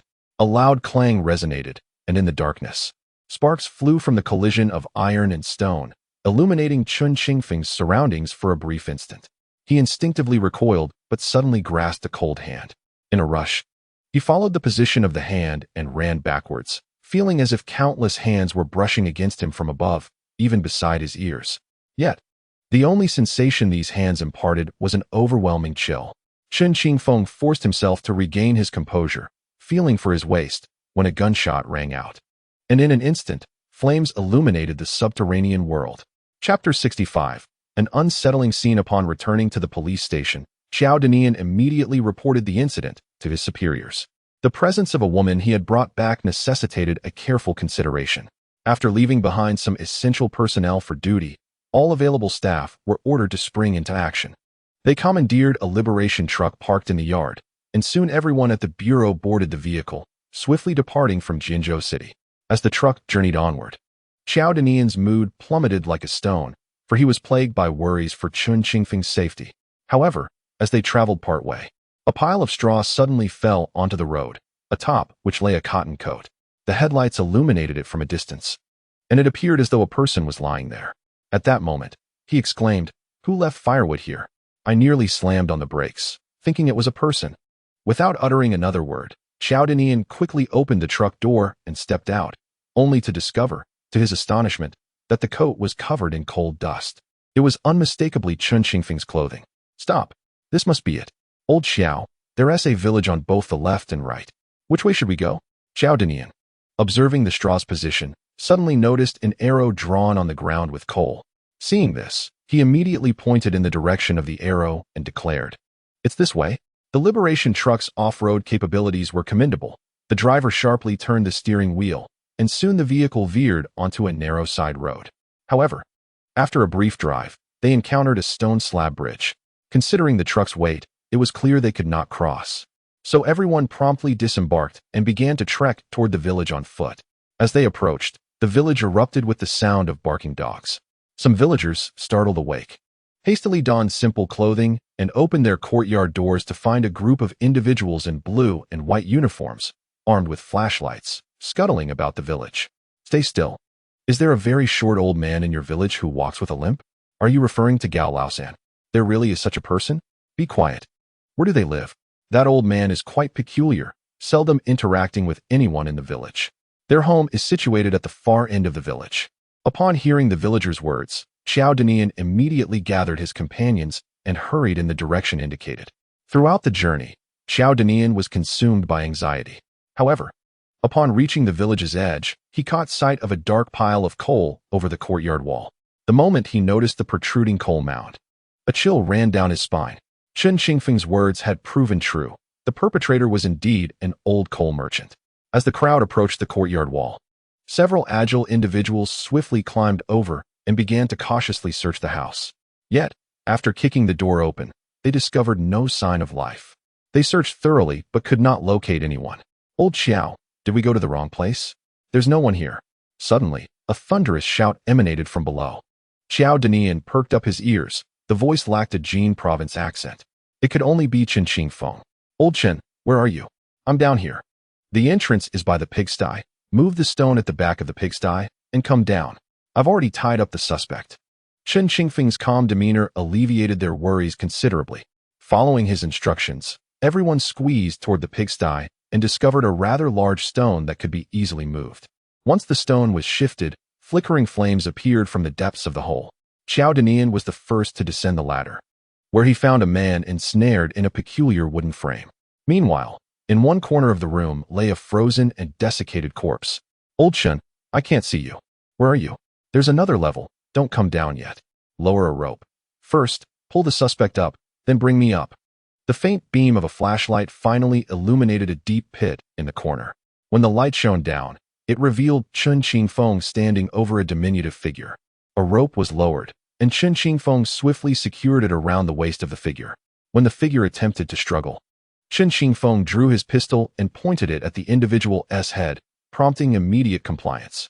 Once the suspect was hoisted up, the crowd realized that this small, old man had been shot in one leg, blood soaking through his cotton trousers, yet a tourniquet was tightly bound around his thigh, indicating that someone had attempted to staunch the bleeding. Simultaneously, they untied the rope and pulled Chen Qingfeng up from below. You finally made it. Old Chen, you've done well. How did you find this place? A bit of luck, but old Xiao, I have no idea how you should report this case. Perhaps you should send someone down to investigate. Xiao Danian, perplexed, followed Chen Qingfeng's finger pointing toward the deep pit. Moments ago, when he shone the flashlight down, it appeared to be a dry well. Yet, under Chen Qingfeng's grave gaze, Xiao Danian, still puzzled, cautiously descended the rope. However, just as he landed and illuminated the area beside the dry well with his flashlight, a chilling scream suddenly echoed from the depths below, the anguished cry of Xiao Danian. Even the police, upon witnessing the scene in the well, would find it difficult to maintain their composure. Meanwhile, Xiao Danian's colleagues had gathered around the well's mouth. Old Xiao, what happened? As several individuals descended, responding to Xiao Danian's words, they began to climb down the rope. Yet, each person who ventured down could not suppress a cry of terror. Even Chen Qingfeng was not exempt from this fear. Just half an hour earlier, he had nearly been cornered by that short man at this very entrance. In a split second, he instinctively reached for his waistband, firing a shot that struck the man's leg. The elderly man staggered, ultimately falling and being subdued.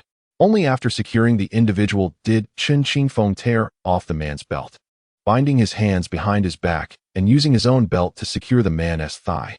Nevertheless, upon witnessing the gruesome sight of bodies piled like blocks at the bottom of the well, Chen Qingfeng, consumed by rage, delivered a fierce kick to the old man.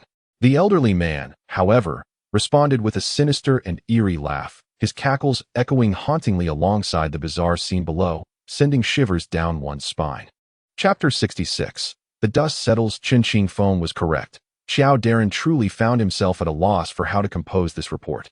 The bodies, stacked around the well's entrance, loomed ominously, their hands resembling claws that seemed to grasp desperately at anyone who dared to approach, as if intent on dragging them into the abyss.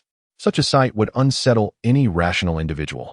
The area beneath the well was expansive, filled with countless corpses standing like wooden posts, their limbs grotesquely embedded in the surrounding walls. No one could fathom why that limping old man had committed such atrocities. Old Xiao, there must be over 30 corpses here, right? 30? You are underestimating, another replied. Yet, in the current situation, even 30 was a grim figure. No one could feel joy over the prospect of solving a case when this bizarre tragedy unfolded right before their eyes. Until now, all the bodies, including the decaying one above and a living person, conveyed a haunting message. Had they paid heed to the case sooner, perhaps this tragedy could have been averted. Chen Qingfeng sat atop a pile of coal in the yard, chain-smoking one cigarette after another. Without a cotton-padded coat to ward off the cold, someone had draped a tattered quilt over him, salvaged from the truck's hood. He wrapped himself in it, his gaze cold as he surveyed the scene. The police from Jinzhou had been tirelessly working until dawn. The yard had become overcrowded with corpses, yet officers were still retrieving bodies from beneath the pigsty. How many victims had there been? 44 souls have perished. Just a few more bodies remain beneath the well, and we shall soon finish. The voice of the officer speaking was notably subdued, as though he bore the weight of some grave transgression. At that moment, all eyes in the courtyard were fixed upon the lifeless forms, devoid of any glimmer of hope. Suddenly, a bystander lost composure, seizing the elderly man and dragging him into the yard. Look at the havoc you have wreaked. For what reason? These individuals bear no grudge against you. What were you thinking? The elderly man regarded the young officer, gripping his collar with an unsettling calmness. At that instant, the wound on his leg burst open anew, blood trickling down his foot once more. Observing this, Chen Qingfeng quietly approached and intervened. Let us first take the suspect to the hospital. Although the gunshot wound is not life-threatening, it is our humanitarian duty to ensure the suspect's fundamental rights are upheld. Upon uttering these words, some in the crowd contemplated a rebuttal, yet none found the courage to voice their thoughts. Were it not for Chen Qingfeng, it is likely that more lives would have been lost, and countless promising youths might have vanished without a trace. It was thanks to Chen Qingfeng and the diligent attitude of Xiao Danian that the truth was ultimately unearthed. The scene remained a flurry of activity until the afternoon, during which several individuals suggested that Chen Qingfeng should return. Nevertheless, he chose to remain. On this day, no one proposed a meal, for the collective heart was heavy, not due to the stench of death, but rather the profound sorrow that enveloped them all. Xiao Danian was the last to emerge from the cellar, where a grim total of 48 bodies lay, starkly displayed in the courtyard, even extending beyond the confines of the residence. The very coal pile where Chen Qingfeng had previously sat was now being excavated, as everyone hoped to uncover something more, or perhaps wished for nothing at all to be found. Only the pig in the yard seemed unaffected by the somber atmosphere, oblivious to the despair around it. During the day, when many were present, it busily rummaged through the trough, as if to announce its hunger. By the afternoon, the plump creature had settled into a deep slumber. As the sun dipped below the horizon, everyone returned to their vehicles. The trucks that had come to assist began transporting the bodies back to the city. Silence reigned throughout the journey. No words were exchanged. Chen Qingfeng harbored thoughts. Yet he recognized that such musings were ill-timed. He was merely there to assist. How the Jianzhou Public Security Bureau would report to the provincial office, and how the provincial bureau would communicate with the Ministry of Public Security was a matter for them to decide. Upon returning to the police station, the bathhouse at the rear had prepared hot water. The officers silently entered, submerging their heads in the water, yet the odor of death proved stubbornly persistent. Chen Qingfeng lathered soap atop his head, allowing the water to cascade down, washing away the suds. He repeated this ritual thrice. Yet when he brought his hands to his nose, a foul scent lingered. At that moment, Xiao Danian approached him. "Old Chen, I have some fragrant soap." Chen Qingfeng accepted it without hesitation and struck again. "Old Chen, tell me, did you already know the outcome?" Chen Qingfeng paused briefly, neither confirming nor denying. After a long while, he nodded subtly. "I had considered this result, but I never anticipated that so many lives would be lost. How can such individuals exist? I simply cannot comprehend whether their motives are driven by greed or by something else. If you can understand the psyche of such madmen, then you will no longer find such cases unfamiliar in the future. Unfortunately, the reasoning of a sane person cannot grasp their motives for murder." "What do you mean?" "In criminology, we typically categorize homicides into three motivations: emotional attachment, hatred, or crimes of passion born from fleeting rage. However, if we were to simplify all homicides to these three causes, it would be overly reductive. The first three motivations at least require some form of connection between the perpetrator and the victim. This case is different. The suspect, Gao Laosan, shares neither grievance nor acquaintance with the victims. He deliberately selects his targets. Whether he believes that killing these tall men elevates his own sense of superiority or for some other reason, only he knows. Gao Laosan represents a certain type of individual, and in the future, we will encounter more cases presented in this manner, confronting those of us in law enforcement. Old Xiao listened to Chen Qingfeng's words, partially understanding. Just then, he suddenly recalled something significant. "Old Chen, I'm still unsure how this case will be resolved. I truly owe you my gratitude. By the way, is there someone named Xingana in your department? She called 2 days ago to tell you that the blood type is AB." Upon hearing this, Chen Qingfeng abruptly set the soap aside and turned off the faucet, as he had already anticipated this result. Yet, even after personally confirming it, there were still some matters he struggled to accept. "It's nothing. I apologize for the trouble these days. I'll be heading back tomorrow." Chapter 67. Writing the report. The patient's condition is not good. The family should prepare themselves. The patient requires a blood transfusion. "Use mine." "Brother, how can we rely solely on you at such a time? You should go withdraw some money first." "Little sister and I cannot be of much help in this regard. Donating blood is the least we can do." Chen Qingfeng turned to look at his mother, who was signaling to his younger sister. At that moment, his sister seemed to understand, stepping forward and pushing Chen Qingfeng as she said, "Brother, The hospital says the deposit is still insufficient. You need to think of a solution. Remember, Dad used to dote on you the most when we were young. Suddenly, Chen Qingfeng awoke from his dream, realizing that he had dozed off due to the train's swaying motion. He had been so exhausted that he had drifted into slumber. Feeling a bit warm, he unbuttoned his new overcoat, a gift from Qiao Danian when he had seen him off at the train station. It was said that over the past few days, he had to make a strenuous journey to Jinzhou, and before departing, it would be remiss to allow him to leave dressed in sooty garments. Chen Qingfeng was aware that the individuals there still had much to attend to, so he refrained from delaying further. However, just before boarding the train, Xiao Dazheng generously bestowed upon Chen Qingfeng an array of local specialties. Arriving empty-handed, he found himself laden with parcels upon his departure. His cotton coat replaced by a fine woolen overcoat. This left Chen Qingfeng feeling rather embarrassed. Besides these gifts, Xiao Dazheng also discreetly handed him an envelope, claiming it was a token of labor compensation from the Jianzhou Municipal Bureau. Although Chen Qingfeng intended to decline, Xiao Dazheng insisted vehemently, stating that if such generosity continued, he would hesitate to trouble Chen Qingfeng for further assistance in the future. Consequently, they agreed that once Xiao Dazheng resolved the case at hand, he would visit Chen Qingfeng in Guqing City. Subsequently, Chen Qingfeng boarded the eastbound train. As the train traversed the Taiying Mountains, it finally arrived at the Guqing City station at dawn. It was only then that Chen Qingfeng remembered the numerous parcels he carried. Upon exiting the station, he inspected his belongings: fenjiu from Shaanxi province, mushrooms from Wutai Mountain, and millet from Qinzhou. Each item was a treasure in its own right, even revealing 2 packs of Zhonghua cigarettes. Such a generous gift was overwhelming. Chen Qingfeng pondered that the mushrooms would be a fitting present for Lu Wenting. Thus, he shouldered his luggage and sent a bag of millet along with the mushrooms to Lu Wenting's workplace via the post office.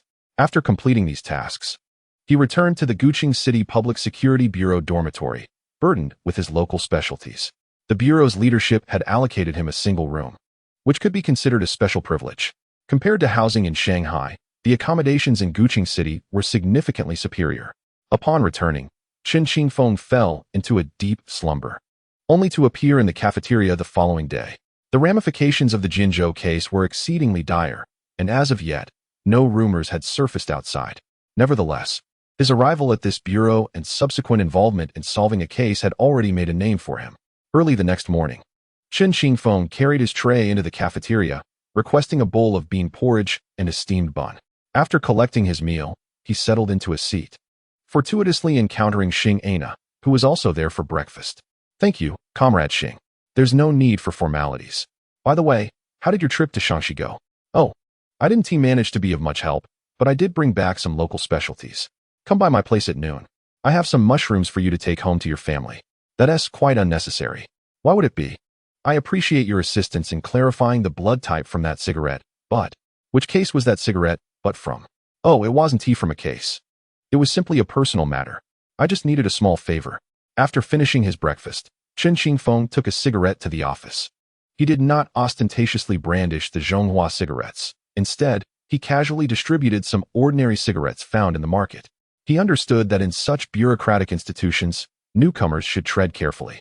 Each organization harbors both virtuous and malevolent individuals. Some may appear courteous on the surface while harboring feelings of envy beneath, while others may present a cold demeanor yet possess warm hearts. As Chen Qingfeng surveyed the people in the office, he recognized a few familiar faces who had remained there for 5 years, along with several colleagues who had gradually departed during that time. "Xiao Chen, come in for a moment." The director summoned Chen Qingfeng shortly after he arrived at the office. The director then recounted some details about Chen Qingfeng's investigation in Jinzhou. Chen Qingfeng dared not conceal any facts, yet he only mentioned the general outline of the case, admitting that it was not fully resolved. The director then produced an undisclosed document from his drawer. "Xiao Chen, do you think this case is not taken seriously?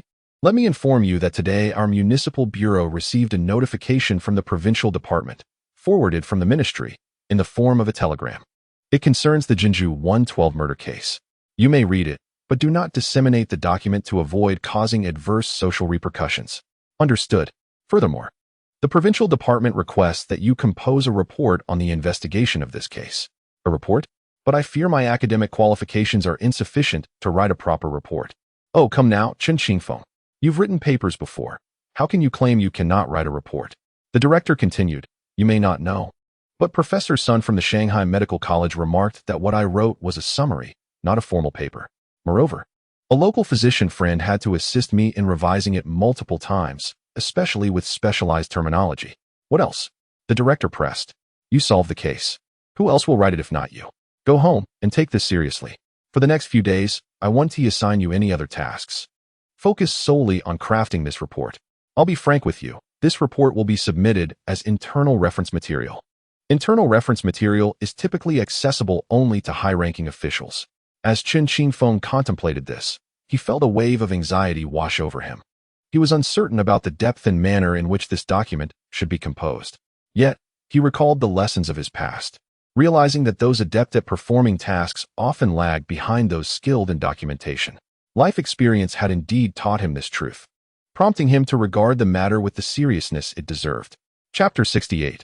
A flicker of concern upon exiting the director's office. Chen Qingfeng noticed several colleagues enjoying the cigarettes he had gifted them. One colleague kindly reminded him, Xiao Chun, a few letters just arrived from the post room. Forwarded from Pingyuan County. I had them placed on your desk. Thank you, Lao Yuan.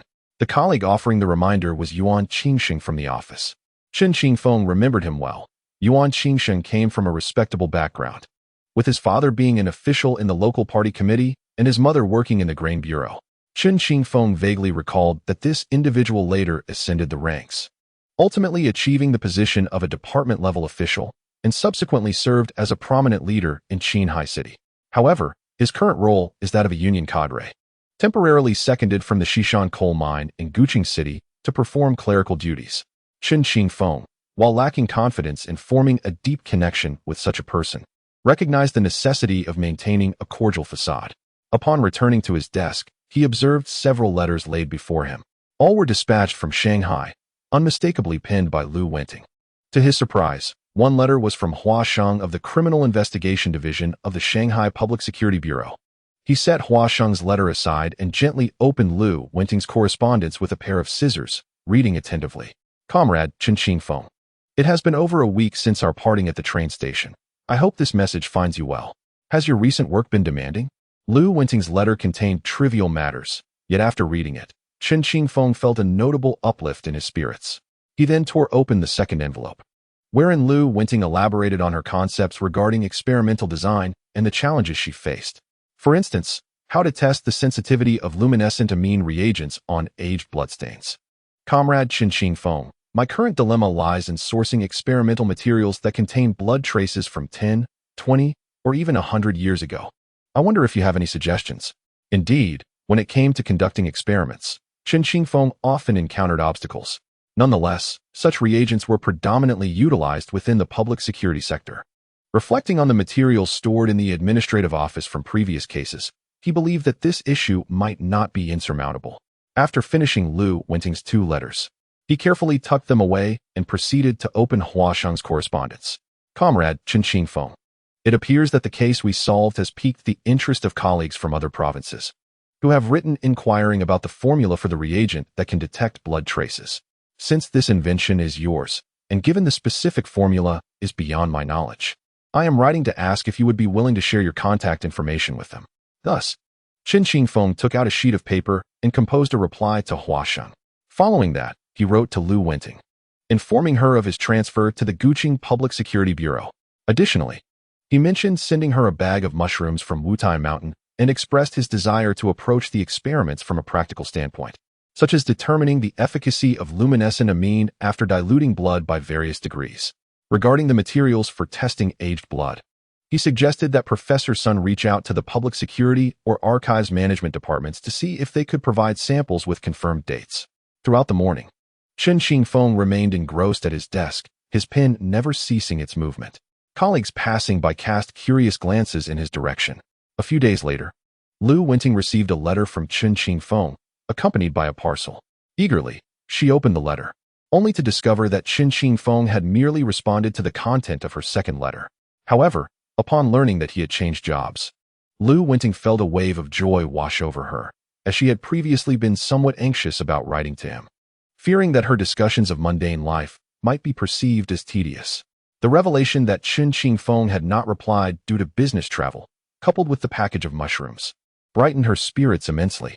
Dr. Liu, I currently require some works related to Freud for my work, an area in which I am not particularly proficient. Could you assist me in locating materials pertaining to the Vienna School of Psychology? Liu Winning pondered over Chen Qingfeng's letter, finding the man rather peculiar. It was not so much his character that struck her, but rather the fact that she was aware of his limited educational background. Yet, he surprisingly knew who Freud was. This revelation intrigued her. Unbeknownst to Liu Winting, Chen Qingfeng was currently overwhelmed with the task of writing a report. How to utilize criminal psychological profiling techniques derived from psychology to assist in criminal investigation. He mused over the title he had crafted, finding it perplexing even to the casual observer. However, considering the broad scope of internal references, he decided against withholding his thoughts. Thus, he began documenting his reasoning based on the investigative process of the Gao Laosan case. 2 days later, with a sense of trepidation, Chen Qingfeng entered the director's office. Clutching his completed report, the director scrutinized the document, his expression oscillating between uncertainty and contemplation. Chen Qingfeng, feeling a knot of anxiety in his throat, swallowed hard. Comrade Chen Qingfeng, are you certain you wish to submit this report? He inquired. Director, perhaps I should revise it a bit more? Revise? But the requirements are grounded in reality, are they not? Ultimately, Chen Qingfeng submitted the report without alterations, unaware of the significant repercussions it would soon have on him. After handing in the report, a sense of relief washed over him. In recent days, he had been so engrossed in writing that he had barely interacted with his new colleagues, save for Yuan Qingsheng, who occasionally dropped by to share a cigarette. Old Chen, I've heard you're quite adept at solving cases. Would you help me out? He asked. What's the matter? Chen Qingfeng replied. Do you think I've been haunted lately? Just yesterday, I returned home, and somehow, I ended up passing through the back gate of the district committee compound. Suddenly, something white flashed right before my eyes. You wouldn't believe it, but there's a boiler room nearby. I've heard that they say a body was buried there in the past. What body? Chen Qingfeng asked, intrigued. During those chaotic years, a student from the 7th high school stole weapons from an armory and shot someone here. I heard the body was left next to that boiler room. This was during my junior high school days. Indeed, it is said that the fellow later fled to Myanmar and has not dared to return. Enough of that. My eyelids are twitching again. Chapter 69. Capturing the thief. Old Chen, you truly are something. I never anticipated that my casual remark would compel you to accompany me. I am genuinely curious about what you perceive as a ghost. In the dead of night, Chen Qingfeng and Yuan Qingsheng crouched beside the boiler room of the local committee's residential compound. They were lying in wait. 4 Yuan's earlier words during the day had piqued Chen's interest. Alas, old Chen, what case did you investigate over in Jinzhou? I am prohibited from disclosing that information. Oh, come on, just tell me. I genuinely cannot speak of it. The Jinzhou Public Security Bureau is overseeing the investigation, and I merely lend a small hand. When they choose to make it public is entirely up to them. Very well, but do exercise caution. A person truly perished in this boiler room. I have seen corpses before. What kind have you encountered? Those from the battlefield, still warm. Yet upon my return, most I have seen were already cold, and some, well, I shall refrain from elaborating. Do share. I heard you initially had the opportunity to remain in Shanghai. Given such a splendid chance, why did you relinquish it? Why do you sound like a census taker? Yet you, of all people.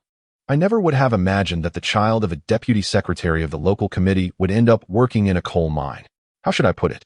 My entire family comprises workers. My father insists that being a worker is noble, yet the most unfortunate of all is my elder brother. When he was sent to the countryside, he met a young female intellectual. After they wed and returned, you would think that marrying the son of a local committee secretary would entitle him to something from my father, but do you know what my father gave them? What? 2 hose and a new quilt, which nearly drove my sister-in-law to divorce my brother on the spot.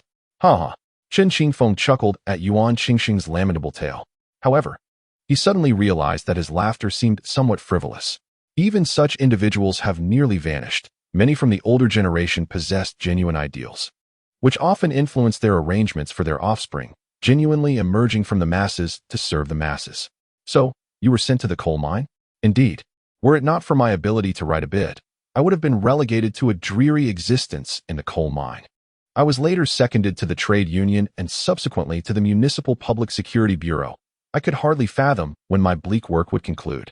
As Chen Qingfeng and Yuan Qingsheng whispered to one another, A sudden cat's meow echoed from the rooftop. In an instant, a white cat leaped down, darting past them. Upon witnessing this, Chen Qingfeng assumed it was the ghost Yuan had described. Just then, a foot unexpectedly extended from the rooftop, and in the darkness, a figure nimbly descended to the ground, beginning to rummage around. At that moment, from their hiding spot, Chen Qingfeng and Yuan Qingsheng rushed out, swiftly pinning the intruder to the ground. "Don't move. What are you doing, big brother? Don't take action. I'm just here to collect some scrap metal to exchange for a little money." Chen Qingfeng, shrouded in the darkness, found this voice strangely familiar. Meanwhile, Yuan Qingsheng was brimming with excitement. After working at the police station for so long, it was his first time apprehending a thief in person. He seized the thief's arm, determined to escort him to the security office. "Come on, you're caught stealing. Brother, I truly know my mistake. Please let me go. I swear." "Wait a moment." Chen Qingfeng interjected abruptly, shining his flashlight on the thief's face and tearing away the scarf concealing it. "Dazhuan, is that you? What brings you here?" "Brother Feng, please spare me this once. Just this once." "Once? Wasn't it you last time as well?" "Brother Feng, I genuinely had no food to eat, otherwise." Yuan Qingsheng realized that this small thief was acquainted with Chen Qingfeng, and his demeanor shifted accordingly. Just then, security personnel from the patrol department passed by. "Who's over there?" "Uncle Lu. It's me, Little C from the Lao Yuan family." "Qingsheng, why are you lurking here at this hour instead of going home? Aren't you afraid of ghosts?" "Hee. I brought a few friends here for a bath. There's no place convenient." Yuan Qingsheng deflected and moved on. The bathing facility at the district committee was indeed far superior to the public baths outside. At the very least, those who worked there were generally of impeccable character. Moreover, as office workers, they were unlikely to carry any unsavory ailments, unlike those who worked in the mines. Thus, it was common for people to bring relatives for a bath. In these times, very few households had the luxury of bathing at home. Even when they did, some families, whether out of thriftiness or convenience, would send their members to the communal baths at their workplaces. Yuan Qingsheng had originally intended to let Chen Qingfeng's acquaintance off the hook. Thus, Chen Qingfeng dragged the hapless Dazhuan away from the district committee compound. Once outside, Chen Qingfeng gave Dazhuan a light kick on his rear.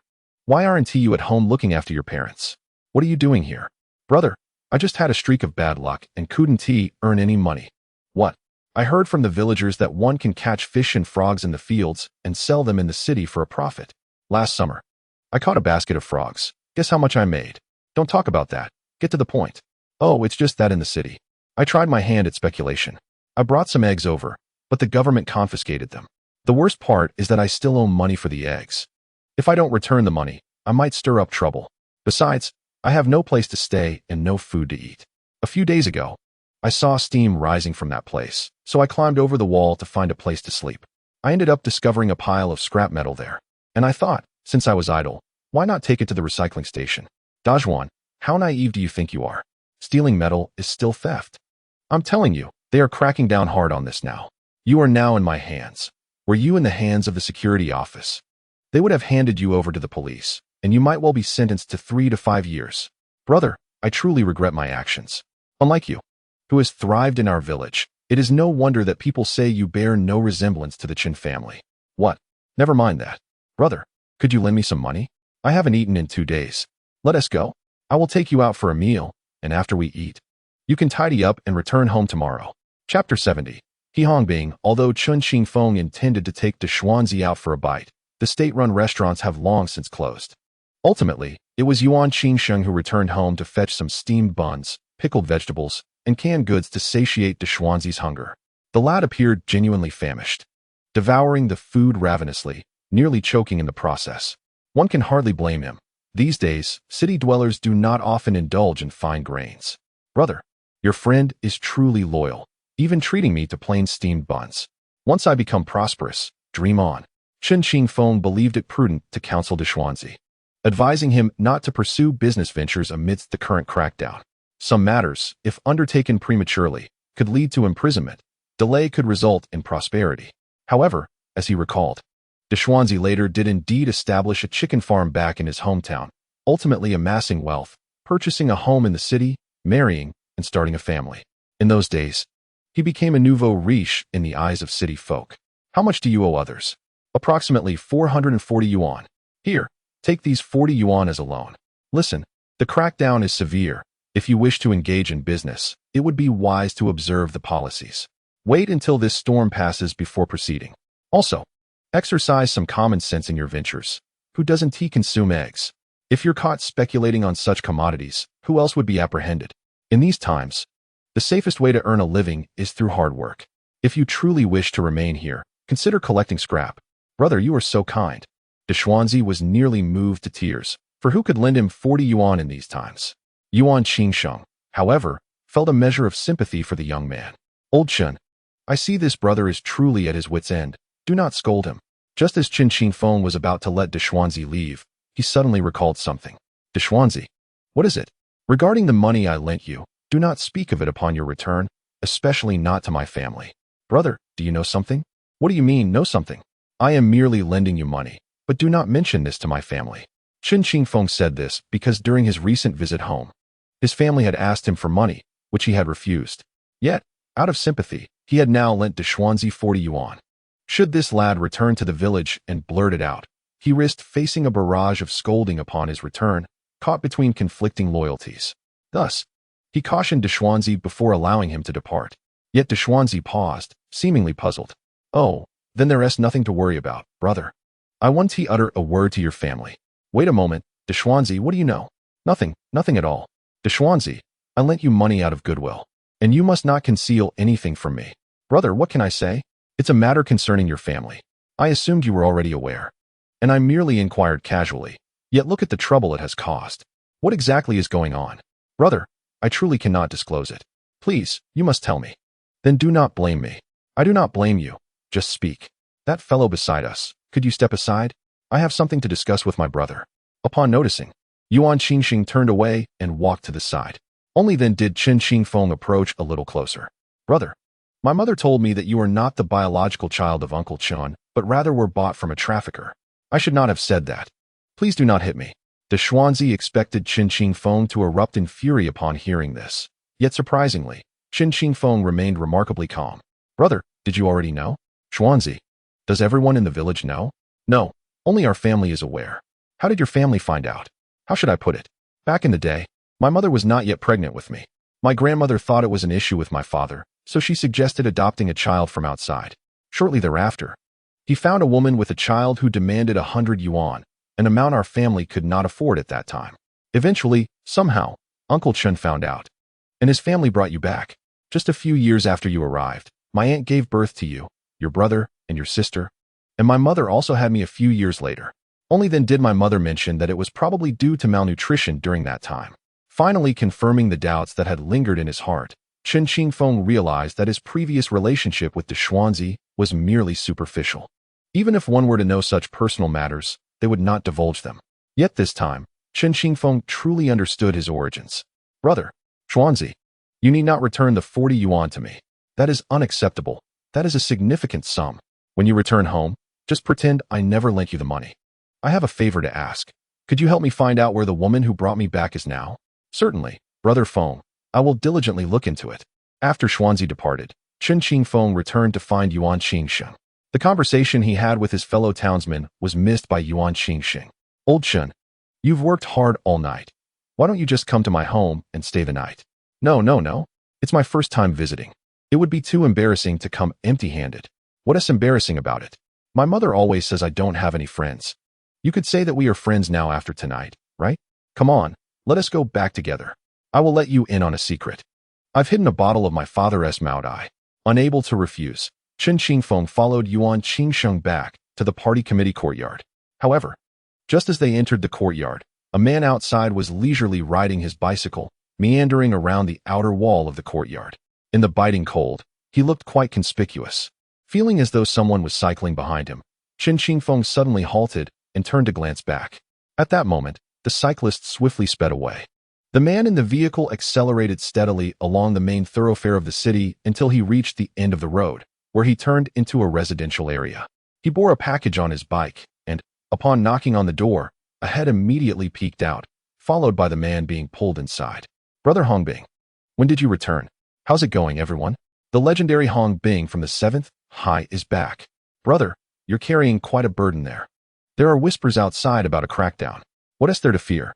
One cannot achieve greatness if one is afraid of death. I, Hong Bing, have prospered out there. Don't say I haven't looked out for my brothers. Look at this. As he spoke, Hong Bing suddenly lifted his shirt, revealing a collection of watches secured to his belt. Brother Hong, these are the most fashionable gold watches from Hong Kong, known as Rolex. Only those of high status can afford them. I brought some back as gifts for my brothers. I'm just wondering, is there anyone brave enough to venture south with me? Brother, perhaps you should stay for a few days. The situation is truly tense. Tense. I just strolled around the district committee courtyard, making a full circle around the walls, even near the boiler room, while enjoying a smoke. The police have likely forgotten about these cases. Who remembers that there was once a Hong Bing in the ancient city? Chapter 71. Second paper research experiment on luminescent ammonia reagents for occult blood in the laboratory of Shanghai Medical University. The graduated student Lu Wenting was conducting an experiment. The term occult blood refers to traces of blood present in extremely low quantities. Chen Qingfeng, in his correspondence, had requested Lu Wenting to test the limits of the luminescent ammonia reagent. The objective of the experiment was to ascertain the dilution point at which the luminescent ammonia would cease to function. Currently, the experiment appeared to be progressing towards promising results. To what dilution has the experimental solution been prepared? Senior sister, it has been diluted to 1 part per million. If we can detect it at this level, this reagent will be remarkable. The students assisting were undergraduate pupils under Professor Sun's guidance, and they felt honored to partake in such an experiment, personally validating the results. As the experimental solution was prepared, the lights in the room were turned off. Subsequently, a few drops of luminescent ammonia reagent were added to the solution. The ultraviolet lamp was activated, and everyone donned sunglasses for protection, leading to an eruption of applause in the laboratory. The liquid in the beaker, radiating a ghostly blue light, served as the best testament to their endeavor. Lu Wenting quickly retrieved her camera to document the moment. Following this, the lights were switched back on. The ultraviolet lamp was turned off, and they joyfully recorded the experimental results in their lab notebooks. The series of experiments had finally reached its concluding step.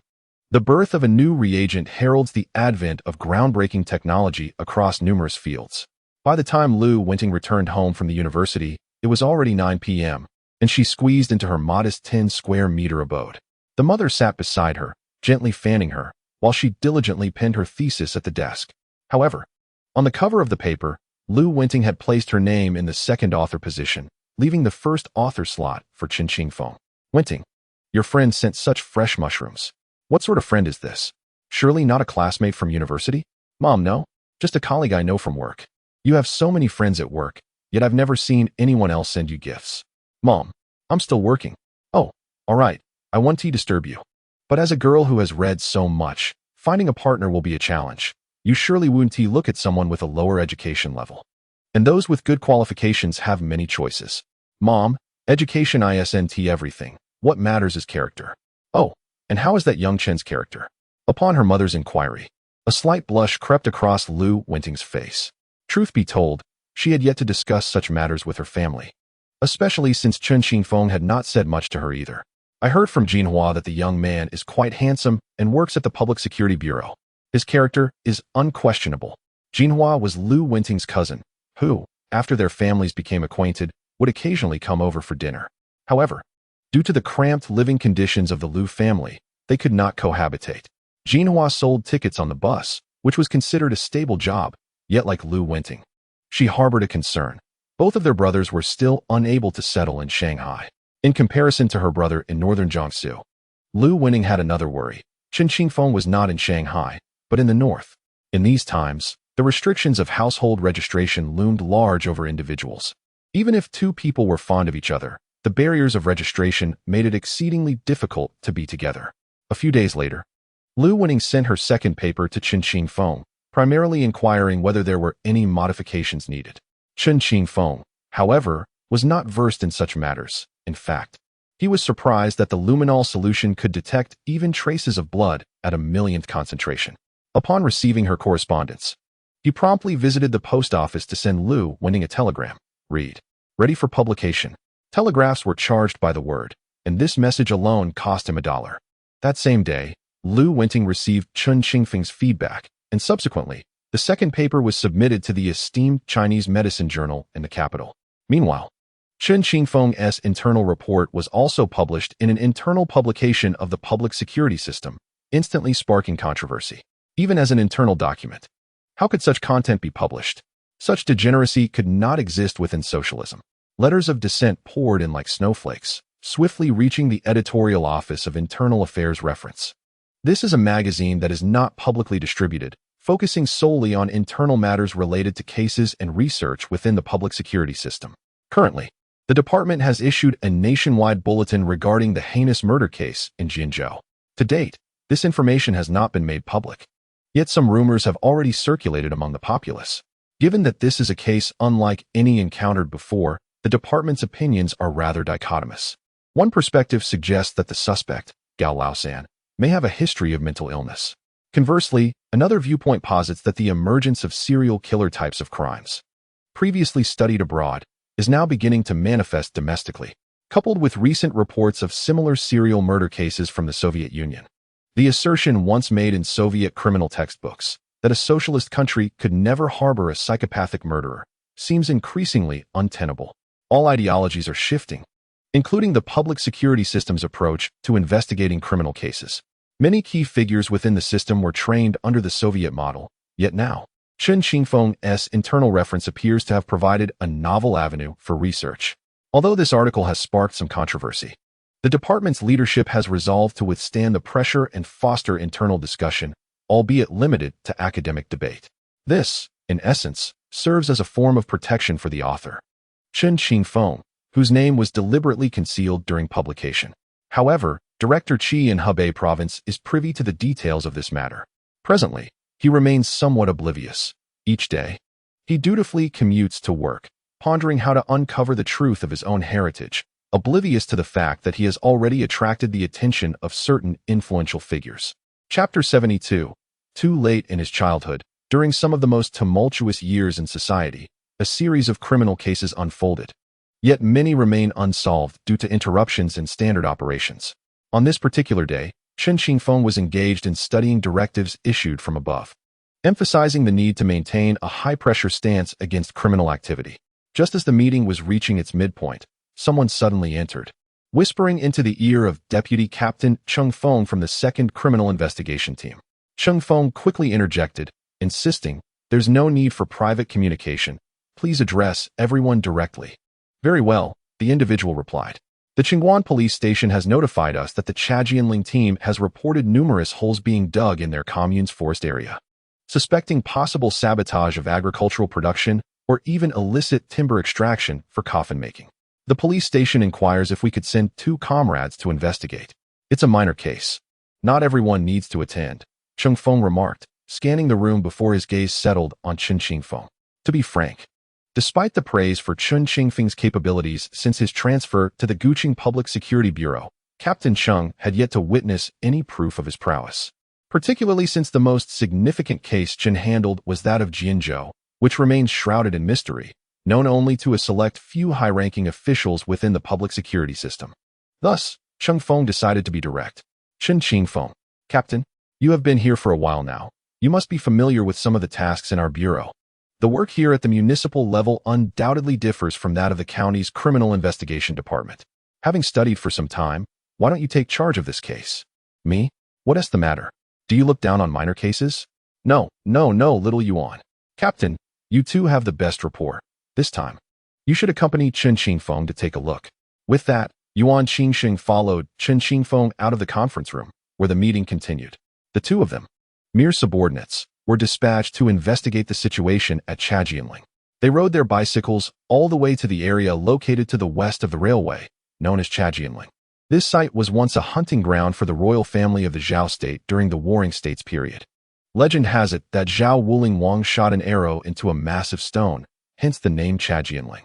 However, it has now transformed into a village, with the surrounding land belonging to the Chajianling commune. After approximately an hour of cycling, upon their arrival, the secretary of the commune took them for a cup of tea. Yet, Chen Qingfeng merely sipped a glass of water and requested to head to the scene. The secretary then led them up a mountain to a grove situated on a hill. "Look here, this area of our commune is fertile land. And the only poor plot is this sloped terrain. Later, some members suggested planting fruit trees on the mountain. With many elderly villagers, we decided to plant a few trees here, which serves as a benefit for our members. Each summer, every household receives a basket of peaches, and in autumn, they can enjoy a basket of pears. Upon reaching the site, Chen Qingfeng observed several fruit trees, now leaning haphazardly. The secretary appeared extremely agitated. Just look at this. These are fruit-bearing trees, and they've been uprooted. Isn't this wasteful? Chen Qingfeng gazed at the fallen trees and approached the pit, kneeling to measure the opening with his hand. Just as Yuan Qingsheng was about to draw closer, Chen Qingfeng suddenly stopped him. Don't move. Who has been here today? Oh, just this morning, Zhao Shaoer from our village came to report this matter. I followed him here to take a look. In that case, don't call anyone over. Wait a moment. I'll have my colleagues take the shoe prints from this area. Those individuals did not come here to steal fruit trees or wood for firewood. What? Then what were they here for? They came to pilfer burial goods. Inform the Cultural Relics Bureau. There might be an ancient tomb beneath. As Chen Qingfeng spoke, he picked up a handful of white lime from the ground, letting it slip through his fingers. At that moment, he suddenly noticed a mark on a nearby pit, capturing his attention immediately. Wait, he called, beckoning to Yuan Qingsheng. Having accompanied Chen Qingfeng for some time, Yuan had developed a sense of evidence awareness, and he circled around to follow Chen Qingfeng to another pit. The earlier pit was unfathomably deep, while this one is merely a shallow depression, its surrounding earth having tumbled into the abyss, yet leaving behind traces of footprints and impressions. Chen Qingfeng suddenly traced a circle around an irregular, rectangular mark. This imprint resembled something akin to an iron box that had been pressed down from a distance, yet at its center lay a footprint, and adjacent to it was a circular object, reminiscent of a wine bottle. What is going on? Have they come to pilfer graves and indulge in drink? Lao Yuan. If they truly did partake in alcohol, why would they leave the bottle behind? To sell it, perhaps. I am uncertain what they might have unearthed from the grave. But surely, any item sent to Xiangjiang could fetch a handsome sum. What does this imply? Look at that adjacent hole. The surrounding soil appears compacted, indicating it has been there for some time, whereas this pit seems freshly excavated, no more than a few days old. Otherwise, mere dew and the sun's evaporation would have caused the soil to bind together, preventing such looseness. No, Lao Chun, you've utterly confounded me. What are you trying to convey?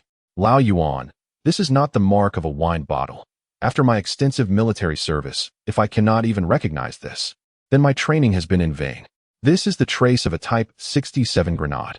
What? Chen Qingfeng abruptly turned to the brigade secretary and inquired. May I ask where the militia train stores its weapons? We have no weapons here. They have all been requisitioned by the armed department, issued only during training sessions, which typically occur in autumn. In this frigid winter, who would venture out, lest their ears freeze? Precisely. It appears someone has previously left a cache of grenades here. Let us contact the brigade and see if we can have someone from the technical department come over to inspect what else lies within the pit. Chen Qingfeng rose, his gaze fixed on the distance. Upon their arrival, a road led towards Chajianling Commune. Meanwhile, a vehicle had traversed the road, reaching the border with the neighboring province of Yu. Stop the car. Upon reaching the elder's territory, one must pay the toll. At this moment, a man in the vehicle glanced at the driver, who quietly remarked, Brother Hong Bing, it seems we are being robbed. Just then, a man had climbed onto the car window. But at that instant, a dark gun muzzle pressed against his head. I will count to 3. Pry that tree away. Whom do you think you're intimidating? 1. I'll count for you 2. 3. Bang. With the sound of a gunshot, the man who had been leaning against the window suddenly fell back, collapsing to the ground. The accomplices of the bandit, witnessing this, hurriedly attempted to move the tree. Another gunshot rang out. Bang. As the corpse fell, He Hongbing coolly remarked, too late. Chapter 73, The Incident on the Plain. Chen Qingfeng had not anticipated encountering grave robbers upon arriving here. Yet upon reflection, it becomes evident that tomb raiders have always existed. These individuals are evidently colluding with certain antiquities traffickers overseas. And the reason this place is referred to as an ancient city is due to its rich historical and cultural heritage. Although it may not boast as many renowned landmarks as some southern cities, this city has a history spanning 3 millennia and has long been regarded as a first-tier city during certain historical periods in the country. Thus, one can surmise that there are indeed numerous valuable artifacts hidden beneath its surface. The personnel from the Cultural Relics Bureau arrived promptly. and their staff descended through the excavation hole. When they emerged, they were visibly distressed. Initial estimates suggest that the site is a tomb of a monarch from the Warring States period, containing several scattered bronze artifacts. Had it not been for the timely discovery by nearby villagers, these relics might have faced irreversible damage. Chen Qingfeng has already enlisted the aid of forensic colleagues to collect evidence from the scene. However, the most pressing matter at hand is the impression left by the Type 67 grenade, which has captured Chen Qingfeng's utmost attention. Therefore, it is imperative to apprehend this group of tomb raiders. Chen Qingfeng suspects they might have been foolish enough to attempt detonation with a grenade. Yet, upon inquiry, he learned that the local villagers had not heard any explosions in recent days. This left Chen Qingfeng perplexed. What, then, was their purpose for carrying a grenade? Old Chen, how do we apprehend the antiquities traffickers? Actually, this case is manageable, though it could become intricate. Old Chen, you're starting to sound increasingly like Captain Chung. I'm having trouble understanding you. Very well, I shall simplify. While I am not an expert from the Cultural Relics Bureau, it is evident that a tunnel leading directly into the master bedroom indicates the tomb raiders possess experience. Our immediate course of action should be to review the archives for individuals with similar criminal records, preferably those who were recently released from prison within the past year or 6 months. What? Is it really that straightforward? It is simple. But the challenge lies in the possibility that if we identify such a suspect, they may have already fled. Then what are we waiting for? Let us return immediately. Agreed. Chen Qingfeng exchanged pleasantries with his colleagues from the Cultural Relics Bureau and then rode back to the Public Security Bureau with his forensic associates. Upon their return, Chen Qingfeng and Yuan Qingsheng reported the situation to Captain Chung. Tomb raiders? Captain Chung paused for a moment upon hearing the news, then continued, Well, you may proceed with the investigation. However, this is not a major case. As newcomers, I'm entrusting it to you for practice. As Captain Chung spoke, his phone rang. Noticing that Chen Qingfeng had not left, he held the phone and inquired, Is there something else? Captain, there is actually one more thing. I discovered a trace at the scene, an impression beneath a footprint, which I believe resembles the mark left by a Type 67 grenade. What? We can discuss this later. For now, focus on clarifying the case of the tomb raiders. Captain Chung replied, picking up the phone and gesturing for them to leave. Chen Qingfeng and Yuan Qingsheng, displaying keen awareness, exited the office, as it would be inappropriate for them to linger while their superior took a call. As the two individuals closed the door, Captain Chung heard an anxious voice emanating from the phone. Hello, is this Captain Chung? I am from the Public Security Bureau of Pingyuan County. We have just experienced a case where 2 individuals have been killed, apparently by gunfire. What? Upon hearing this, Captain Chung felt as though his mind had exploded. The higher authorities had mandated a stringent crackdown on criminal activities.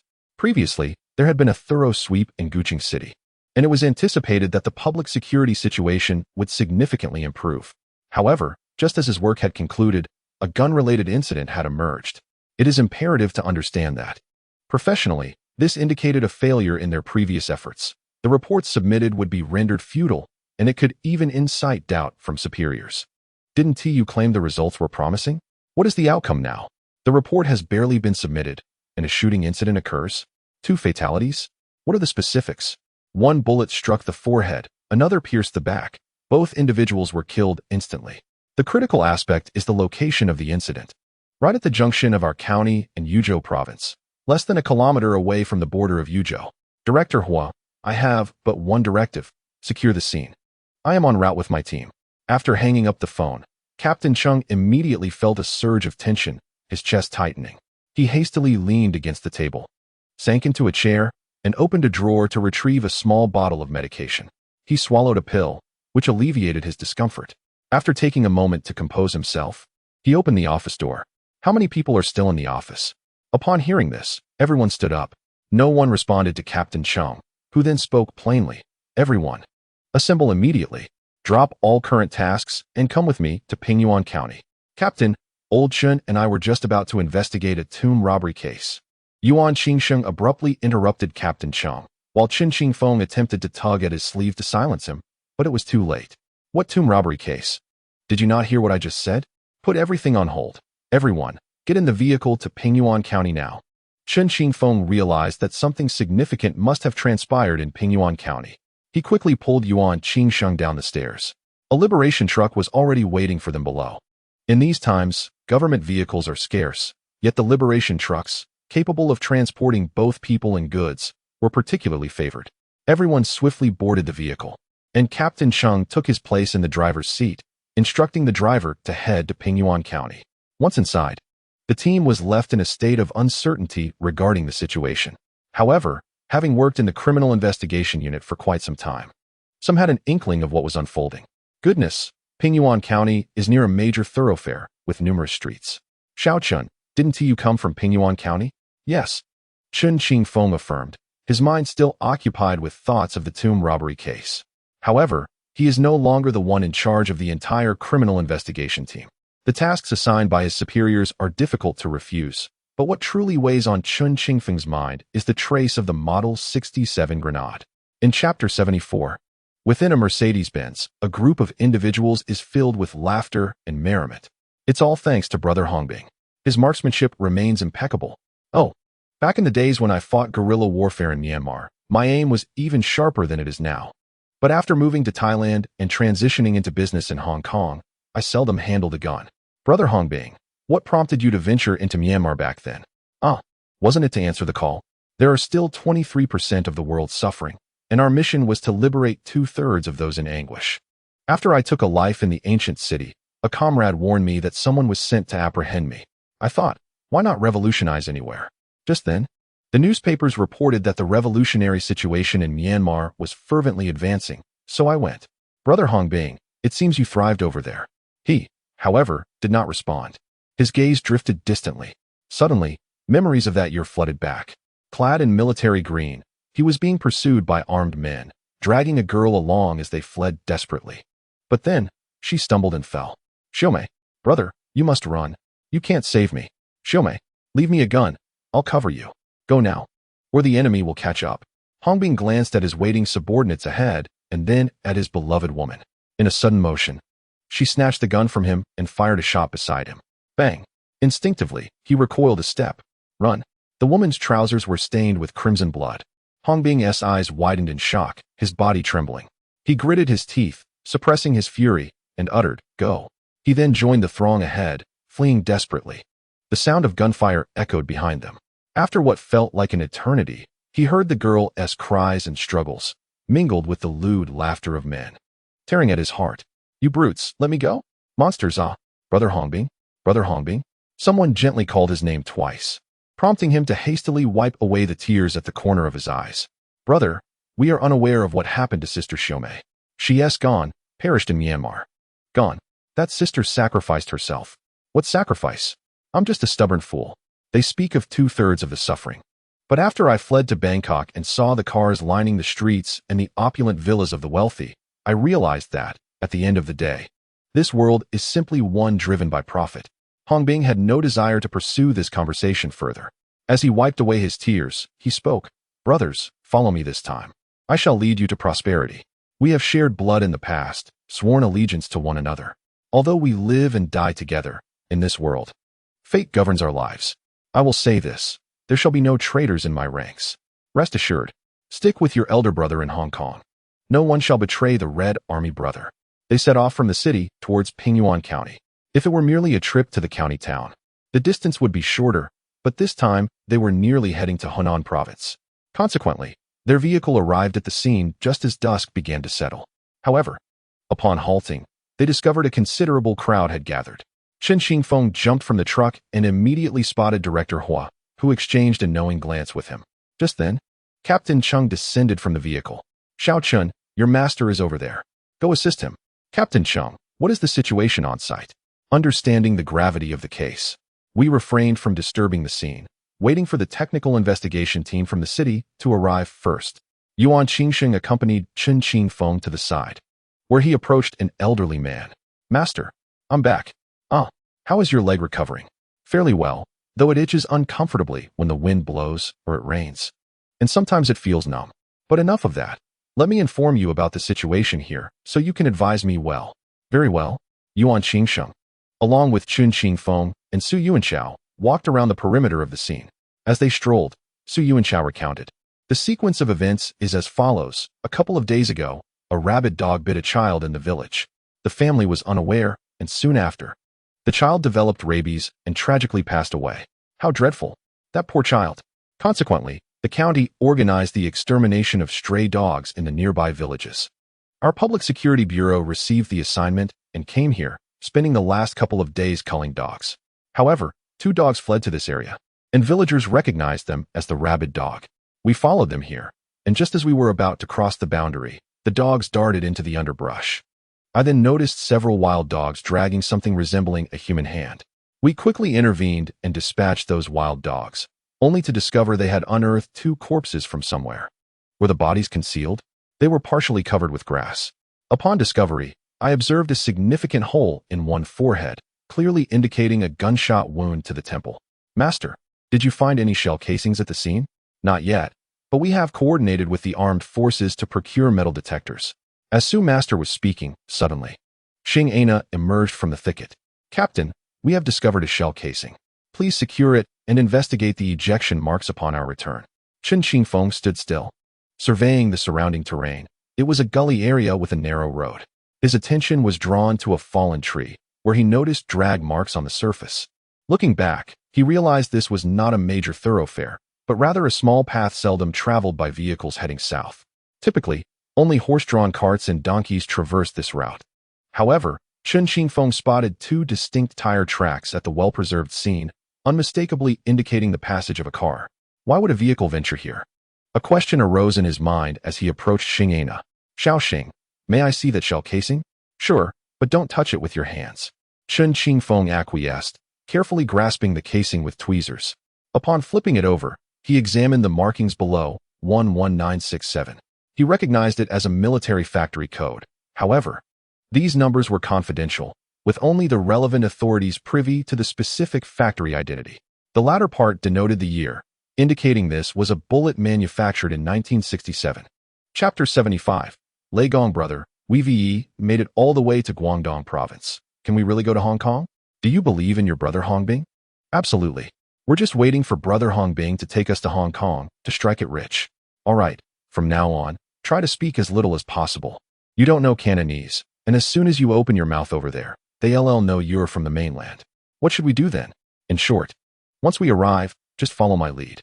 In a dimly lit room, several individuals opened the luggage they had carefully safeguarded throughout their journey. Hongbing then retrieved a long firearm from within, pulling back the bolt and inspecting the oil seal at the muzzle. Brother Hongbing, is this the reward for the risks we took? Indeed. I pried it from the armory years ago and buried it. Now, I plan to take you all to Hong Kong for a grand venture, so I've decided to bring this stock with me.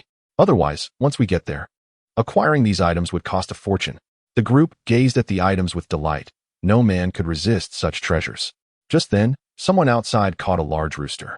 Everyone, our journey is fraught with peril, but if we succeed, I believe we'll earn enough to last several lifetimes. Should we fail, do not blame me, Hongbing. After all, it is all fate. Understood. Then kneel. We once destroyed the 4 olds. Now, let us pay our respects to Lord Guan. The captured rooster was swiftly plucked of a few feathers, and Hongbing used a sharp dagger to cut its throat, pouring the blood into several wine bowls. They then opened a bottle of matai and filled the bowls with the liquor. The group knelt on the ground, holding their bowls. Heaven above, I, Hongbing, Zhao Weigua, and Wang Kongmei, today solemnly swear before Lord Guan. We do not seek to be born on the same day of the same month in the same year, but rather to die on the same day of the same month in the same year. Should any betray a brother, may the heavens strike him down, and may he meet an untimely demise. Even in death, his descendants shall lie lifeless in the streets. The 5 individuals in the room simultaneously raised their cups and downed the Maotai liquor in one swift motion, subsequently shattering their cups upon the floor. They then proceeded to stow away their weapons into their bags. Let us depart. Our vessel awaits. By tomorrow evening, we shall arrive at Hong Kong. In the ancient city of Jishur province, a shooting incident had already been reported to the provincial bureau. Experts dispatched from the provincial headquarters were en route to the ancient city. Meanwhile, Chen Qingfeng was gazing intently at a shell casing while contemplating a photograph related to a previous tomb raiding case. Due to the emergence of this new incident, the criminal investigation team was called to exert all efforts to resolve the case swiftly. However, Chen Qingfeng sensed a connection between the traces of the Type 67 grenade and the shell casing in his possession. Yet, they must await the results of the shell casing examination. Such tasks were beyond the capabilities of the Public Security Bureau in the ancient city. Traveling by train from the provincial capital to the ancient city would take at least 4 hours. Upon the arrival of the provincial experts, they promptly began searching for breakthroughs based on the evidence retrieved from the scene. The shell casing, a component of firearms, primarily serves to assist in the ejection of the casing from the weapon. As there were no bullets found at the scene, ballistic comparisons could not be conducted. Thus, the focus turned solely to the shell casing. Soon, staff from the downstairs communication office informed Captain Cheng, who promptly descended to meet them. Captain Cheng, this is the military firearms expert sent by the Provincial Bureau, Mr. Lei. We have been awaiting your arrival. What have you discovered at the scene? 2 corpses. 2 shell casings. What about the bullets? We do not know. We searched the area thoroughly, but there were no traces of the bullets, replied the staff, causing expert Lei to furrow his brow. He then ascended the stairs and received the 2 shell casings from Xing Ana of the evidence department. After inspecting the serial numbers, he remarked, "These are from the batch produced by Factory 311 in 1967. I recall that this batch was primarily supplied to the ancient city. Are these bullets exclusive to our city? Not necessarily. A shipment was also sent to Xingzhou." The expert continued to examine the markings on the shell casings. Soon, he noticed a polished scratch on one of the casings. He then retrieved an album from his briefcase, revealing a collection densely populated with photographs of shell casings. Chen Qingfeng, intrigued, leaned closer. This was indeed the remarkable aspect of Mr. Lei. He had seemingly amassed a wealth of information regarding shell casings and ejection markings, resulting in a comprehensive database from years of diligent work. Unfortunately, it appeared that the knowledge contained within this collection relied heavily on human experience for its transmission. Chen Qingfeng glanced at the age of Engineer Lei, who appeared to be in his 50s, with streaks of gray at his temples. In a few years, such skilled professionals would be retiring, and it was uncertain whether the provincial department would still have experts like him capable of analyzing bullet casings to ascertain production batches and clues.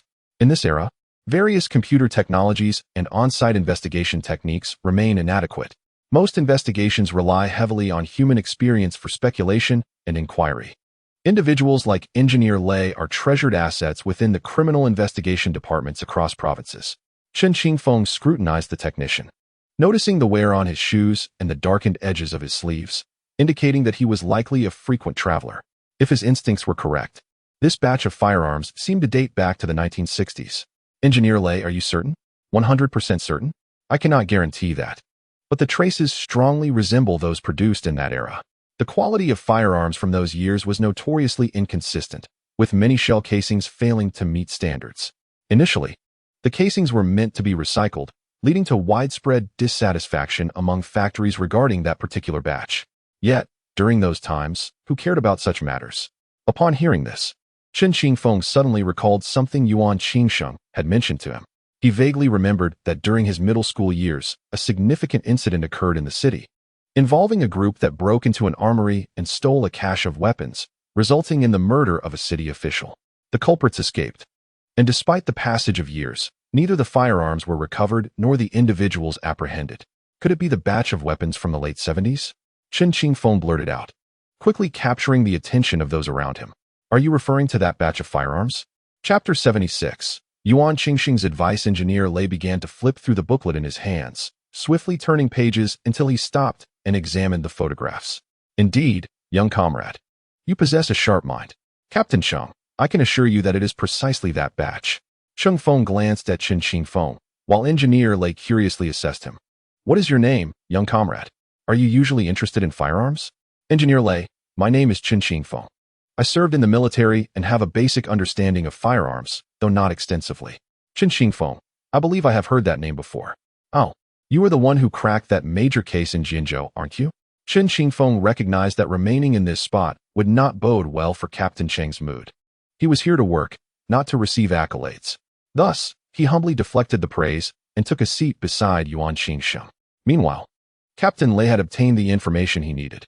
Xiao Chen, please assist Engineer Lei in arranging a room at the back so he can rest for a while.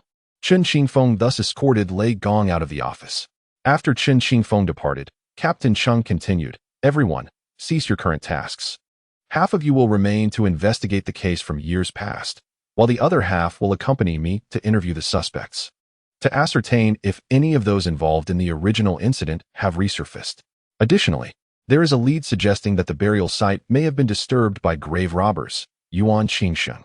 When Xiao Chen returns, you will collaborate with him to pursue the trail of the grave robbers. Suddenly, all present regarded Yuan Qingfeng and Chen Qingfeng with a sense of bewilderment.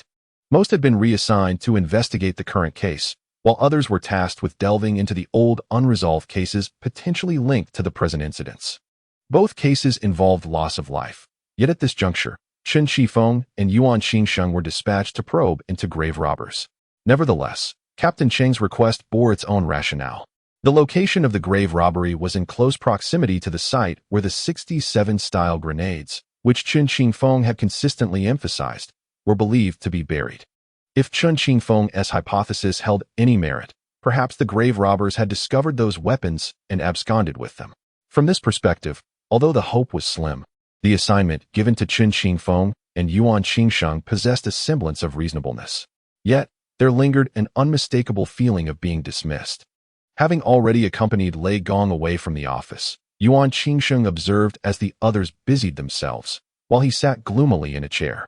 Although he was the son of a leader, it was merely fortune that had spared him from the mines due to his ability to write, which had facilitated his transfer to the trade union.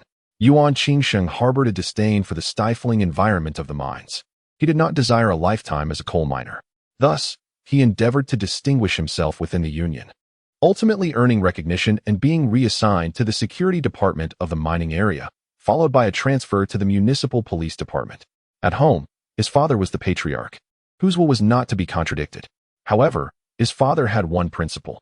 He would only heed the organization's directives. Should the higher-ups deem his son suitable for the role of a police officer, the deputy secretary father would not oppose. Yet, he hoped his children would lead by example, which is why his sisters either became workers or farmers. Now, Yuan Qingfeng suddenly felt a sense of crisis. He sensed that Captain Cheng harbored some reservations about Chen Qingfeng. However, Chen Qingfeng was unaware of this arrangement, as he had already brought Lei Gong to the dormitory building behind the police station. After conversing with the building's caretaker, they were granted access to a vacant room typically reserved for visiting officials from out of town. Lei Gong, I'll go boil some water for you. No trouble at all, Xiao Chen. It's no bother. You've traveled quite a distance and must be weary from the night journey. Please, take some time to rest. Lei Gong observed Chen Qingfeng with increasing fondness. As for the past few years, the higher-ups had been urging him to find a successor. However, he had several apprentices, some of whom were overly honest and could not master his techniques, while others lacked the necessary aptitude. It is important to recognize that various firearms, ammunition types, and the code names of munitions factories are typically classified information. Some individuals, due to their unstable temperament, could cause significant harm to the nation if they inadvertently disclosed such secrets. Furthermore, many are simply unable to muster the patience to scrutinize the seemingly identical bullet casings, and coupled with the current societal trend, younger generations tend to be rather restless. As a result, Lei Gong has yet to find a suitable successor. When Chen Qingfeng returned, Lei Gong graciously accepted the water kettle but hesitated, unsure of how to approach Chen Qingfeng regarding the possibility of learning about ballistics and weapon comparison techniques. Just then, Chen Qingfeng spoke up unexpectedly. Lei Gong, what is the matter? Actually, there is something else. What is it? I have a photograph here, but I am uncertain. I believe the markings resemble those of the Type 67 grenade. As he spoke, Chen Qingfeng produced the photograph and handed it to Lei Gong. Lei Gong examined the image, observing the markings on the ground, and noted that a footprint had interrupted the trace, allowing him to discern the square shape at the rear and the arc at the front. Having practiced this craft for an extended period, he could identify the domestic grenade models at a glance, even by their external shapes. Indeed, it is a Type 67 grenade. Is that truly the case? Do you doubt me? No, confirming this is vital for me. However, I wish to know whether this batch of grenades was originally supplied to the garrison stationed in Guqing. Guqing? This batch of grenades was indeed prioritized for distribution in North China. Chen Qingfeng went to deliver something and returned approximately half an hour later. Upon his return, he found that nearly everyone had left, except for Yuan Qingfeng, who sat alone by the window, his expression appearing quite desolate. Xiao Yuan, where is everyone? They have all gone to investigate the case. Some followed Captain Cheng, while others remained to look into the murder of the city leaders from back then. And what about us? The captain instructed us to stay behind and continue the investigation into the stolen artifacts. Yuan Qingsheng lifted his gaze to meet Chen Qingfeng's, his eyes reflecting a simple sense of grievance. Old Chen, heed my advice. Sometimes it is better to remain silent. Xiao Yuan, in law enforcement, the most crucial aspect is solving cases. As for others' opinions, I am indifferent. Chapter 77. High-speed steel. Xiao Yuan. Captain Cheng is not entirely targeting us. He made a valid point. That group of tomb raiders is indeed the most suspicious at present. Of course, if it can be confirmed that the weapon used in the shooting incident was indeed excavated from a site nearby. Though Yuan Qingsheng was feeling discontent, the necessary work still had to be done. He and Chen Qingfeng rode their bicycles and made their way to Chajian Ridge, intending to begin their investigation from the tomb raiding case. However, when they arrived, the colleagues from the Cultural Heritage Administration were already clearing the scene. Upon seeing two uniformed public security officers arrive, several individuals paused in their activities, their curiosity piqued as they scrutinized the newcomers. May I inquire who is in charge here? This is Director Meng from our Cultural Relics Bureau. Greetings, Director Meng. We have met before. How is the situation here? Well, we have previously surveyed this area and are aware of an ancient tomb's presence. However, due to its age, we have opted for protective measures. Over the years, the earth mounds at Chajianling can be considered a form of cultural relic. Had it not been for the vandalism by tomb raiders, we would not have chosen to excavate the burial site in such a destructive manner to preserve the artifacts within. Director Meng, is the damage significant? How should I put it? Fortunately, the local villagers reported it promptly. Or else this ancient tomb from the spring and autumn period would likely have suffered irreparable damage at the hands of tomb raiders. We discovered bronze artifacts inside. It is highly probable that this is a royal burial site. A royal burial? We will need to ascertain the identity of the interred once we return. But the bronze artifacts left at the scene are undoubtedly the most valuable. It is a stroke of luck that the tomb raiders did not manage to transport these artifacts away. May I ask why the tomb raiders did not take the bronze artifacts? Director Meng appeared somewhat taken aback by the question. Chen Qingfeng soon realized that his inquiry seemed to adopt the perspective of the tomb raiders. I cannot say for certain. Director, do ordinary tomb raiders understand the value of bronze artifacts? Let me put it this way, comrade. Tomb raiders and we, as cultural relic protectors, share a similar nature in our work, albeit with differing focuses. We prioritize preservation while they prioritize profit. They are acutely aware of what is valuable and what is not. Moreover, the ancient tombs in this region are numerous. The local villagers pass by daily, oblivious to the treasures buried beneath. However, a tomb raider merely needs to survey the nearby landscape from an elevated position to roughly locate the burial sites.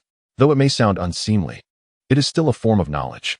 Chen Qingfeng and Yuan Qingsheng accompanied Director Meng to inspect the site, which had been cordoned off. Small brushes and trowels were engaged in clearing the earth from the tomb, a task that would undoubtedly take considerable time. Meanwhile, in a corner, a pile of items caught Chen Qingfeng's attention, prompting him to approach out of curiosity. Is this a Luoyang shovel? Young comrade, you have some knowledge, I see. You actually recognize a Luoyang shovel? Did the tomb raiders leave this behind? Indeed. They are even more adept than we are, as you can see. Their Luoyang shovels are custom-made and can be assembled in sections, unlike ours. As Director Meng spoke, he crouched down to connect the Luoyang shovels. And Chen Qingfeng's previously uncertain feelings began to crystallize into clarity. This Luoyang shovel is crafted from high-quality steel. While it may appear quite ordinary, it is, in fact, remarkably resilient. The joints are fashioned with lathe-cut screw threads, allowing for a segmented assembly that can extend to a length of approximately 1.7 to 1.8 meters when fully assembled. Such an item is rather uncommon, but given that it is a bespoke creation, a professional appraisal should reveal its origins. Director Meng, concerning the case of the tomb raiders, we are still conducting our investigation. Might we temporarily retain these items until we conclude our inquiry, after which they can be handed over to the Cultural Relics Bureau? Certainly, our bureau will cooperate fully with your efforts in this regard. Chen Qingfeng opened his briefcase and placed all the tools inside before departing the scene with Yuan Qingsheng. On their return journey, Yuan Qingsheng could not help but express his curiosity. Brother Chen, should we not examine the site a bit more? There is no need for further inspection. Our objective is to locate the craftsman who forged this Luoyang shovel. It is evidently a custom piece, and judging by the screw threads, it appears to have been produced by a lathe. Such items are typically manufactured in specialized factories. What? Yuan Qingfeng inquired. The ancient city is an industrial hub. Let us first investigate this tool and gradually unearth the individuals involved. Chen Qingfeng continued cycling through the outskirts, with Yuan Qingfeng following closely behind. After an hour, they arrived at the ancient city steel plant located in the southwestern part of the city. Greetings, comrade. Could you please direct us to the technical department? It's in the office building ahead. You may inquire there, the attendant responded. Yuan Qingfeng, now accompanying Chen Qingfeng on their investigative journey, found his earlier complaints diminishing, replaced by a burgeoning curiosity about Chen Qingfeng's subsequent steps. Having cycled throughout the day, they arrived just before closing time. Chen Qingfeng navigated through the departing crowd, only to be halted by the security guard at the entrance. Whom are you seeking? Greetings, comrade. We are with the Public Security Bureau of the ancient city and wish to consult a metallurgy expert. A metallurgy expert? As the guard spoke, someone passed by, prompting the guard to call out to the individual. Ah, a university student. What is the matter, old Niao? These two public servants are looking for a technical expert to consult on some matters. You are our newly appointed university graduate. What is your name? Chao Weiguo. Young Chao. Could you please assist them? As Chao Weiguo was preparing to leave for the day, he noticed the two perspiring police officers, appearing rather disheveled, and promptly escorted them back to the office. Upon entering the office, they discovered the desk cluttered with documents, prominently featuring blueprints labeled with the second phase of the ancient city steel plant's design. Would you care for some water? No, thank you, Comrade Chao. Could you assist us in identifying the material of this? Chen Qingfeng inquired, retrieving the segments of the Luoyang shovel from his bag. Chao Weiguo took the pieces, examining them with his hands, before retrieving an instrument from his drawer for further testing. Immediately, he answered with a resolute tone, "This is high-speed steel, specifically designed for crafting tools. It is a type of special steel characterized by exceptional hardness, remarkable durability, and resistance to high temperatures, primarily utilized in the manufacturing of lathe tools and drill bits." Where did you acquire such materials? Chapter 78. The Research Institute. We cannot divulge specific details, but tell me, what part of this tool can be fabricated? This is high-speed steel, and to process it, one would require a lathe tool of considerable hardness, which is typically unavailable in ordinary factories. Are you suggesting that there are very few places in the ancient city capable of machining such tools? That appears to be the case. To my knowledge, the 999 Research Institute might be able to handle it. The 999 Ship Power Research Institute is a well-known establishment among the local populace of the ancient city. It is said to specialize in marine propulsion research. However, I truly wonder why such a research institute would be situated in a flatland city like ours. Nevertheless, upon hearing this, Chen Qingfeng felt compelled to explore the possibility. After all, as long as this set of tools was not manufactured elsewhere, there was a lead worth pursuing. In this era, the mobility of the population was not as pronounced as it would later become. In fact, many individuals in the ancient city had migrated from distant locales, though most had only recently been liberated. Currently, possessing an urban household registration was a dream cherished by many. Relocating from one place to another required more than just the costs of moving. The bureaucratic hurdles of household registration and grain coupons effectively barred one from migrating elsewhere. By the time they departed the steel mill, night had fallen. Chen Qingfeng and Yuan Qingfeng braved the biting wind, cycling towards the city center. The two rode in solitude, their bodies trembling from the cold. They decided to sing as they pedaled, a means to alleviate the day's gloom. As the sun set behind the mountains, casting a crimson glow, the soldiers returned from target practice. Brother Chun, heed my words. Before departing, drink a bowl of wine from Mother, filled with courage and valor. You are mistaken. The model opera must follow my lead, traversing through forest seas and across snow plains. The two took turns singing, and before they knew it, they had returned to the city. Yuan Qingfeng glanced at the seagull watch on his wrist and remarked, "Brother, it's nearly 8 o'clock. I'm exhausted. I have some noodles in my place. Let's boil them when we get back. We just need to take one last step and inquire at the 999 Institute." Sounds good. Upon hearing that noodles awaited them, Yuan Qingfeng's enthusiasm for cycling surged. In this era, noodles were not regarded as the convenience food they would become in later years. They were crafted from flour mixed with eggs and made entirely from white flour. Once boiled, they turned soft and tender, delicious even when simply cooked in water. Notably, noodles were considered a precious commodity, suitable for bringing to the hospital when visiting the ill, and served as a respectable gift. The two rode on, arriving at the 999 Research Institute located on the southern outer ring. I faintly recall that later, the enterprise underwent a transformation, and the 999 Research Institute transitioned from military oversight to the Ship Power Group. During that period, some students even aspired to pursue graduate studies here. The ancient city was fortunate to possess such a research institute, which could be regarded as a gem of the locality. However, I vaguely remember that decades later, such institutes were compelled to relocate, as all high-caliber talents yearned to reside in more prosperous cities. The ancient city could not retain these talents. But that is a tale for another time. One evening, two individuals arrived outside the Research Institute on bicycles, where military personnel were stationed on guard. As soon as they reached the entrance, they were intercepted. "Whom are you looking for?" "Comrades, we are from the Municipal Public Security Bureau, investigating a case. Could you kindly summon the officer in charge of security here? Please wait a moment, I will inquire." The sentry then entered, relaying the request to his comrades. At that moment, Chen Qingfeng and Yuan Qingsheng felt a chill as they stood outside, their bicycles set aside, their feet trembling in the cold. Before long, a well-dressed official emerged from within. "From the Public Security Bureau, you say? We have uncovered a case involving the processing of a special tool made from high-speed steel, and we wish to consult if anyone here at the 999 Institute is knowledgeable about it." The security personnel examined their identification and courteously ushered them inside. They were then led to the workshop area.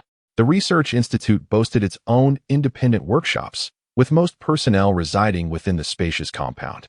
Frankly, the environment resembled those grand courtyards depicted in later television dramas.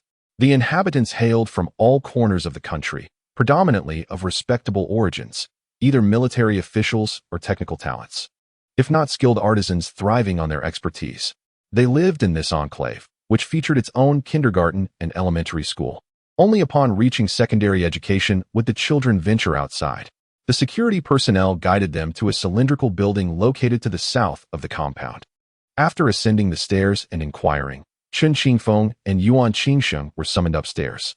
"This is our Master Ma from the workshop." "Hello, Master Ma. We have brought something for you to examine," Chen Qingfeng said, retrieving the Luoyang shovel from his bag.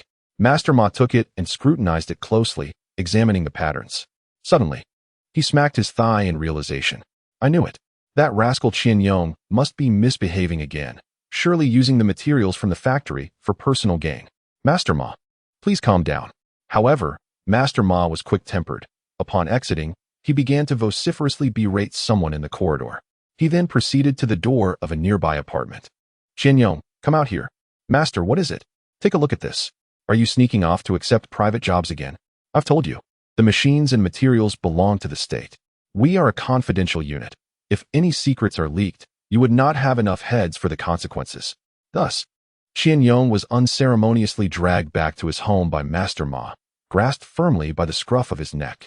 In this area, the buildings are all tenement houses, devoid of toilets, washing facilities, and with kitchens and bathrooms located externally.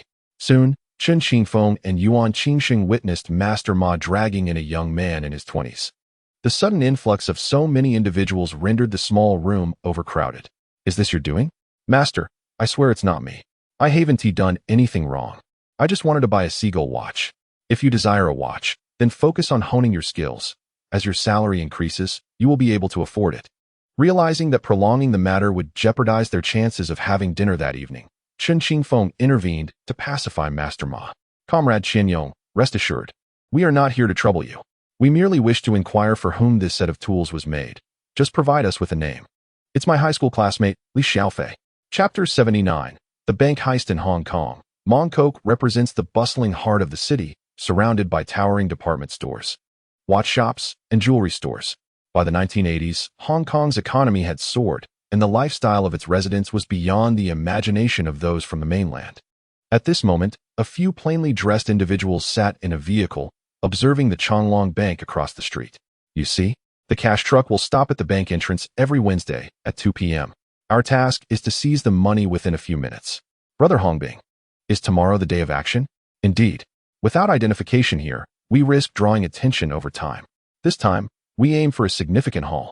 Once we earn our share, we'll find a way to exchange part of the money for renminbi over in Macau, then retreat to the countryside, bide our time, and engage in small business ventures, leading a stable life thereafter. Brother Hongbing, we can hardly wait. We've been anticipating this day. All right, tomorrow, Zhao Weiguo will handle the driving. The rest of you must act swiftly. Remember, we are robbing a cash truck, so take as much as you can. Once the time is up, we must retreat immediately. Understood. He Hongbing's gaze fixed on the entrance of Changlong Bank, just as a police car slowly cruised by. He quietly cautioned, "Drive away, don't attract the police." The delivery van then departed from the roadside, returning to their rented accommodation. Upon their return, they enjoyed a hearty meal, after which everyone commenced their final preparations. Heavy weaponry was meticulously cleaned, magazines filled with ammunition, and He Hongbing adorned himself with grenades strapped across his vest. After this flurry of activity, excitement kept them awake through the night. The following day, after an early lunch, the group loaded their gear into the vehicle. He Hongbing distributed the pre-prepared masks to each member. "We have rehearsed countless times over the past few days, but we are now entering the real deal. Do we have confidence?" "Yes." "Excellent. Let us set off." The car, already filled with fuel, made its way to the site they had scouted the previous day. At this point, tension enveloped everyone. In the afternoon, office workers concluded their lunch break and returned to their respective buildings. The streets were notably deserted, with even the traffic flow dwindling. He Hongbing glanced at his Rolex, gauging the time. Shortly thereafter, an armored truck came to a halt in front of Changlong Bank. Several armed guards disembarked, their weapons clearly visible.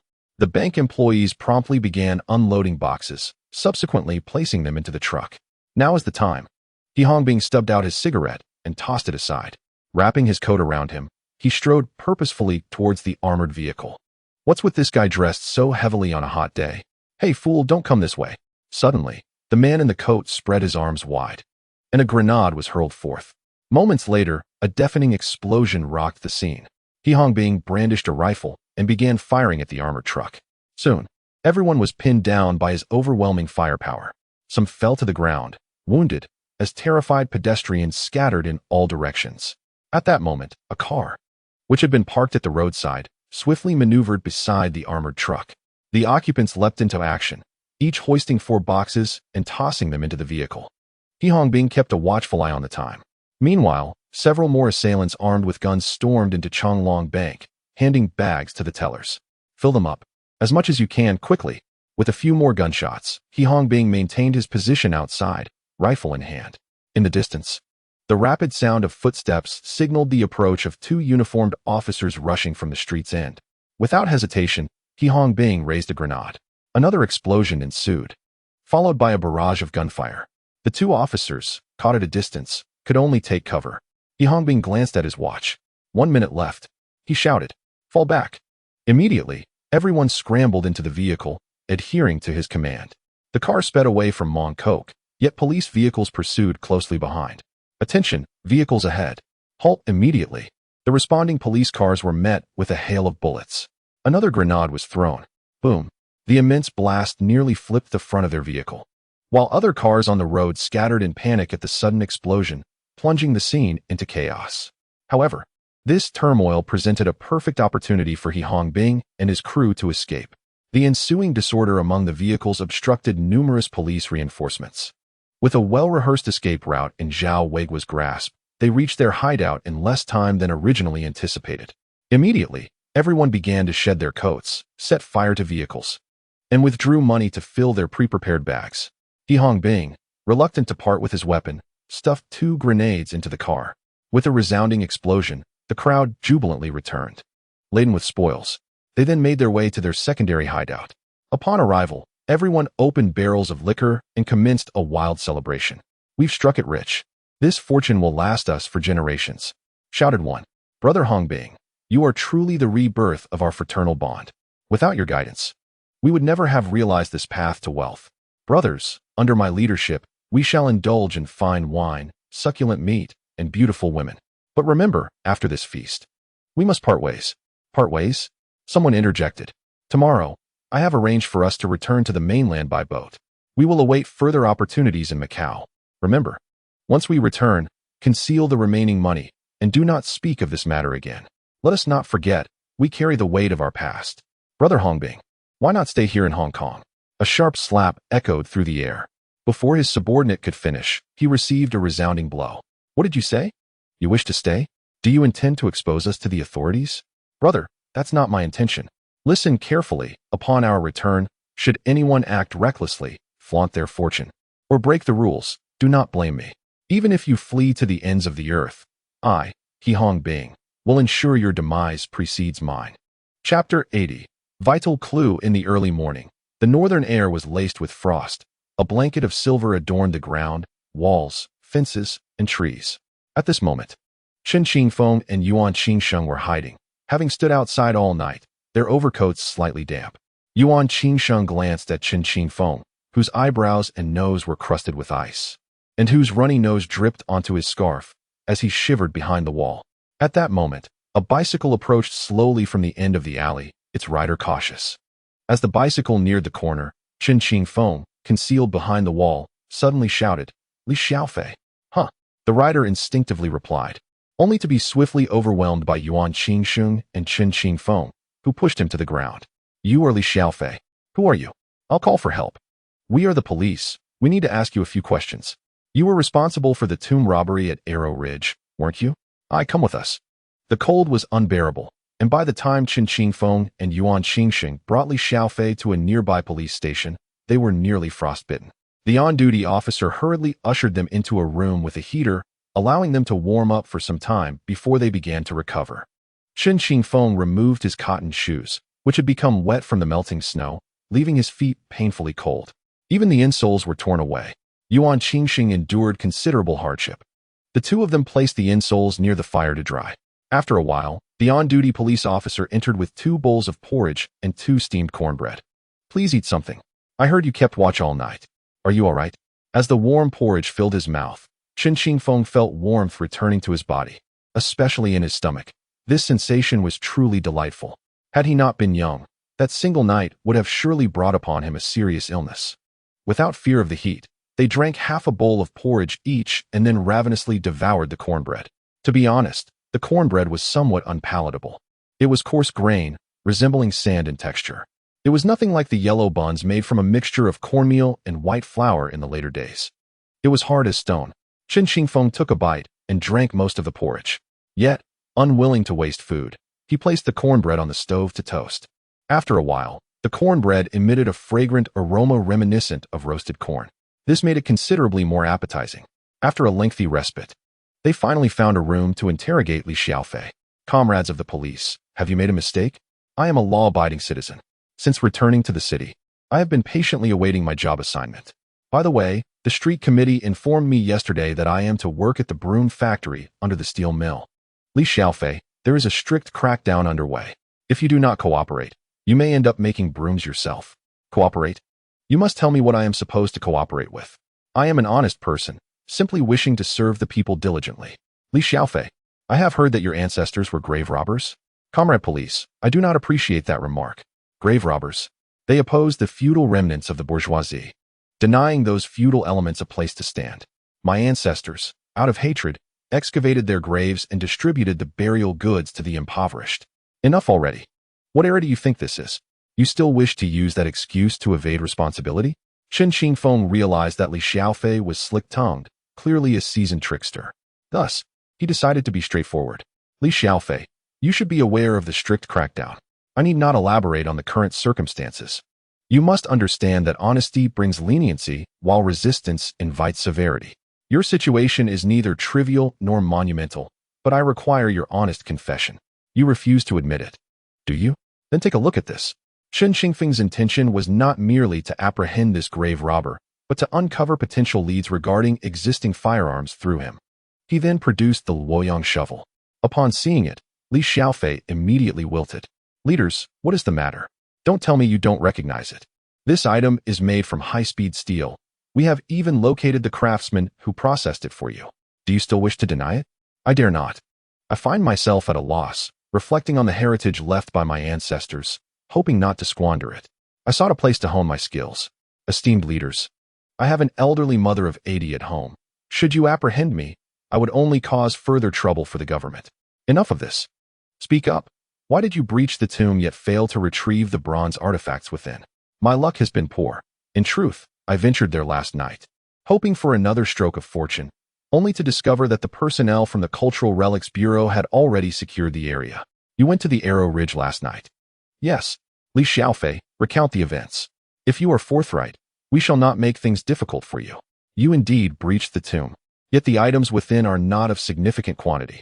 Return the artifacts and compensate for the fallen fruit trees, and we shall let the matter rest. Indeed, that night, I finally reached the main burial chamber and beheld several substantial items. At that moment, I had no suitable tools at hand, and those objects were exceedingly heavy. I knew that if I transported them to the capital to sell to the foreign tourists, I would surely fetch a handsome price. I intended to return the following day with adequate tools, so I covered the entrance with a grass mat. However, upon my return the next evening, I found a group digging there. A group? Who were they? I do not know. I only heard someone calling out Brother Hong Bing in the dead of night, mentioning something about having slain that old ghost and how prescient it was to bury those items here. How many were present at the scene? 5 or 6. I initially thought they were villagers. After observing for a while, I fled, fearing they might discover the hole I had dug first. Just as I left, I noticed they too departed. I had intended to return for another look, but the village roosters began to crow, forcing me to abandon my plans. The next day, I found that the villagers had already discovered the site, and someone was keeping watch there. Chen Qingfeng and Yuan Qingsheng exchanged knowing glances. This lead was undeniably crucial. Chapter 81. The lead on He Hongbing in local news. A financial institution in Mongkok was robbed by armed assailants yesterday afternoon, with reported losses exceeding 6 million Hong Kong dollars, marking the highest value for similar incidents in the past year. The Hong Kong police force has mobilized resources to meticulously track the suspects and urges citizens with any information to promptly report to the authorities. The robbed Changlong Bank has even offered a reward of 1 million Hong Kong dollars. In the dead of night, a small fishing boat slowly approached the shore.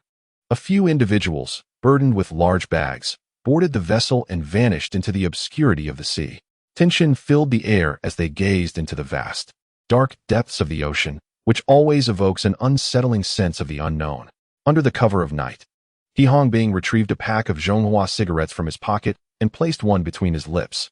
He inhaled slowly, exhaling the smoke with deliberation. Matters had unfolded more favorably than he had anticipated, and remarkably, none of his companions bore even a scratch. However, this also sent an unsettling signal to his subordinates. Some, insatiable in their greed, even suggested seizing the opportunity for a major heist. He Hongbing realized he must swiftly lead these individuals away. The police, initially caught off guard, had now regained their composure. Under such circumstances, he needed to hasten their return to the mainland. Thus, a few hours later, the boat finally docked, prompting an immediate sense of relief among the group. Brothers, the hour is late. Tomorrow morning, let us have a farewell meal, and then each shall return to their own paths. Do not forget our oath. Should anyone speak carelessly in the future, let it not be said that He Hongbing did not act with a hardened heart and ruthless hand. Fear not, elder brother, you have led us to prosperity. Even if we fall into the hands of the police, we shall never implicate you. Let us hope so. And I must add, upon your return, keep a low profile and engage in modest enterprises. Gradually exchange this wealth, and do not indulge recklessly.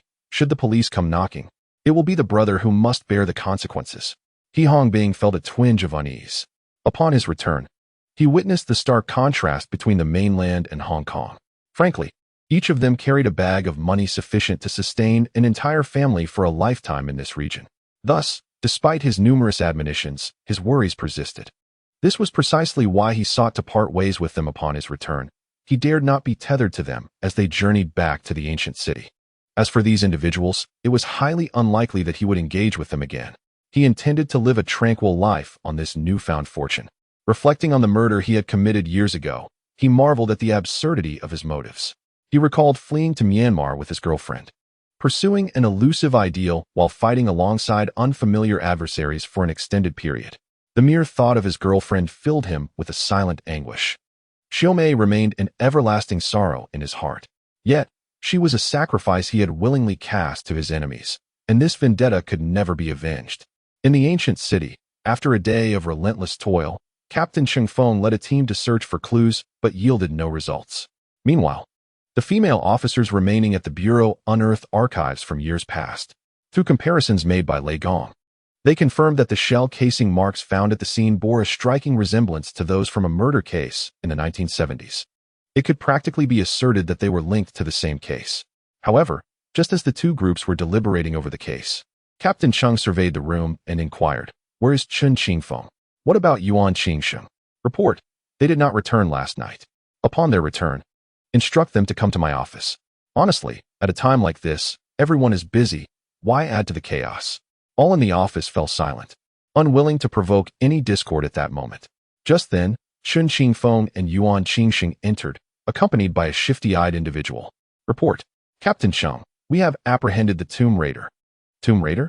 Were you not instructed to pursue leads on the shooting case? Captain, this individual is likely a witness to the shooter.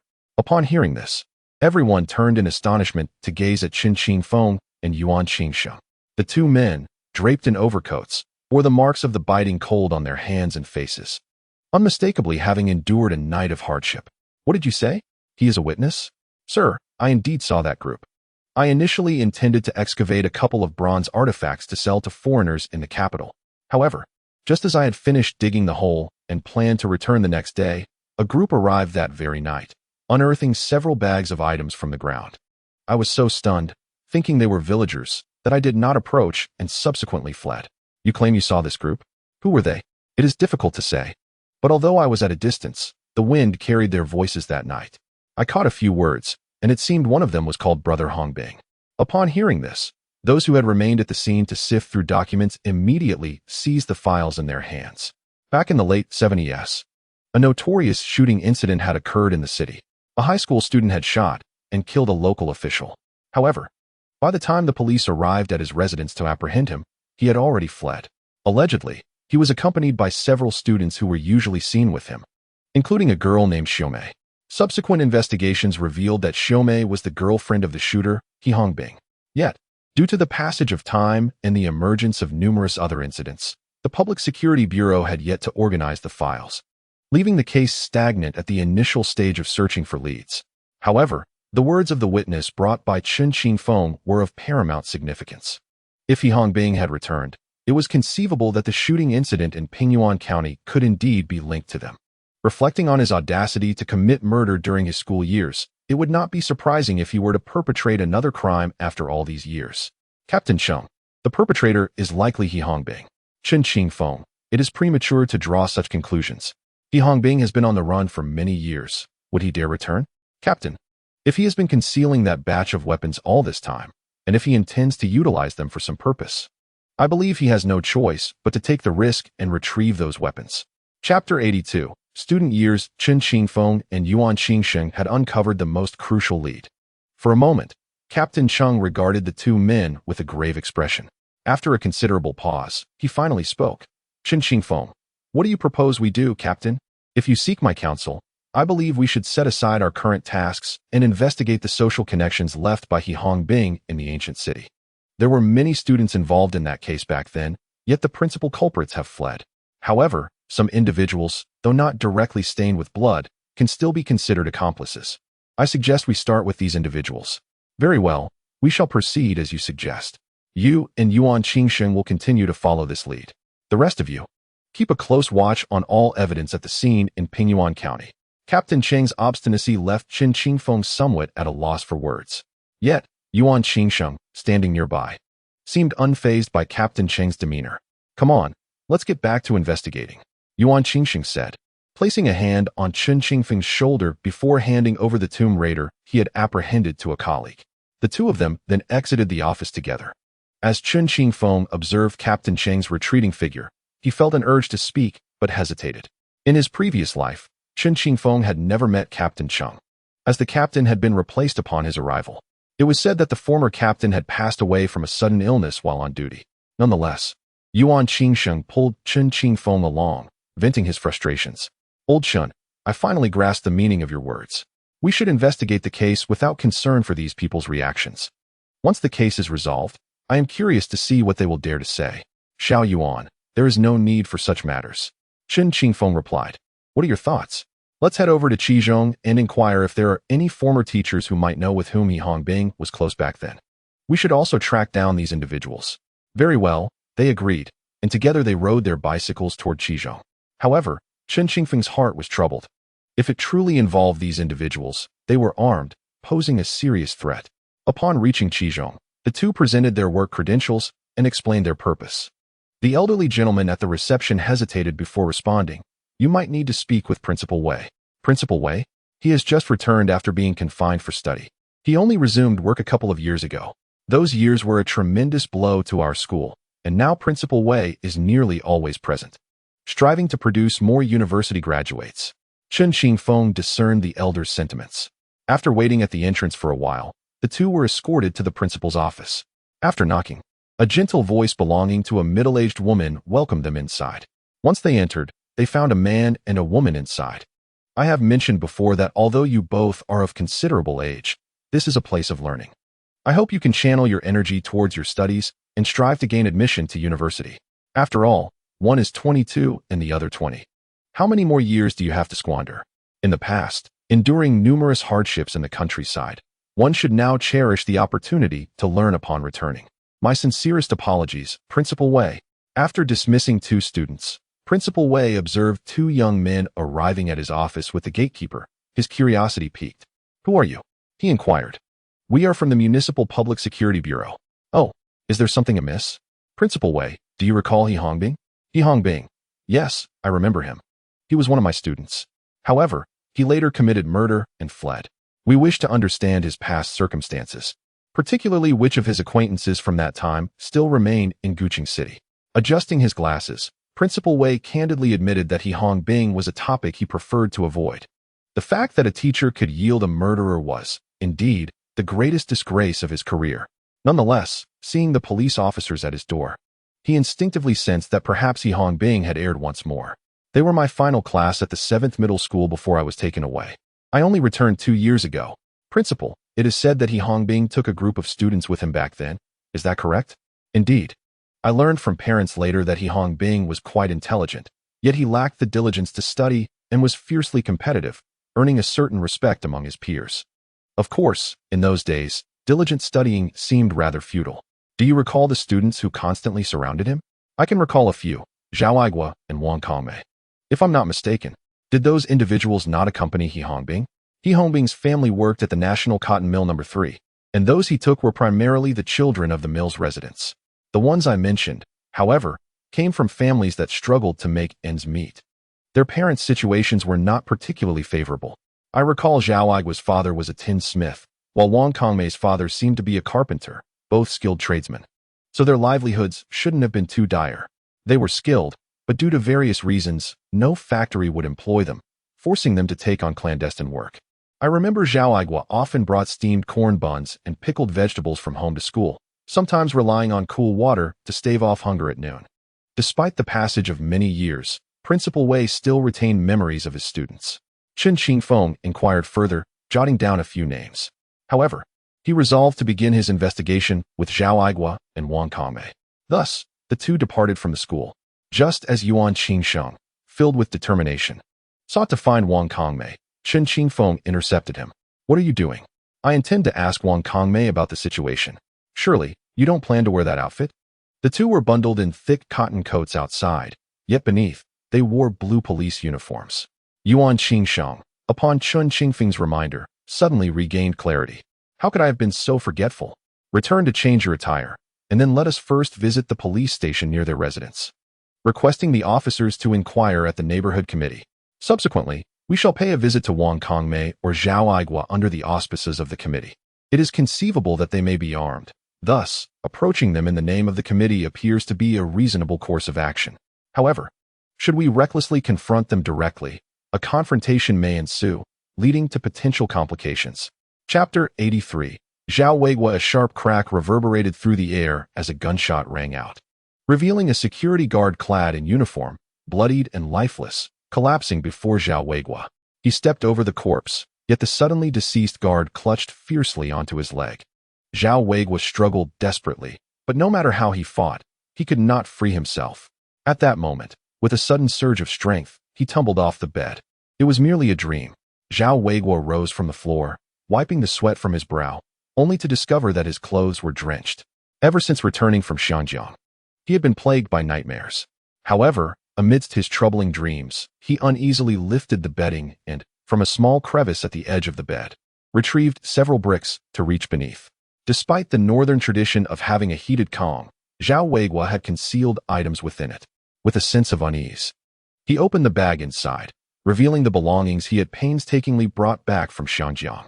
He then replaced the bricks and carefully remade the bed before burrowing back beneath the covers, finally finding solace in sleep.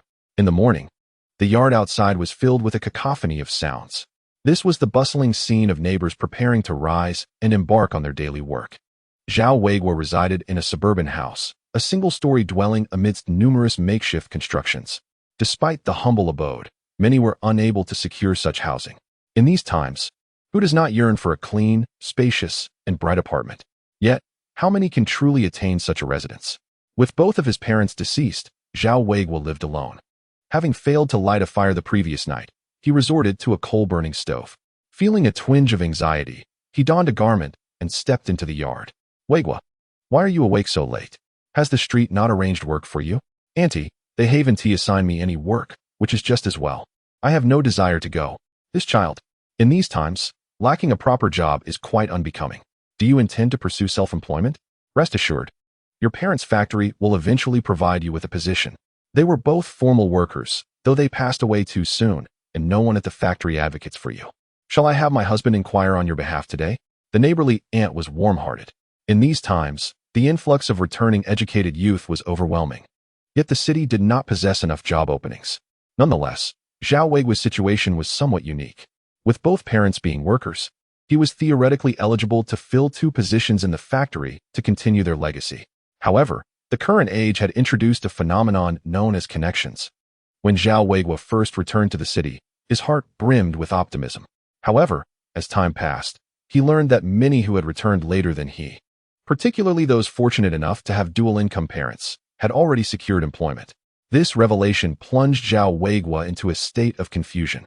He had made a few attempts to agitate in the factory, but eventually, an elder craftsman, who maintained a cordial relationship with his parents, discreetly informed him that gaining employment within the factory required offering favors to the leadership. It was then that Zhao Weiguo comprehended the depths of his predicament. Originally, as an only child, he should not have been sent to the countryside. Yet, for reasons unknown, he found himself bewilderingly dispatched to a rural area. It was during those years that both of his parents passed away.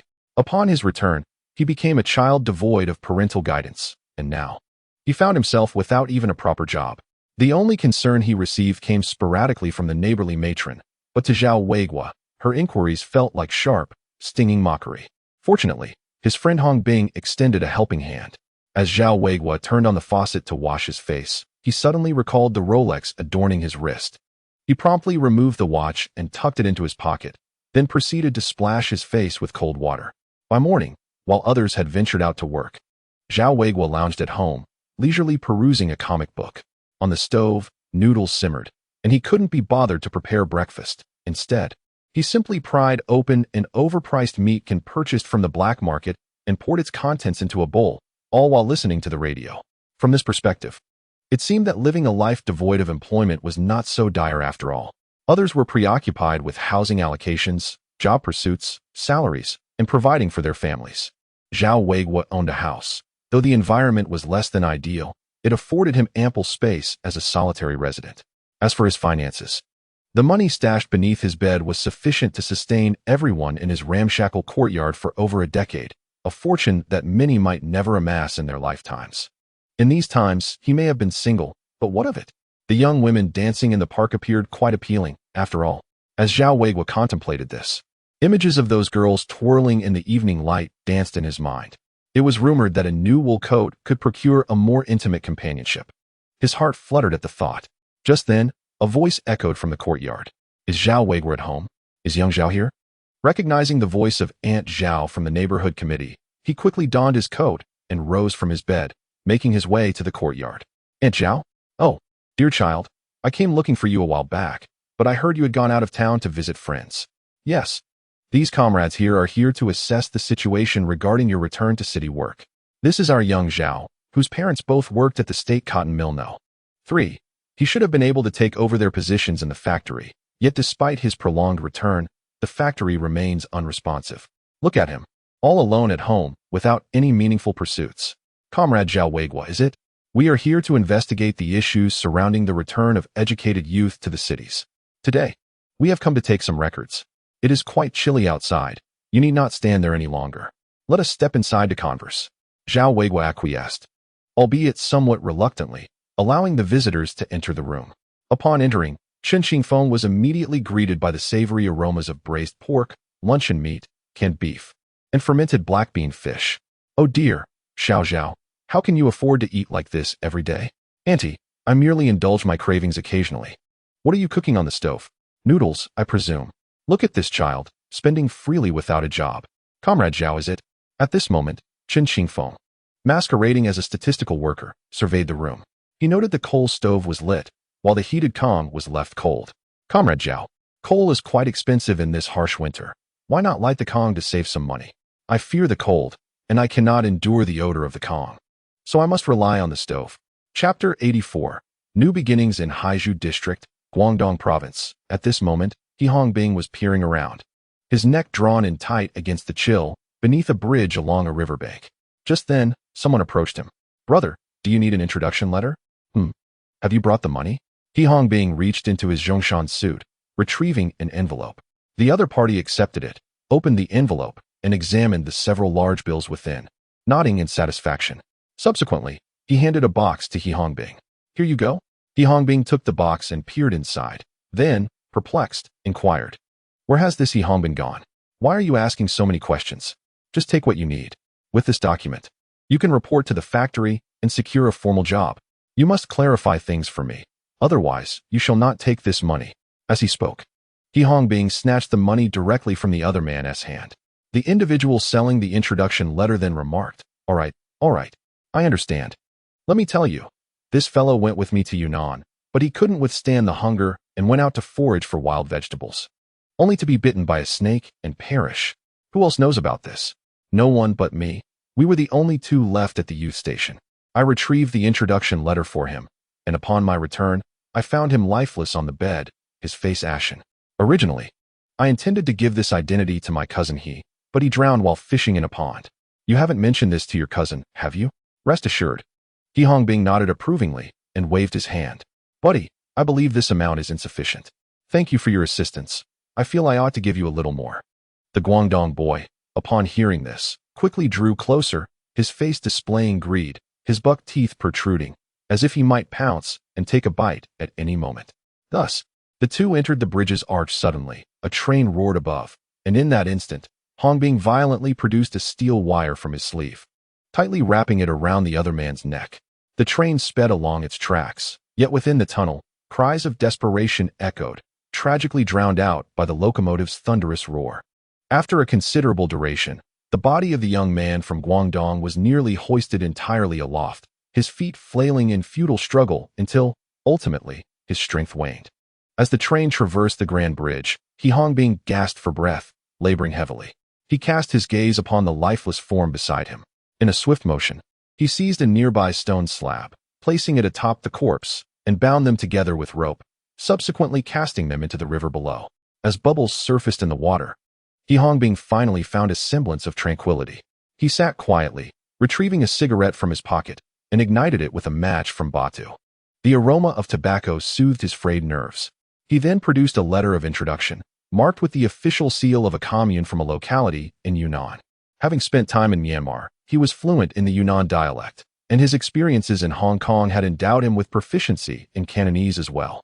From this day forth, the name He Hongbing would vanish entirely, replaced by He Hongbin. He extracted a fresh set of Zhongshan suits from a pre-prepared tote bag and, after changing, he proceeded to the riverside where an ancient, withered tree stood. There, he excavated a hole, burying all his possessions within. Having completed this act, He Hongbin bid farewell to his past. He then strode away from the riverbank with a lightness in his step, heading directly toward the nearby city center. His pace grew increasingly buoyant. Meanwhile, in the ancient city, Zhao Weiguo found himself exasperated by two colleagues from the street statistics department who had overstayed their welcome in his home. Why are you asking me where I've been lately? Just arrange a job for me. Well, we received word that some areas are experiencing an outbreak, so we might need to conduct a health inspection on you. What exactly do you intend to assign me? The city's internal combustion engine factory is hiring temporary workers. Temporary workers? My parents are both permanent employees at the State Cotton Mill No. 3. Are you trying to insult me? Is it because I didn't bribe the factory director? Do you really think this is necessary? You tell that yin fellow not to assume the Zhao family is easy to bully. If I'm pushed too far, I'll take a knife to his house and make them see blood.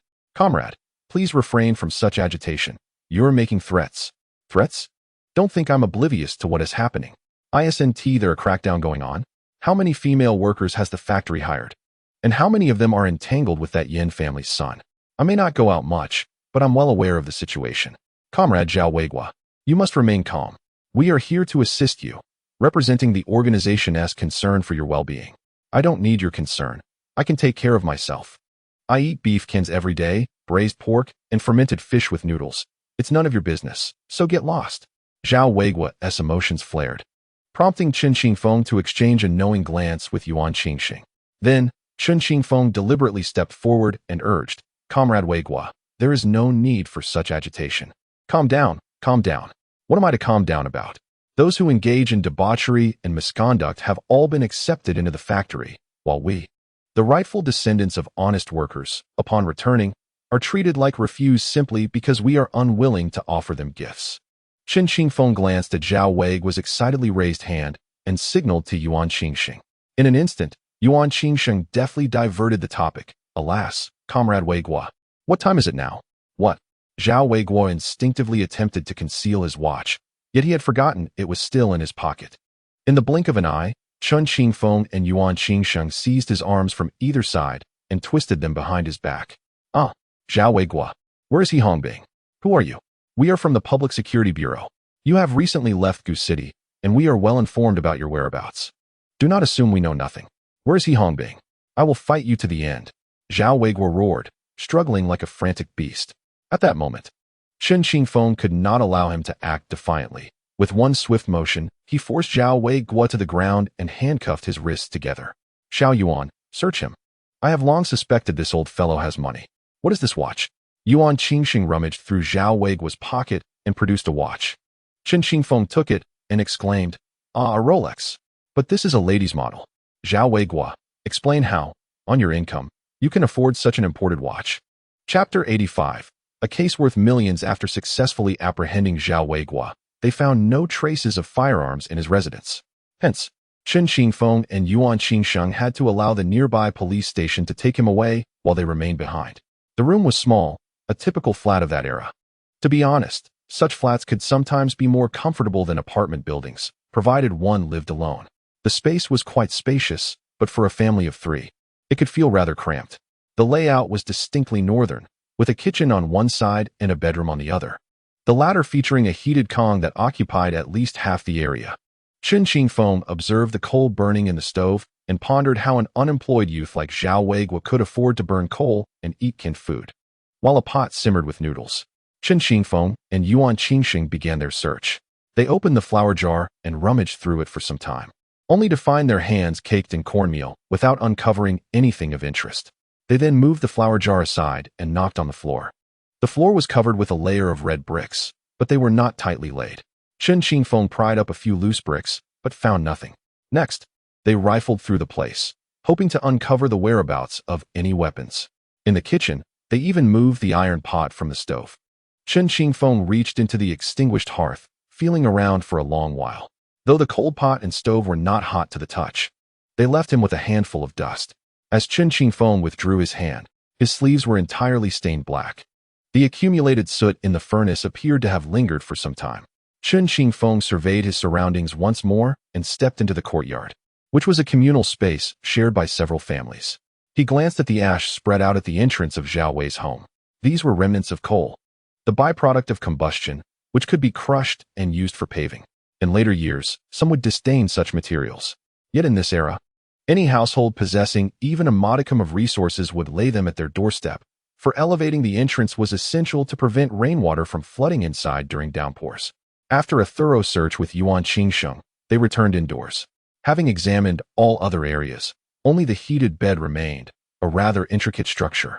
Each autumn, specialized craftsmen would arrive to clear the ash, marking one of the few lucrative service industries of this time. However, in years past, even these services were organized under specific guilds. Chen Qingfeng fixated on the heated bed and turned to Yuan Qingfeng, suggesting, "Let us dismantle it for a closer inspection. If necessary, I can seek assistance to reassemble it afterward." Thus, the two moved aside the small dining table atop the bed, rolled up the bedding, and set it aside. They subsequently lifted the mat covering the heated bed, revealing a layer of mud smeared with yellow clay beneath. As they chiseled away at this delicate surface, they uncovered uneven stone slabs underneath. Together, they exerted their strength to lift the slabs. Suddenly, Yuan Qingfeng misstepped and tumbled into the pit, a cloud of soot erupting around him. Ouch! Yuan Qingfeng fell into the pit, and when he stood up, his face was as black as coal.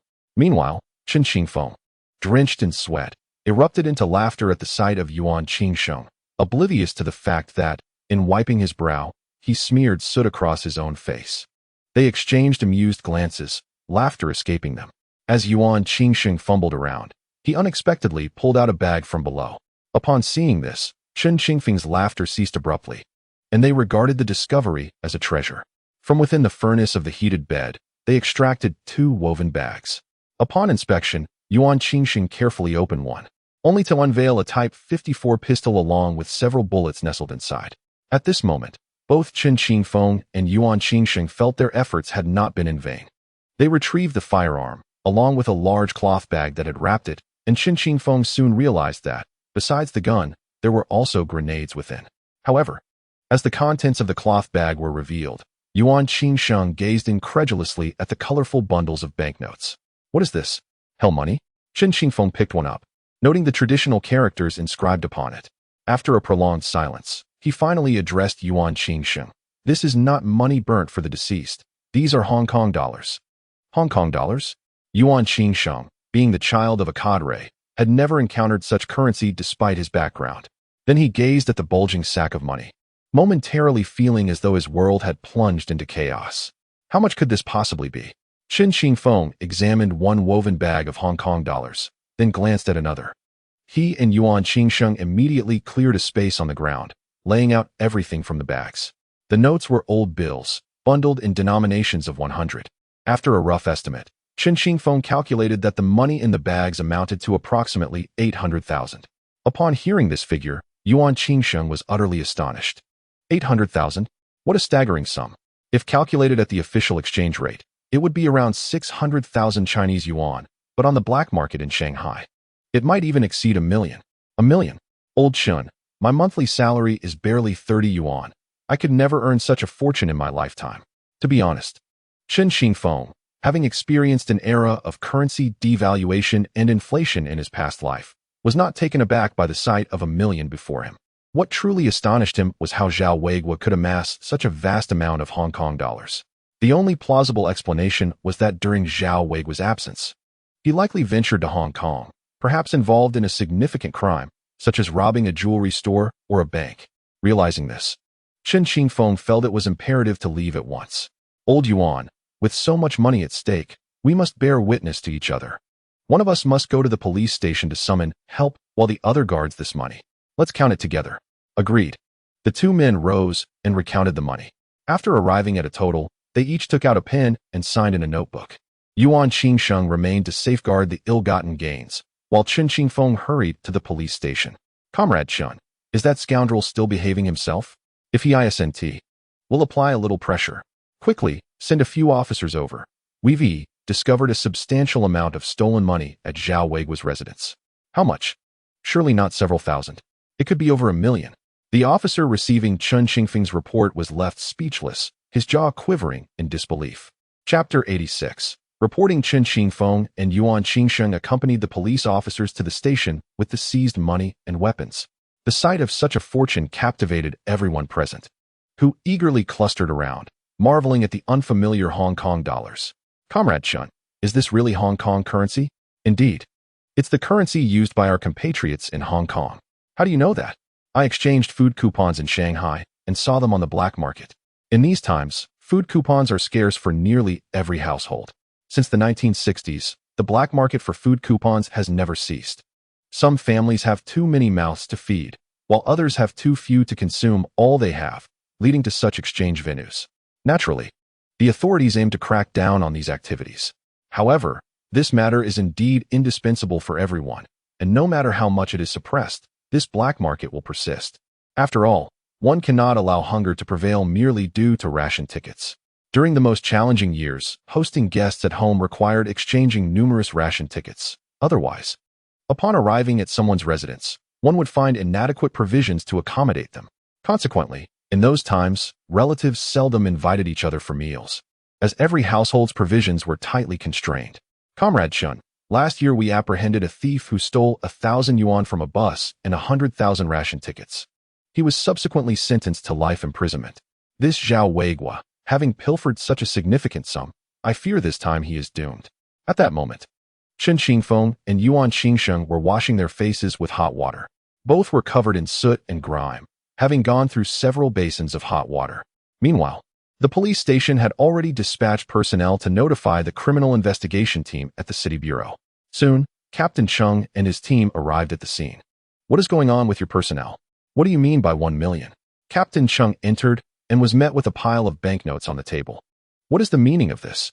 Sir, these are Hong Kong dollars, which comrades Chen Qingfeng and Yuan discovered at the suspect's residence, along with a handgun and over 100 rounds of ammunition. What?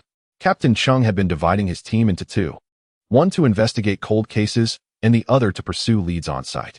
After considerable effort, he found that Chen Qingfeng had beaten them to it.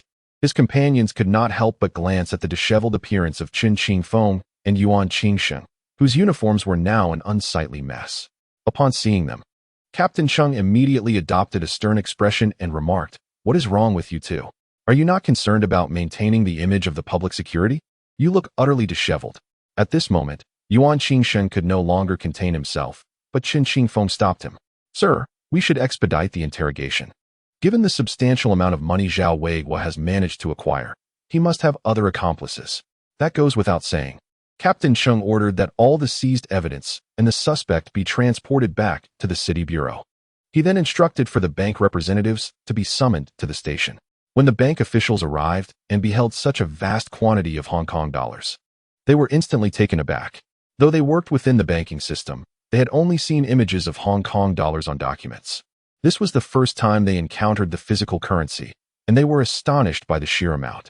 Captain Chung intensified the interrogation of Zhao Weiguo, but the latter, fully aware that he faced an unavoidable death sentence, stubbornly refused to speak. Chen Qingfeng observed the comings and goings of individuals in the interrogation room, momentarily at a loss for words. "Old Chen, after all our efforts, we are now left on the sidelines. If we are not allowed to work, we might as well rest. Resting is not an option. I would like to return and change my clothes, but if I leave even for a moment, Captain Chung will surely raise a fuss again. If we are not here, it might just lead to trouble." To be honest, Chen Qingfeng found himself in an inescapable predicament. I had anticipated that the working environment at the municipal bureau would differ significantly, yet I was taken aback to find it less favorable than that of Pingyuan County. The depths of the municipal bureau are profound. While the two were engrossed in their tasks, Xing Ana accompanied them, and Lei Gong also arrived. Lei Gong handed a bullet to Chen Qingfeng, who examined it and noted the number inscribed on the shell, 11,967. This confirmed the bullet's model. However, the markings from ejection did not align, indicating that the firearm they had discovered was not the weapon used in the murder. From dawn until dusk, Zhao Weiguo remained resolutely silent. At that moment, all the evidence associated with Zhao Weiguo had been laid out. The municipal bureau had set up a long-distance line, and the provincial department was already aware of the situation. Nevertheless, they were equally astonished by the figure of 800,000 Hong Kong dollars. "Is this Comrade Chung Feng from the Public Security Bureau of Guqing City? Director Qi intends to personally inquire about this case." Upon hearing this, Chung Feng understood that this case had escalated to significant proportions. The night passed without any resolution. Chen Qingfeng and Yuan Qingsheng occupied their office. Caught in a state of indecision, unable to sit, stand, or walk comfortably, enduring an entire night at their desks. The following day, the provincial leadership arrived. As soon as they arrived, they sought a report, and soon the team leaders and bureau leaders convened for a meeting. The office was filled with the sounds of sighs. Everyone had been busy the previous night. Yuan Qingfeng placed a bowl of noodles in front of Chen Qingfeng. Where did this come from? The comrades in the cafeteria heard that we had cracked a major case and specially prepared this for us, even adding an egg. At that moment, Chen Qingfeng and Yuan Qingfeng felt a sense of relief, devouring the noodles heartily. Their lowly positions meant that they would not be involved in the meeting. However, just as they were enjoying their greasy meal, a sudden interruption occurred. "Old Chen, little Yuan, hurry, come with me to the conference room. The provincial leaders wish to hear your report." Yuan Qingfeng, with a mouthful of noodles, found himself in a predicament, neither able to spit them out nor swallow them down. Ultimately, he swallowed the noodles, set down the bowl, and hurriedly pulled Chen Qingfeng out of the office. The two made their way to the conference room upstairs. "Report. Come in." Yuan Qingfeng and Chen Qingfeng entered the conference room. Upon their arrival, the director of the Public Security Bureau cleared his throat and gestured towards Yuan Qingfeng, indicating his chin. Curious, Yuan Qingfeng touched his chin and realized he still had noodles hanging from it. "What is the meaning of this? You two appear so disheveled when meeting with the leadership." "Enough, old Chen. These two comrades have worked hard. I apologize for disturbing your meal." "Not at all. I heard that you apprehended the suspect and recovered the stolen goods. I believe it is best if you two provide us with a report." Chapter 87. The downfall of Wang Aimin. Esteemed leaders, we uncovered a substantial amount of cash from the suspect, Zhao Weigua's residence. However, all this currency is in Hong Kong dollars and cannot circulate within the country. Nevertheless, minor transactions could potentially occur on the black market. To speak candidly, the substantial sum of money is beyond the comprehension of the average person today. Prior to this, according to the statements of neighbors, Zhao Weigua had left the ancient city around the time of the shooting, claiming he was visiting a classmate in another region. Frankly, even without much elaboration from Chen Qingfeng, everyone present could surmise the origin of this money. This year, the majority of people nationwide earn merely a few hundred yuan annually, and even purchasing a watch requires saving for an entire year. Yet, astonishingly, Zhao Weigua has amassed such wealth. Comrade Chen Qingfeng, now that the investigation has reached this stage, what are your next steps? Leader, we shall certainly communicate with the police in Xiangjiang and then investigate Zhao Weigua's accomplices. The provincial leader nodded in satisfaction after hearing this. He then gestured towards his secretary, who promptly approached and retrieved a document from their briefcase. "Everyone, please circulate this," they said. "This is an internal report we just received today from the department. After reviewing it, kindly pass it on to the next person. Please do not disseminate it externally." As soon as the words were spoken, the document began to circulate among all present. The expressions of the attendees varied upon reviewing it. Chen Qingfeng noticed Chen Feng pick up the document, read it briefly, and then furrow his brow in surprise. Soon, the report reached Chen Qingfeng's hands. It was a photocopy of a newspaper article detailing the robbery of Changlong Bank in Xiangjiang. Reports indicated that the bank suffered a loss of 6 million Hong Kong dollars, with a total of 5 armed robbers, one of whom was the getaway driver. Tragically, several security personnel lost their lives at the scene, and police officers were murdered in broad daylight. All of this pointed to a major case.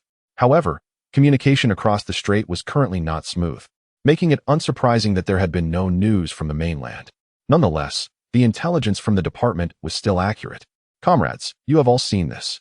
You can likely infer the source of this money. According to descriptions from the Xinjiang media, this group consists of 6 individuals, one of whom is Zhao Weigua, whom you recently apprehended. I propose that we delve deeper into this lead, particularly Zhao Weigua's network of acquaintances from back in the day. Furthermore, in the previous report, Comrade Chen Qingfeng mentioned He Hongbing. Based on the criminal methods employed, it is highly probable that the mastermind behind this case is indeed the audacious He Hongbing. The meeting was brief, as time waits for no one. However, even if Chen Feng wished to sideline Chen Qingfeng, he had to consider the opinions of the provincial leaders. Thus, upon returning to the office after the meeting, Chen Feng began to implement the directives. The leaders' intentions were quite clear. We should first investigate Zhao Weigua's former classmates. Everyone should go out and inquire whether anyone left the ancient city around the same time as Zhao Weigua. It seems Captain Cheng is not inclined to waste further time on the obstinate Zhao Weigua. Consequently, Chen Qingfeng accompanied Yuan Qingsheng to pay a visit to Wang Kongmei. It remains uncertain whether the news has leaked swiftly. When they arrived at Wang Kongmei's residence, he had already vacated the premises. Chen Qingfeng was unwilling to squander any time.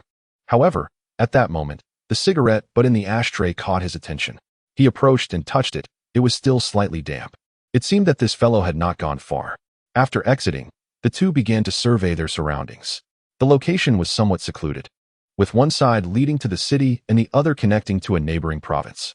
Chen Qingfeng surmised that it was highly probable this individual would attempt to escape. At that juncture, he could not venture into the city, fully aware that doing so would lead to dire consequences. Thus, he would likely flee in this direction. Chen Qingfeng examined the traces on the ground, but regrettably found no significant clues. Consequently, he and Yuan Qingsheng mounted their bicycles and pursued ahead. A panicked fugitive would encounter numerous obstacles in this day and age, the most significant being the lack of food ration tickets. Moreover, Chen Qingfeng was certain that the man would carry his money with him, indicating that Wang Kongmei could not have traveled too far. It was winter, and the straw in the fields had all been harvested. As Chen Qingfeng continued his chase, he suddenly sensed something amiss and abruptly halted his bicycle. What's wrong? He pondered. The cigarette butt was still damp, and given how dry the house was, it was improbable that he could have moved faster than us in just 10 minutes. Old Chen, let us head back, he suggested, noticing that while the straw had been collected, he had observed something earlier. Chen Qingfeng stated as he turned around, cycling back towards a mound of straw stacked in the field. These were crucial winter fuels, though some might leave them in the field to be used as needed for cooking. As Chen Qingfeng inspected the straw, he suddenly noticed what appeared to be footprints with toes pointing inward on the ground. He signaled to Yuan Qingsheng, who quickly understood. At that moment, Chen Qingfeng forcefully pushed aside a section of straw blocking their path. A terrified scream pierced the air, prompting Chen Qingfeng to quickly drop to the ground, the sound of a gunshot shattering the tranquility of winter. Simultaneously, Yuan Qingsheng outside shouted a threat. Wang Kongmei, there's no escape for you. I will not go down without a fight. As Yuan Qingsheng aimed his gun at the straw pile, turning back towards Chen Qingfeng, he noticed that Chen had adeptly evaded the danger. He had indeed let his guard down momentarily. Wang Kongmei, stop wasting bullets. Your brother has sold you out, claiming that you and He Hongbing coerced him with knives, compelling him to rob in Xianggang. What? That old rascal truly said that? You are classmates. You know what sort of person he is better than I do. Additionally, he mentioned that he was entitled to 2 million from this operation. Wang Kongmei, previously agitated, fired several rounds in rapid succession. Chen Qingfeng counted the echoes of the gunfire, deciding to take a risk. Just then, Wang Kongmei, clutching a bundle of items, made a sudden dash for the exit, startling Chen Qingfeng. Almost immediately, a shot rang out, striking the ground near him. Meanwhile, Yuan Qingsheng had already begun to retaliate. However, his marksmanship was woefully inadequate. Upon witnessing this, Chen Qingfeng raised his pistol and aimed at the fleeing Wang Kongmei, suddenly firing a shot that struck Wang in the calf. This individual was rather feeble. Had he possessed more resolve, he could have emerged from cover and confronted Chen Qingfeng in a standoff. Instead, he wasted most of his ammunition firing aimlessly into the sky. It was evident that he lacked the courage to take decisive action. Chen Qingfeng, clutching his firearm, cautiously approached and kicked Wang's gun from his grasp, delivering the words, "Your only salvation lies within yourself. Confess and be leniently treated. Resist and face severe consequences. The path is yours to choose." Chapter 88. Cardiopulmonary Resuscitation. Chen Qingfeng secured Wang Kongmei's calf with a tourniquet to mitigate excessive blood loss. Despite it being the heart of winter, while the injury to his leg was not critical, a careless moment could very well cost him his life. Consequently, they hoisted Wang onto a bicycle, and the two of them assisted him to a nearby health clinic. At the clinic, the doctor promptly bandaged his wound and staunched the bleeding. Shortly thereafter, local villagers transported them to the city. Upon their arrival at the hospital, Captain Cheng, upon hearing the news, rushed over with his team, determined to storm inside. However, Chen Qingfeng intercepted him. "Captain, this man's psychological defenses are on the verge of collapse. I believe it is best to allow him some time for introspection. Who is the leader here, you or I? You may take charge. But after so many years in public security, do you think I lack understanding? Step aside." Chen Qingfeng positioned himself firmly, preventing Captain Cheng from entering. The previous obstinacy displayed by Zhao Wei struck a chord with Chen Qingfeng. This was a critical period of stringent enforcement. Zhao Wei was likely aware that the crimes he had committed would lead to his demise. If Wang Kongmei were driven to a confrontational stance now, any prospects for breakthroughs in the case would be lost. Despite Chen Qingfeng's attempts to block the way, he was pushed aside by Cheng. Yuan Qingsheng, witnessing this, promptly assisted him to his feet. A colleague who had accompanied Captain Cheng could no longer stand idly by and quickly pulled the increasingly agitated Chen Qingfeng aside. There is no need to clash with him now. We are all here for work. I cannot fathom why he refuses to heed advice. He is not like you. Captain Cheng once led a production team in the countryside without much formal education. Later, he became a student of the labor worker peasant university, entering college with a hoe on his back, and was then assigned to the Public Security Bureau. He is a political cadre, and even before you arrived, there were doubts about his capabilities. Hearing this revelation, Chen Qingfeng gradually regained his composure. Just then, a commotion erupted from the hospital room. Upon hearing the disturbance, Chen Qingfeng dashed out, only to witness Wang Kongmei being forcibly dragged from his bed and out into the hallway. What is happening here? What pretense is this? Is it merely a minor injury to your leg? Now, return with me to face interrogation. Ah, I refuse to go? Oh, it hurts terribly. Comrade, please save me. Upon witnessing this, Chen Qingfeng swiftly stepped forward to intervene. At that moment, Chen Feng seemed to unleash all his fury upon him. Noticing Chen Qingfeng standing in his path, he suddenly launched a punch. Chen Qingfeng instinctively dodged, but at that very instant, Captain Cheng collapsed to the ground, his body beginning to convulse uncontrollably. Chen Qingfeng, taken aback, quickly crouched down to assess the situation. What are you pretending for? You are a leader. How could you resort to violence? This is not right. Old Chen, you need not defend him. No, earlier his hand was outstretched. He may have initially intended to push me away, but it seemed more like an attempt to assist me afterward. Observing this, Chen Qingfeng suddenly checked for Cheng's breath. Realizing the gravity of the situation, he promptly unfastened his buttons to ease his breathing. At that moment, he unexpectedly felt a small vial at the man's chest. Upon inspection, it turned out to be nitroglycerin. Now, the situation became clear to him, and he hastily began administering aid. Although Chen Qingfeng was not a doctor, there had been a nationwide promotion of cardiopulmonary resuscitation and the Heimlich maneuver. He had participated in the training and even earned a certification. He strived to recall the knowledge he had acquired. He quickly unbuttoned Old Cheng's shirt. By this time, Old Cheng had ceased to breathe. Chen Qingfeng immediately began compressions on his heart and then opened his mouth, suppressing his nausea and the stench of smoke, to perform artificial respiration. This process continued repetitively until the medical personnel arrived to take over. When Chen Qingfeng finally heard Old Cheng's faint breaths and groans, he felt a wave of relief wash over him. He is breathing. Quickly, place an oxygen mask on him. Just moments ago, Yuan Qingsheng had been rendered speechless by Chen Qingfeng's actions, particularly at the sight of him performing mouth-to-mouth with Old Cheng. At that moment, a nearby doctor exclaimed in astonishment, "Comrade, you have remarkably mastered the art of cardiopulmonary resuscitation." "Oh, I had previously learned a bit about it," Chen Qingfeng casually explained, watching as the doctors and nurses wheeled Old Cheng away. Meanwhile, Wang Kongmei attempted to flee but was once again handcuffed by Yuan Qingsheng and dragged back to the ward. Everyone had been left in shock by the earlier scene. Several leaders, you were all witnesses. That had nothing to do with me. Wang Kongmei, indeed. It has nothing to do with you. But have you ever considered that your father bestowed such a name upon you not for the purpose of armed robbery? Me? Hello. Take a moment to reflect. We have visited your school, and your teacher remarked that you are a commendable child. Had you not been born in the wrong era, it is highly likely that you would have accomplished great things. At that time, Teacher Wei expressed regret, stating that he had not taught you well. Teacher Wei, yes. He had previously been sent away for further studies and has only recently returned. He mentioned that last year he nurtured a university student and lamented that had he devoted more time to your education, you too might have had the opportunity to enter university. Wang Kongmei suddenly conjured the image of a middle-aged woman in her mind. Back then, Teacher Wei earnestly implored them, saying, "If you do not study diligently, how can the country trust you with its future?" At that moment, He Hongbing stood up, head held high, declaring, "The principal has been locked up by us, and I refuse to believe that you old fogies can still use this rhetoric to sway us." Wang Kongmei vaguely recalled sitting in the front row, witnessing He Hongbing strike Teacher Wei twice. Teacher Wei looked at him with an expression of helplessness, while Wang Kongmei, overcome with shame, averted his gaze. You must have recited the old 3 articles, right? There is a line that states one must strive to be beneficial to the people. Wang Kongmei, you have committed a grave error. Do not succumb to despair. I refuse to believe that you have committed murder. If you did not participate, then expose all their crimes.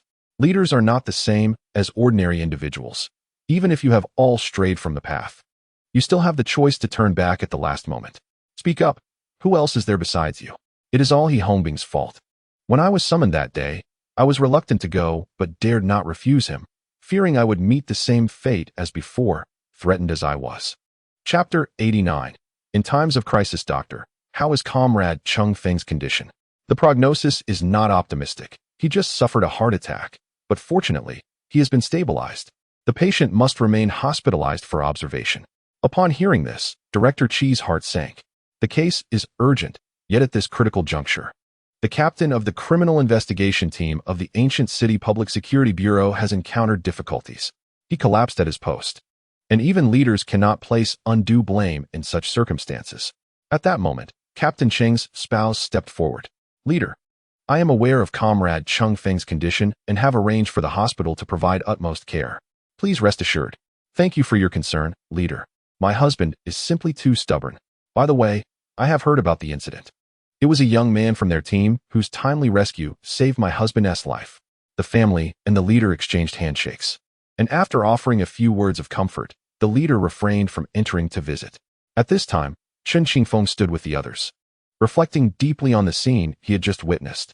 Chen Qingfeng's health was poor, yet the demands of his work remained excessively high. To be honest, he had been running around for days without proper rest. This serious illness was likely triggered by such circumstances. Chen Qingfeng was still contemplating the events when Director Chi called out his name. Comrade Chen Qingfeng. Leader, Captain Cheng has now fallen, yet the investigation must persist. Here is the plan. Select a few comrades to accompany you and swiftly apprehend the remaining suspects. Understood. Chen Qingfeng. This case pertains to the Hong Kong region, so I cannot afford to grant you much time. At most, 5 days. I assure you I will accomplish the task. Yuan Qingsheng has always been Chen Qingfeng's closest ally.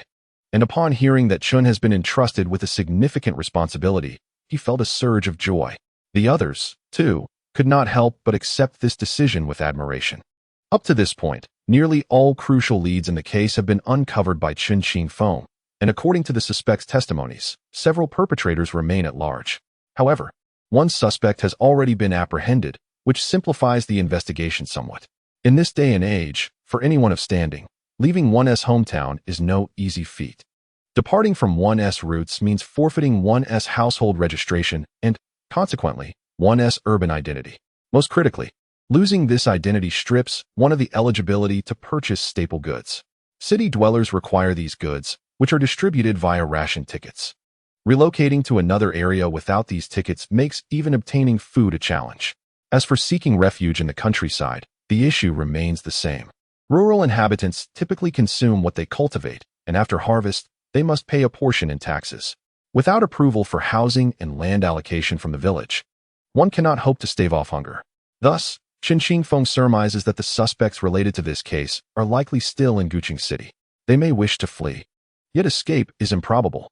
However, one complicating factor remains. He Hongbing, previously implicated in a homicide, his identity is uncertain, and thus he lacks both household registration and ration tickets. Consequently, returning to Guqing City holds little significance for him. According to Wang Kongmei's account, he has returned solely for the weapons he left behind. Now that he has retrieved those firearms and ammunition, the likelihood of his return to Guqing is slim. Therefore, the immediate priority is to capture the other suspects and continue seeking breakthroughs among them to ascertain He Hongbing's whereabouts. Upon returning to the city bureau, Chen Qingfeng promptly delegated the tasks. Initially, some harbored a notion of watching Chen stumble, yet having lived 2 lives and participated in countless apprehension operations, he had acquired considerable insight. Attention, everyone. Among the suspects, the most dangerous fugitive is He Hongbing. The others likely possess firearms. So our comrades must exercise caution to avoid casualties during the operation. We should first investigate the relatives of the suspects. Over the past few days, we have engaged in various operations, and it is possible the suspects are already aware of our movements. Guqing City is small, and news travels swiftly. Our actions must be swifter still. Additionally, we must promptly inform neighboring regions about the suspects we seek to capture, coordinating with surrounding provinces and cities when necessary to facilitate our actions. Is that understood? Understood. Good. Let us proceed. After the task was assigned, Chen Qingfeng finally had the opportunity to remain in the office. However, his current focus was on unraveling the details of the robbery case in Xinjiang. The mainland lacked access to reports from Xinjiang's media, yet Wang Aimin, who had made a breakthrough, could provide some clues. According to his account, He Hongbing had made contact with them secretly after returning from abroad to Guqing. They had all been classmates at Qizhou, and now, as young jobless individuals returning to the city, they were driven by a fervent desire for social interaction with the opposite sex and reunions with long-lost friends. Eager to showcase their success, this mindset led them to ally with He Hongbing, who gifted each of them a Rolex watch, thus willingly involving themselves in his criminal plans. What can you tell us about your circumstances in Xinjiang? Initially, we stole a car, intending to drive south. However, as we approached Yusheng, we encountered bandits on the road, at which point Brother Hongbing killed the two of them without hesitation. He shot them both, not even blinking an eye, and afterward instructed us to move the bodies to the roadside. We were terrified. Brother Hongbing had killed before, and once we were in, there was no turning back. And then, afterward, our journey was relatively uneventful. We faced some situations, but once we crossed into Yusheng, we hitchhiked and eventually arrived in Guangdong province. There, Brother Hongbing spent money to arrange a boat to take us to Xinjiang. Where did you stay in Xinjiang? It was near the New Territories. Though I am not well versed in the specifics, we lived in a rural house surrounded by farmland. Brother Hongbing seldom allowed us outside, insisting we cover all the windows with newspapers. He and Zhao Weiguo would go out daily to scout the area, meticulously planning for a week. We all participated in rehearsals and ultimately paid homage to Guan Eri before deciding to take action. Chapter 90. Where is He Hongbing under the cover of night? A village lay in slumber, illuminated by the moonlight. At that moment, several uniformed individuals stealthily approached a mud wall. Someone lowered their voice, murmuring, "This is definitely the place." Correct? We confirmed it during the day. The surveillance team reported seeing him leave. This is his grandmother's house. His mother was originally from a rural background before marrying into the city. Everyone, prepare your weapons. I will enter first to deal with the dog in the yard, and then you all follow me inside. Understood. Chen Qingfeng signaled, and Yuan Qingsheng crouched beside the wall, resting his hands on his knees. Observing this, Chen Qingfeng swiftly leaped over the wall, landing soundlessly. Yet, even the faintest of footsteps startled the dog in the yard. In the depths of slumber, a dog was abruptly awakened, its drowsy eyes turning toward the source of the commotion, ears perked in curiosity. Yet, at that very moment, an individual seized the dog by its neck and, with a sudden twist, severed its head with brutal efficiency. Chen Qingfeng felt no psychological burden in his act of killing the dog. However, in the era he had returned to, the uproar caused by the death of a mere dog could evoke a greater outcry than the demise of a giant panda. In this age, a dog was simply a dog, lacking any elevation to the status of a cherished pet. Typically, a dog served as a guardian, subsisting on scraps akin to those fed to pigs, often receiving even less nourishment than swine. In dire circumstances, even dogs could become a source of sustenance for humans. Such was the reality of that time. Chen Qingfeng gently laid the dog upon the ground before cautiously approaching the main house, just as he intended to summon someone within.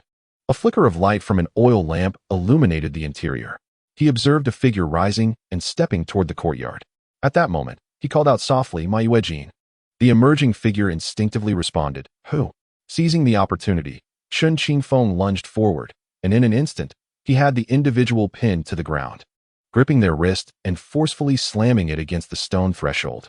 A sharp gunshot rang out, followed by the sound of porcelain shattering within the room. Chen Qingfeng swiftly disarmed the individual, drawing forth his own weapon to press against the back of their head. "Ma Yuejin, do you know why I am seeking you?" "I do not. This is an heirloom from my family. I am not inquiring about your gun. I am asking if you understand why I have come for you. Who exactly are you? Your memory seems lamentably poor. You should recognize me as He Hongbing." Upon hearing that name, the man beneath him instinctively trembled. And at that precise moment, others, alerted by the commotion outside, rushed into the courtyard. "Where is He Hongbing?" "I do not know." "You do not know?" Wang Kongmei claimed he was the first to leave, and Zhao Weiguo confirmed he was the penultimate to depart. Ultimately, only you and He Hongbing remained. How can you possibly be unaware? Officer, I truly do not know. After He Hongbing distributed the money, he urged us to leave immediately. We even suggested he return to Guqing with us, but he insisted he could not return as he bore the weight of a homicide case. And where did you part ways? In Guangdong province. Initially, we intended to head to Haojiang to convert all the money into renminbi, but the manhunt intensified, and Hongbing said we should retreat inland to hide. We remained in Pengcheng for a while, but news from Xiangjiang grew increasingly urgent. One time, while I was out dining, I overheard discussions about this matter on the streets of Pengcheng. When I returned to inform Brother Hongbing, he declared that we could no longer stay there and urged us to leave quickly, suggesting that we could revisit the currency exchange once the situation calmed down. Perhaps in a year or two. We were all frightened and agreed to disperse. You were the last to leave. Where did your final separation occur? In Prung City. Indeed. I just returned from there. After He Hongbing saw me off, he departed on his own. I am unaware of his current whereabouts. He Hongbing is indeed cunning. Aware that he is implicated in a homicide case, the police would never let him go, so he has chosen not to return to the ancient city. However, the issue is that wherever he remains, he must possess identification. At the very least, he needs to register for a household account and must be resourceful enough to obtain food coupons. Chen Qingfeng contemplated for a moment. In this era, without identification cards, one must rely on a workplace-issued introduction letter to prove their identity. Yet, coincidentally, we are experiencing a significant influx of educated youth returning to the city, resulting in a high mobility of the population. During such times, He Hongbing could easily evade detection. Chen Qingfeng sighed, while Ma Yuejin lifted him from the ground and found a coat from the room to drape over him. Subsequently, he escorted Ma Yuejin to the jeep. Once inside, inquiries arose regarding the whereabouts of the stolen funds and weapons. Ma Yuejin, terrified by Chen Qingfeng's intimidation, later learned that Wang Kongmei had disclosed their activities, leading him to curse vehemently. Ultimately, he confessed to hiding the weapons and money in his ancestral grave. The next day, members of the police department ascended the mountain with shovels to excavate the location concealing the stolen goods and weapons. They were met with a large bag filled with money and an entire sack of assorted weaponry. Each individual felt a weight in their heart. 3 individuals had already been apprehended, with 2 more groups dispatched for surveillance. According to Wang Kongmei's testimony, they should currently be in the ancient city. Thus, capturing them is merely a matter of time. Yet, the pressing question remains. Where is the bandit leader He Hongbing? Without his capture, the case remains unresolved. Upon returning to the police station, good news arrived from Yuan Qingsheng. The other 2 suspects had been apprehended. This means only He Hongbing remains at large. A meeting is called. Comrades, I am quite satisfied with your progress, but where is He Hongbing? Director Qi, based on the clues we currently possess, it appears He Hongbing is aware of the homicide charges against him, which is why he has not returned to the ancient city. According to the testimony of Ma Yuejin, the last individual who accompanied He Hongbing, they parted ways in Prung City. Prung City is a special zone, and the police department of Ji province cannot extend its reach there. Thus, this matter must be coordinated by the provincial office. Thus far, the criminal investigation team of the ancient city police has completed all feasible actions, with only 3 days gone from the allotted 5-day period. Director Qi could not help but be deeply impressed by Chen Qingfeng's efficiency. Chapter 91. The food was too fine. Old Chen. He Hongbing has an elder sister in the area. He was raised by her from a young age. Have we inquired about her? Has anyone contacted them in recent days? No, there has been not a single message. He Hongbing must be aware that his sister's household is under our close scrutiny, which is why he would never dare to return. The investigation has reached this point, and it is now incumbent upon the Guangdong province to continue the pursuit. In this era, the cost of interprovincial investigations is exceedingly high. However, due to He Hongbing's grave offenses, this case must have been registered with the ministry. Hence, the Public Security Bureau of Guqing City is required to send 1 or 2 comrades to assist in the investigation. Given the seriousness of the matter, the provincial department is paying close attention, especially since a significant portion of the embezzled funds has been recovered. It is now necessary to coordinate with the police in Guangdong province and Hong Kong to return the stolen money, which also involves some intricate foreign affairs. After thorough deliberation, the provincial department ultimately decided to send Chen Qingfeng, who is most familiar with the case, to Guangdong province. Concurrently, Yuan Qingfeng will accompany Chen Qingfeng to deliver the millions in Hong Kong dollars to Guangdong. Regarding the subsequent pursuit of He Hongbing, the higher-ups have indicated their trust in the comrades from Guangdong, but emphasized the necessity of remaining there to provide assistance when required. As a result, several criminal suspects were gradually detained, and Chen Qingfeng, along with Yuan Qingfeng, boarded a plane to Guangdong with a substantial sum of money. The public security situation of this era is vastly different from that of later times. Long-distance travel, particularly by train, is fraught with incidents of theft and robbery. Given the large sum of money they were carrying, traveling by train posed both a lengthy journey and significant risks.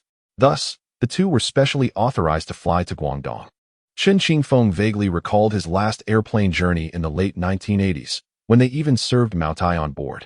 Together, he and Yuan Qingfeng transported the funds to the provincial capital, where local comrades personally escorted them to the airplane. Once aboard, the two felt a sense of unease, as they were carrying an extraordinary amount of money. Shortly after takeoff, passengers began lighting cigarettes, yet the flight attendants did not intervene. Instead, they distributed a pack of Zhonghua cigarettes and a bottle of Maotai to each passenger. In this era, those who could afford to fly were either international guests or individuals of notable status. Yuan Qingfeng was quite taken aback by the level of service on the flight. The in-flight meal at noon was exceptional, far superior to the meager offerings of later airline cuisine, with even ice cream and soft drinks readily available. Chen Qingfeng, preoccupied with matters at hand, sampled only a cup of complimentary Maotai before stowing the remainder in his briefcase. Upon landing, comrades from the Guangdong police were already there to greet him. Chen Qingfeng, do you still remember who I am? The stark physical differences between northern and southern individuals were evident as Chen Qingfeng disembarked, with he and Yuan Qingfeng each carrying a large bag. Immediately, the police officer who came to meet them took the bag from them. Oldo, your memory serves you well. I didn't expect we'd meet again so soon. Yuan Qingfeng was astonished to discover that Chen Qingfeng had acquaintances here.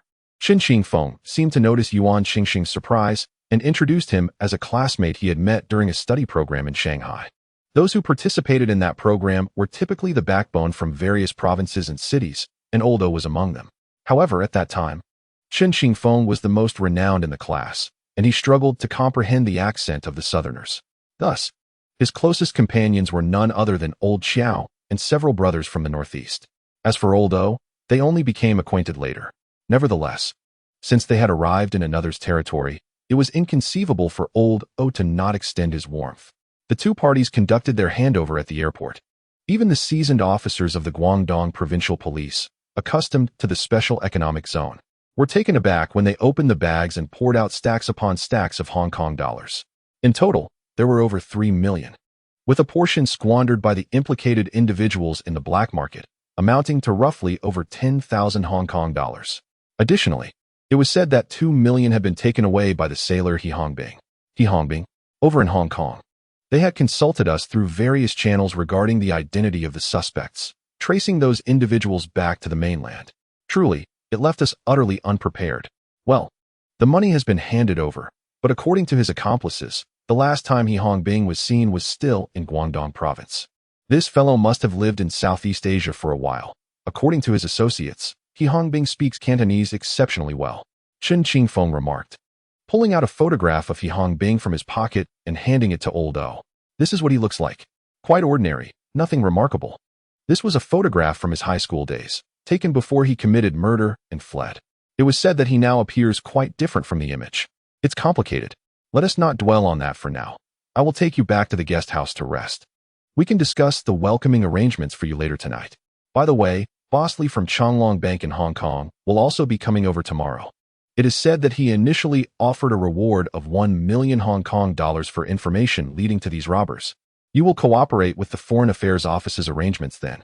Chen Qingfeng did not anticipate that the victim would track them down to the mainland. However, realizing they were in this region, he understood the necessity to adhere to the local arrangements. After handing over the money to Old O, who signed the receipt, Chen Qingfeng was escorted to the city's guest house. The guest house had a cafeteria, and when Chen Qingfeng and Yuan Qingfeng emerged, the provincial department had specifically allocated them national grain coupons. However, upon arrival, it seemed the standards for these coupons had become somewhat relaxed. As expected from a prosperous coastal province, the array of Cantonese dishes astounded Yuan Qingfeng, the offspring of an official family. He was even at a loss when presented with a crab, unsure how to shell it. The bottle of Maodai wine distributed on the plane was effectively utilized by Chen Qingfeng. After a joyous meal filled with laughter and wine, he returned to the guest house to rest. The guest house in Guangdong province indeed surpassed that of the ancient city by a significant margin. The rooms were carpeted, and although there were no private bathrooms or bathing facilities, the amenities were not markedly different from those of hotels familiar to Chen Qingfeng. The following day, after completing his morning routine, Chen Qingfeng arranged to go out for breakfast tea with Yuan Qingfeng.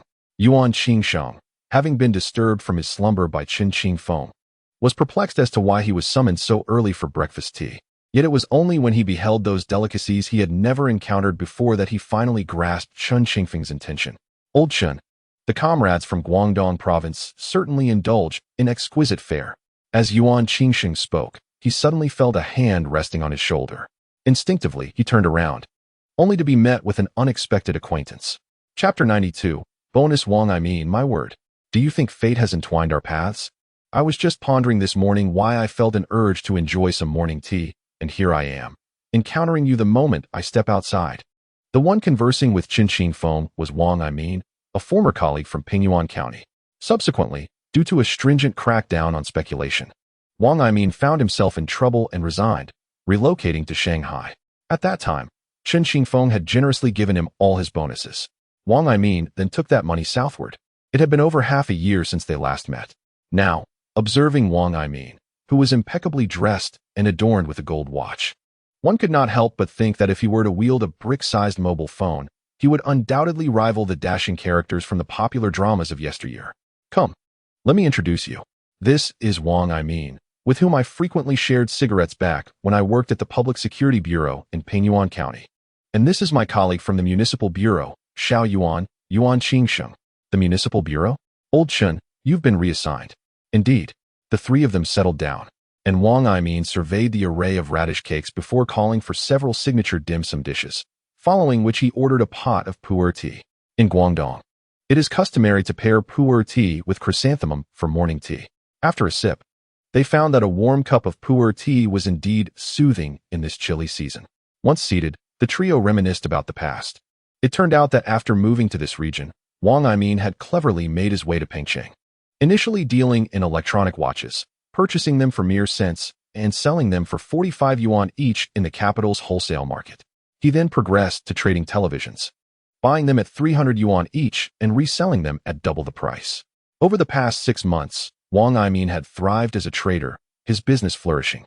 Now, with the atmosphere outside becoming tense, I thought it wise to find a stable niche to engage in small business ventures. I recently negotiated for 2 stalls at a clothing market and am now delving into the garment industry. Listening to Wang Aimin's remarkable journey, Yuan Qingfeng could feel a spark of inspiration igniting within him. Although the wave of entrepreneurs that followed had subsided, the notion of becoming a millionaire still resonated with the spirit of the times. However, Yuan Qingfeng merely felt a warm thrill in his heart. He could never emulate Wang Aimin by relinquishing his position and venturing into commerce. The reason was straightforward. He hailed from a family of officials, and his parents believed that failing to attend university and opting for manual labor was the most honorable path. Thus, their children either became boiler operators or electricians and miners, reflecting the era's belief in the security of government jobs. After all, many viewed self-employment as akin to being a drifter. Old Chen, here is my contact information. Whenever you have time, do come find me. I am near the garment city. Without your initial assistance, I truly do not know how I would manage. Very well. We actually have other matters to attend to here. Once we conclude our urgent business, I shall seek you out. Chen Qingfeng could discern that Wang Aimin had certain words he preferred not to utter in front of Yuan Qingfeng. However, attending to work was of utmost importance at present. After the two finished their morning tea, they returned, and it was already 8 o'clock. After resting for a while in their room, colleagues from the Foreign Affairs Office arrived. Subsequently, the two were escorted to a guest house situated by the Municipal Party Committee. The environment here was notably superior to that of the previous location. It was said that a new Baihasuan hotel was under construction in Guangdong province, set to be completed by next year, at which point it would feature a luxury hotel in alignment with international standards. During the journey, Chen Qingfeng passed by the construction site of the hotel. Had it not been for Old O pointing out this new landmark, Chen Qingfeng might have forgotten about it entirely. The car continued its drive until it reached the Municipal Party Committee guest house. Upon disembarking, they proceeded to the reception room. As the door to the reception room opened, several individuals rose promptly. This was Director Wang from the Foreign Affairs Office. This gentleman is from Hebei Province, alongside Chen Qingfeng and Yuan Qingsheng, and this is Mr. Li, the chairman of Changlong Bank. Lei Min is from the Northern Police. Thank you for your hard work. Mr. Li, these are part of the recovered funds from our comrades. Currently, one suspect remains at large, and some deposits have been squandered by the perpetrator. This truly adds to the troubles for Lei Min. My frustration is not solely about this money. I intend to offer 1 million as a token of gratitude for the assistance provided by the mainland police. Upon hearing this, Chen Qingfeng couldn't help but marvel internally at the wealth of the people from Hong Kong. However, the colleagues from the Foreign Affairs Office hastily declined. This is unacceptable. How could I accept money from our compatriots in Hong Kong? This is merely my heartfelt intention. I had already pledged 1 million when I was in Hong Kong. And now is the time to fulfill my promise. In the banking business, one must honor their word, or how can clients trust us? Unable to refuse. The Foreign Affairs Office ultimately arranged for Chen Qingfeng and Yuan Qingsheng to communicate with their leaders regarding the acceptance of this donation. After handing over the funds, everyone posed for photographs, anticipating that the news would be reported the following day. Naturally, in the reporting, any details of the previous robbery would be downplayed. Mr. Li expressed profound gratitude to Chen Qingfeng and Yuan Qingsheng, insisting on gifting them a small token of appreciation. However, according to regulations, such gifts could not be accepted. After concluding these matters, Chen Qingfeng boarded the vehicle with Old O and the others, as they had more pressing tasks ahead. Old O, have there been any updates regarding He Hongbing? We have printed the materials and distributed them to the comrades at various police stations and sub-bureaus. However, it is currently quite challenging to investigate. The last group of educated youth has returned, and chaos reigns at this moment. Here, the economy may be slightly better, but some individuals with questionable integrity have set their sights on those small business owners. Chen Qingfeng understands that the matter concerning He Hongbing cannot be resolved hastily. However, as per Ma Yuejin's instructions, their final separation occurred near the bus station. Thus, Chen Qingfeng naturally intends to check the bus station. Upon arriving, he found that the people here indeed do not recall whether He Hongbing had been seen. Standing at the bus station, Chen Qingfeng observes the ebb and flow of the crowd, laden with various goods, and is inevitably drawn into deep contemplation. Searching for a person amidst the vast sea of humanity is akin to fishing for a needle in the ocean. He Hongbing is now both affluent and armed, deliberately remaining in Guangdong province. It seems that even if he refrains from criminal activities for several years, he is unlikely to reveal any trace of his presence. Where, indeed, is He Hongbing?